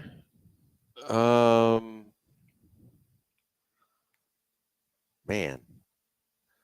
All right, I'm gonna go. I'll go with Paul. Hit the ball where they ain't. Whatever it What? takes, man. At this point, I don't want to hear Back about to it. back. I Dell. know it's You're filthy, Brian. Did you You're take all filthy. of Dell's baseball talk this week? He talks baseball every day. Was that all of his baseball talk? That's all he talks said this baseball week? every day. Sean, am I wrong? Man. He talks baseball every day. Yeah, to various levels of seriousness, but yeah, it comes up. Varying levels of seriousness. It's a great line. I think that's an accurate description. Yes. Okay. All right. Wow. All right. Quote number 3. National League is just an amateur hour league. The National League is basically the Pacific Coast League, you know. Like, could the Sugarland Space Cowboys compete in the National League? I think so. But then again, the Astros are 0-1 against the National League at this point because their offense is struggling. Sounds like Lance. Okay. And this was obviously after the first game against the Giants. Does that help you? Oh no, that's right. It could have been the Mets as well. I don't know. It just, to me, that's the first. We're not doing well anyway. It's probably going to be Dell for the third straight time. But the first inclination I had was it sounded like Lance. You need it again? Yes, please. National League is just an amateur hour league. The National League is basically the Pacific Coast League, you know. Like, could the Sugarland Space Cowboys compete in the National League? I think so. But then again, the Astros are 0-1 against the National League at this point because their offense is struggling. Are you out, Jeremy? Yeah, I don't care. Okay. I hear Lance. I'm going to say Lance Airline. National League's just an amateur hour league. The National League is Senior basically the Pacific Coast. Yeah. You know, like That's a pretty good Exactly. tell. Yeah, that's a pretty good tell there. Well, there was a tell in there because he said they were 0-1 against the National League when they were 0-4. Oh, well, we didn't know when it was. Yeah, we didn't know when it was. I was trying to guess when it was. You said it was the day after the Giants game, and I said yes. Oh, I didn't hear He you did. say that. He I did thought say you were that. thinking about it. So, But he also corrected himself, and you didn't say anything. Blankers did. Blankers also did he? corrected him. Okay. Yeah, he did, and you didn't say anything. So you did throw him under the bus. Well, regardless, here we are. All right. You remember quote that, number Blankers? Because 4. you said they're 0-1, Yes, but then you yes, go, you're oh, yeah, right. but they You're played the right. Mets. So, and then Brian didn't say a peep. So don't say that right. you I helped mean, him when it's you not did my not. job to give it away. It's not my job. Like, to I give don't it care away. about the game, but I care about justice. Oh, this is about justice now, is it? Yes. 0-3. 0-3. Quote 4. I can understand that. Krispy Kreme sucks. I mean, Shipley's. I think Shipley's is a little overrated. Don't get me wrong. Ooh. I like more variance with my donut flavors. I really like cake donuts, but teach their own. Still, got to bring in the Shipley's, big dog. Why didn't we use this yesterday for Bad Take Boulevard? Shipley's is slightly overrated, and they like cake donuts. That's what this Cake person donuts said. are good, man. Maybe it was. They're not as Phil. good as Shipley's. Oh, I'm not. I Shipley's prefer. has cake donuts. My kids even like cake donuts. I like cake donuts. I've been hearing a lot of Shipley's slander lately, and it really irritates me. I'm being dead serious. Like, I've heard people You know, say they white have knight this for take with Shipley's? Shipley's. No, Shipley's is great. Shipley's original glazed donut. Yes, please. Nothing better. Fantastic. Way to go. I'm sick and tired of Shipley's slander. There's some passion there. Yeah, there was some passion. I Yeah, it disagree, irritates so me. I was going to let it go. Oh, Brian Love disagrees. Shipley's glazed donuts. Yeah, Yeah, well, Shipley's glazed donuts fine, but this is I would it would not be my first choice. Is all. We've already ruined Brian's credibility when it comes to food takes. So him saying have? that he disagrees means absolutely nothing to me. What did we ruin my food takes? I don't remember, but I remember it's a thought that I have. I don't remember the specific All issue, right. but over time, Because I know continuing to push Glazed the donuts envelope. by themselves, I barbacoa think, are tacos, overrated. They so- suck. If I'm going to the donut shop, I'm getting something better than that. You need Glazed the quote donuts are one where more it's time. or at. you want Yes, to please. guess? Give me the quote. All right, quote one more time. I could understand that. Krispy Kreme sucks. I mean, Shipley's. I think Shipley's is a little overrated. Don't get me wrong. I like more variance with my donut flavors. I really like cake donuts, but teach their own. Still, got to bring in Shipley's, big dog. Who Sounds says like a big Lance one dog? to me. Yeah, I Lance think is so a big too. dog. Plus, Lance strikes me as a cake donut connoisseur. I thought the same thing. I'm going. Yeah, I think we'll agree on Lance and live with it. I can understand that. Krispy Kreme sucks. Yeah. Of course I mean, it's Paul. Shipley's- This is I a think Yankee Shipley's is take. overrated. This is a Don't get- Yankee take. I should have known that. The I big should have dog, known and that. I guess Paul might. Yeah, Paul is the big dog user. All right. Let's avoid being skunked. If we Avoid get being all of them skunks. wrong, can we end this game? No, because then you could just we'd end it. I mean, you could just totally throw it. And, I don't think no. that would help us, though. Okay, well, I don't know. I don't think us deliberately getting them wrong would be of any of assistance. Yeah, maybe not. Maybe not. All right, quote number 5. I will say because it's a part of this conversation. Someone gets corrected in the middle of this quote, so that'll kind of make sense once you hear the full quote. All right, quote number 5.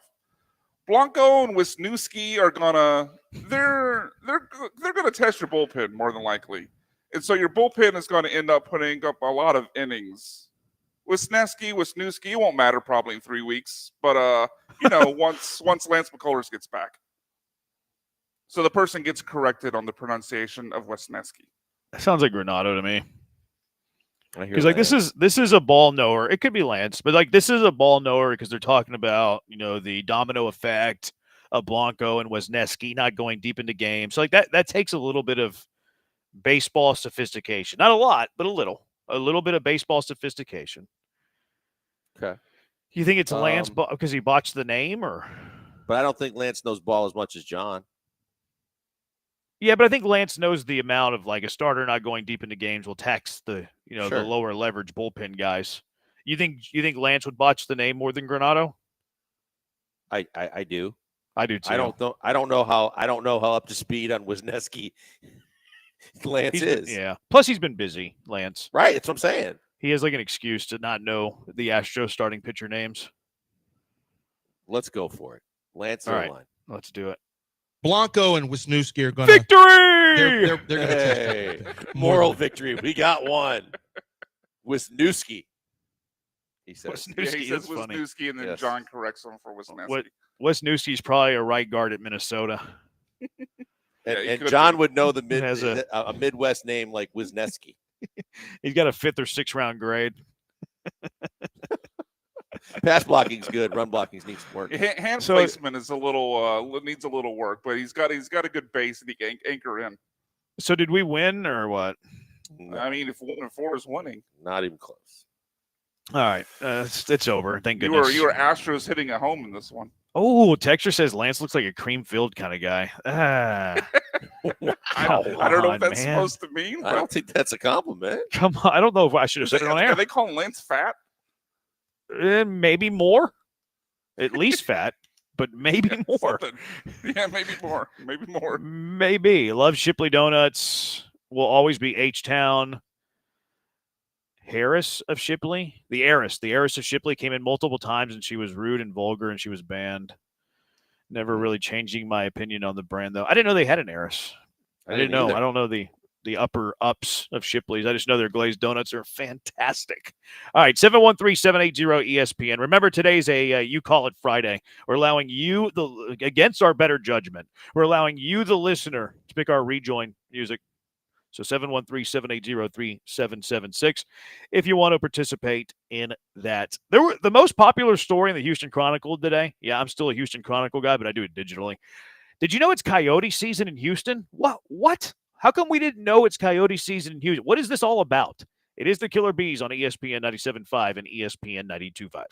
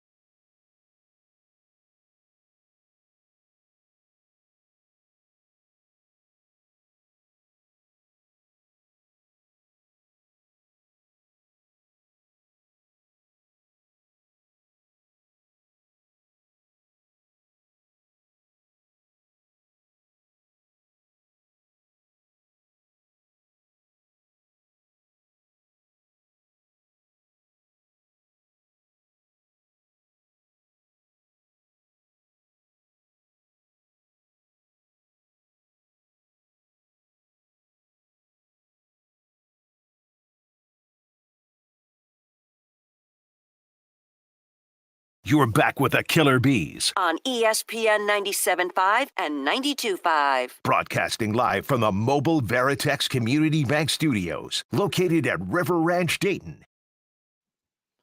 There's no one better than George Strait. I love me some George Strait. Who's your favorite country artist, Blinkers? Man, I don't know. I've always been a Tim McGraw fan, and He's good. Garth. Garth is Tim real good. McGraw and Garth. Shania, for sure. You love her music, huh? She's a strong, independent, talented woman. I don't mind a lot of her songs, and not of all of them are the mainstream ones, but I think Shania is very, very good. Yeah. I love me some George Strait. My wife's more of a Garth Brooks. Garth's from Oklahoma, and my wife's from Oklahoma, and I go George because George is from Texas, but you can't go wrong with either one. 713-780-ESPN. Killer Bees broadcasting live from River Ranch, Dayton. Visit them online, riverranch.com. They got the lagoon, the swim-up bar, the sandy beaches, the beautiful turquoise water, homes from the 250s to low 500s, 3-car garages on most of their houses, maybe all their houses. And as you mentioned, willing to work with you as well. What was his name again? I forgot his name. Michael Lester. That's it. He just left us here at the model home. So Brian was thinking about trashing the place, but it's he's great as a realtor to do kind of like the above and beyond stuff. Yeah. I'm sad I'm not out there.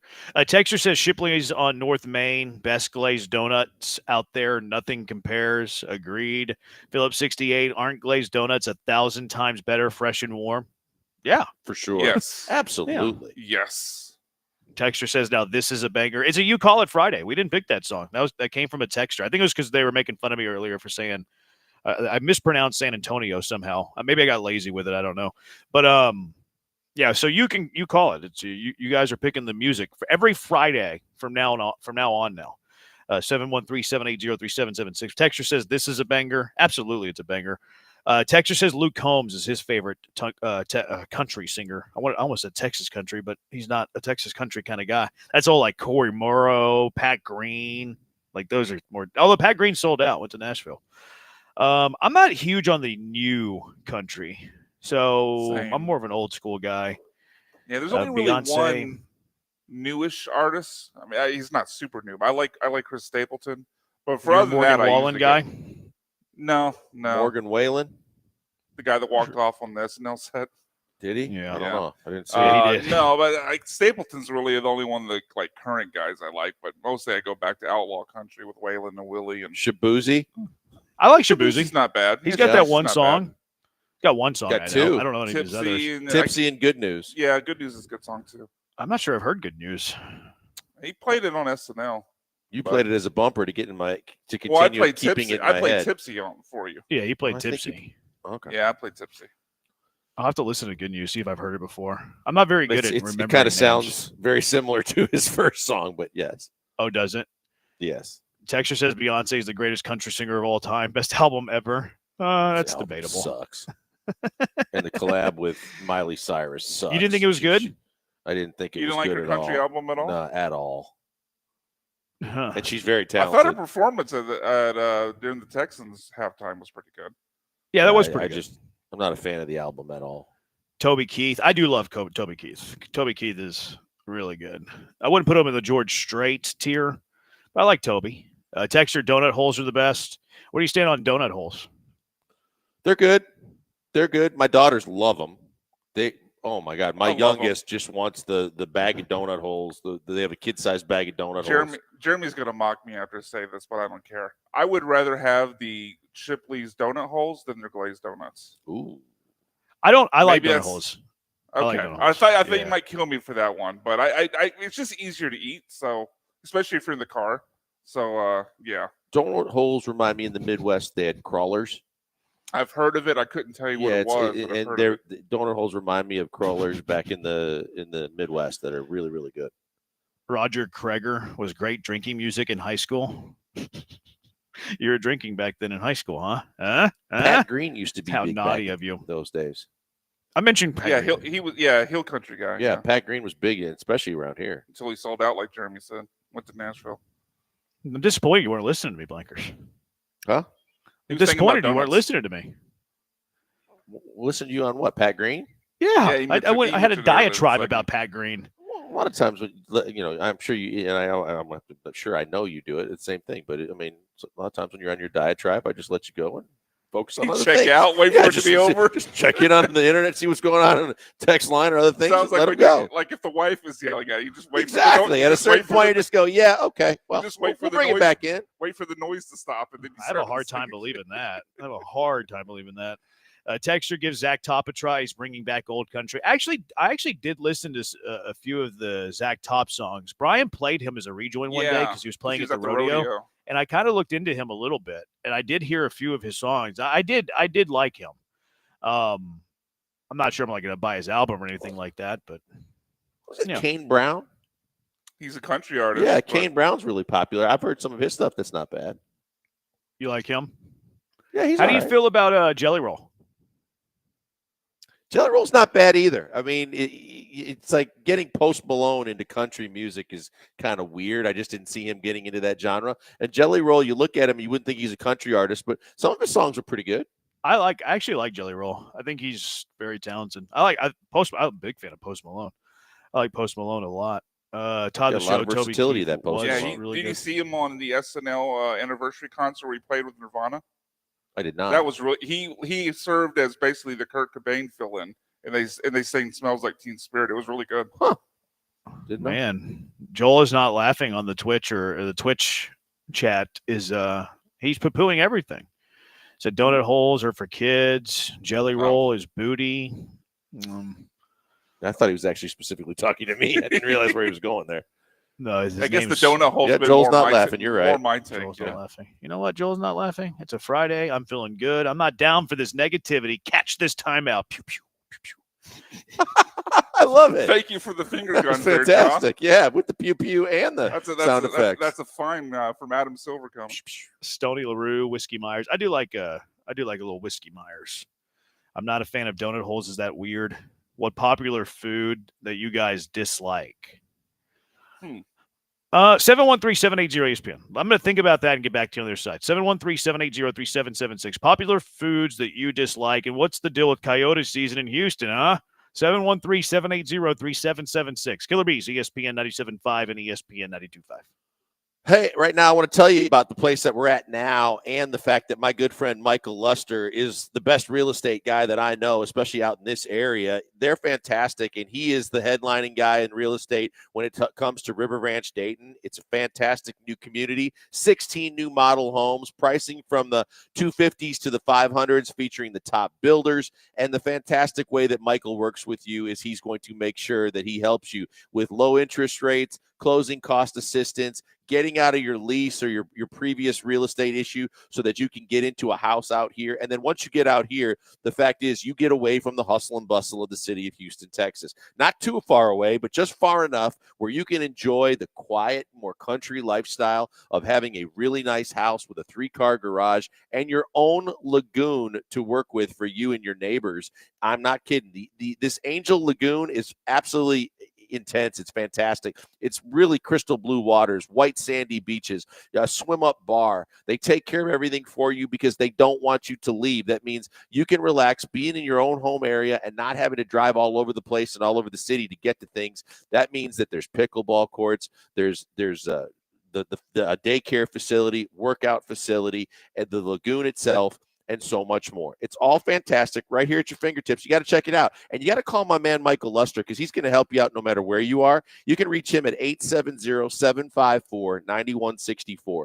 870-754-9164. And check out the community out here. Just go to riverranchdayton.com.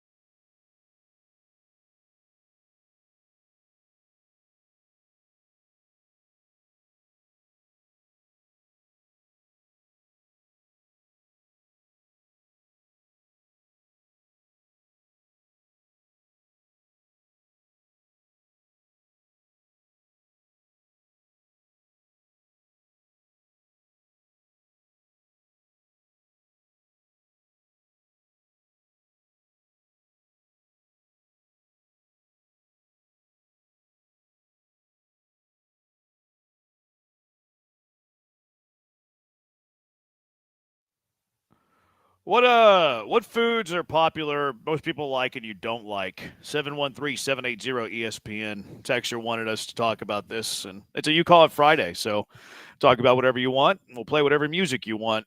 We're just working for you. That's what we do. Texter says he hates ice cream. That's I can't get on board with that. How can someone hate ice cream? I probably don't eat ice cream a ton, but I like it a lot. Yeah, like I could see it not being your first choice for dessert. There's nothing wrong with that, but to actually hate it? No way. It's also kind of a chore, if the ice cream gets a little hard, and then you have to either set it out or you have to warm. Leave it on the counter for a couple minutes. You're just fine. Yeah, or if you warm the but I mean sometimes you don't want to wait a couple minutes for something sweet, or you have to put the ice cream scooper and under warm water can help out pretty quickly. But I don't hate ice cream. The one for me, I don't crave chocolate almost ever. I still think it's fine. I'll still eat it, but I never crave chocolate. I know people do, and I never crave pizza. I could go the rest of my life without eating pizza again. I'll eat it if it's around, and I think it's fine. I'm big. But I could you. never. I could go the rest of my life without ever having it.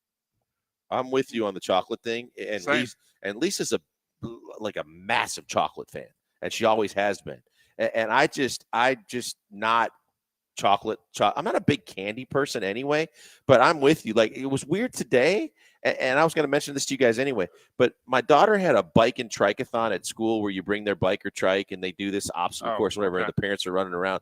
And there was a dad that was enticing his kid and bribing the kid to ride his trike by showing a massive Hershey bar. And then as the parents are going with their kids to make sure they don't fall and whatever. And he's running along and dangling the carrot instead. He's dangling the little squares of the chocolate bar. He's like, here you go. I got another one for you. Come on, keep going. I'm like, what are we doing? We're enticing the kid to be fat because he's going to keep living off the chocolate bar to finish the obstacle course. I mean, we do that with potty training. We give Branham baby a piece of candy if he goes poo-poo in the toilet. That's one thing, but going every 25 feet on your trike or bike. I mean, he's got to earn the chocolate. He's got to earn the calories, Joel. I mean, he's burning it off. Get it off. How old are these kids? 5. You're anti-5-year-olds having a piece of chocolate? A piece? It was a massive bar, and by the end of the obstacle course, it was here's a piece for 10 yards. How much did he ride? Went around a couple of times, but I mean, maybe a time or two, but he hammered the whole chocolate bar. So he had a whole chocolate bar by the time he was done? Not a small chocolate bar, Jeremy. I'm talking one about those super-sized ones, almost like jumbos, half of the size of a piece of copy paper. Why do you hate kids having chocolate? A king-size bar. Yeah, he just kept snapping off the little rectangles, going, "Here's another one. Let's go. Keep pedaling." I'm like, what are we doing, man? The images were funny to me than alarming, but. Yeah, he's just, and again, dangling the horse with the carrot. He just kept getting out in front of the kid, not worried if he hits the speed bump in the parking lot and falls over. But come on, keep going. Here's another piece of chocolate. I was having images of cartoons where they would stick the plunger on someone's head to have the carrot hanging off to where they would keep chasing. But I'm not a chocolate fan like that. I'm with you on that. But the pizza, I'll crave pizza. I love pizza. Yeah. I know I'm in the minority there. Have never ever liked pecan pie or peach cobbler. Agree with both. I like peach cobbler. I don't have it a ton. I might have it once every other year, but I like it. I never crave it. Pecan pie depends on where you get it from, because there are some pecan pies that are awesome. Good Company's always one that everybody goes to. Yeah, that's my favorite. And the reason, I mean, that one's probably more goo than it is pecan. They have extreme and egregious amounts of goo under the pecan, which is probably what makes it so good. But it depends on who made the pecan pie. Day 2 of Blankers hating kids, says a texter. Okay. No, I hate people that they're false. They're using bad training purposes for their kids. I love my kids and kids. He's only I don't 5. know. You're hating on kids yesterday too. I mean, it's a pretty good motivator. I mean, the kid's riding a bike. It's not the worst thing in the world. Evidently, he doesn't want to ride the bike, and he has to have chocolate in front of him to ride it. That's a great precedent to set in life. Necessary. Here, keep eating the chocolate, kid. Don't worry about it. Just get it done. Is he riding the bike though? Yeah, he's riding the bike. Was the kid heavy set? What's that? Was he fat? Was the kid heavy set? I'm not commenting on any of that. I think that was the yes. Yeah, paint the picture. On any of that. Dad either. I'm not commenting on any of that. So Dad's also fat. I'm not commenting on any of that. Tell Joel to quit hating on that family's chocolate budget, says a texter. I almost swore. I don't care how much money they spend on the chocolate. I don't want to bribe my kid with it. Texter says, I'm not crazy about burgers. I won't say why, but he says, I'm not crazy about burgers. That's terrible. Like, cheeseburgers are my favorite thing. I wonder if that's a gastro issue. Like he says, I won't say why. I think he was trying to get a cheesy joke in, and I didn't fall for it. So I just read half the sentence. The Juicy Lucy's big in Minneapolis. That's why I asked Todd about it. I've never had a Juicy Lucy. Have you had a Juicy Lucy? I have not. Yeah, they don't really like. I would like. I'm not against it, but I really don't want anything to mess with like the consistency of cooking my meat. You know what I mean? Like I want to make sure. I was going to say. So people that don't know, that's the one where they cook the burger with the cheese inside of it. Yes. Yeah, it's sounds in the middle. delicious. It's a stuffed hamburger patty. It's supposed to be. Yeah, It's a it looks Minnesota good. thing, right? Yeah. Yeah, but it sounds. I mean, it does look good. Yeah, I mean, it looks good, but like I would never cook it that way because I'd be a little worried that it would mess with the consistency of the cook. You know what I mean? understand that. So like that's the reason that I've like never done it. Texture says popcorn is overrated. Love popcorn. Brian and I are on the same page on this. I love popcorn. I love popcorn too. Why can I be included in the combination? Because Brian and I have had this conversation before. I forget. So when we were at the space. Was it Space Cowboys when they were making the fresh popcorn that created a conversation it was driving about us crazy because we could smell it down the hallway. All right, well, cool. Y'all can go have popcorn together. And Yeah, don't you're not mind that invited I to the also like popcorn it. club, Jeremy. Texter, I'm Was he with there Joel. that I'm not day? a I don't know. crawdad guy. I love Oh, crawfish. so you don't like crawfish? So my list would be, as you guys know, I can't stand carrot cake, and I think it's a waste of a dessert. I cannot stand sushi. Oh man, I'm with you there. I'm with you there. I just don't. I can't eat it. You do. And the thought of like eating the raw fish and everything else, but I don't don't like raw fish. It's I don't not like all raw fish. raw. It's not all I raw. know. I've tried some of the cooked types, Yeah, I don't but it was either. just like, I'd rather have a. I know this is not helping my case as far as having the taste buds of a child. You rather but have some chocolate after riding a bicycle? No. it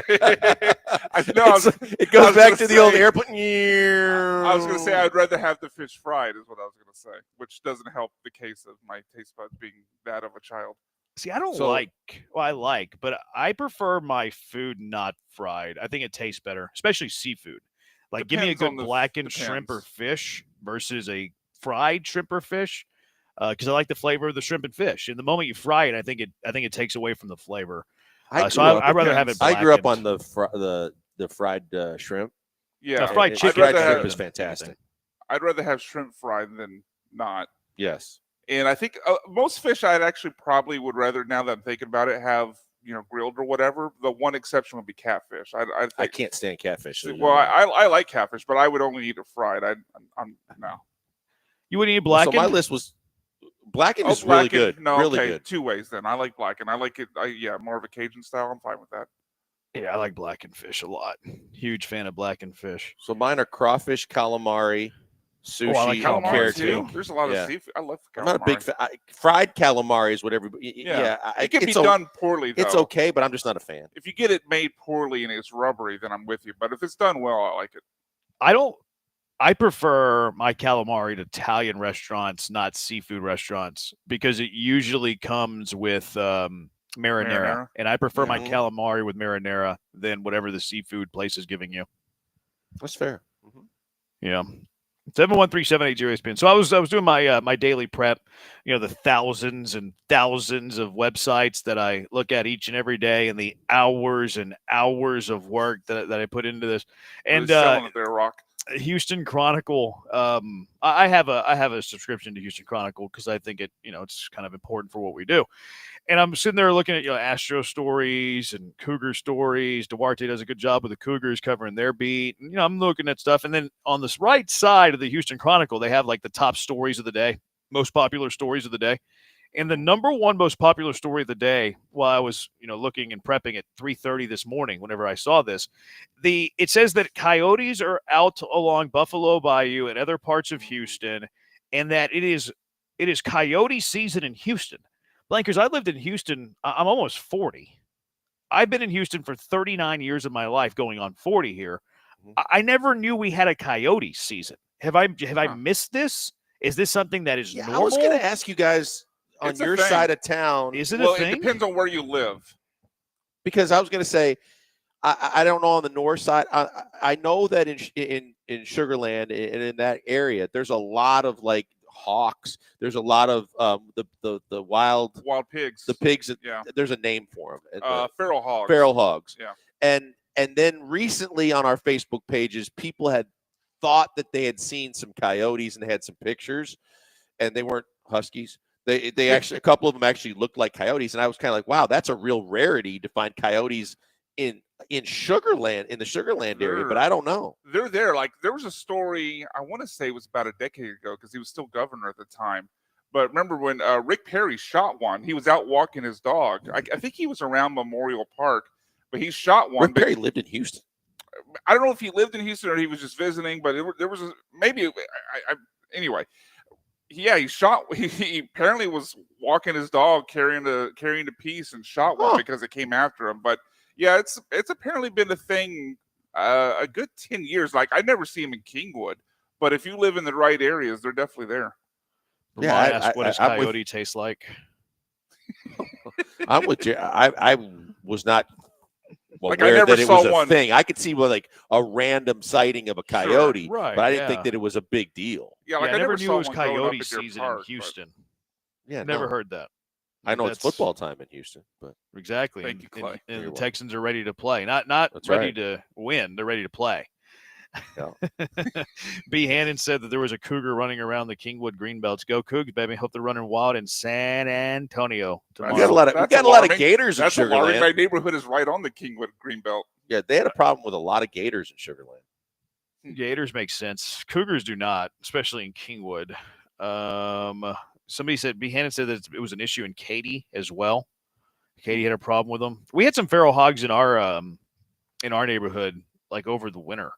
Have They you had to seen put how out they like hunt traps the and feral stuff. hogs? I don't know, at night, With right? traps? Well, they hunt them from a helicopter a lot of times. Well, that's like game hunting. That's like if you're a Yeah. hunter. They don't do that in neighborhoods, Brian. Sure, not the average person, but there's like Those things. That's a whole thing. Those things do Yeah. some serious damage to like grass. Oh yeah. Oh, no doubt, because they eat like bugs and worms that are in the grass, so they're like they're like getting into it to try to find that stuff. Yeah, They're so digging they it rip up to the get into hell it. out of the grass. Sean They do. from the They highway do numbers. Yeah, Sean from the highway to hell had one go through his yard in Pearland a few years ago. Just destroyed it. Huh. Yeah. I knew somebody who got into a terrible accident hunting feral hogs from a helicopter. They fell out of a helicopter. Like, How high Yeah. was it? I mean, it's not anything to laugh at, Brian. He almost lost his life. I It's think his not, legs got you're right. amputated You too. will. Okay. Wow. It was a former quarterback in Houston. I forget his name. I forget the name off the top of my head. Kevin Cobb. No, Brian, you're making light of this. Kind of irritating me a little bit. You're joking about a guy almost losing his life and losing limbs. David Klingler. No, it was I'm just going by ex-quarterbacks in Houston. Brian, by the way, is still laughing. You would know who it was if it was a notable name. Oh, okay. It was it was Brooks a backup Bosler. quarterback. I want to say it was Kosh. I think it might have been Kosh. Anyways, let's move on. 713 Brian's ticking me off. 713-780-ESPN HRMP Still listener laughing. line. How many at bats before we truly assess Cam Smith? 713-780-3776. Killer Bees, ESPN 97.5 and ESPN 92.5.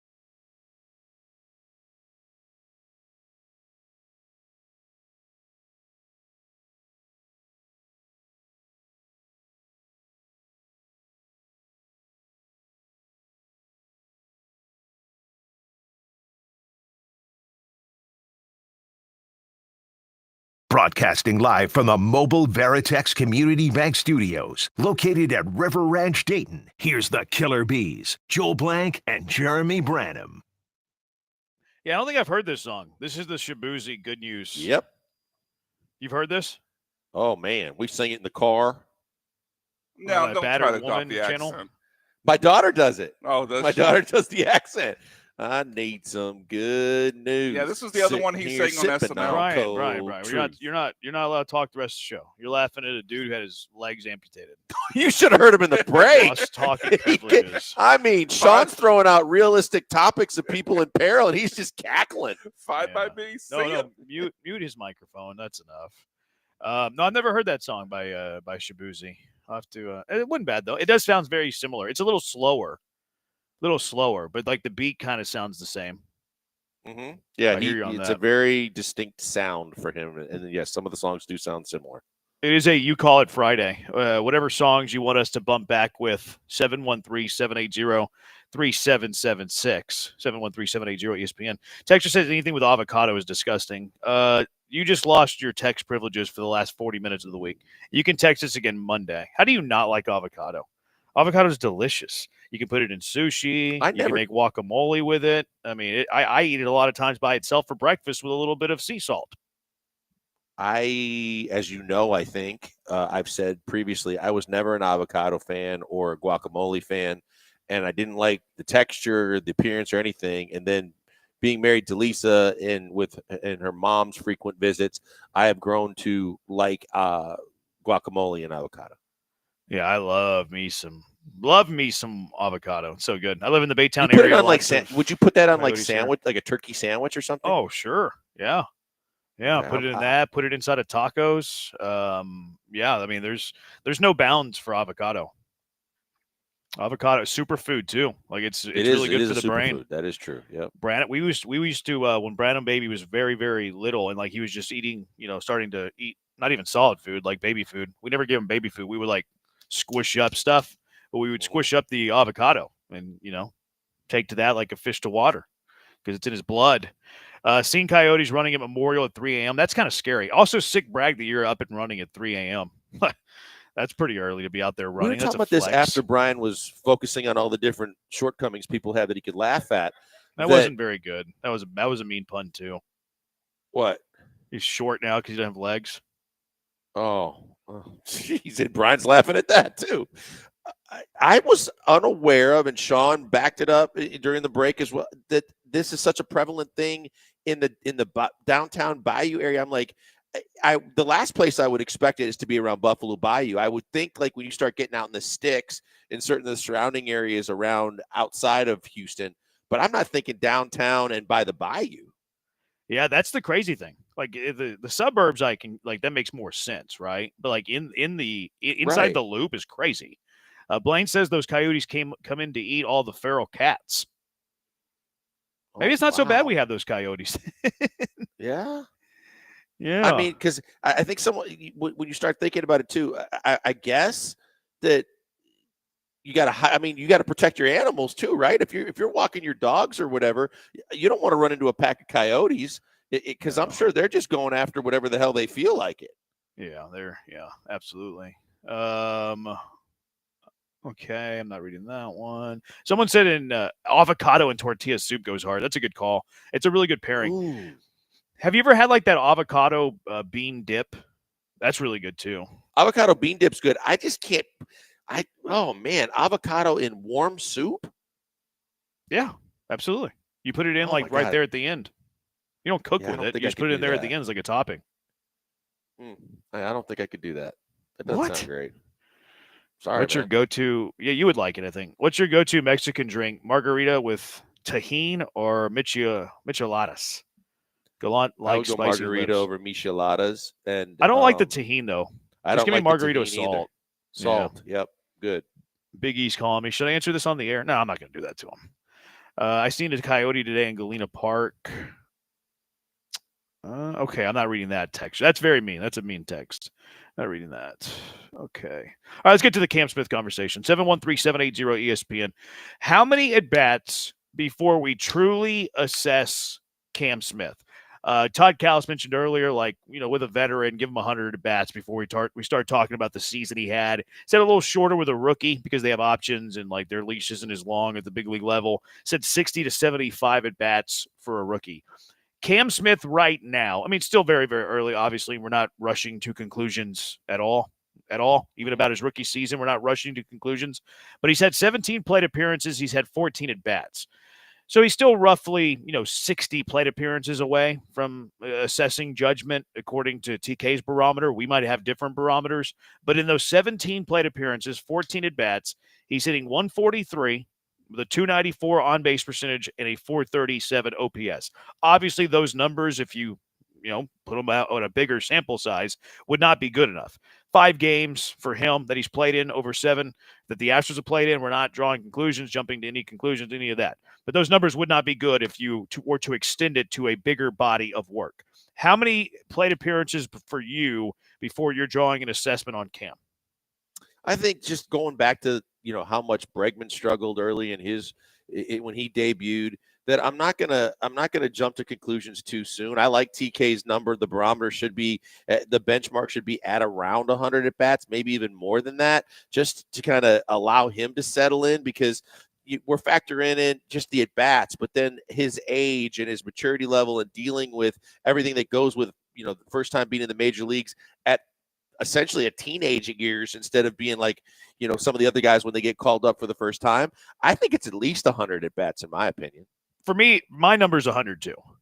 It's 100 for me. All right, what is the number for you? And how many at bats before you're making a decision or drawing conclusions or forming an opinion? Not on Cam Smith's career. We're talking specifically his rookie year.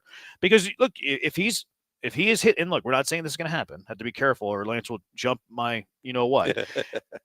If Cam Smith's hitting 143 after, we just put the number at 100 at bats, you're probably sending him down. Like, he's probably going to the minors. If after 100 at bats, he's hitting 143 with an OPS of 437, you're probably sending him down. And we're also probably criticizing Dana Brown for having him open the season with the team, because it is rare for a guy who's made 5 starts above high A ball and had 20 plate appearances above high A ball for them to make their debut in the bigs after that short of a time in the minors and no time in Double A or Triple A. So if he's hitting 143 after 100 at bats, we're going to be critical of Dana Brown. I think that's part of it, but I think the other thing, part of it too, is going to be like, who do you replace him with? Like, at the start of the season, I was hypercritical of the fact that you might start Chaz and Jake in the outfield, most games alongside Altuve, and I was wondering, like, who else they were going to possibly have as a solution.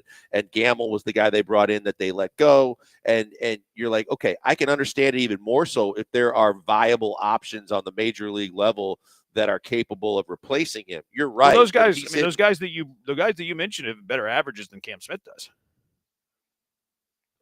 You're talking about Jake and Chaz? Yeah. Yeah, but I think it's right now. That's a short sample. I'm with you. But I think that when you get to 100 at bats, if Jake and Chaz, when they've been playing, aren't hitting the baseball, I think that it could change. It could alter the when you do what you do, because of the fact that that there's still a huge upside for Cam Smith, and the more experience he gets now, whether he snaps out of it this year or not, you believe that this is going to be experience that helps him to kind of grow and get better down, as he progresses. I do think it matters, though, of who you're replacing him with. I guess my point is that if you're a big leaguer, you're probably going to hit better than 143 with a 437 OPS.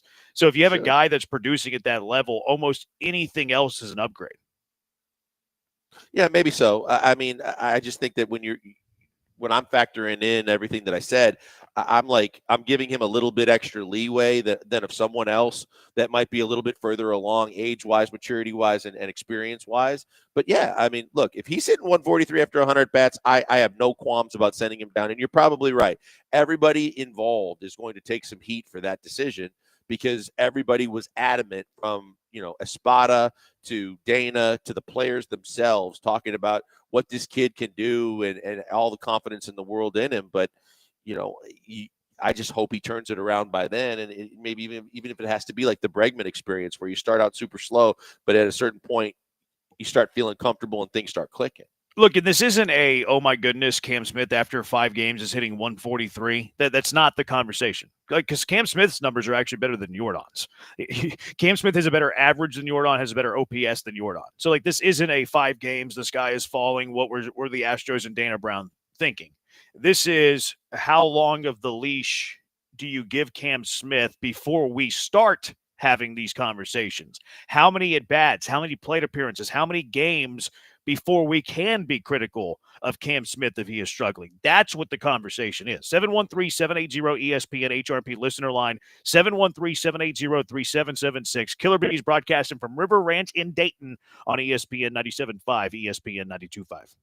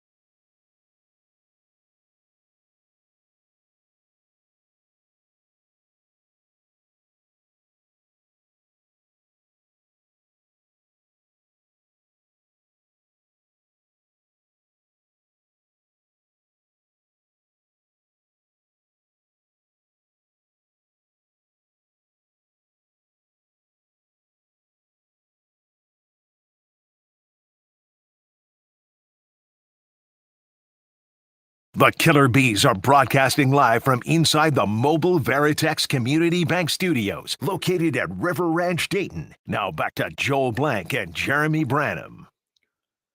Yeah, I like this You Call It Friday stuff because there's no way Brian would pick this song as a rejoin. 50? No chance. Yeah, it's 50. There's no chance that Brian's doing this. Fair? No? Brian, no chance that you'd pull a 50, Tom? No, he's not allowed to talk. Oh, I'm asking sorry. you. Okay, my bad. Yeah, he lost I think privileges. he could. I don't think he'd prefer it, but I think that he could, and especially if it was in anything that's in the system, he could pull. I'm pretty sure he's never played 50. Pretty Any sure. kind, huh? I don't think so. Join us Monday at FAO Houston, located at 2303 Smith Street, to watch the biggest college basketball game of the year. Over 20 TVs. They have a rotating seasonal menu and classic cocktail specials. FAO is also a nostalgic arcade bar. ESPN Houston will be there from noon to 6 p.m.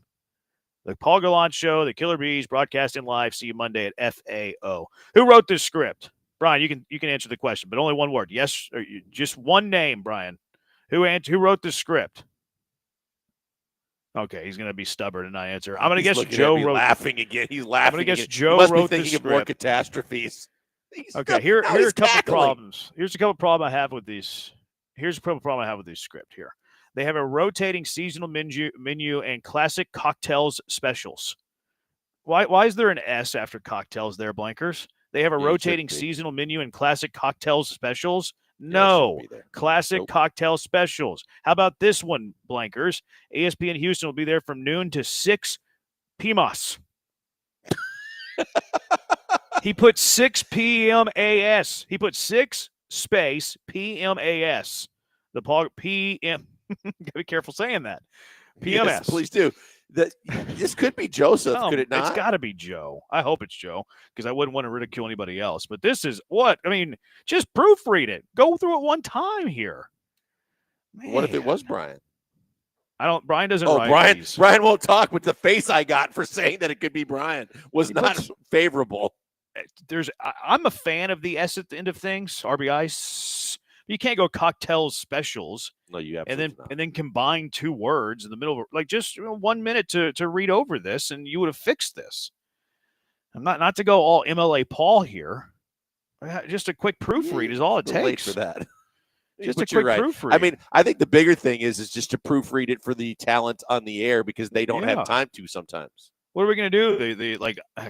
I'm Charles Barkley, and I'm Ron Burgundy. Like, Joe's setting up the talent for failure here. My goodness. Pay up a bet. 713-780-ESPN. HRMP listener line. Killer Bees broadcasting live from River Ranch Date. I only care about the one. I care about mine. Batman says that Cam Smith came up too fast. Like, that's in play. Like, that is possible. I hope he figures it out, and we can poo-poo on that opinion later on. But it is certainly in play that Cam Smith got called up too soon. Not saying that's the case. Let's give it, we both like the 100 at bat sample. I think that's the best answer. But let's see what it looks like after 100 at bats. Highest expectations for him in my heart, in my head. And look, I think the kid could have hell of a career, but it's a hell of a big ask to like not only think of anybody doing this, but doing this in a predicament like the Astros have, where he's feeling a lot of pressure, like they're relying on him to where I kind of expected him to start slow. Look, I like to look at the range of possibility, because there's always that always exists. And sometimes like people just surpass that. Like the Rockets, like I thought range of possibility was like playoffs, 49, 50 wins. They're going to surpass that. Sometimes people don't get to the floor of the range.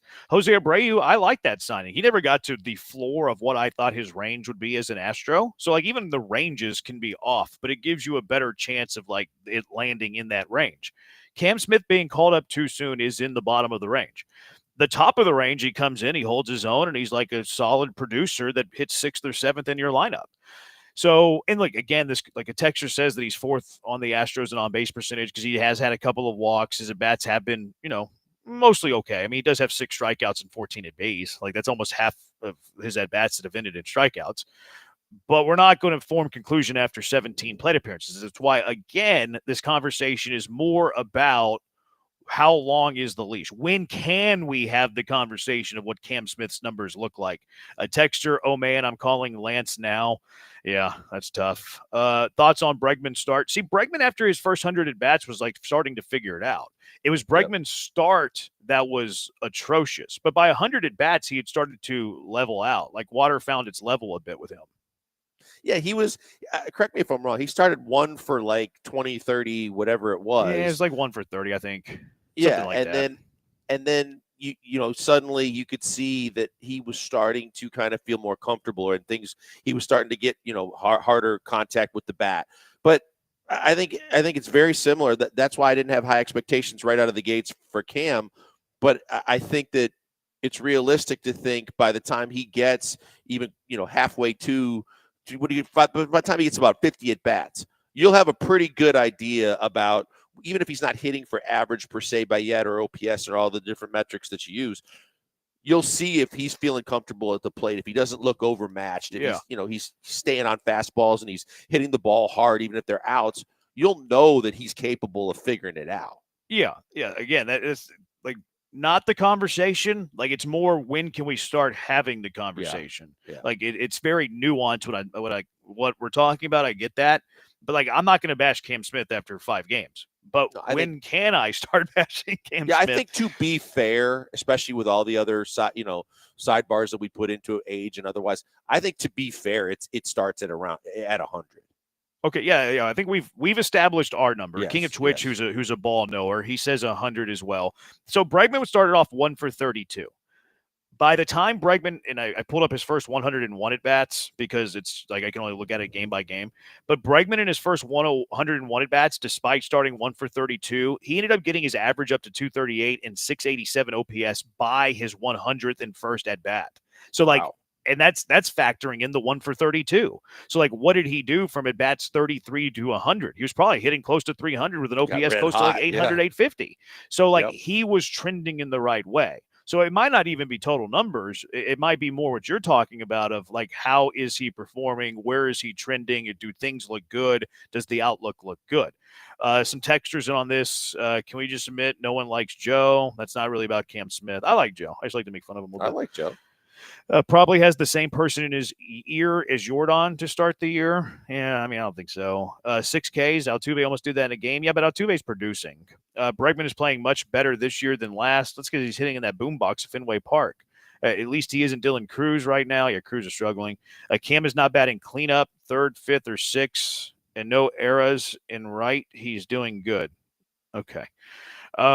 Give him 40 games. So 40 games is quite a bit, because 40 games now you're looking at about 120 to 160 at bats. Like, that's a good amount. Here are a few more at bats on how many before we can really assess Cam Smith. Garrett on Twitter, at least a month's worth, which is 60 to 80 if he plays in 15 to 20 of those. 250 says Apple, 250 says Nick. That's a lot, man. Like, if he's hitting a $120, give him 250 at bats for a team that's supposed to be contending. That's a lot. Pablo, 200. That's going to be a detriment to the team, period. 250 at bats worth hitting that putrid. Now we're looking at Machete numbers. Yeah, I think 250 is too much. Teast says 300. Jared says 30. Derek 150. Carlos at least 50 to 75. Travis says 300, half the season.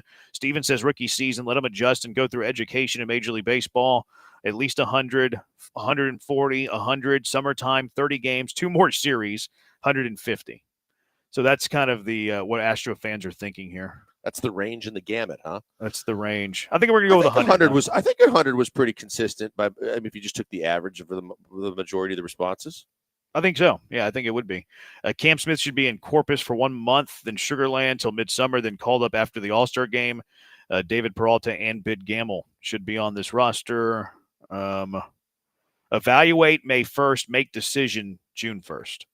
That's not bad either. Like, if you wanted to get rid of the at-bats of it and just go like the calendar as your like kind of, litmus test here, that's not a bad way of putting it. Start to evaluate a little bit closer in May and then make a decision by June 1.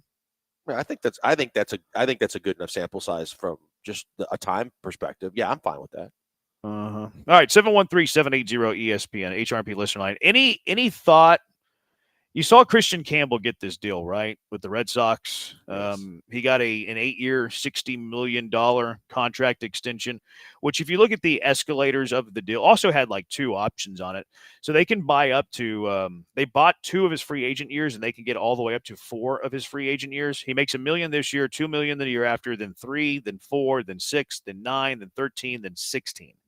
Club options of $19 million and 33. And then a club option of $21 million and 34. So this buys out 2 free agent years, and it could potentially get 2 extra years, a total of 4 free agent years if they pick up both options. Do you consider this with Cam Smith? Man, I just call me crazy, and I would say that I would like to wait a little bit longer before I do this. I think that I understand it when teams like the Mariners and the Rays have done this, and the Brewers, but I want to see. Because it's still a risk. It's still a prospect. Yes, there's high expectations, but the John Singleton thing, even the 10-year, $10 million deal backfired on the Astros once upon a time. And I would like to be a little bit more secure that the conversation we just had, regardless of how many at bats in, the signs are there and that you are looking at a guy that you feel really confident is going to keep progressing. So, at a certain point, yeah, I would be willing to have that conversation. I'm not willing to have it right now. I need to see more from him first on the big league level. Red Sox didn't see more from Christian Campbell. I know. And what's the Brewers guy from last year? I forgot to say his name. Yeah, he's Churios. good. He's and really they made like J-Rod signed very early, maybe even before he was called up. And there's been like Acuna was signed early, Longoria was signed early. The Astros didn't do Altuve when he was in the minors, but he signed very early. Like that one worked. Like for all the grief the Astros get about Singleton, well, they did it with Altuve. Well, they did it with Jordan. Now, not that early. Did it with Bregman. So they've been at times they've locked up young players early. In my mind, I believe that if Dana Brown was so strong about Cam Smith and needing to be on the opening day roster, and he believes his eyes and his scout on Cam Smith so much that he has to be on the big league roster after 5 games above high A and 20 plate appearances above high A, if he believes in Cam Smith that much, I think there's a lot of correlation between being willing to sign him to an extension like this and also calling him up for opening day. Like if you're making the opening day decision, okay, well, why are you doing that? Well, we think he's really good, and we think he has a bright future, and we think he's going to handle it, and we think all of this stuff. Okay, well, if you think that, then why wouldn't you sign him for this type of contract? They're the same type of decision. It's the same thought process. Yeah, and whether you say he did this or he was part of an organization that did this while he was in Atlanta with multiple players, you understand that Dana has experience doing this. I just think that from me personally, you can still do this, but see as much as you saw from like Jordan before you made the decision. It gets more expensive, though. Way more expensive. And it gets harder to do because the agent's like, well, now we have more leverage. That's true. That's absolutely true. And the agent for sure is going to probably lead that charge. And it's a rarity that you get a player himself that dictates the contract and says, I want the money now. I want the security now, like Jordan did, and do what he did. But I just, whether you wait, you don't have to wait that long. But I personally would like to see a little bit more before I go start thinking about that. Yeah. I hear but you. If you're on Dana that. Brown, you're right. And look, he is a talent evaluator. And that's one of the big things that is a feather in his cap amongst people that when he was being interviewed for jobs or considered as a general manager, his talent evaluation is supposed to be very, very good. So if he believes that this is the guy and he is going to turn into that kind of player, that deal is very affordable. So hasn't Dana already told us he thinks that though? That's my point. Like Dana's saying all the things that you would say if you were to sign him with his contract extension through his actions by having him up on this team already. Yeah, that and the fact that when you dig a little deeper on some of the comments that he's made, that look, they had their eye on him when he was eligible for the draft, knew he wasn't going to fall to them, but they really, really liked him. That means that he studied him pretty much from the time he was at Florida State. So then there's a lot that says that he believes in his talent. Yes. But the best laid plans of a guy that, analyzes a guy and evaluates a guy at a certain level, it can still backfire and fail, but it would be a very, very positive deal for the organization if it works out. That's why a lot of these smaller market teams are doing it. I'm fine with him being more expensive if they wait. He's a super young player still and would be if they chose to give him a contract like that. Another texter is a big gamble, but if you can get him to sign now, go for it. Another texter says Corbin Carroll. Carroll got a contract before he played in the bigs. And then he's got to prove more before this or early. I can't remember exactly when he signed it. But texter said Corbin Carroll. Another text, he's got more to prove before this even needs to become a conversation. So that's kind of what our listeners think. All right, 713-780-3776. Let's get to our car wreck of the day. What is your car wreck of the day? 713-780-3776. Killer Bees, ESPN 97.5, ESPN 92.5. Guys, before we go to the break, a word for Allstate Siding and Windows. Look, right about now, tax time. After tax time, hopefully you're getting a refund. But at the time, if you do get a refund, there's never been a better time for you to start thinking about, hey, I'd like to make some upgrades to my house that are going to be beneficial for a lot of us, our biggest investment, and that being our home. And that's where I recommend that you get in touch with Allstate Siding and Windows. Because like their name states, it's siding, it's windows, it's front doors, and so much more as it relates to improving your house, investing in that big investment in being your property. And the fact is they are the best in the business. They have over about 50 years of experience in the business, family owned and operated here in the Houston area. Their family's still involved on a day-to-day basis. Mary holds down the fort at the headquarters. Her brother goes out and does free estimates. That's where I suggest we start, because if you're thinking about anything to do with your house, you need to contact Allstate because it's free to get their opinion, and then you can go from there. But I'm telling you, you'll realize quickly they are experts in their field. They know their products, and they're going to give you almost like a prescription for the best fit for your house. They'll know when your house is built and the architecture that was used to recommend this certain brand of window and this style of window or this siding and the options that they have there. And they're all there to help you at no charge to you just by getting that free. All you got to do is go to the website, see the products, allstatesidingandwindows.com, and then when you're ready, have them come out to the house and give you their recommendations. And you do that by calling them at 832-204-1936. That's 832-204-1936. That puts you in direct contact with the experts themselves. They come to you and tell you exactly what they can do. How do I know all this? Because I did it. The minute that we bought our new house a little over a year and a half ago, it was built in the 90s. We moved in. We got in touch with Allstate. They put new windows on our house, and they are fantastic. They immediately upgraded the overall look and curb appeal of the house, but the most important thing is they reduced our energy bill by about 32%, which is fantastic. And they're the best in the business at protecting the content, starting with your family and everything that you have in it, because the fact that they are weather resistant to hurricane season. They keep the cool air in the summer and the hot air in the winter. They are fantastic, and the siding does the same. And the siding gives you so much extra protection with the durability and the strength, especially when we're talking about all the different wild weather in Houston. All I can encourage you to do is check out the website, allstatesidingandwindows.com, and call them when you're ready for that free estimate, 832-204-1936, 832-204-1936. 30% right now off of all window jobs, $2,500 off a complete siding job. That free estimates are always available, and they're always offering discounts for senior citizens, military, and first responders. And if you mention me and or ESPN 97.5, you'll get a little extra bonus on top of that. They are great people doing fantastic work in the Houston area. Check them out today, allstatesidingandwindows.com.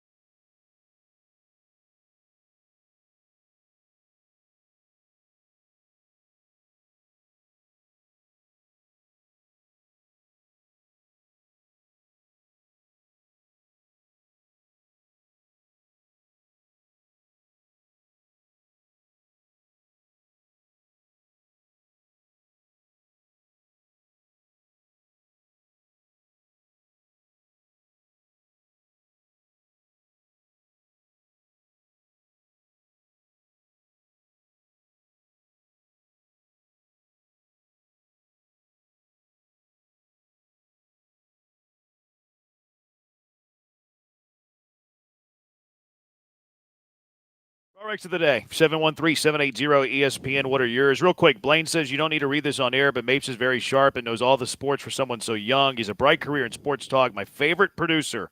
My favorite producer, too. Just knew that was coming. I knew that was the crux behind the reading. No question about it.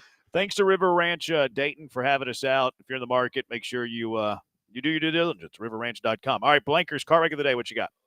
John Morant, sir. John Morant just doesn't get it. And I don't understand why, because he's got all the talent in the world. But my goodness, less than a week after being warned about doing the shooting gun gestures against the Warriors, first quarter last night, Heat game, he decides, yeah, I'll still do it. I'll do it again. And then he gets $75,000 as a fine. He's lucky he didn't get suspended. They're talking now about the Grizzlies trying to make a hard decision about moving on from him because they've had enough.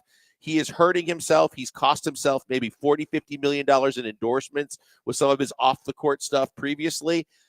There's too much ability there, and at a certain point, you hope the light goes on, but he's got to stop doing this kind of stuff. I feel like he's being targeted for this, though. Like, I feel like this goes on a lot from NBA players, and John Morant's the only one getting fined $75,000. I know he has a past, but why can other players in the NBA and stars in the NBA do it, and John Morant gets fined? Like, okay, you want to find John Morant? That's fine. Like, that's cool. I get it. I understand why you would want to find a guy for doing that, trying to get that out of the game. But do it for everybody. Do it for every single person that does that, and that has not been happening. Look, I hear what you're saying, but I disagree because I think reputation is something that you cannot escape because of the fact that he's done these things with guns, him and his friends, multiple occasions, multiple offenses. And that's where it's like Draymond getting a quicker whistle or getting eject technicals. I mean, quicker. you can own a gun. Right. But okay, we don't have enough time to get into this. We don't. But with all the things that he's done and his crew has done, that's just, and you were warned, don't do it again. And they went easy on him because they didn't find him the first time. So he does it again right away to get it the second time. It's just not smart. I'll nominate Freddie Freeman, injured himself in the shower, landed on the IL. Be an athlete, dude. AV nominates BMAC for laughing at a guy who almost died. And then a texter nominates you, Blankers, for doubling down on hating kids. You didn't like that 5-year-old getting chocolate. All right, what wins here? Kids, but I got 2 of them. Yeah. You hate other people's kids. No, it's not true either. I go Freddie Freeman. I'm going John Morant. All right, it's a tie. They both win. All right, it's going to do it for us. That's right. You don't let Brian break the tie today. Let Mapes break the tie. No, Brian doesn't get to talk. It's a tie. Ties are fine. Brian likes ties. Thanks to Sean for pulling double duty. He's blank on Branham. No mention of BMAC today. He lost that privilege, too. Have a great weekend, everybody. We'll talk to you on Monday. So long. Goodbye.